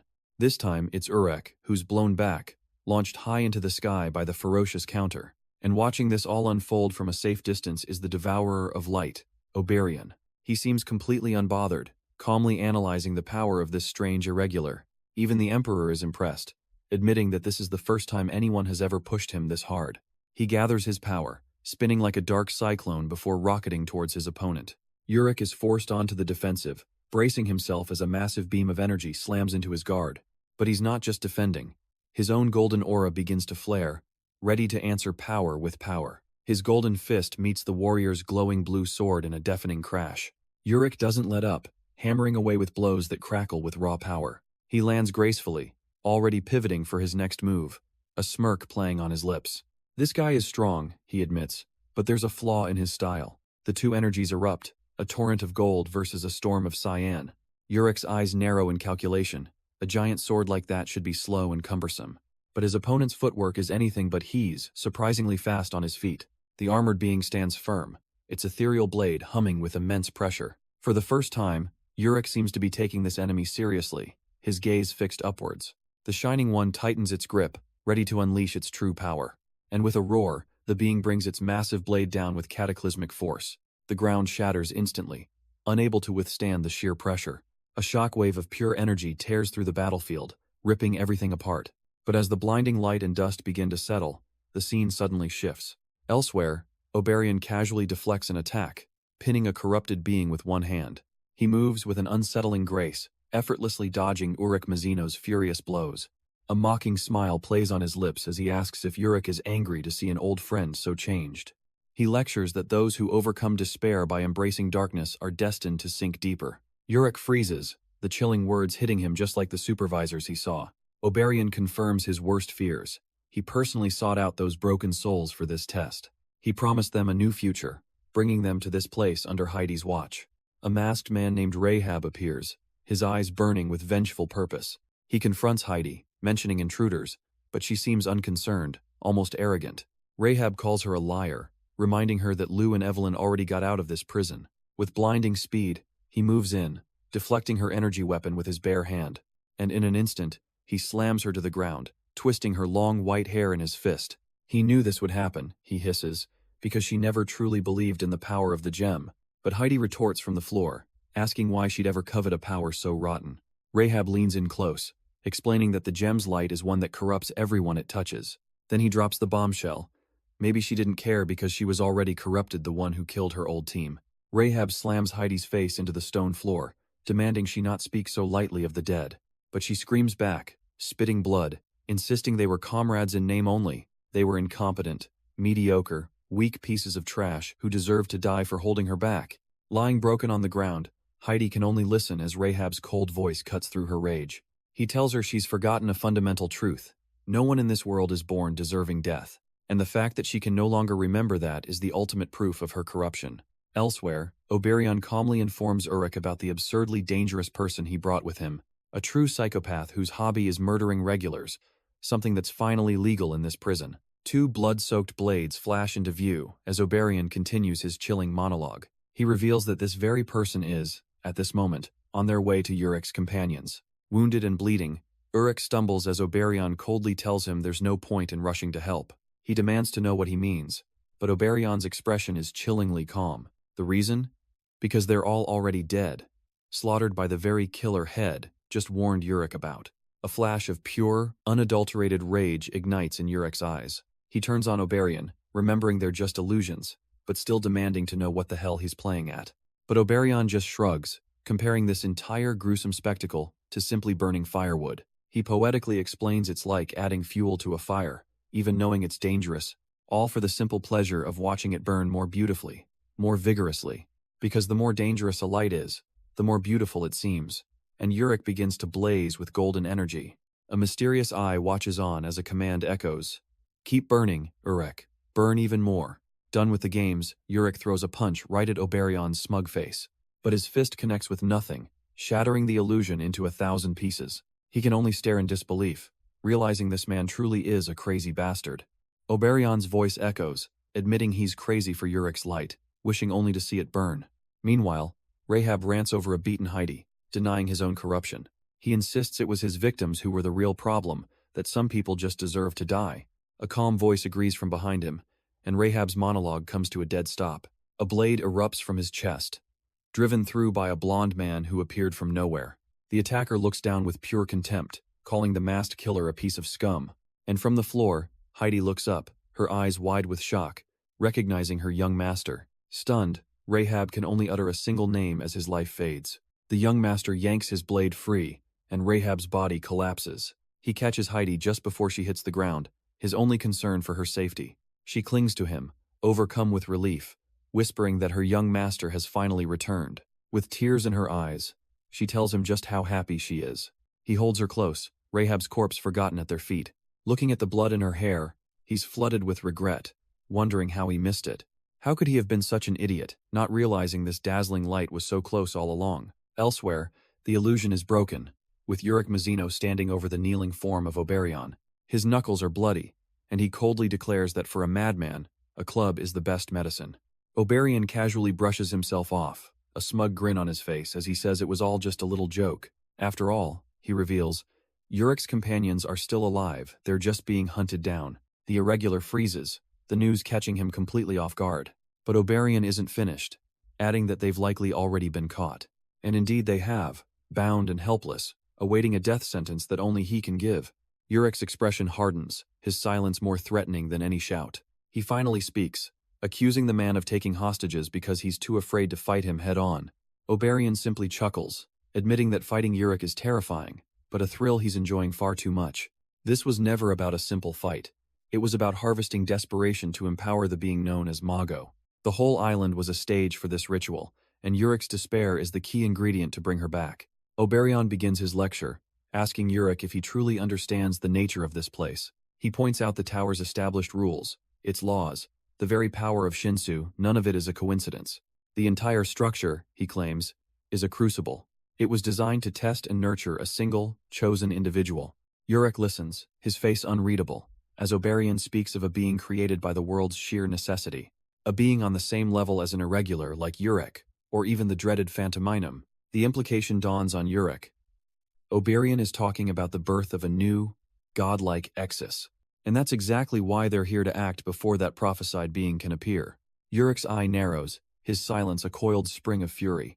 Oberion throws his arms wide, declaring his faction's true goal: to seize the tower and devour everything prepared for this chosen one. This, Oberion declares, is how they will stop the new Exus from ever being born, because it is the will of Lord Phantominum himself. Meanwhile, elsewhere, a former test supervisor named Belle casually torments her captives, who struggle uselessly against their bonds. She calls them adorable little children, but dismisses their pleas for freedom with a cruel smirk. Her name is Belle, and she coldly informs them she has received direct orders to capture them. She confesses she'd love nothing more than to kill them on the spot, but her true mission is to hold back Urick Mazino until Lady Mago recovers her strength. The urge is almost overwhelming as she presses a blade to a captive's throat, desperate for the feel of their weak flesh. She whispers a promise. When Lady Mago becomes queen, she will shatter all the suffocating laws of the tower. And Belle can't help but wonder, why do these laws even exist? She suddenly explodes in a psychotic rage, questioning why rankers can't just kill weak regulars as they please. She throws her head back, screaming that she wants to drink their blood, the restriction driving her absolutely insane. The captured regular can only scream in sheer terror. Belle continues her unhinged rant, clinging to the promise of a new world. A world where rankers can finally slaughter regulars as they please. But her twisted fantasy is cut short by a powerful, clenching fist. Suddenly, a massive figure slams her into the ground, roaring that her horrible world will not come. Her attack is stopped cold, her body crushed by overwhelming power. The regulars stare in disbelief, realizing their savior is the test supervisor, Danjon. Evelyn snidely remarks on his disgusting hair, much to Danzon's annoyance. He explains he tracked their pockets, furious that a ranker would dare attack them, and decides to call Urick. And just like that, a pocket flies towards Urick, who turns to hear Danzon's voice on the line. Danjon tells Urick that he's rescued his comrades and will send the location, but his promise to protect them is cut short by a blade slicing through his throat. Urick listens helplessly as his ally is assassinated on the other end of the line. His face contorts in horror and rage as he screams Danzon's name. In his final moments, Danzon's pocket transmits the coordinates Urick needs. But right now, Urick is trapped in a high-speed battle against a powerful spear-bearer. His opponent stares him down, completely confident that Urick can't possibly stop him. He scoffs that while Urick's legs are certainly fast, he is something far beyond that. He claims to be the personification of light itself. Back at the ambush site, the killer Danjon just defeated stares at his corpse in disbelief. The white-haired killer relives her victory, her own neck snapped, yet she still mocks Danzon's corpse. She remembers thinking how unsatisfying it was to stab a man as tough as him. But that triumphant memory is shattered by a fist of brilliant golden light. A punch from the past connects, her entire world breaking apart from the impact. The blow lands with absolute, overwhelming force. Her arrogant expression twists into pure shock and agony. She's sent flying by the sheer power of the attack. And the man who delivered that punishment was Urick Mazino himself. His strike was so powerful it cratered the very ground beneath them. Snapping back to the present, the spearbearer calls his name, but Urick is lost in a silent, burning rage. The scene flashes back, Danzon staring in disbelief at a bloodied Urick, wondering how he arrived so quickly. Urick claims it's nothing, but Danzon knows better. Seeing the captured kids, he realized Urick wasn't just fast, he was impossibly so. A pulse of Shinsu erupts, and the shimmering blue bonds holding the children captive simply dissolve. Urick turns to the group he just saved, his voice cold and detached as he tells them all to go away. He dismisses the man who betrayed him, forgiving the stab wound but still ordering him to leave. But then his eyes glint with a strange intensity, warning him to make his wish correctly this time. Leo and the boy beside him can only stare back in utter confusion. What on earth could he mean? Without another word, The grateful group turns and runs, leaving Urick to face the darkness alone. Back in the present rubble, Urick gives Danjon a final, chilling order.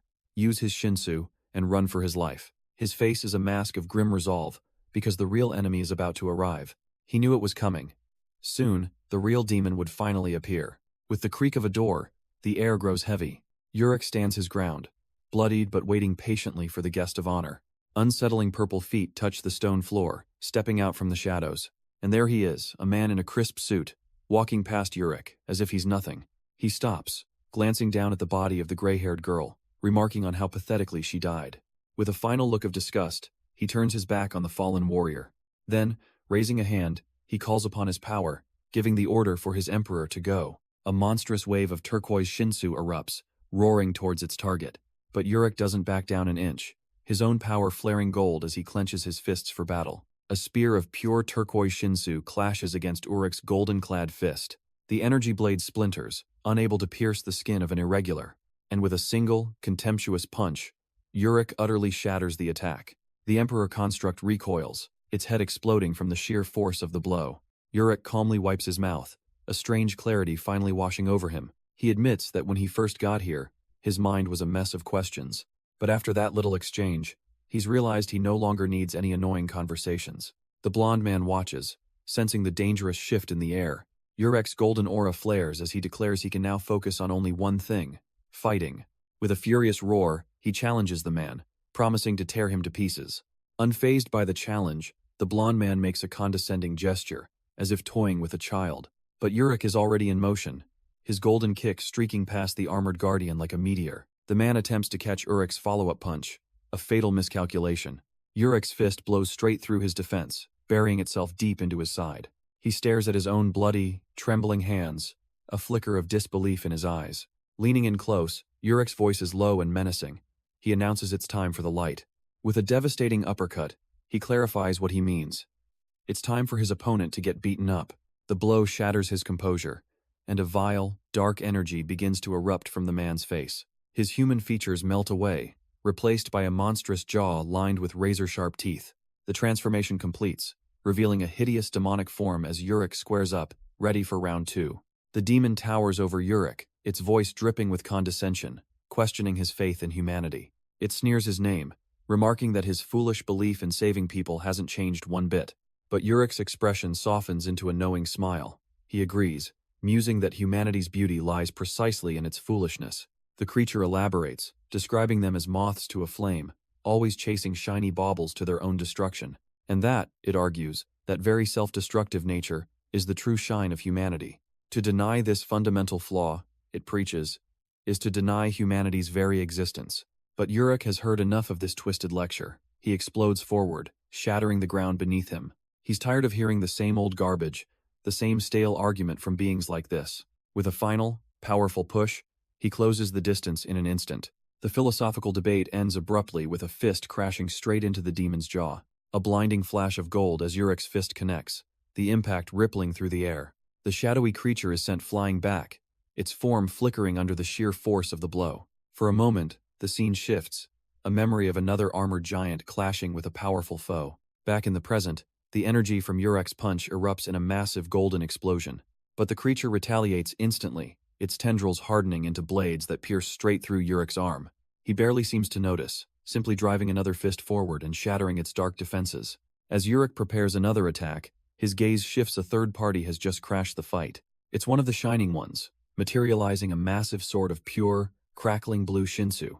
In a blur of motion, the armored being slams its weapon down right in front of him. The tip of the ethereal blade stops just inches from the shadowy creature's chest.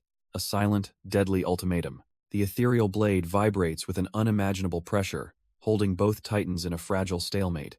But its words are not for the beast.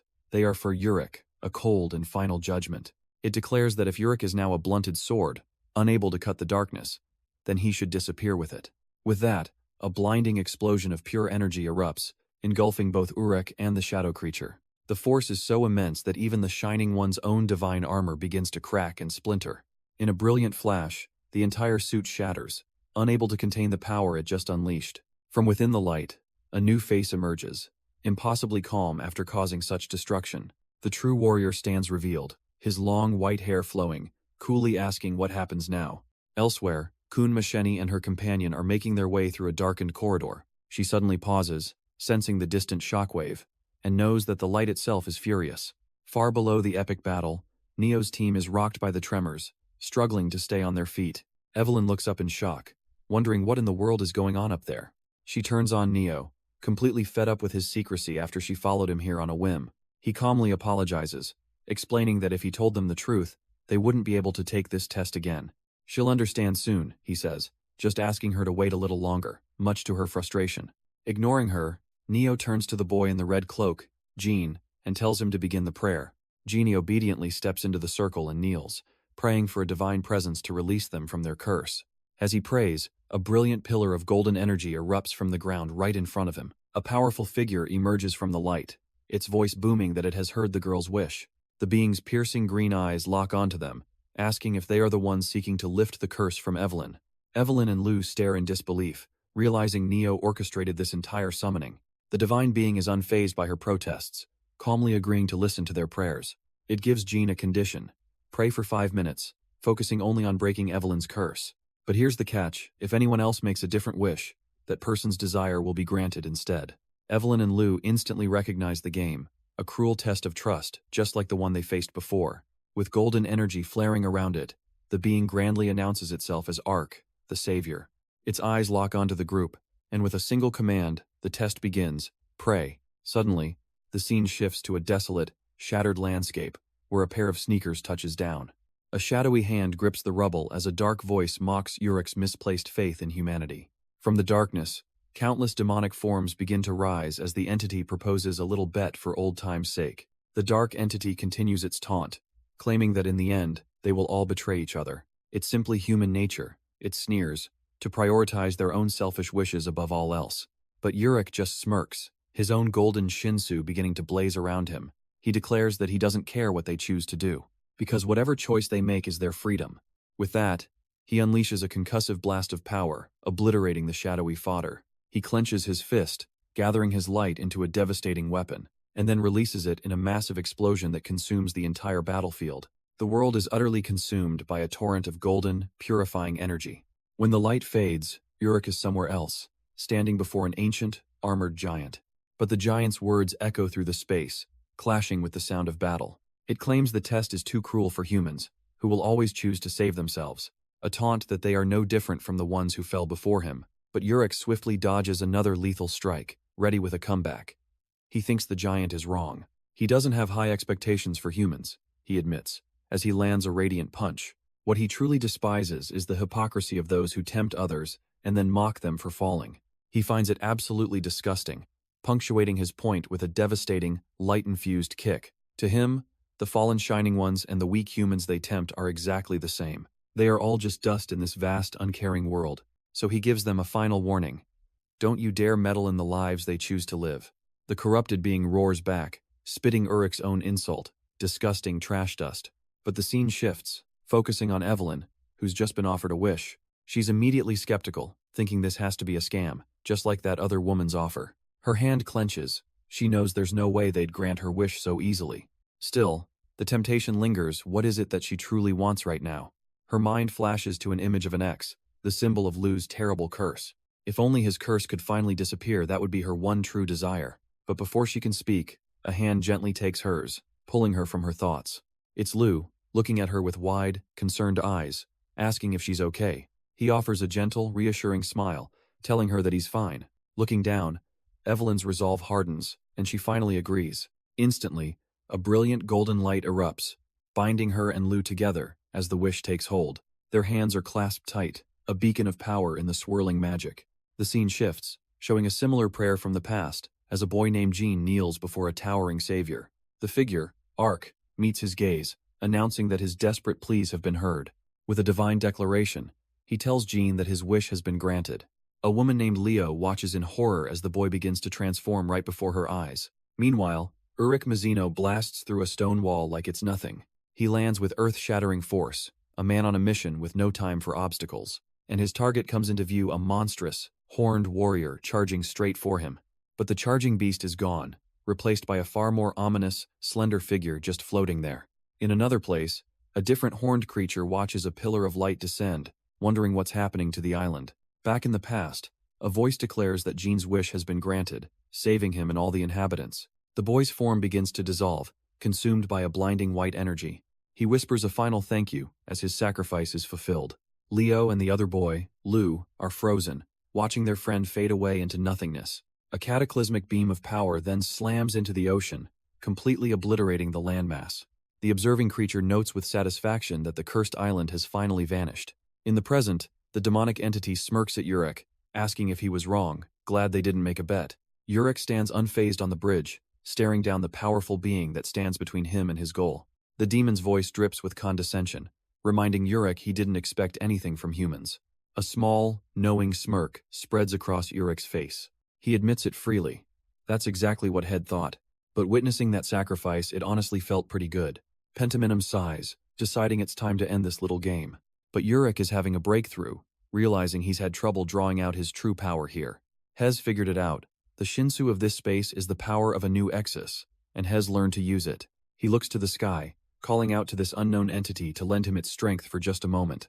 A brilliant golden light erupts from his hands, raw power coalescing. He imbues his light directly into the Shinsu, unleashing an explosive blast that catches the demon completely off guard. This was no mere scorching fist of death, Urick realized. This was something else entirely. A colossal wave of golden energy erupts from his body, engulfing the entire space.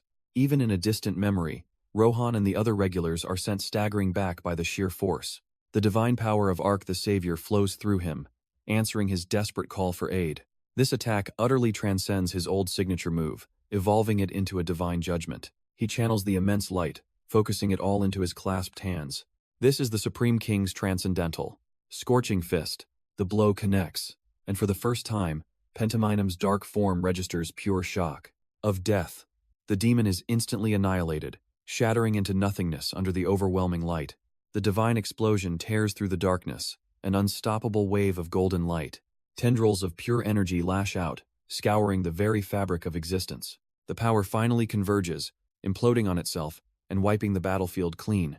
Amidst the swirling smoke and devastation, Urick stands completely unfazed. He cracks a satisfied grin, thanking the powerful entity he casually calls Puppy. Turning away, he brushes it off, stating that he's cleaned up the mess. He knows it's not a true death, though the demon's gem is still out there somewhere. But just as he ponders his next move, a strange, gentle light appears behind him. The radiant being who lent him this power manifests, asking if his name is really Urick. Caught completely off guard, Urick turns back, demanding to know just who he's talking to. The being introduces himself with a smug grin as Kun Edwan, the leader of one of the tower's most important families. He then casually drops a bombshell. If Urick was looking for the woman named Mago, he's too late. Edwan already killed her. Urick is floored. Him? He killed Mago? Edwan just shrugs it off, admitting she was a tough opponent, especially if she'd been at full power. He then offers Urick a chance for revenge, a challenge hanging in the air. But Urick clarifies they were mortal enemies, which seems to relieve the spearbearer, who claims he's tired and will find Urick for a fight later. Urick can't help but ask why would they even need to fight. Edwan's hand begins to crackle with electric Shinsu. The reason is simple, and delivered with a predatory smile, because it looks like it'll be fun. This answer leaves Urick utterly speechless, his mind struggling to process this bizarre powerhouse. Edwan then reveals Hez run a current through Urick's piercing, a little tracking spell so they can meet again. And with that, he just lies down to sleep, leaving Urick to curse this incredibly self-centered man. Urick jolts awake from his dream, his mind racing.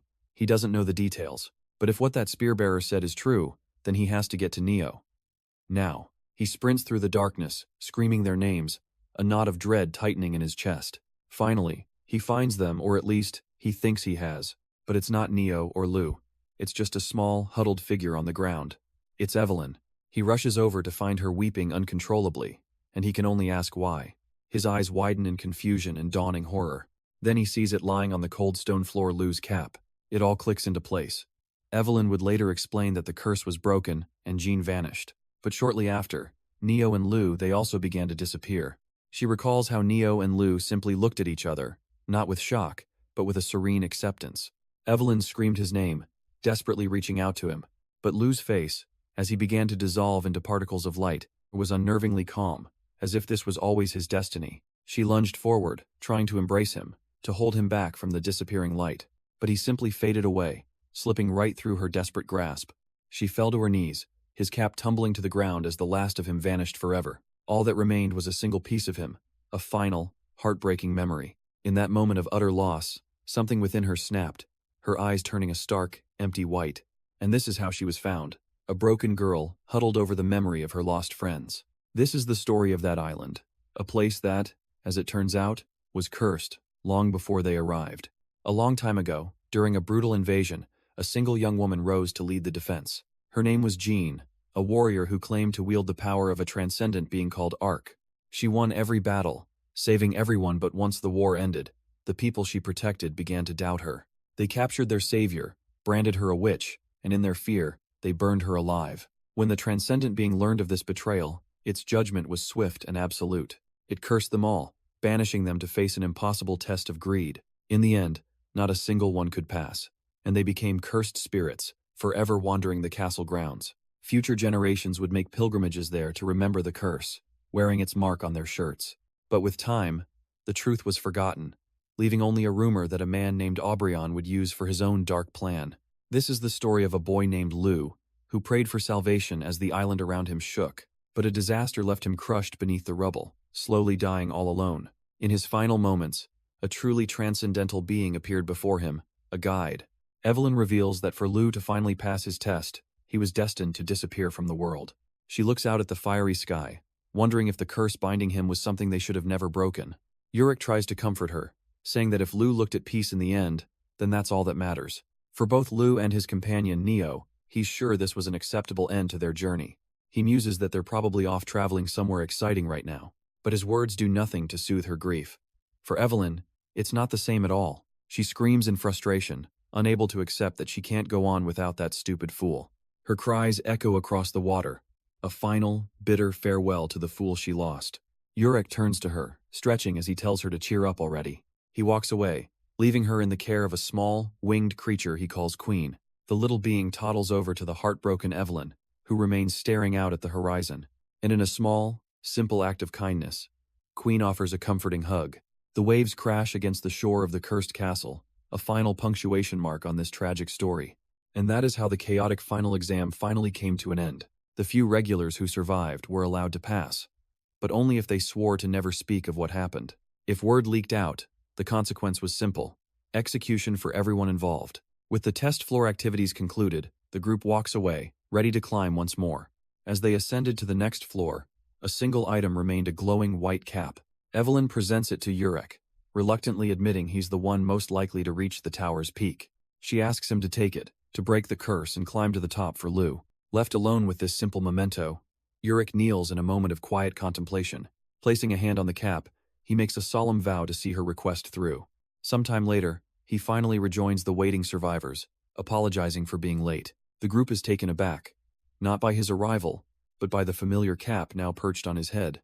Rohan recognizes it instantly, and Urick, wearing it backward, says this is how they'll move forward. He pulls his friend close, declaring they'll all climb to the top together, carrying Lou's dream. But Urick's gaze is fixed on a goal far greater, not just the top, but the world that exists outside the tower. He reflects on his journey, unsure how long he'll remain in this tower or who else he might meet. But one thing is certain: he will carry the memory of Lou and Neo with him forever. And with that silent vow, Urick Mazino officially completes the test of the second floor. The scene shifts, and after some time, a group of weary regulars lets out a collective sigh. They complain, wondering how long they have to wander this forest, thinking the hardship was over. But their guide, Urick, reassures them it's not long now, and another regular cries out that he's found it. In the distance stands their destination, the official accommodation for regulars on the third floor. The group's mood instantly lifts, one of them cheering that they can finally get some proper rest. They all rush forward, eager to get inside and leave the wilderness behind. A grand feast is waiting for them, a holographic sign congratulating them on passing the test. The regulars can't believe their eyes. They can eat everything, and there are even beds waiting for them. The team is ecstatic, marveling at how delicious everything looks after their long ordeal. But as the others dive in, Rohan notices Urick standing by himself, not joining the celebration. He asks if Urick isn't going to eat, but Urick simply tells him to enjoy the meal. He'll be keeping watch, because the moment one relaxes is when danger loves to strike. And so, while the others feast, Urick stands guard outside, his gaze sweeping across the dark landscape. A vibrant pillar of light in the distance catches his eye. He figures it must be the next test site, but just as he notes its proximity, a sudden flicker of movement pulls his attention. It's one of the women from their group, the one with the long pink hair, slipping away into the forest. Urick watches her go, a silent question forming what could she possibly be doing out there alone. He finally catches up to her in the darkness, demanding to know where she's going. She scoffs, telling him it's none of his concern. She's decided to act on her own now. But Urick isn't here for games, asking if she plans on stealing someone's power and appearance again. His eye glows a menacing red as he reveals he knew she was hiding all along. He calls her out by her real name, Mago, and she can only stare back, caught. The two stand frozen in a tense confrontation, the air thick with unspoken history. But their standoff is shattered by a sudden blur of motion from the direction of the camp. An unknown assailant strikes with incredible speed, their clawed foot landing with a sickening thud. A figure in a red hood now crouches over one of the blonde regulars, annoyed by all the noise. The regular lies motionless, a gaping, bloody wound torn across his chest. The brutal attack ends in an instant, a splash of crimson marking another life lost. Before anyone can even process the kill, a new woman appears, gun leveled, introducing herself as Zahard. She declares her mission is to kill the regulars, and more importantly, the nameless Princess of Zahard. Urick, for once, looks genuinely stunned, asking her to repeat that last part. Garam doesn't flinch, calmly restating her full name and title with unwavering confidence. The name Princess of Zahard hangs in the air, an undeniable death sentence. Elsewhere, a defeated voice echoes through a void, admitting Urick's mastery of Shinsu was far beyond their calculations. The voice also reveals that Mago has awakened, but her power is dangerously unstable. Realizing the situation is out of hand, a shadowy figure decides to call for help from someone named Latour. And as the night deepens, a chilling monologue begins, mocking the naive regulars and their dreams of a rosy future. The hooded figure whispers that unfortunately, there's no other choice. Looking down at their victim, they declare that everyone must die to complete the princess's mission. A small device snaps in their hand, releasing a plume of sinister blue energy. Miles away, Urick is still reeling, trying to confirm if Garam is truly another princess of Zahard. Suddenly, his instincts scream, and he realizes another threat is already in motion. He bolts towards the other regulars, shouting at the fleeing pink-haired girl. Garam refuses to be ignored, taking aim and firing a concentrated blast of Shinsu. The attack closes in, but Urick's crimson eye shows no hint of concern. He simply reaches back, effortlessly catching the entire energy blast in his bare hand. Garam is left utterly speechless as his voice echoes, asking if he should catch her too. His mind races with a cryptic warning as he blitzes past Garam. Kill what's inside the target, not the vessel. He skids to a sudden halt, his instincts screaming that he's missing something. And then it hits him the real danger isn't out here in the open. It's back in the dormitory. With no time to explain, he pivots and shoves past the bewildered Princess of Zahard. The sheer force of his movement is like a physical blow, forcing her to shield her face. By the time she recovers, he's vanished, leaving her to wonder if the man simply took flight. Meanwhile, back in the dorms, Rohan sleeps peacefully, completely unaware of the approaching doom. His door slowly swings open, spilling light into the quiet room. Looming over his bed is a sinister masked figure, its arm glowing as it transforms into a razor-sharp blade. In a flash of red and black, the assassin strikes down at the helpless target. But the blade never lands, stopped cold by an iron grip just inches from its target. The assassin reels back in shock, unable to comprehend who could have possibly intervened. Before he can process it, a single, devastating punch from Urick Mazino shatters his guard. The force sends his weapon flying, his face cracking under the brutal impact. Jolted awake by the commotion, Rohan stares in disbelief at the attacker, calling out a name. Younger brother? Mission failed and identity compromised. The assassin makes a desperate choice, crashing through the window to escape. He lands outside, shaken and bewildered, wondering just who that monstrously strong person was. Suddenly, Zahard is there, demanding to know what happened and addressing the attacker as Your Highness. He apologizes profusely, explaining that someone interfered, and the target Garam was so concerned about got away. She tells him it wasn't his fault, some idiot interrupted, likely the same man she just ran into herself. Whoever that man was, Garam has to admit he was strong. For now, there's no choice but to withdraw and regroup. Back at her residence in Lister City on the 3rd floor, Garam is losing her mind, trying to figure out where that monster came from. He's supposed to be a regular. She clutches her arm, remembering her orders. She must kill them here, on this floor, before she can continue to climb. She thought her chance had finally come. But she can't stay stuck here forever. But she wonders why the order specified killing everyone, not just the nameless princess. A familiar voice cuts through the night, suggesting it was probably to drive them away, and Garam freezes in shock. You! She whips around, demanding to know how long he's been standing there. Urick calmly explains the likely truth.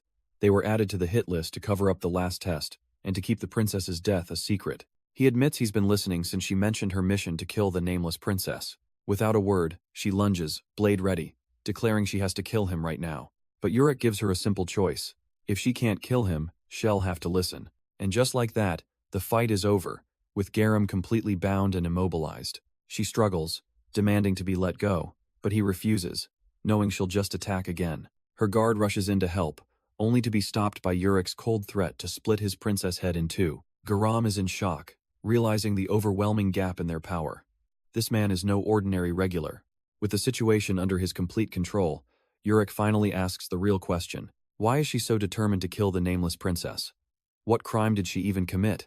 Garam screams in frustration she doesn't know. She was just ordered to wait for her, kill her, and climb.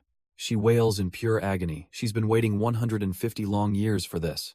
All that time, just for some random guy to show up and ruin everything. With a simple motion, he grabs her foot, his grip unbreakable. He dangles her upside down, offering to let her go if she just promises not to attack. Garam isn't having it. If he won't kill her, he at least needs to tell her where the princess went. Urick calmly uses her own logic against her. If there's nowhere else to go, then she must have climbed. So, if Garam wants to cancel her mission and fight, she should just climb too, right?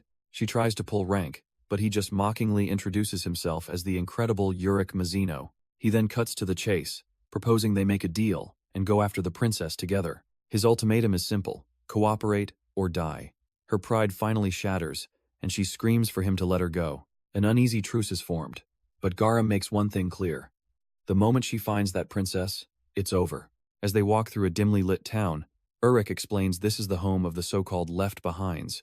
These are the people who, after the trauma of the test floor, simply gave up on climbing. Whether from a fear of the tests or an unwillingness to kill, they chose to stay behind.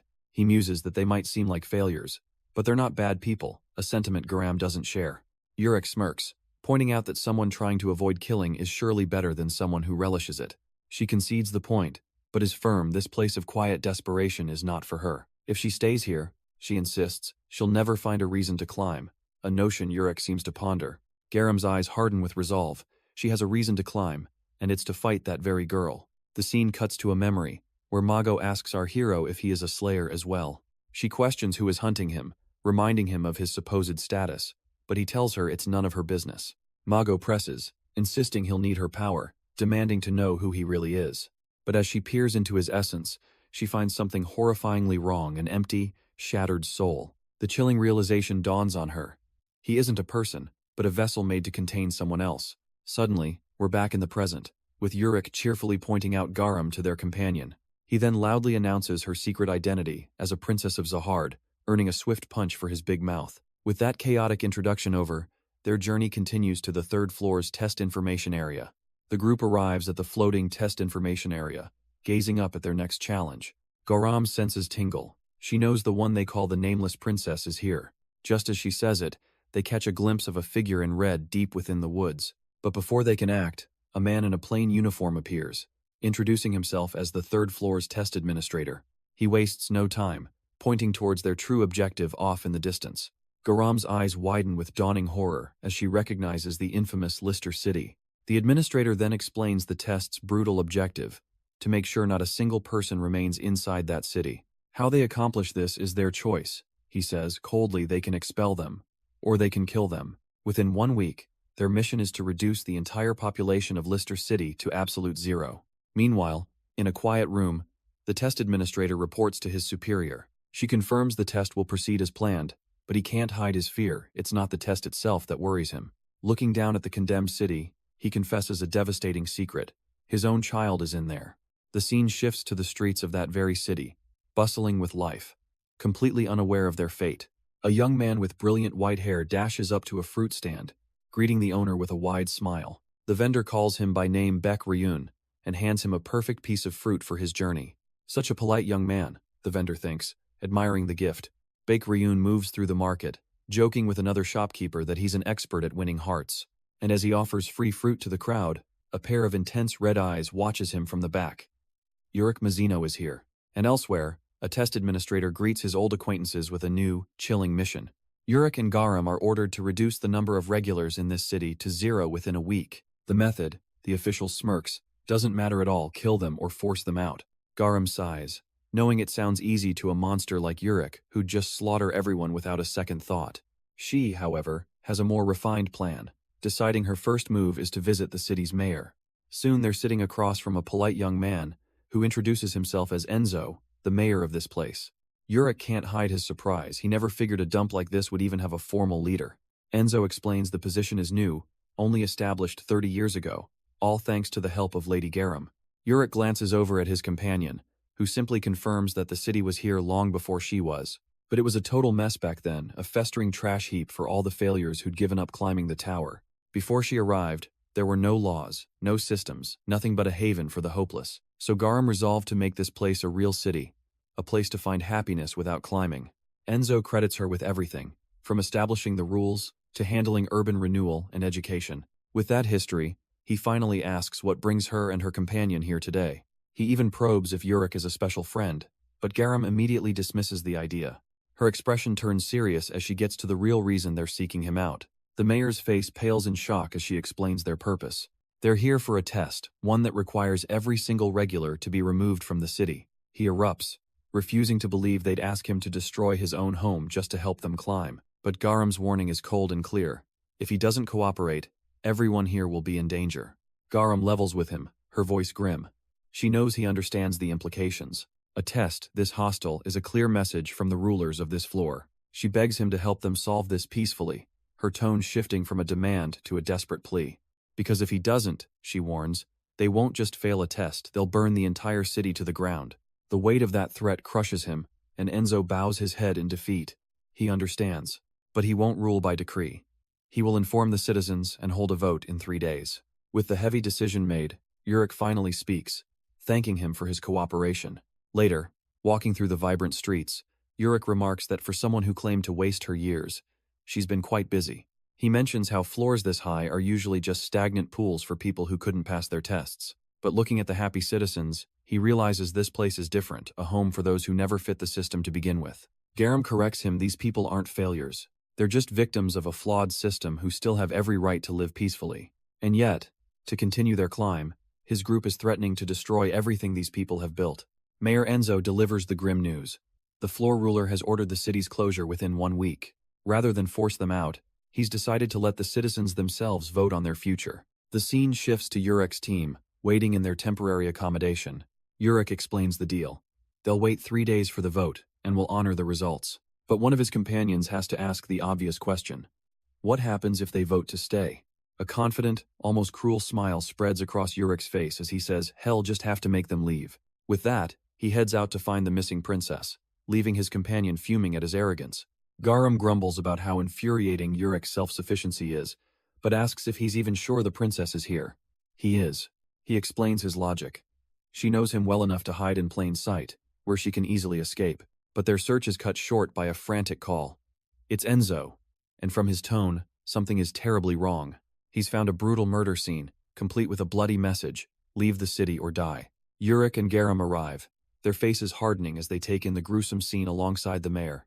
Enzo's voice is grim as he explains the true, underlying threat of this incident. If word of this brutal attack spreads, he warns, it will completely poison the upcoming vote. Garam asks if this will just turn the residents against them, and Enzo confirms her fear. Urick decides they have to find the culprit, suspecting it's either a setup by the opposition or perhaps the princess herself. Then, a subtle detail catches his eye, a fresh crack in the stone nearby. The culprit is much closer than they think. While outside, the townspeople are fired up, vowing to hunt the intruder themselves. They declare they'll never leave their home just as a window nearby shatters from the inside. Urick has found his man, cornering the red-hooded attacker who demands to know why he barged in. With a smirk, Urick calmly identifies him as the murderer they've been looking for. The attacker tries to protest, claiming he's the princess's assistant, but Urick cuts him off with a swift kick. He points out the obvious flaw in the plan. His peculiarly shaped feet left very distinct footprints. Not only that, Urick threatens, but he'll tell Garam everything if the creature says one more word. That does the trick. He leans in and demands a full confession. Why sabotage the test? And who's pulling the strings? Completely broken, the assistant collapses, admitting he was only following orders. Urick connects the dots, asking if this was all to prevent the nameless princess of Zahard from advancing, to which the creature can only agree. Urick presses his point, noting that a normal attendant would have ascended with his princess. So, he asks again, a dangerous edge to his voice. Who was giving the orders? The creature panics, terrified of what his masters will do if he snitches. But Urick has zero patience for excuses, smashing him into the ground with overwhelming force. He leans in with a cold ultimatum. Start talking if you want to live a little longer. Otherwise, he's more than happy to rip that shell off and turn him into crab stew. The threat works. Trembling, the attendant finally starts to sing, stammering out a name, the nameless princess, a being said to be born from the waters of the pond. As he confesses, we see Garam confronting the one who ordered the murders to keep the princess trapped. And the mastermind in the red hood is none other than Mago, the nameless princess herself. Garam lunges, but Mago is already a step ahead, her voice echoing the grim truth. Before Garam can react, a piercing pain erupts as she's run through from behind. She hits the ground hard, her attack completely neutralized. Mago coldly explains this creature, this snake, is the very one that raises the princess. Garam can only reach out in disbelief as her consciousness begins to fade. With her pursuer dealt with, Mago simply turns and walks away without a second glance. She then slips away, running through the city streets, as if nothing ever happened. The tale continues, speaking of a snake from the tower's deepest, darkest pond. This creature is the origin of them all, its tendrils ensnaring all who draw near. And from the murky depths, its true, terrifying humanoid form finally emerges. The ancient being calls out from its watery domain, wondering where his princess could be. The scene cuts away to Mago, who is currently making a swift and silent escape. We're back in the present, where Urick scoffs at the culprit's story. He's supposed to believe a snake gave the orders? The terrified creature insists this is no ordinary reptile, it's a primordial being, a deity from the abyss. But before another word can escape his lips, the attacker suddenly begins to shriek in agony. His head violently bursts apart in a spray of dark blood. Urick can only watch in shock as the headless body crumples to the floor. Then, from the remains, a small, dark serpent slithers out. It immediately transforms, erupting into a massive, monstrous snake of pure energy. Urick's eye narrows with frustration. So it really was a snake, damn it. Urick sighs in frustration, his only lead just self-destructed, leaving him with zero answers. He's run into a dead end, or has he? Wait a second, a thought sparks. There is one person who might know something. Using a high-speed technique, he sends a signal out into a remote forest. And in an instant, a figure materializes, surprised that Urick would be the one to call first. It's Baek Ryun, co-founder of Wolhike, looking at him with a knowing smile. He playfully compliments Urick's summoning technique, calling it spatial displacement. But the pleasantries end there. His eyes gleam as he asks the real question. Are you ready for a fight? Urick's gaze doesn't waver, his crimson eyes holding a deep intensity. Urick then lays out his terms.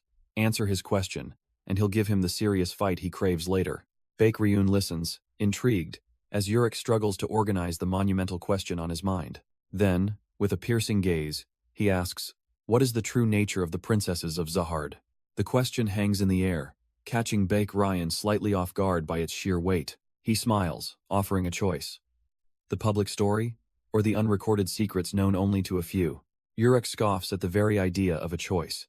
He wants the deepest truths, the most secret ones. A flicker of amusement crosses Baek Ryun's face as he relents. Fine, the truth it is. He starts with the basics. The princesses are the chosen women who have inherited a fragment of Zahard's power. But to understand why, he explains, you have to go back to when the great warriors first climbed the tower and their adventure came to an end. They settled down, but the tower itself never stopped seeking challengers to conquer its floors. Eventually, the first guardian, Hedon, demanded candidates from their bloodlines, forcing each family to select a child for the climb. To aid their climb, these chosen children were granted Zahard's power, becoming the first princesses. Urick cuts in, wondering why they all had to be girls, but Baek Ryun says boys are just incompatible with the power.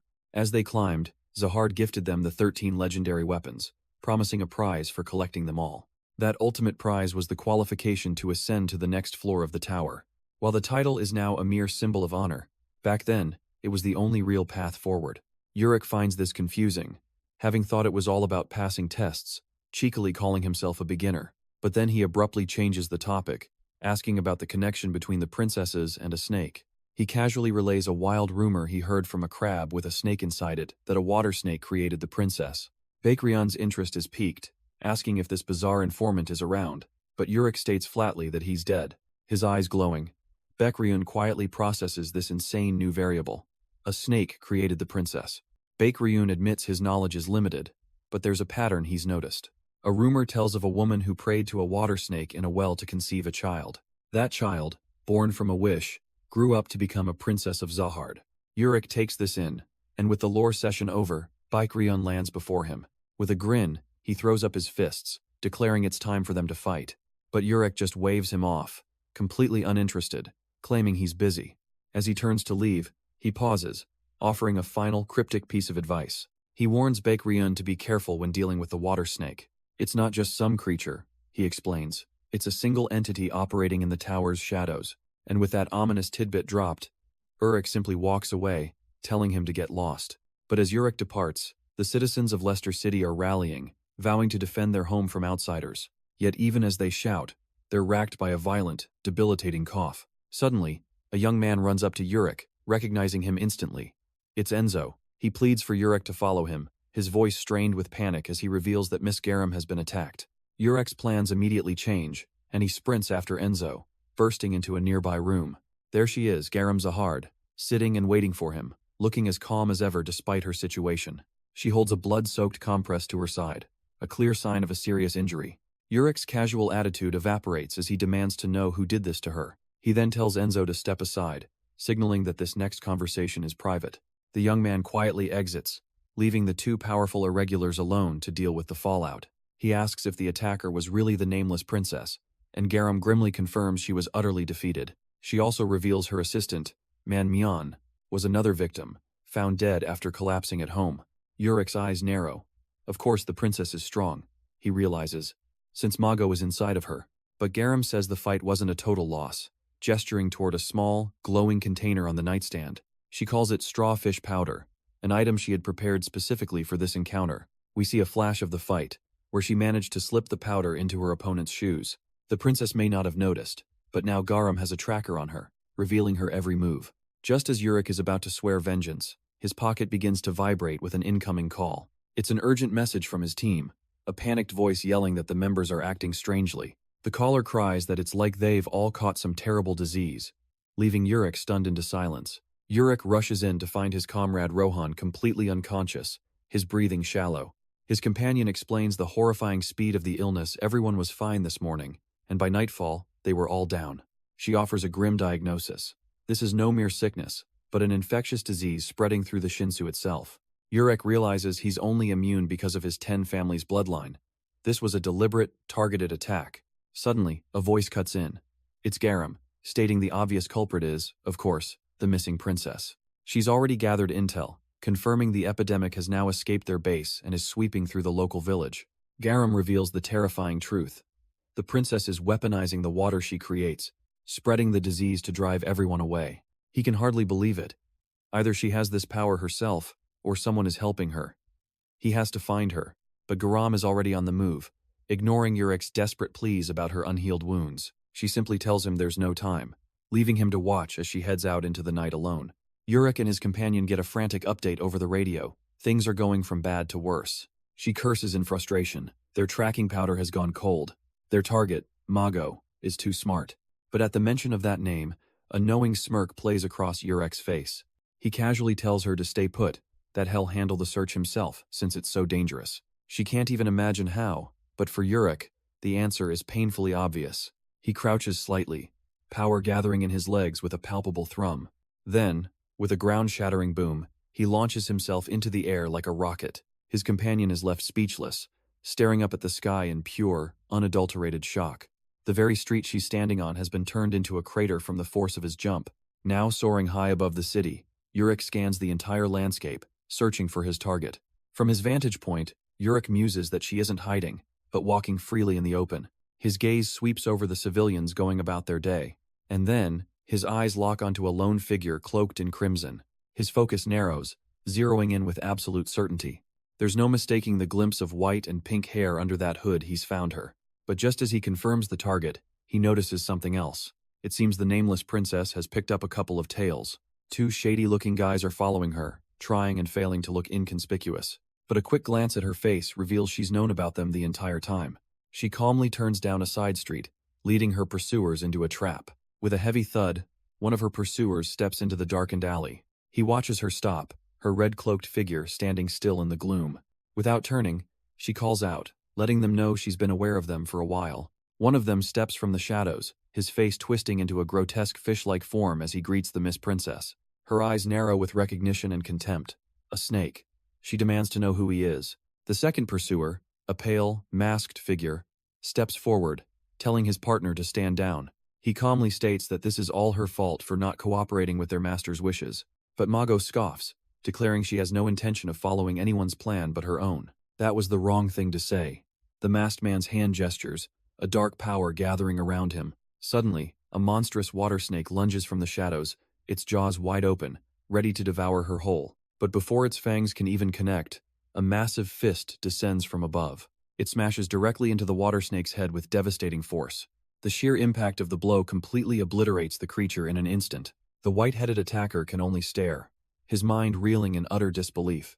Even Mago is frozen in shock, her eyes widening as she processes what just happened. Because the man who just appeared is none other than the legendary Urick Mazino. Casually holding the dissipating snake, he tells the two attackers that they're interfering. He points towards the snake man, coolly informing them to wait their turn. But his white-headed companion has no patience for this interruption. He lunges forward, unleashing his own furious attack directly at Urick. But Urick doesn't even flinch as the man's attack completely misses him, because his attention is now on the snake man, who lunges from the other side. Its massive jaws unhinge, ready to swallow the legendary Irregular whole. Urick, however, just casually reaches up and stops its entire head with one hand. He pins its lower jaw to the ground with a simple stomp of his foot. The colossal beast is held completely helpless, its attack utterly pathetic. With a look of sheer boredom, Urick cocks back his other fist. One clean punch, and the creature's entire body detonates in a shower of gore. From the bloody remains, a tiny, pure white snake emerges, dazed and confused. And Urick calmly plucks its true form right out of the air, ending the fight instantly. Even in its tiny form, the snake tries to bare its fangs, utterly powerless in his grip. Holding the creature up amidst the carnage, Urick gets straight to the point. He demands to know its identity and why it was so intent on chasing that girl. But before it can answer, Mago appears, angrily reminding him that he promised not to interfere. And right behind her, Zahard storms in, ready to back her up. Urick simply turns to Mago, reminding her of the vow he made back on the test floor, a vow to kill King Zahard for her. He tells her that for this plan to work, she has to come with him, his words hanging in the air. Garam freezes mid-stride, the sheer gravity of his statement stopping her cold. What kind of relationship do these two even have for him to make such an insane promise? The scene shifts, showing Bek Ryan sitting alone in a market, watched from the shadows by a man in a suit. A local vendor approaches Bek Ryan, surprised to see him without his usual companion. The man nervously asks if he's here for the rent, but Bek Ryan has a different question. Has the owner caught the epidemic? He explains the chilling rumor that the new regulars are spreading a disease to drive out the city's residents. Back in the present, Garam stands over a dead body, screaming at Urick not to fall for Mago's manipulations. Urick calmly holds the tiny white snake, as Garam insists Mago will only betray him in the end. Suddenly, the creature in his hand erupts in a blinding light, letting out an inhuman shriek as it dissolves. Mago coolly informs Urick that it's not dead, but simply returned to its collective body. Garam has had enough, stepping forward to block their path with a furious expression. She refuses to stand by and watch them continue to destroy her city. But Mago just smirks, turning the accusation around, saying Garam is the one spreading the epidemic. Garam's fury boils over, accusing Urick of playing dumb about the whole situation. But Mago coolly dismisses the charge as yet another baseless accusation. Garam lays down the law, ordering Mago to stay put and not make another move. Mago simply lets out a tired sigh, as if dealing with a petulant child. Then, to Garam's complete shock, Urick agrees to her terms for now. Later, Mago finds it odd that he'd let himself be captured so easily, but Urick clarifies he wasn't caught. The residents' distrust just made this a convenient place to hide. He then challenges Mago's apparent trust, reminding her that the entity she hates most is inside him. Mago smirks, revealing she already heard about it from Garam, but she adds that she can also feel it his raw fury, and her own strange affection for him. Urick scoffs at the very idea, warning Garam not to place any trust in Mago whatsoever. It's not about trust, he clarifies, a smirk playing on Mago's lips as he speaks. He just needs her power. His eyes narrow, glowing with an ancient and unbreakable resolve, the power to kill King Zahard. Having laid his cards on the table, Urick turns and begins to walk away. He reflects on what he's learned coming up the tower, that irregulars like them operate under a different set of rules. They are the only ones with the inherent ability to bring an end to the king and his family leaders. But his thoughts are interrupted as Garam calls out, demanding a private conversation. She follows him into a room, the door slamming shut, sealing them inside. Leaning over the table, she confronts him directly, asking what kind of relationship he really has with Mago. Urick tries to play it off as a simple test partnership, but Garam's not buying it. She heard everything. She's furious, accusing him of treason for promising to help a princess kill the king. But Urick remains perfectly calm, folding his hands as he admits he was also curious about Mago's motives. Leaning in, he poses a simple, cutting question. Why should anyone be loyal to a king who's trying to kill them? Garam stammers that the order didn't come directly from Zahard, but Urick just turns the question back on her. Then who sent it? The question hits a nerve, and she finally cracks, screaming that she doesn't know why Mago has to be killed. She doesn't know who gave the order, and her frustration boils over a feeling Urick mirrors, slamming his own fist down. His mind flashes back to another time, another place, watching a commotion unfold on the street. A man with glasses is handing out flyers, desperately trying to get everyone's attention. He's rallying the crowd, urging them to vote to leave the city and continue their climb up the tower. Urick recognizes the man Gogojung, and can't help but wonder what he's doing here, stirring up trouble. Gogojung doesn't hold back, screaming that this place isn't a home, it's a cage for losers. He points a finger, accusing them of being nothing more than cowards who are afraid to try. The locals are furious, ready to beat him down for his insults. But before they can move, a chilling pressure descends as Urick's eyes flare red. He tells them to settle it with their votes, and his quiet command sends them scrambling away in fear. Urick then confronts Gogojung, asking why he can't just stay still. But the activist refuses to back down. He can't just watch as his comrades are laid low by illness. He has to act. More than that, seeing the other residents who have completely given up on the climb irritates him to no end. He can't stand the thought of his own future ending up just like theirs. Later, Urick sighs, concluding they'll have to use force. But his companion calmly reminds him that for now, the results are their secret alone. Enzo begins to explain his plan for the announcement tomorrow. He'll state that the vote was in favor of everyone packing up and leaving the city. His companions are shocked, with the woman asking if he's really going to manipulate the results. But Enzo doesn't see it that way. He's preventing the disaster that's sure to befall this town. He knows with grim certainty that this place is doomed to be destroyed. The only kindness they can offer is a clean exit, under the guise of a voluntary vote. Urick, however, cuts the debate short, his red eyes glinting as he tells Enzo to go inside and wait. He then reminds a fuming Gogojung that as outsiders, they shouldn't be interfering with the vote. But Gogojung doesn't care, storming off and vowing to kick everyone out by force if the result is bad. The next day arrives, and a single call signals that the moment of truth is here. A message for Garam slices through the tension. The results are in at City Hall, but the final tally is a death sentence, 232 against leaving. The citizens have chosen to stay.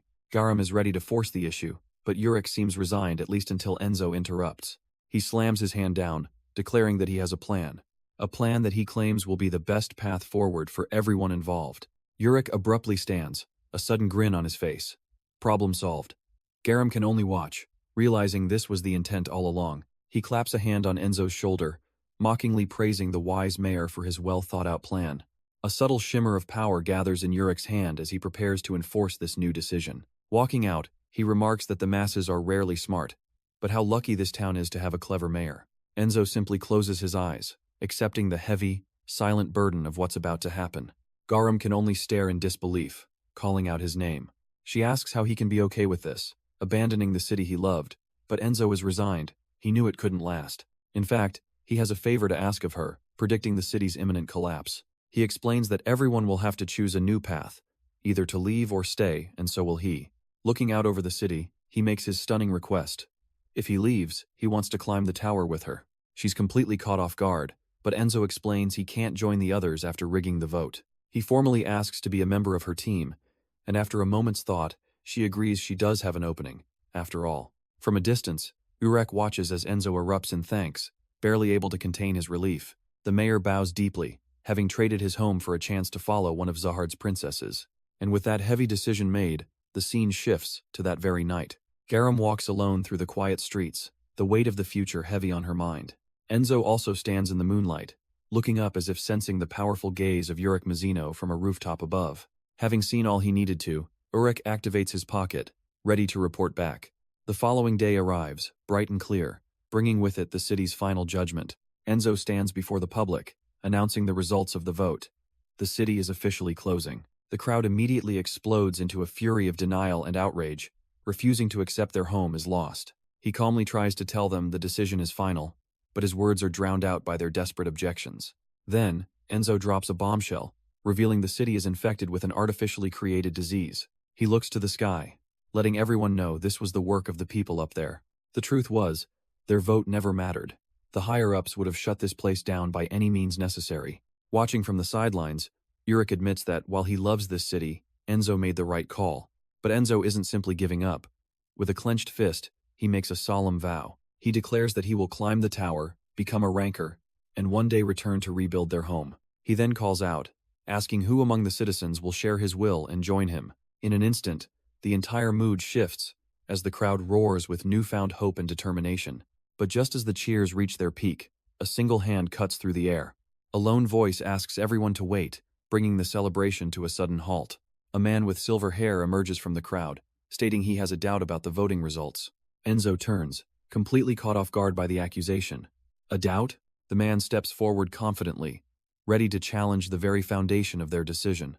The man doesn't mince words, bluntly stating his belief that the vote was manipulated. Enzo spins around, demanding to know who this stranger is and on what grounds he's making such a wild claim. The silver-haired man remains perfectly calm, introducing himself to the entire crowd as Bekriun.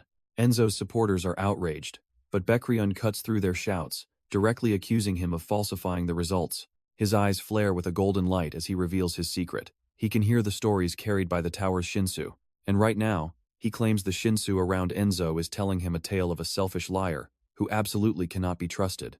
Enzo can only scoff, completely baffled by the sheer absurdity of the accusation. He turns to the crowd, mocking the idea that such a ridiculous story could ever be considered proof. Fine.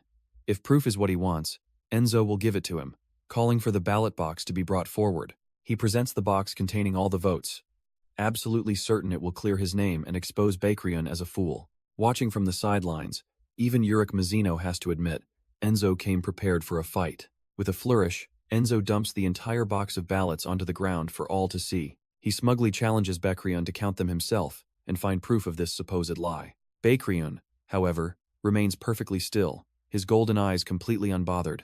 He doesn't move to count them. He simply raises a hand, and a single ballot floats up, lifted by Shinsu. The paper hovers in a gentle, glowing blue aura.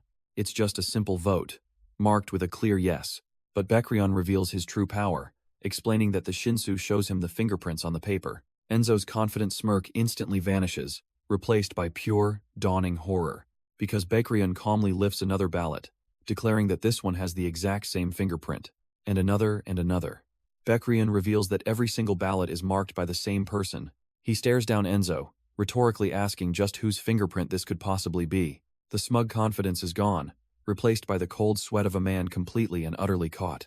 From the sidelines, even the legendary Urick Mazino watches this quiet dismantling with interest. Enzo tries to play dumb, demanding to know whose prints they are, but the truth is obvious. Bekriun then addresses the crowd, asking a simple question: did any of them actually supervise the count?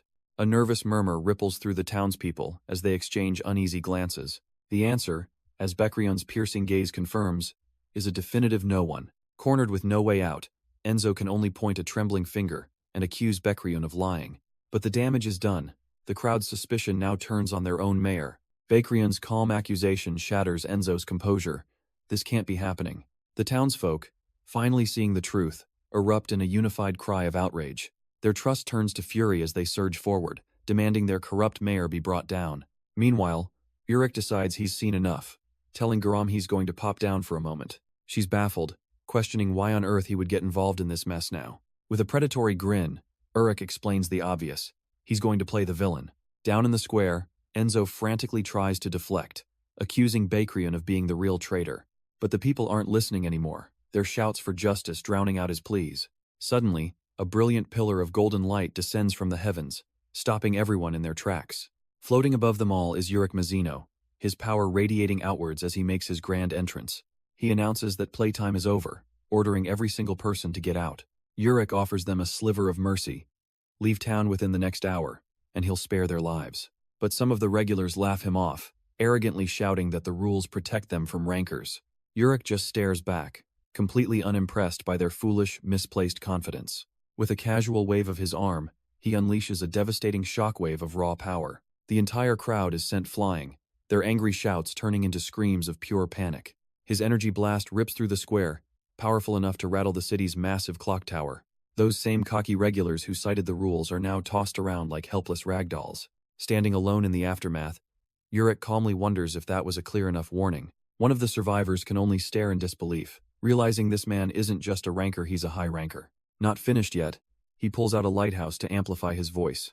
He then broadcasts a message to the entire town, proudly taking credit for the recent explosion. Urick gives them a simple ultimatum: evacuate within the hour, or he'll do it all over again. And then, with a sharp-toothed grin, he adds a little twist to his threat. Hes not a ranker, he claims Hes Irregular, which means he can kill them all without breaking any rules. The crowd is stunned into silence. It doesn't make any sense. How can a regular be that strong? Then one of them remembers he saw Urick arrive with the other new climbers. He's telling the truth. That horrifying realization is the final straw. The entire square erupts into a desperate stampede. But as the terrified citizens flee for their lives, one young man remains perfectly still in the chaos. It's Baek Ryun, calmly observing the pandemonium with a curious, unwavering gaze. A voice cuts through the chaos, asking Urick why he gets to stay while everyone else has to leave. Baek Ryun isn't appealing to morality. He's just calling Urick out for being a bully. But Urick's logic is cold and simple. If you don't want to die, you leave. And he has no plans on dying. With a low growl, he adds that he's not leaving either, as his hand shoots out to grab Baek Ryun's collar. The young man is stunned by the sudden, overwhelming force. And in the next instant, he's launched into the sky like a human missile. He soars helplessly over the rooftops of the now abandoned city. The flight ends in a devastating crash, tearing a massive scar into the earth far outside the walls. Before the dust can even settle, Urick is already there, pinning him effortlessly to the ground. With his hand on Baek Ryun's throat, he casually observes that it looks like everyone else has left. With a cold glint in his eye, Urick poses a simple question. And now, do you want to die? The pressure is immense, dark energy crushing Baek Ryun into the crater. But even pinned down, Baek Ryun's eyes burn with defiance. Urick simply tells him to get lost. He'll let him go, but only if he promises to never set foot in this town again. Urick grinds his foot down, a final, humiliating show of absolute dominance. As he walks away, Baek Ryun accuses him of taking away everyone's home. But Baek Ryun's spirit is far from broken. He believes that one must always protect where they live. He forces himself to his feet, demanding to know just who the hell this monster is. Urick actually stops, a flicker of something, maybe respect, maybe just curiosity in his posture. He turns his head slightly and delivers the answer that changes everything. He's from the outside. The words hit Baek Ryun like a thunderclap, his mind struggling to process the impossible truth. And with that, Urick vanishes, leaving behind a sudden, eerie silence over the town square. A strange glow envelops the entire area, a silent testament to his power. In the aftermath, a massive crater of swirling water is all that remains of the infected land. Enzo, one of the survivors, bows deeply, thanking Urick for clearing the epidemic with such incredible skill. But Urick cuts him off, holding out a hand, his tone leaving no room for argument. He tells Enzo to hand over the cure, accusing him of being the one who spread the disease in the first place. The young man's face drains of all color, collapsing as Urick reveals he'd been suspicious all along. After all, it was strange that Enzo was the only one who never got infected. The final nail in the coffin? Urick saw him meeting the test supervisor in secret just last night.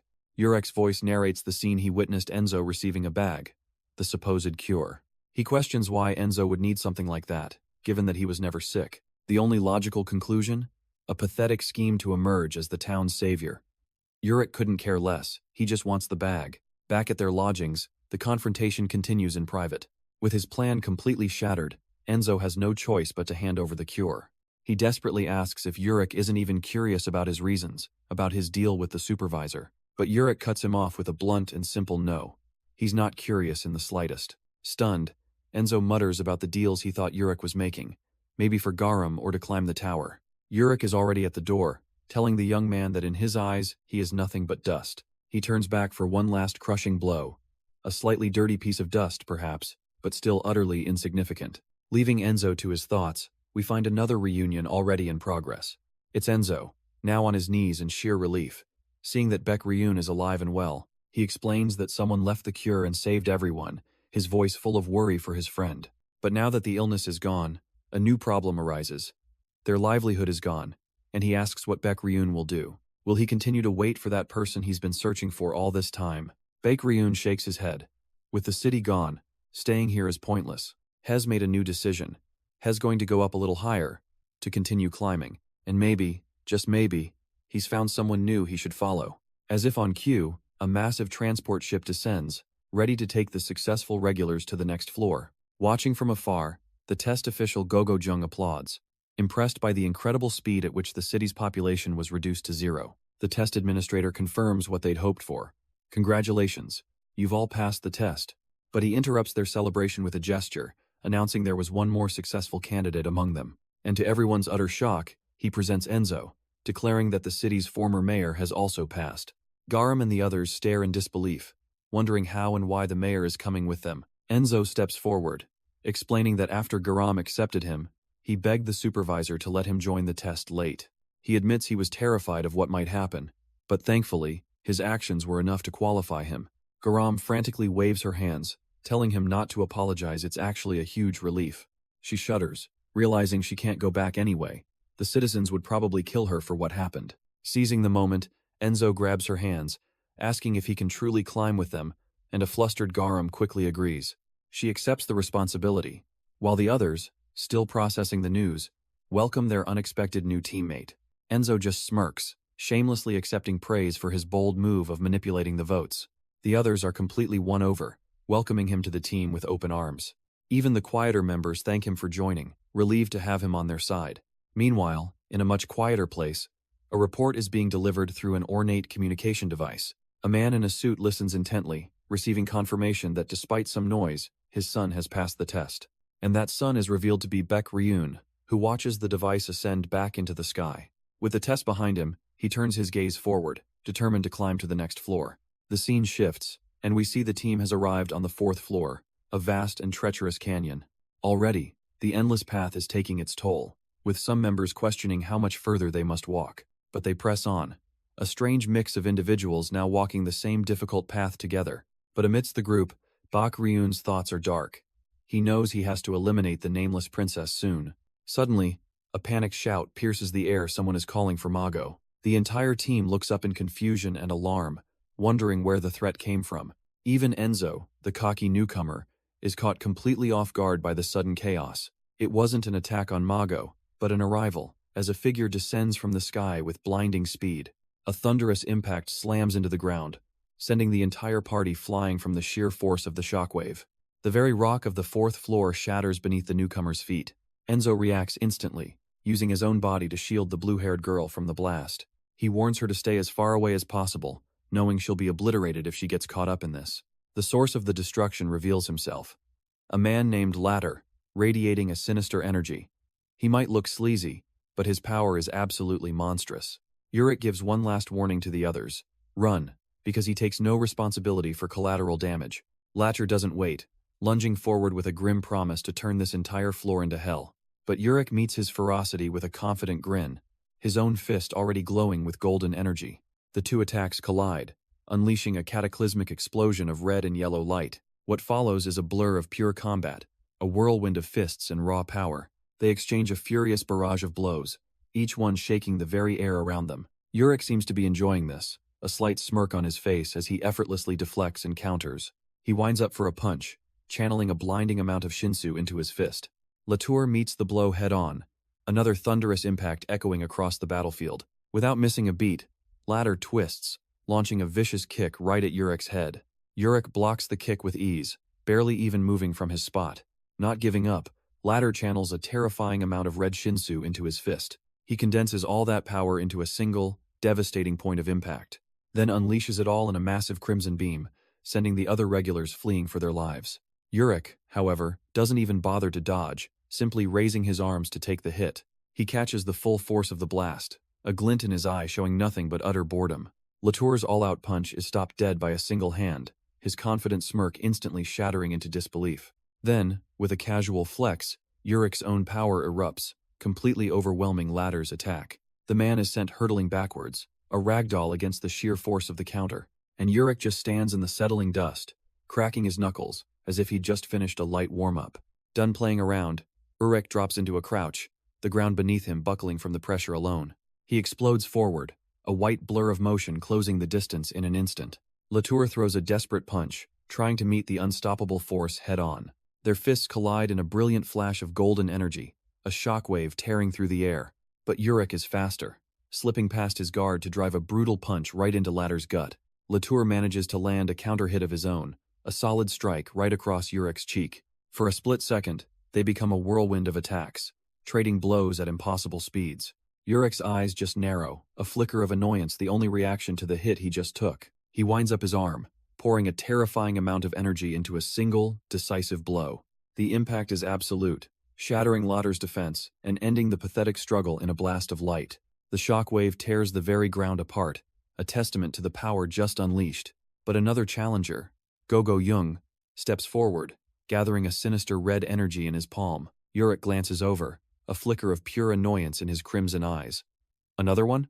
And this guy has the absolute nerve to critique his fighting posture. He then unleashes a devastating blast of crimson energy, intending to wipe Urick from existence. Urick doesn't even bother to face it, casually throwing a lazy punch to the side. The massive sphere of destruction just stops, imploding against his knuckles.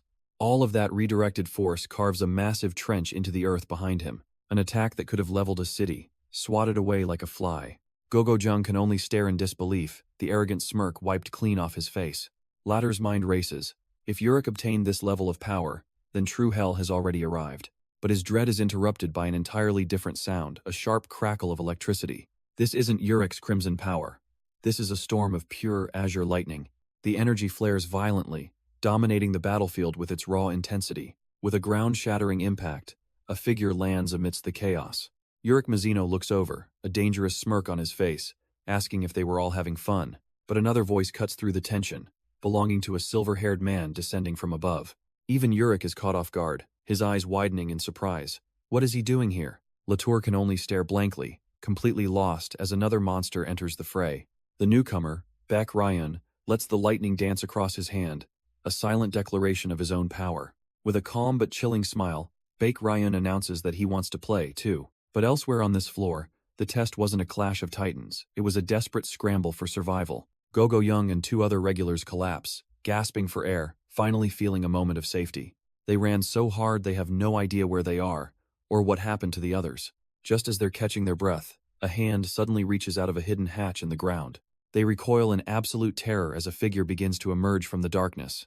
But it's not a monster, it's a smiling young man, casually greeting them as they stare in disbelief. He lights an old lantern, its warm glow revealing the entrance to a dark, underground space.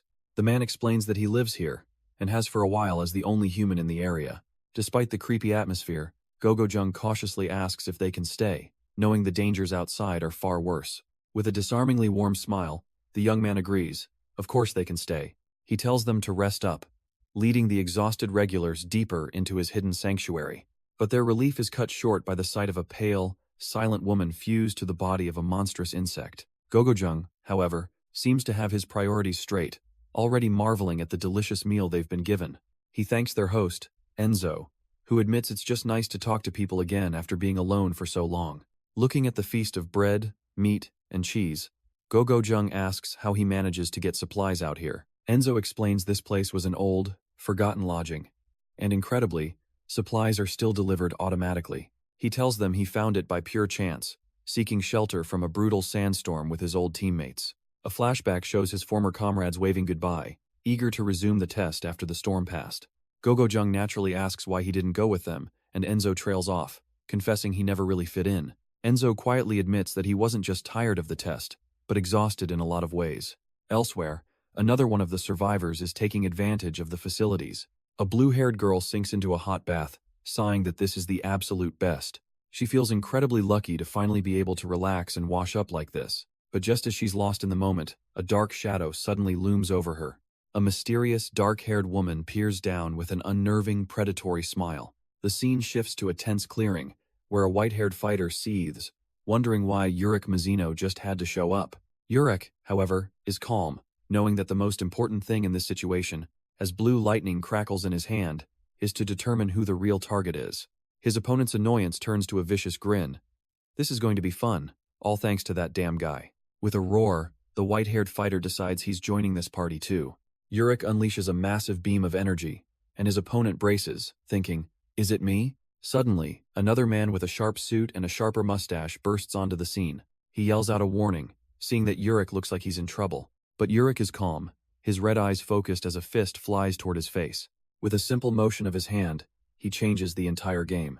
The white-haired fighter's eyes widen in absolute shock. Did that attack just bend? Indeed, it did, curving through the air as if it had a mind of its own. The beam swerves directly toward the mustached man, who never saw it coming. He's forced on the defensive as the white-haired fighter takes advantage of the chaos, landing a heavy blow. Urick follows through with a brutal spinning kick, slamming the mustached man into the ground.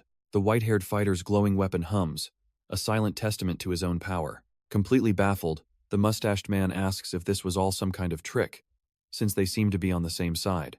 Urick just scoffs, mocking him for clinging to another man, which earns him an indignant denial. From a distance, the white-haired fighter watches, thinking that at least Urick isn't a total moron. He clarifies that he's a man of his word.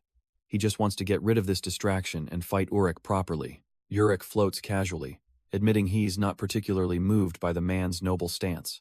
But with a quick smile and a thanks, he launches himself forward, not at the fighter, but at the mustached man. Before the poor guy can even process the betrayal, Urick's fist connects solidly with his jaw. Another powerful blow follows as Urick decides to personally take this nuisance out of the fight. The mustached man braces himself as Urick unleashes a brutal body blow. Fists fly in a blur, hammering against his desperate guard. Urick follows up with a devastating kick, intent on ending this quickly. The man is sent staggering back, completely on the defensive. He tries to create some space, lashing out with a high kick of his own. But Urick casually blocks the attack with a single forearm, unimpressed. The Irregular's eyes narrow, seeing the attack for the clumsy attempt it was. The man twists his body, using the blocked kick to pivot into a new angle. Suddenly, he finds his opening, questioning if Urick's gotten sloppy from only facing weaklings. He chastises him for using too much force, as his fist connects perfectly with Urick's jaw.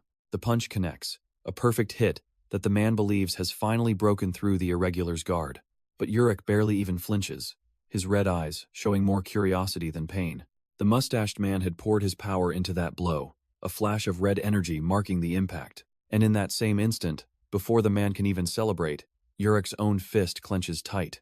He fires back with a counter so fast it's a blur, a brutal strike straight to the gut. Urick coldly dismisses his lecture, telling him that from where he stands, they're all just weaklings. The man doubles over, completely stunned by the sheer, overwhelming force of that one casual punch. Urick's gaze turns deadly, his glowing eye signaling that the time for games is officially over. He begins to gather a terrifying amount of blue, crackling shinsu in his open palm. Then he gives his opponent one last warning: jump with everything you have, or get impaled. Urick dodges and unleashes his shinsu blast in a single, fluid motion. Latour's eyes widen, seeing the condensed energy coming straight for him. There's no time to move. No way to escape, he can't dodge this. The beam of pure power erupts, tearing through the air with crackling force. He crosses his arms, bracing himself against the overwhelming torrent of shinsu. But as the light fades, Latour is still standing, a flicker of amusement on his face. He's genuinely surprised to think there was a guy this strong inside the tower. But his moment of reflection is shattered by a sharp voice calling out his name. It's Mago, demanding to know why he's having fun instead of rescuing her. Nearby, the white-haired fighter warns her that Urick isn't the only threat. The blue-haired guy he fought is just as dangerous. The mustached man suggests a tactical retreat, figuring they can let their enemies finish each other off. But Latour scoffs at the very idea.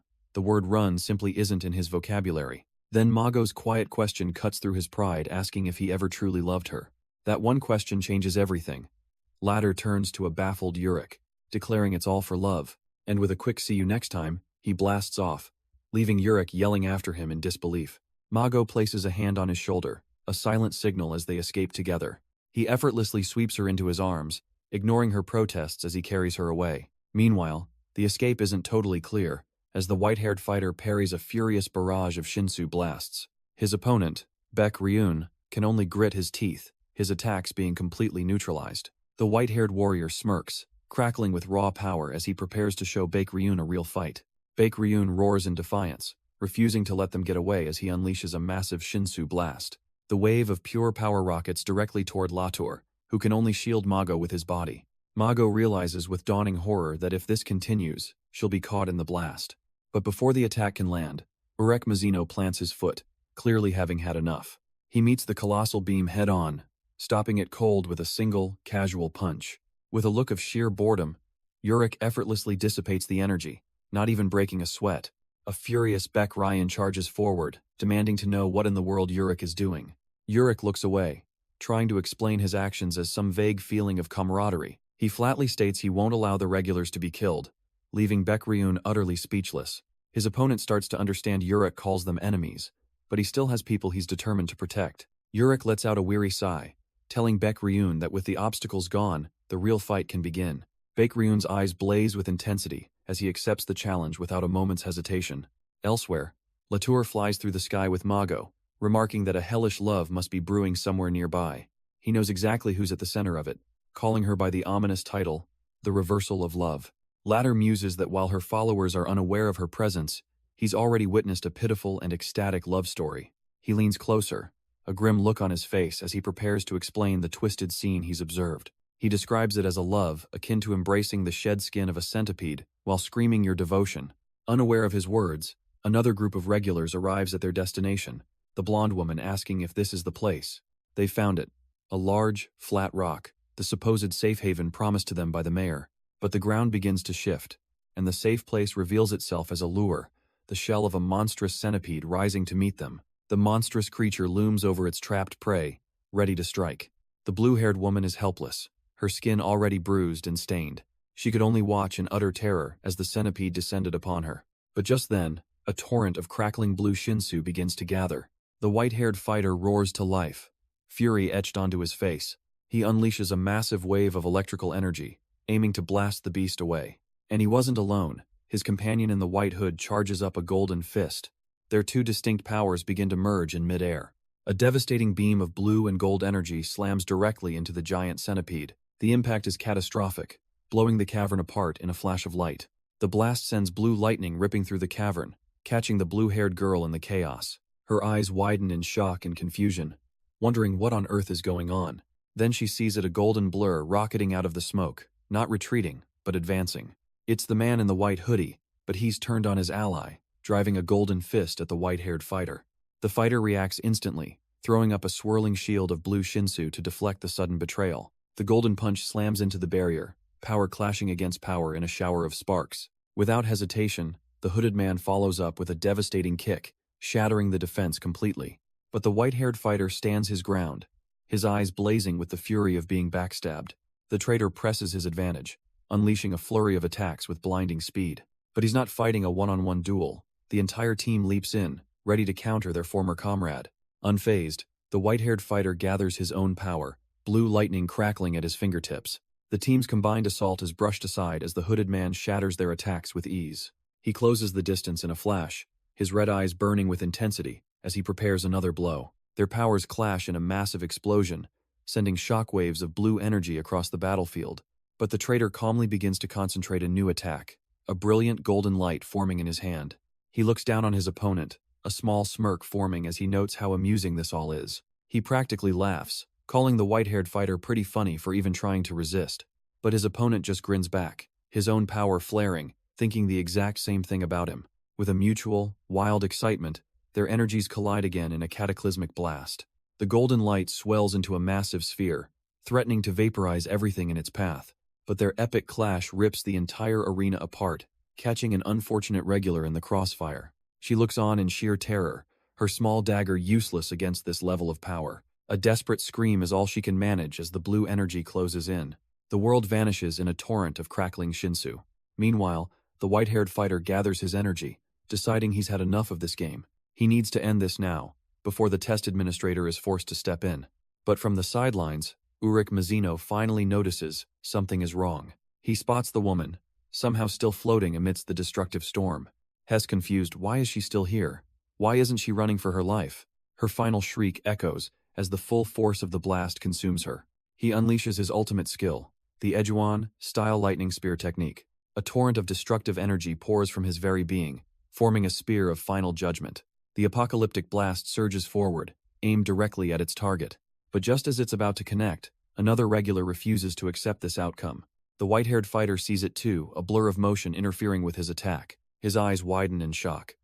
The woman someone is moving to save her. Frustration boils over as he realizes he's lost control of the situation. In a flash, the blue-haired boy dives in, grabbing the woman and shielding her from the blast. Powerless to stop it, the fighter can only watch as his own attack detonates with full force. The entire area is consumed in a cataclysmic explosion of blue energy. The world shatters into a storm of crackling blue energy. When the light settles, the boy is on one knee, cradling the woman he just saved. He frantically asks if she's all right, but she yells back, her head pounding from the electric spear. She demands to know why he didn't run, and he reminds her of his mission.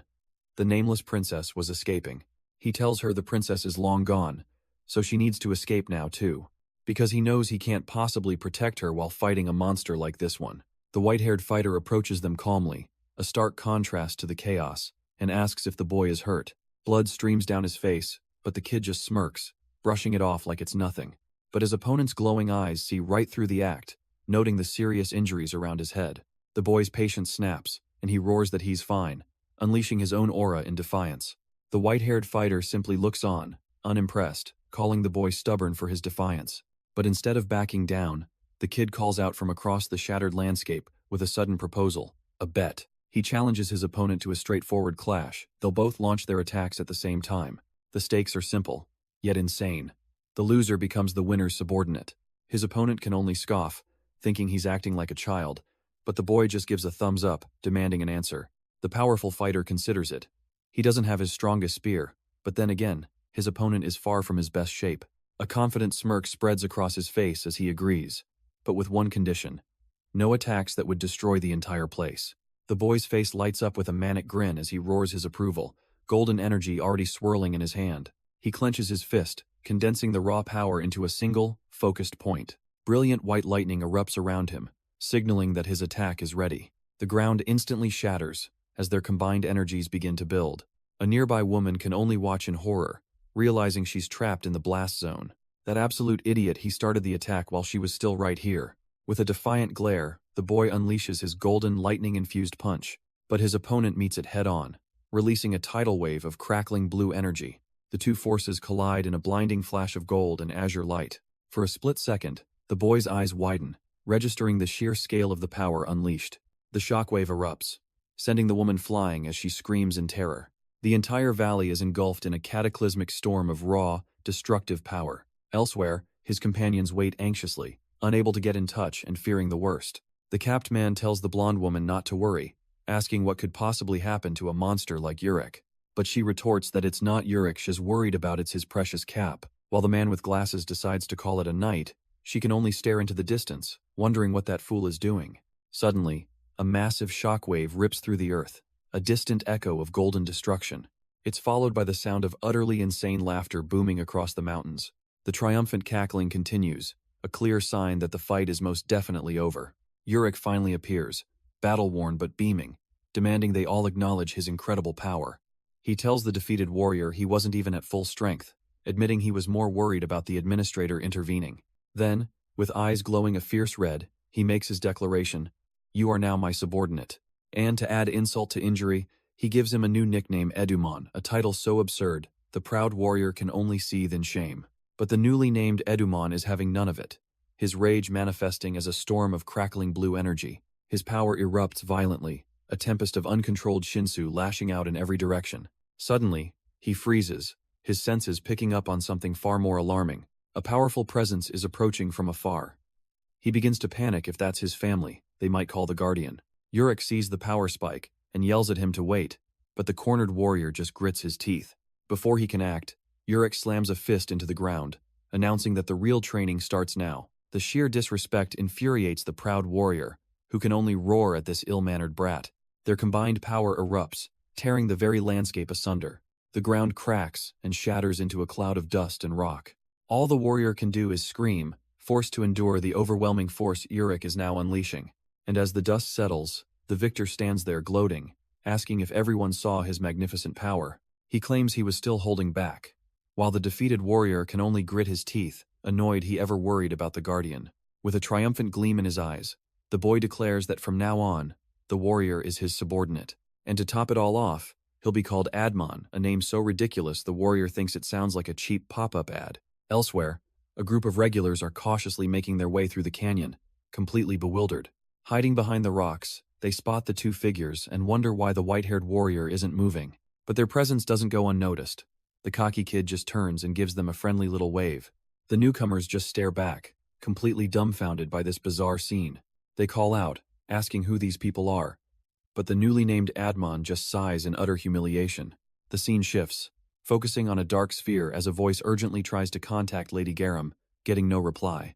A young man desperately clutches the communicator, lamenting a promise they made to climb the tower together. But as he looks up, his blood runs cold. The woman lying next to him isn't Garam at all. He shakes her, pleading for Lady Garam to answer, his mind refusing to accept what he's seeing.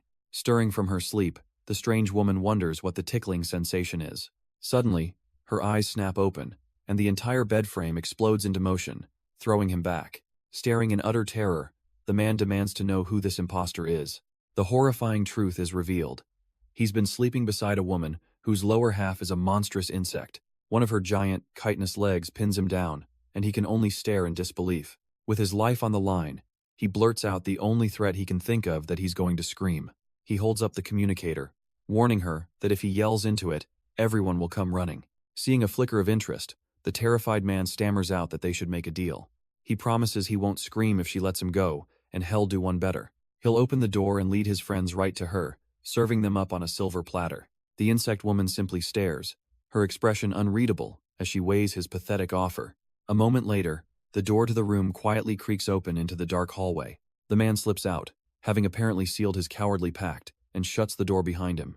He stumbles away, his body shaking from the adrenaline and the horror of his own betrayal. Suddenly, he collides with a solid figure in the darkness. It's his master, Enzo. He frantically tries to warn him, pointing back at the room and yelling about a monster on the ceiling. But Enzo just raises a single finger to his lips, calmly telling him to be quiet. But the horror on the traitor's face isn't for his master, it's for the next part of his terrible deal. Elsewhere, his teammate Gogojung is sleeping peacefully, completely unaware of the approaching doom. He's suddenly jolted awake by a frantic, desperate pounding on his bedroom door. Grumbling, he drags himself out of bed, wondering what could possibly be so urgent. He opens the door to find the panicked regular, who's visibly shaking and can barely form a coherent sentence. The coward stammers, asking if Gogojung slept well, as a monstrous insect leg twitches just behind his back. He continues the absurdly polite charade, while the insect woman herself looms into view, a silent predator. Before Gogojung can even process the betrayal, a massive appendage smashes down with sickening force. The panicked regular watches helplessly, as his so-called friend is crushed under the weight of his decision. The attack is swift and brutal, skewering Gogojung's body in a fountain of blood and ending him instantly. A final, gurgled scream escapes Gogojung's lips as his life is brutally extinguished. The traitor can only stare in mute horror, the consequences of his cowardice sinking in. But just as the scene falls silent, two figures touch down with a resounding thud. It's Urick Mazino and his companion, Admon, who have just arrived in the middle of the slaughter. They calmly survey the bloody scene, wondering just what kind of mess this is. The panicked regular sees them, his terror momentarily replaced by a sliver of hope. He screams Urick's name, frantically pointing at the monster that just murdered his friend. Unfazed, Urick simply turns to Admon, informing him he has a job to do. He points a finger directly at the insect woman and gives a simple command: kill that monster. With a shove, Urick sends the grumbling warrior forward, who can only sigh at what a hassle this has become. Admon lands with a heavy crunch on a corpse, grumbling that he really dislikes catching bugs. With a smug look, he simply raises a finger, beckoning the monster to come and get it. The insect woman takes the bait, launching herself through the air in a furious charge. But Admon is completely unfazed, calmly conjuring a shimmering ice crystal in his open palm. He meets her attack with a blast of freezing energy that rushes out to meet her. The icy power erupts, instantly engulfing the massive creature in a wave of frost. And just like that, the monster is trapped, frozen solid in a tomb of jagged ice. The surviving regular stares in utter shock, unable to believe the beast was stopped so easily. Urick cheers from the side, playfully calling Admon a magician, much to the warrior's irritation. Seeing an opening, The regular thinks now is his chance to finish it, rushing forward with his knife. But just as he's about to deliver the final blow, Enzo grabs him from behind. The regular is stunned as Enzo, calling him master, desperately begs him to spare her. He can't believe his ears, with Enzo practically on his knees pleading for the monster's life. He whirls around, furious, asking if Enzo has lost his mind. He's here to kill the beast. To his shock, even the blonde girl Evelyn is on the ground, crying for them to spare Onis. The scene shifts, revealing this is all a flashback as Enzo calmly begins to tell his story. He explains how he and his original team found this place while escaping a sandstorm. One night, he followed a noise to a companion's room and found her devouring his friend. He remembers the moment she looked up, her face a mask of blood and carnage. And in that grotesque instant, Enzo admits he fell hopelessly in love with her. His teammates were doomed, so instead of being eaten, he suggested a grim coexistence. He would lure in other unsuspecting regulars to calm their fears, and then the insect woman would devour them. He knew it was wrong, but she had to eat. In his twisted mind, her hunger was just a survival instinct, not a crime. He begs the boy in the white hood, insisting he's the only one at fault here, but his pleas are cut short by a swift kick that sends him flying. The boy stands over him, disgusted, asking if romance has completely warped his mind. His eyes glow with cold fury as he delivers a chilling ultimatum. If Enzo truly believes all this nonsense, then he should offer himself as her next meal. The dark cavern vanishes, and a ladder materializes, ascending toward a blinding light. The test is over. A path to the next floor now open for those who passed. And so, the surviving regulars simply walk away, leaving the grim aftermath behind them. But in a cold, dark room below, a hatch slides open. It seems Enzo took that chilling ultimatum to heart, now bound and helpless. He's been delivered, a final, tragic meal for the woman he tried to protect. Her eyes slowly open, sensing the presence of her devoted lover. A sharp, bone-like stinger slides into view, ready to strike. With a swift thrust, it pierces his skull, his last thoughts drifting to someone named Onis. His monstrous lover leans down, her expression unreadable. She begins to consume him as his final, fragmented realization hangs in the air. So you also. The sound of tearing flesh echoes as the insect woman finishes her gruesome meal. His body is completely crushed within her armored coils. With one final crunch, the tragic sacrifice of Enzo comes to a silent end. Elsewhere, the other regulars who passed the test begin to walk away. But Urick Mazino stops, a strange and nagging feeling washing over him. Did he forget something? He dismisses the thought, figuring it couldn't have been that important as his group leaves the area. But far below, buried in the rubble, Zahard struggles to her feet. She pants for breath, surrounded by destruction, the shock of her near-death experience setting in.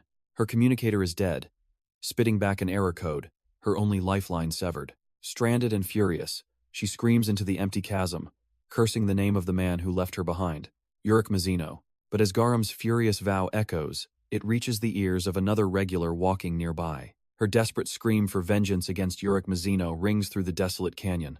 Baekryun stops in his tracks, peering over the edge, wondering who could possibly be down there. Garam looks up, her rage turning to shock as she realizes she's not alone. Before they can interact, another presence makes itself known, landing sharply on the fractured ground. The fourth floor's test supervisor, Ari Todd, has arrived to investigate the disturbance. He takes one look at the crater and knows this was no natural disaster, but the result of a battle. We flash back to Baekryun's arrival, being guided to the test area by the ranker Admon. Admon stops at the entrance, opening a portal and telling Baekryun this is as far as he goes. But he leaves him with a chilling warning. The Ari family rules this floor, and they crush anyone who stands out. Admon delivers his final, chilling command. Baekryun is his subordinate now, and he will come when called. Inside the waiting area, a hologram of Ari Todd appears, formally introducing himself as the examiner. He lays out the ground rules for the assembled regulars. This test will be conducted individually. One overconfident brawler named Werber steps up immediately, eager to be the first one through the gate. In the back, one regular gets called out for his cowardice, lamely claiming he's just waiting for Garam to arrive. With a brilliant flash of light, the first test taker enters the chamber. Elsewhere, two test officials monitor the situation, wondering if the one who created that massive crater is among them. His partner scoffs at the idea. Only a high ranker could cause that damage, but the entry logs show only regulars. The senior official decides they'll have to see for themselves, even if the situation makes no logical sense. After all, it is the sworn duty of the Ari family to eliminate any anomaly that goes against the norm.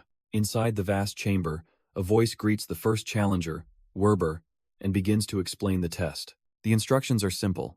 He must walk to the central circle, suspended over a deep chasm. There, he'll find a switch to press and release as much Shinsu as he possibly can. The amount of power he unleashes will determine how many conduits open on the pillar below. 2 is a pass.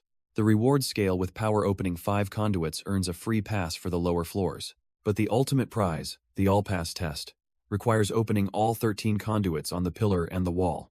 The explanation concludes, and Werber calmly walks to the center of the platform. He kneels, his hand poised over the glowing blue switch, ready to prove his worth. With a firm push, he activates the device, channeling his energy into it. Meanwhile, one of the Ari family test officials watches the monitor with keen interest. He pours every last drop of Shinsu he can possibly generate into the switch. A massive wave of blue energy erupts, striking the pillar with immense force. The result is announced. Regular Werber has opened 4 conduits. A comfortable pass. A bridge of light materializes, beckoning him to cross to the victor's side. But as he turns away, he can't help but feel a little disappointed. He was just 1 conduit short of earning that coveted free pass for the lower floors. Next up is regular Rohan, who nervously steps forward to begin his own test. He takes a breath, focuses, and slams his hand down onto the glowing device. His power bursts forth, raw and untamed, striking the pillar below. 2 conduits open just enough to pass, and Rohan explodes with pure, unadulterated joy. The next regular unleashes a powerful stream of Shinsu into the device. 3 conduits open a solid pass. He breathes a sigh of relief, thankful the gem on his forehead is regaining its power. With his turnover, the rabbit guide calls the next challenger, Regular Evelyn. She approaches with quiet confidence, kneeling and placing a single hand on the activation plate. A massive surge of energy erupts, far surpassing the previous attempts. She opens a staggering 5 conduits, celebrating with her little companion as she earns a coveted free pass. Watching from above, a test official wonders if anyone is even capable of opening more than 10. She recalls that it's happened before, mentioning Princess Urim Zahard, who unfortunately failed to open all 13. Evelyn's ears perk up at the name. Urim Zahard, she's heard that name, a true legend. But her thoughts drift to an even greater monster, wondering if someone like Urick could open maybe 15. And as if on cue, a flashback begins, the administrator's voice calling for the next regular, Urick Mazino. The legendary Irregular himself steps into the light, casual and completely unfazed. 2 other test takers watch the console, having no idea what's about to happen. Urick thinks back to some friendly advice, deciding it's probably best not to draw too much attention. In another part of the testing area, a young man named Enzo waits, his thoughts racing. Hez sure shall come if she's alive, and right then, a familiar silhouette appears. It's her Lady Garam. He can't believe his eyes. She rushes over, grabbing his shoulders, relieved to see that Enzo is safe. But his expression is one of pure shock, his gaze fixed on the person behind her. He's utterly confused, asking why is that man standing next to Lady Garam? And at that exact moment, back at the testing area, a tidal wave of Shinsu explodes. The system screams out the results. All 10 conduits have been forced open. A perfect score. The officials stare in disbelief, demanding to know the name of this absolute monster. It's Urick Mazino who walks off, hoping he kept a low profile. Yeah, right. Back with the others, the silver-haired man calmly announces it's his turn to take the test. Enzo immediately confronts Lady Garam, grabbing her arm and demanding to know why she was with him. She explains she got lost and he helped her, adding that he was apparently following Urick Mazino. Following Urick? Enzo can't wrap his head around it. Why would anyone follow that guy? Garam admits she doesn't know the details, only that he said there was something he needed to confirm. And now, that same man, a regular named Bakrion, steps up to begin his own test. Bakrion calmly places his hand on the test device. An immense amount of Shinsu instantly floods from his palm. The energy surges through the machine, a tidal wave of pure power. It blasts through the conduits with unbelievable force. The officials can't believe their eyes. He's already opened 11 conduits. But unlike Urick, the torrent of energy doesn't even slow down. It keeps pushing, forcing open every single pathway in the system. All 13 conduits are open, a perfect score that grants him access to the all-pass test. The officials are in a full-blown panic, scrambling to find any data on this monster named Bakrion. He just stands there, tilting his head as if their frantic shouts are a minor annoyance. But his perfect score comes at a price, as the machine begins to groan and buckle under the strain. The massive pool of Shinsu churns violently, coalescing into a terrifying vortex of pure darkness. Bakrion's eyes widen. This wasn't supposed to happen. He's unleashed something. The shockwave of power is so immense that even Urick Mazino, far away, stops and turns. From the depths of the vortex, a monstrous entity of shadow erupts with a deafening roar. The test officials can only stare in horror, stammering about what kind of monster they're witnessing. Bakrion stands before the colossal beast, its single glowing eye fixed on him. For the first time, a look of genuine shock, maybe even fear, crosses his face.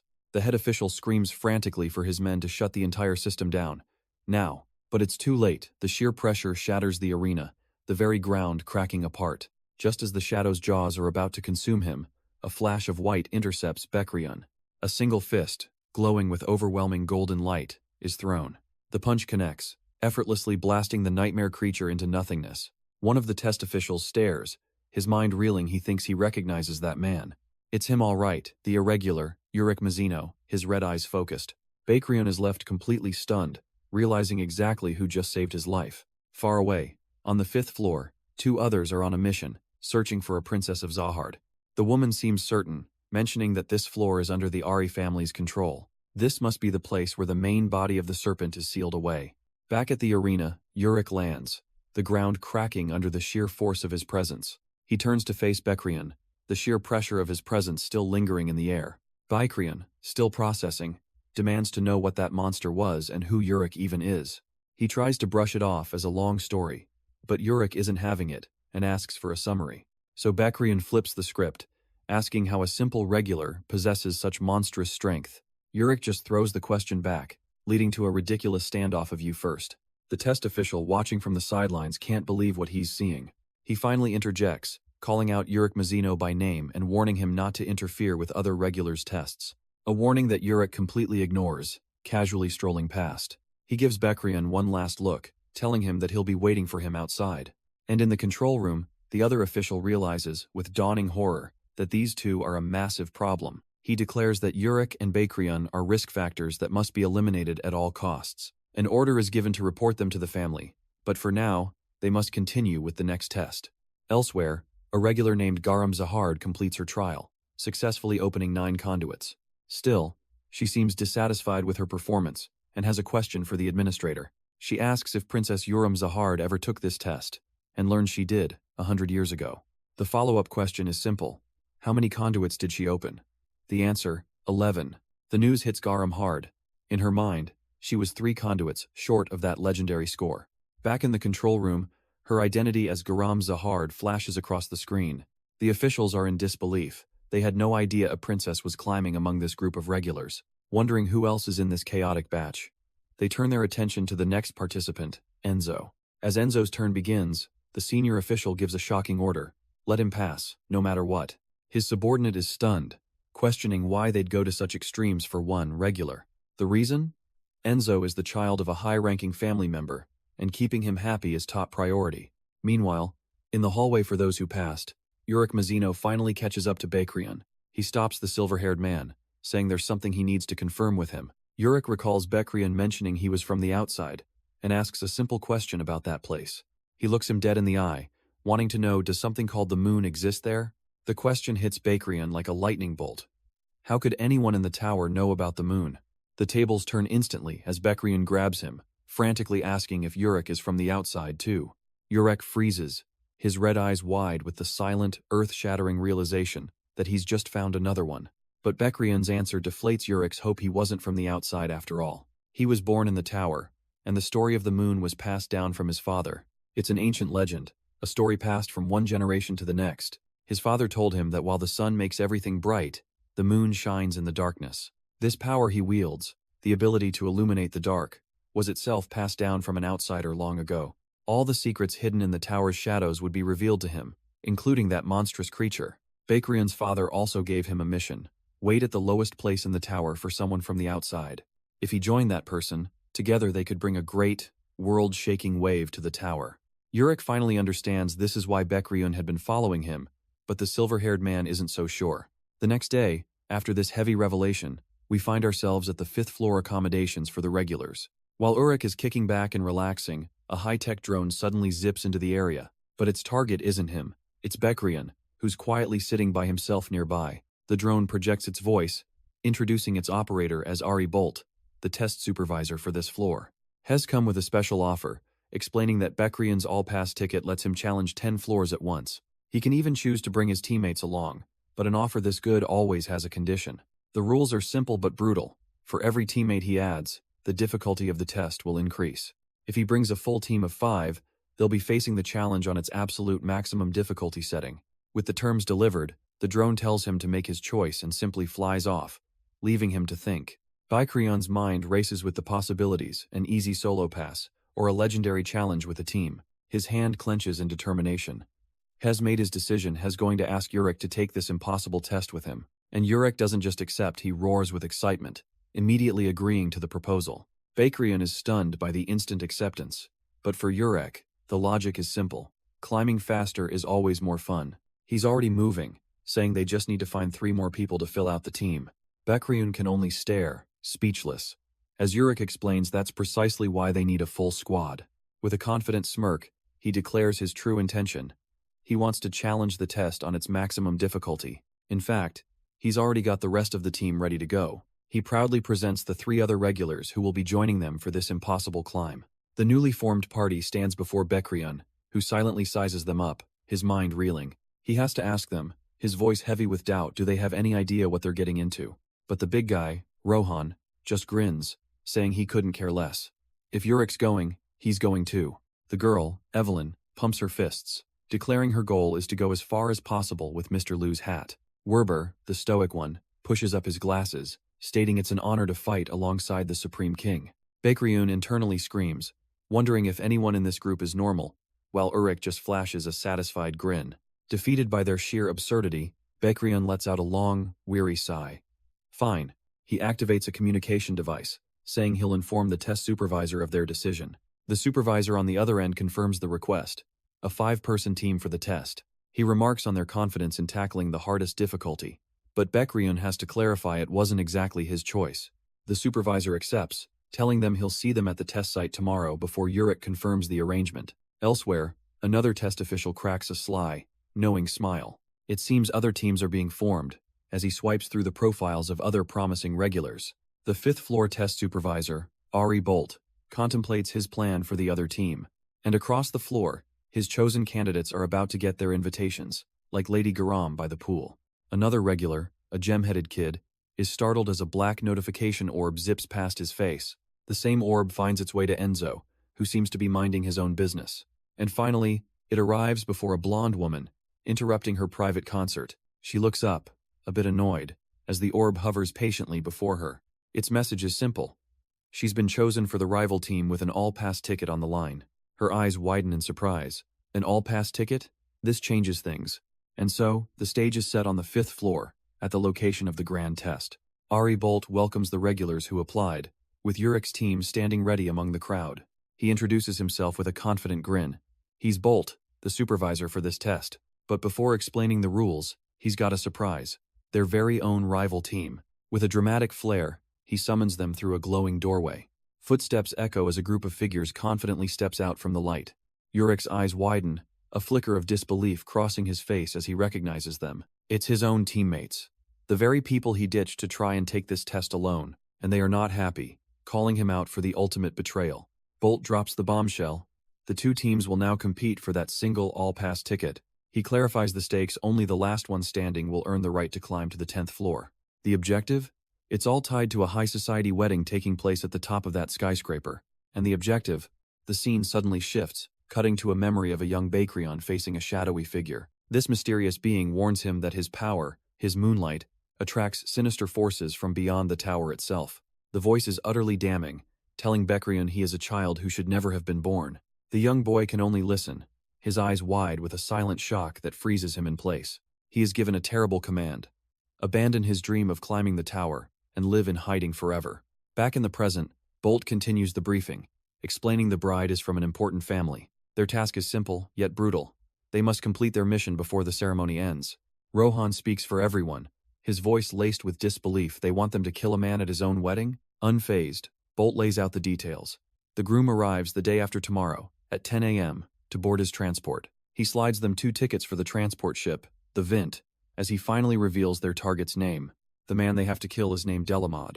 Their mission will take place aboard the massive liner Vint, a transport vessel in the 5th floor's middle area.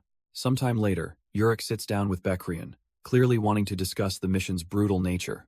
He suggests that at the very least, they should find out what kind of person this Delamod is before they act. But Bakrion immediately challenges the idea, asking what would happen if they discovered their target was a good person. Urick's answer is chillingly practical. If he's a good man, they'll hesitate, and that hesitation will make them fail the mission.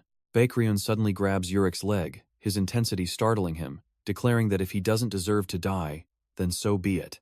With a cold fire in his eyes, he reminds Urick that there is never any real justification for murder. He stands, telling his friend to stop trying to rationalize the evil they've been ordered to commit. As Bakrion walks away, his mind races. No matter what they learn, the mission remains, and this whole thing could be a trap. But his heavy thoughts are cut short by a sudden, jarring sound. A piercing scream for help rips through the corridor, snapping him to attention. Suddenly, a man is violently thrown from a room, tumbling right at Bakrion's feet. Urick is instantly there, demanding answers as the terrified man points back from where he came. A nearby door cracks open, revealing two crewmen who glare at the scene before quickly shutting themselves away. Bakrion waits patiently as the man, now safe, struggles to catch his breath. The passenger finally manages to sit up, shakily offering his thanks for the rescue. They move to a private room where Urick presses him for details about his girlfriend being held in the captain's cabin. The man, a passenger named Jack, confirms that his girlfriend, Jasmine, a crew member, has been taken. Jack begins his story, explaining that he met Jasmine right here on this ship, and it was love at first sight. He admits their time together was short, but they were already planning to build a future. Bakrion listens quietly, but Urick seems skeptical about how fast things move these days, asking why she was locked up. The answer was simple and brutal. The ship's captain found out about their relationship. It turns out the captain had secretly been in love with her for a very long time. When he learned she was with Jack, he was consumed by a jealous rage and lost his mind. Jack tried to fight back, but the entire liner was under the captain's control, and his men branded him a terrorist. He had no choice but to run for his life, which is when he sprinted down that very corridor and past a very confused Bakrion, who had no idea what the frantic screaming was all about. With the story concluded, Urick wonders what to do next, his eyes already fixed on the captain's cabin. Bakrion conveniently points out that their target is also in a first-class room right behind it, making the decision easy. That's all the convincing he needs. Without another word, Urick gets to his feet. He declares they'll just deal with this whole mess as they go. It's time for a little visit. Meanwhile, the obsessive captain is putting out a call, absolutely certain Jack will return for his lover. He issues a ship-wide alert, branding Jack a terrorist, and ordering his immediate capture. The captain's men draw their blades and begin to move, sweeping the halls to find their target. One of them turns to block a doorway, only to find a casual-looking passenger standing right there. He tries to tell Urick the area is closed, but gets effortlessly shoved aside like a fly. The captain's men are stunned as Urick simply walks past them. They demand to know who he is, but then their eyes lock onto someone behind him.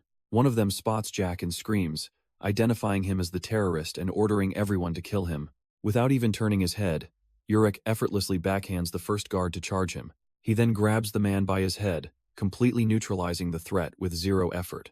Bakrion joins in, dropping another guard and telling a shocked Jack that it's time to go. With the path cleared, Jack sprints ahead, pointing down the hall toward the captain's cabin. They race through the corridors, closing in on their destination. But just as they reach the door, a voice rings out, warning them to stop, or the girl dies. Peeking through the doorway, Bakrion and Jack see what the commotion is all about. Jack's eyes widen in pure, unadulterated shock. Inside, the ship's captain stands over a kneeling woman, his hand glowing with menacing energy. He knows her. His heart sinks as he recognizes his crewmate, Jasmine. He's about to scream her name and rush in, but Bakrion quickly claps a hand over his mouth, holding him back. But their stealthy approach is interrupted by a new voice, drawing the captain's attention. A man in a simple white shirt stands there, hands raised, calmly telling the captain to let her go. The captain snarls back, demanding to know why this stranger is sticking his nose where it doesn't belong. The man simply explains he was coming from the restroom, saw Jack run past, and decided to check things out. A blue aura flares around him as he declares he can't just walk past a girl begging for help. With an unnervingly calm smile, he offers a simple deal. Let her go, and he'll forget this ever happened. The captain scoffs at the offer, spouting some ridiculous lie that they're in love. He screams that this first-class passenger is just a third wheel who needs to get lost. To make his point, he tightens his grip, forcing a pained cry from Jasmine. Watching from behind a window, Jack is frozen in horror, still held back by a focused Bakrion. but the standoff is cut short by the sound of shattering glass as the man breaks through the barrier. The captain can only look up in utter disbelief, completely caught off guard. Before he can even process what's happening, the stranger is on him, fist already flying. A brutal crack echoes as his fist connects, sending the captain sprawling across the floor. He immediately turns to Jasmine, gently checking to see if she's okay. His eyes are filled with genuine concern, asking if she was hurt during the struggle. Flustered and a little starstruck, she manages to stammer that she's unharmed. But the captain staggers back to his feet, groaning in pain and disbelief. He roars with Shinsu flaring around him, demanding to know why this stranger is interfering. Suddenly, another figure blurs past Jack and Bakrian in an impossible burst of speed. It's Urick Mazino, already airborne and aiming a devastating kick. His sneaker slams into the captain's face, silencing his rant with a sound like thunder. The captain's body is sent hurtling through the air, crashing off the side of the ship. Ignoring the chaos, Jack sprints past Urick, his mind focused on one thing: Jasmine. But someone else got there first, a handsome stranger already kneeling beside her. He gently asks if she was hurt, and she can only stare, confirming she's okay. With a charming smile, he tells her that a beautiful lady shouldn't have to bear any scars. Jasmine is immediately captivated, her face flushing at his smooth confidence. Jack, Urick, and Bakrian watch from a distance as this new player steals the scene. She reaches out, grabbing his arm and bravely asking for the name of her hero. He meets her gaze, introducing himself with a cool calm. His name is Delamod. The name Delamod echoes, and both Urick and Bakrian recognize it instantly. Jasmine, completely smitten, asks him to come with her, but he dismisses her with a flick. He gently touches her face, apologizing to the beautiful lady. Unfortunately for her, his life is already devoted to another woman. His noble rejection only makes him more amazing in her eyes, while poor Jack collapses in despair. Delamod then calmly strolls over to Urick's group, thanking them for their assistance. He formally introduces himself, and it finally clicks: this charming hero is their target. Before they can react, he vanishes in a blur of motion down the corridor. Just then, two more pursuers arrive. Drawn by the commotion and sensing their man is close,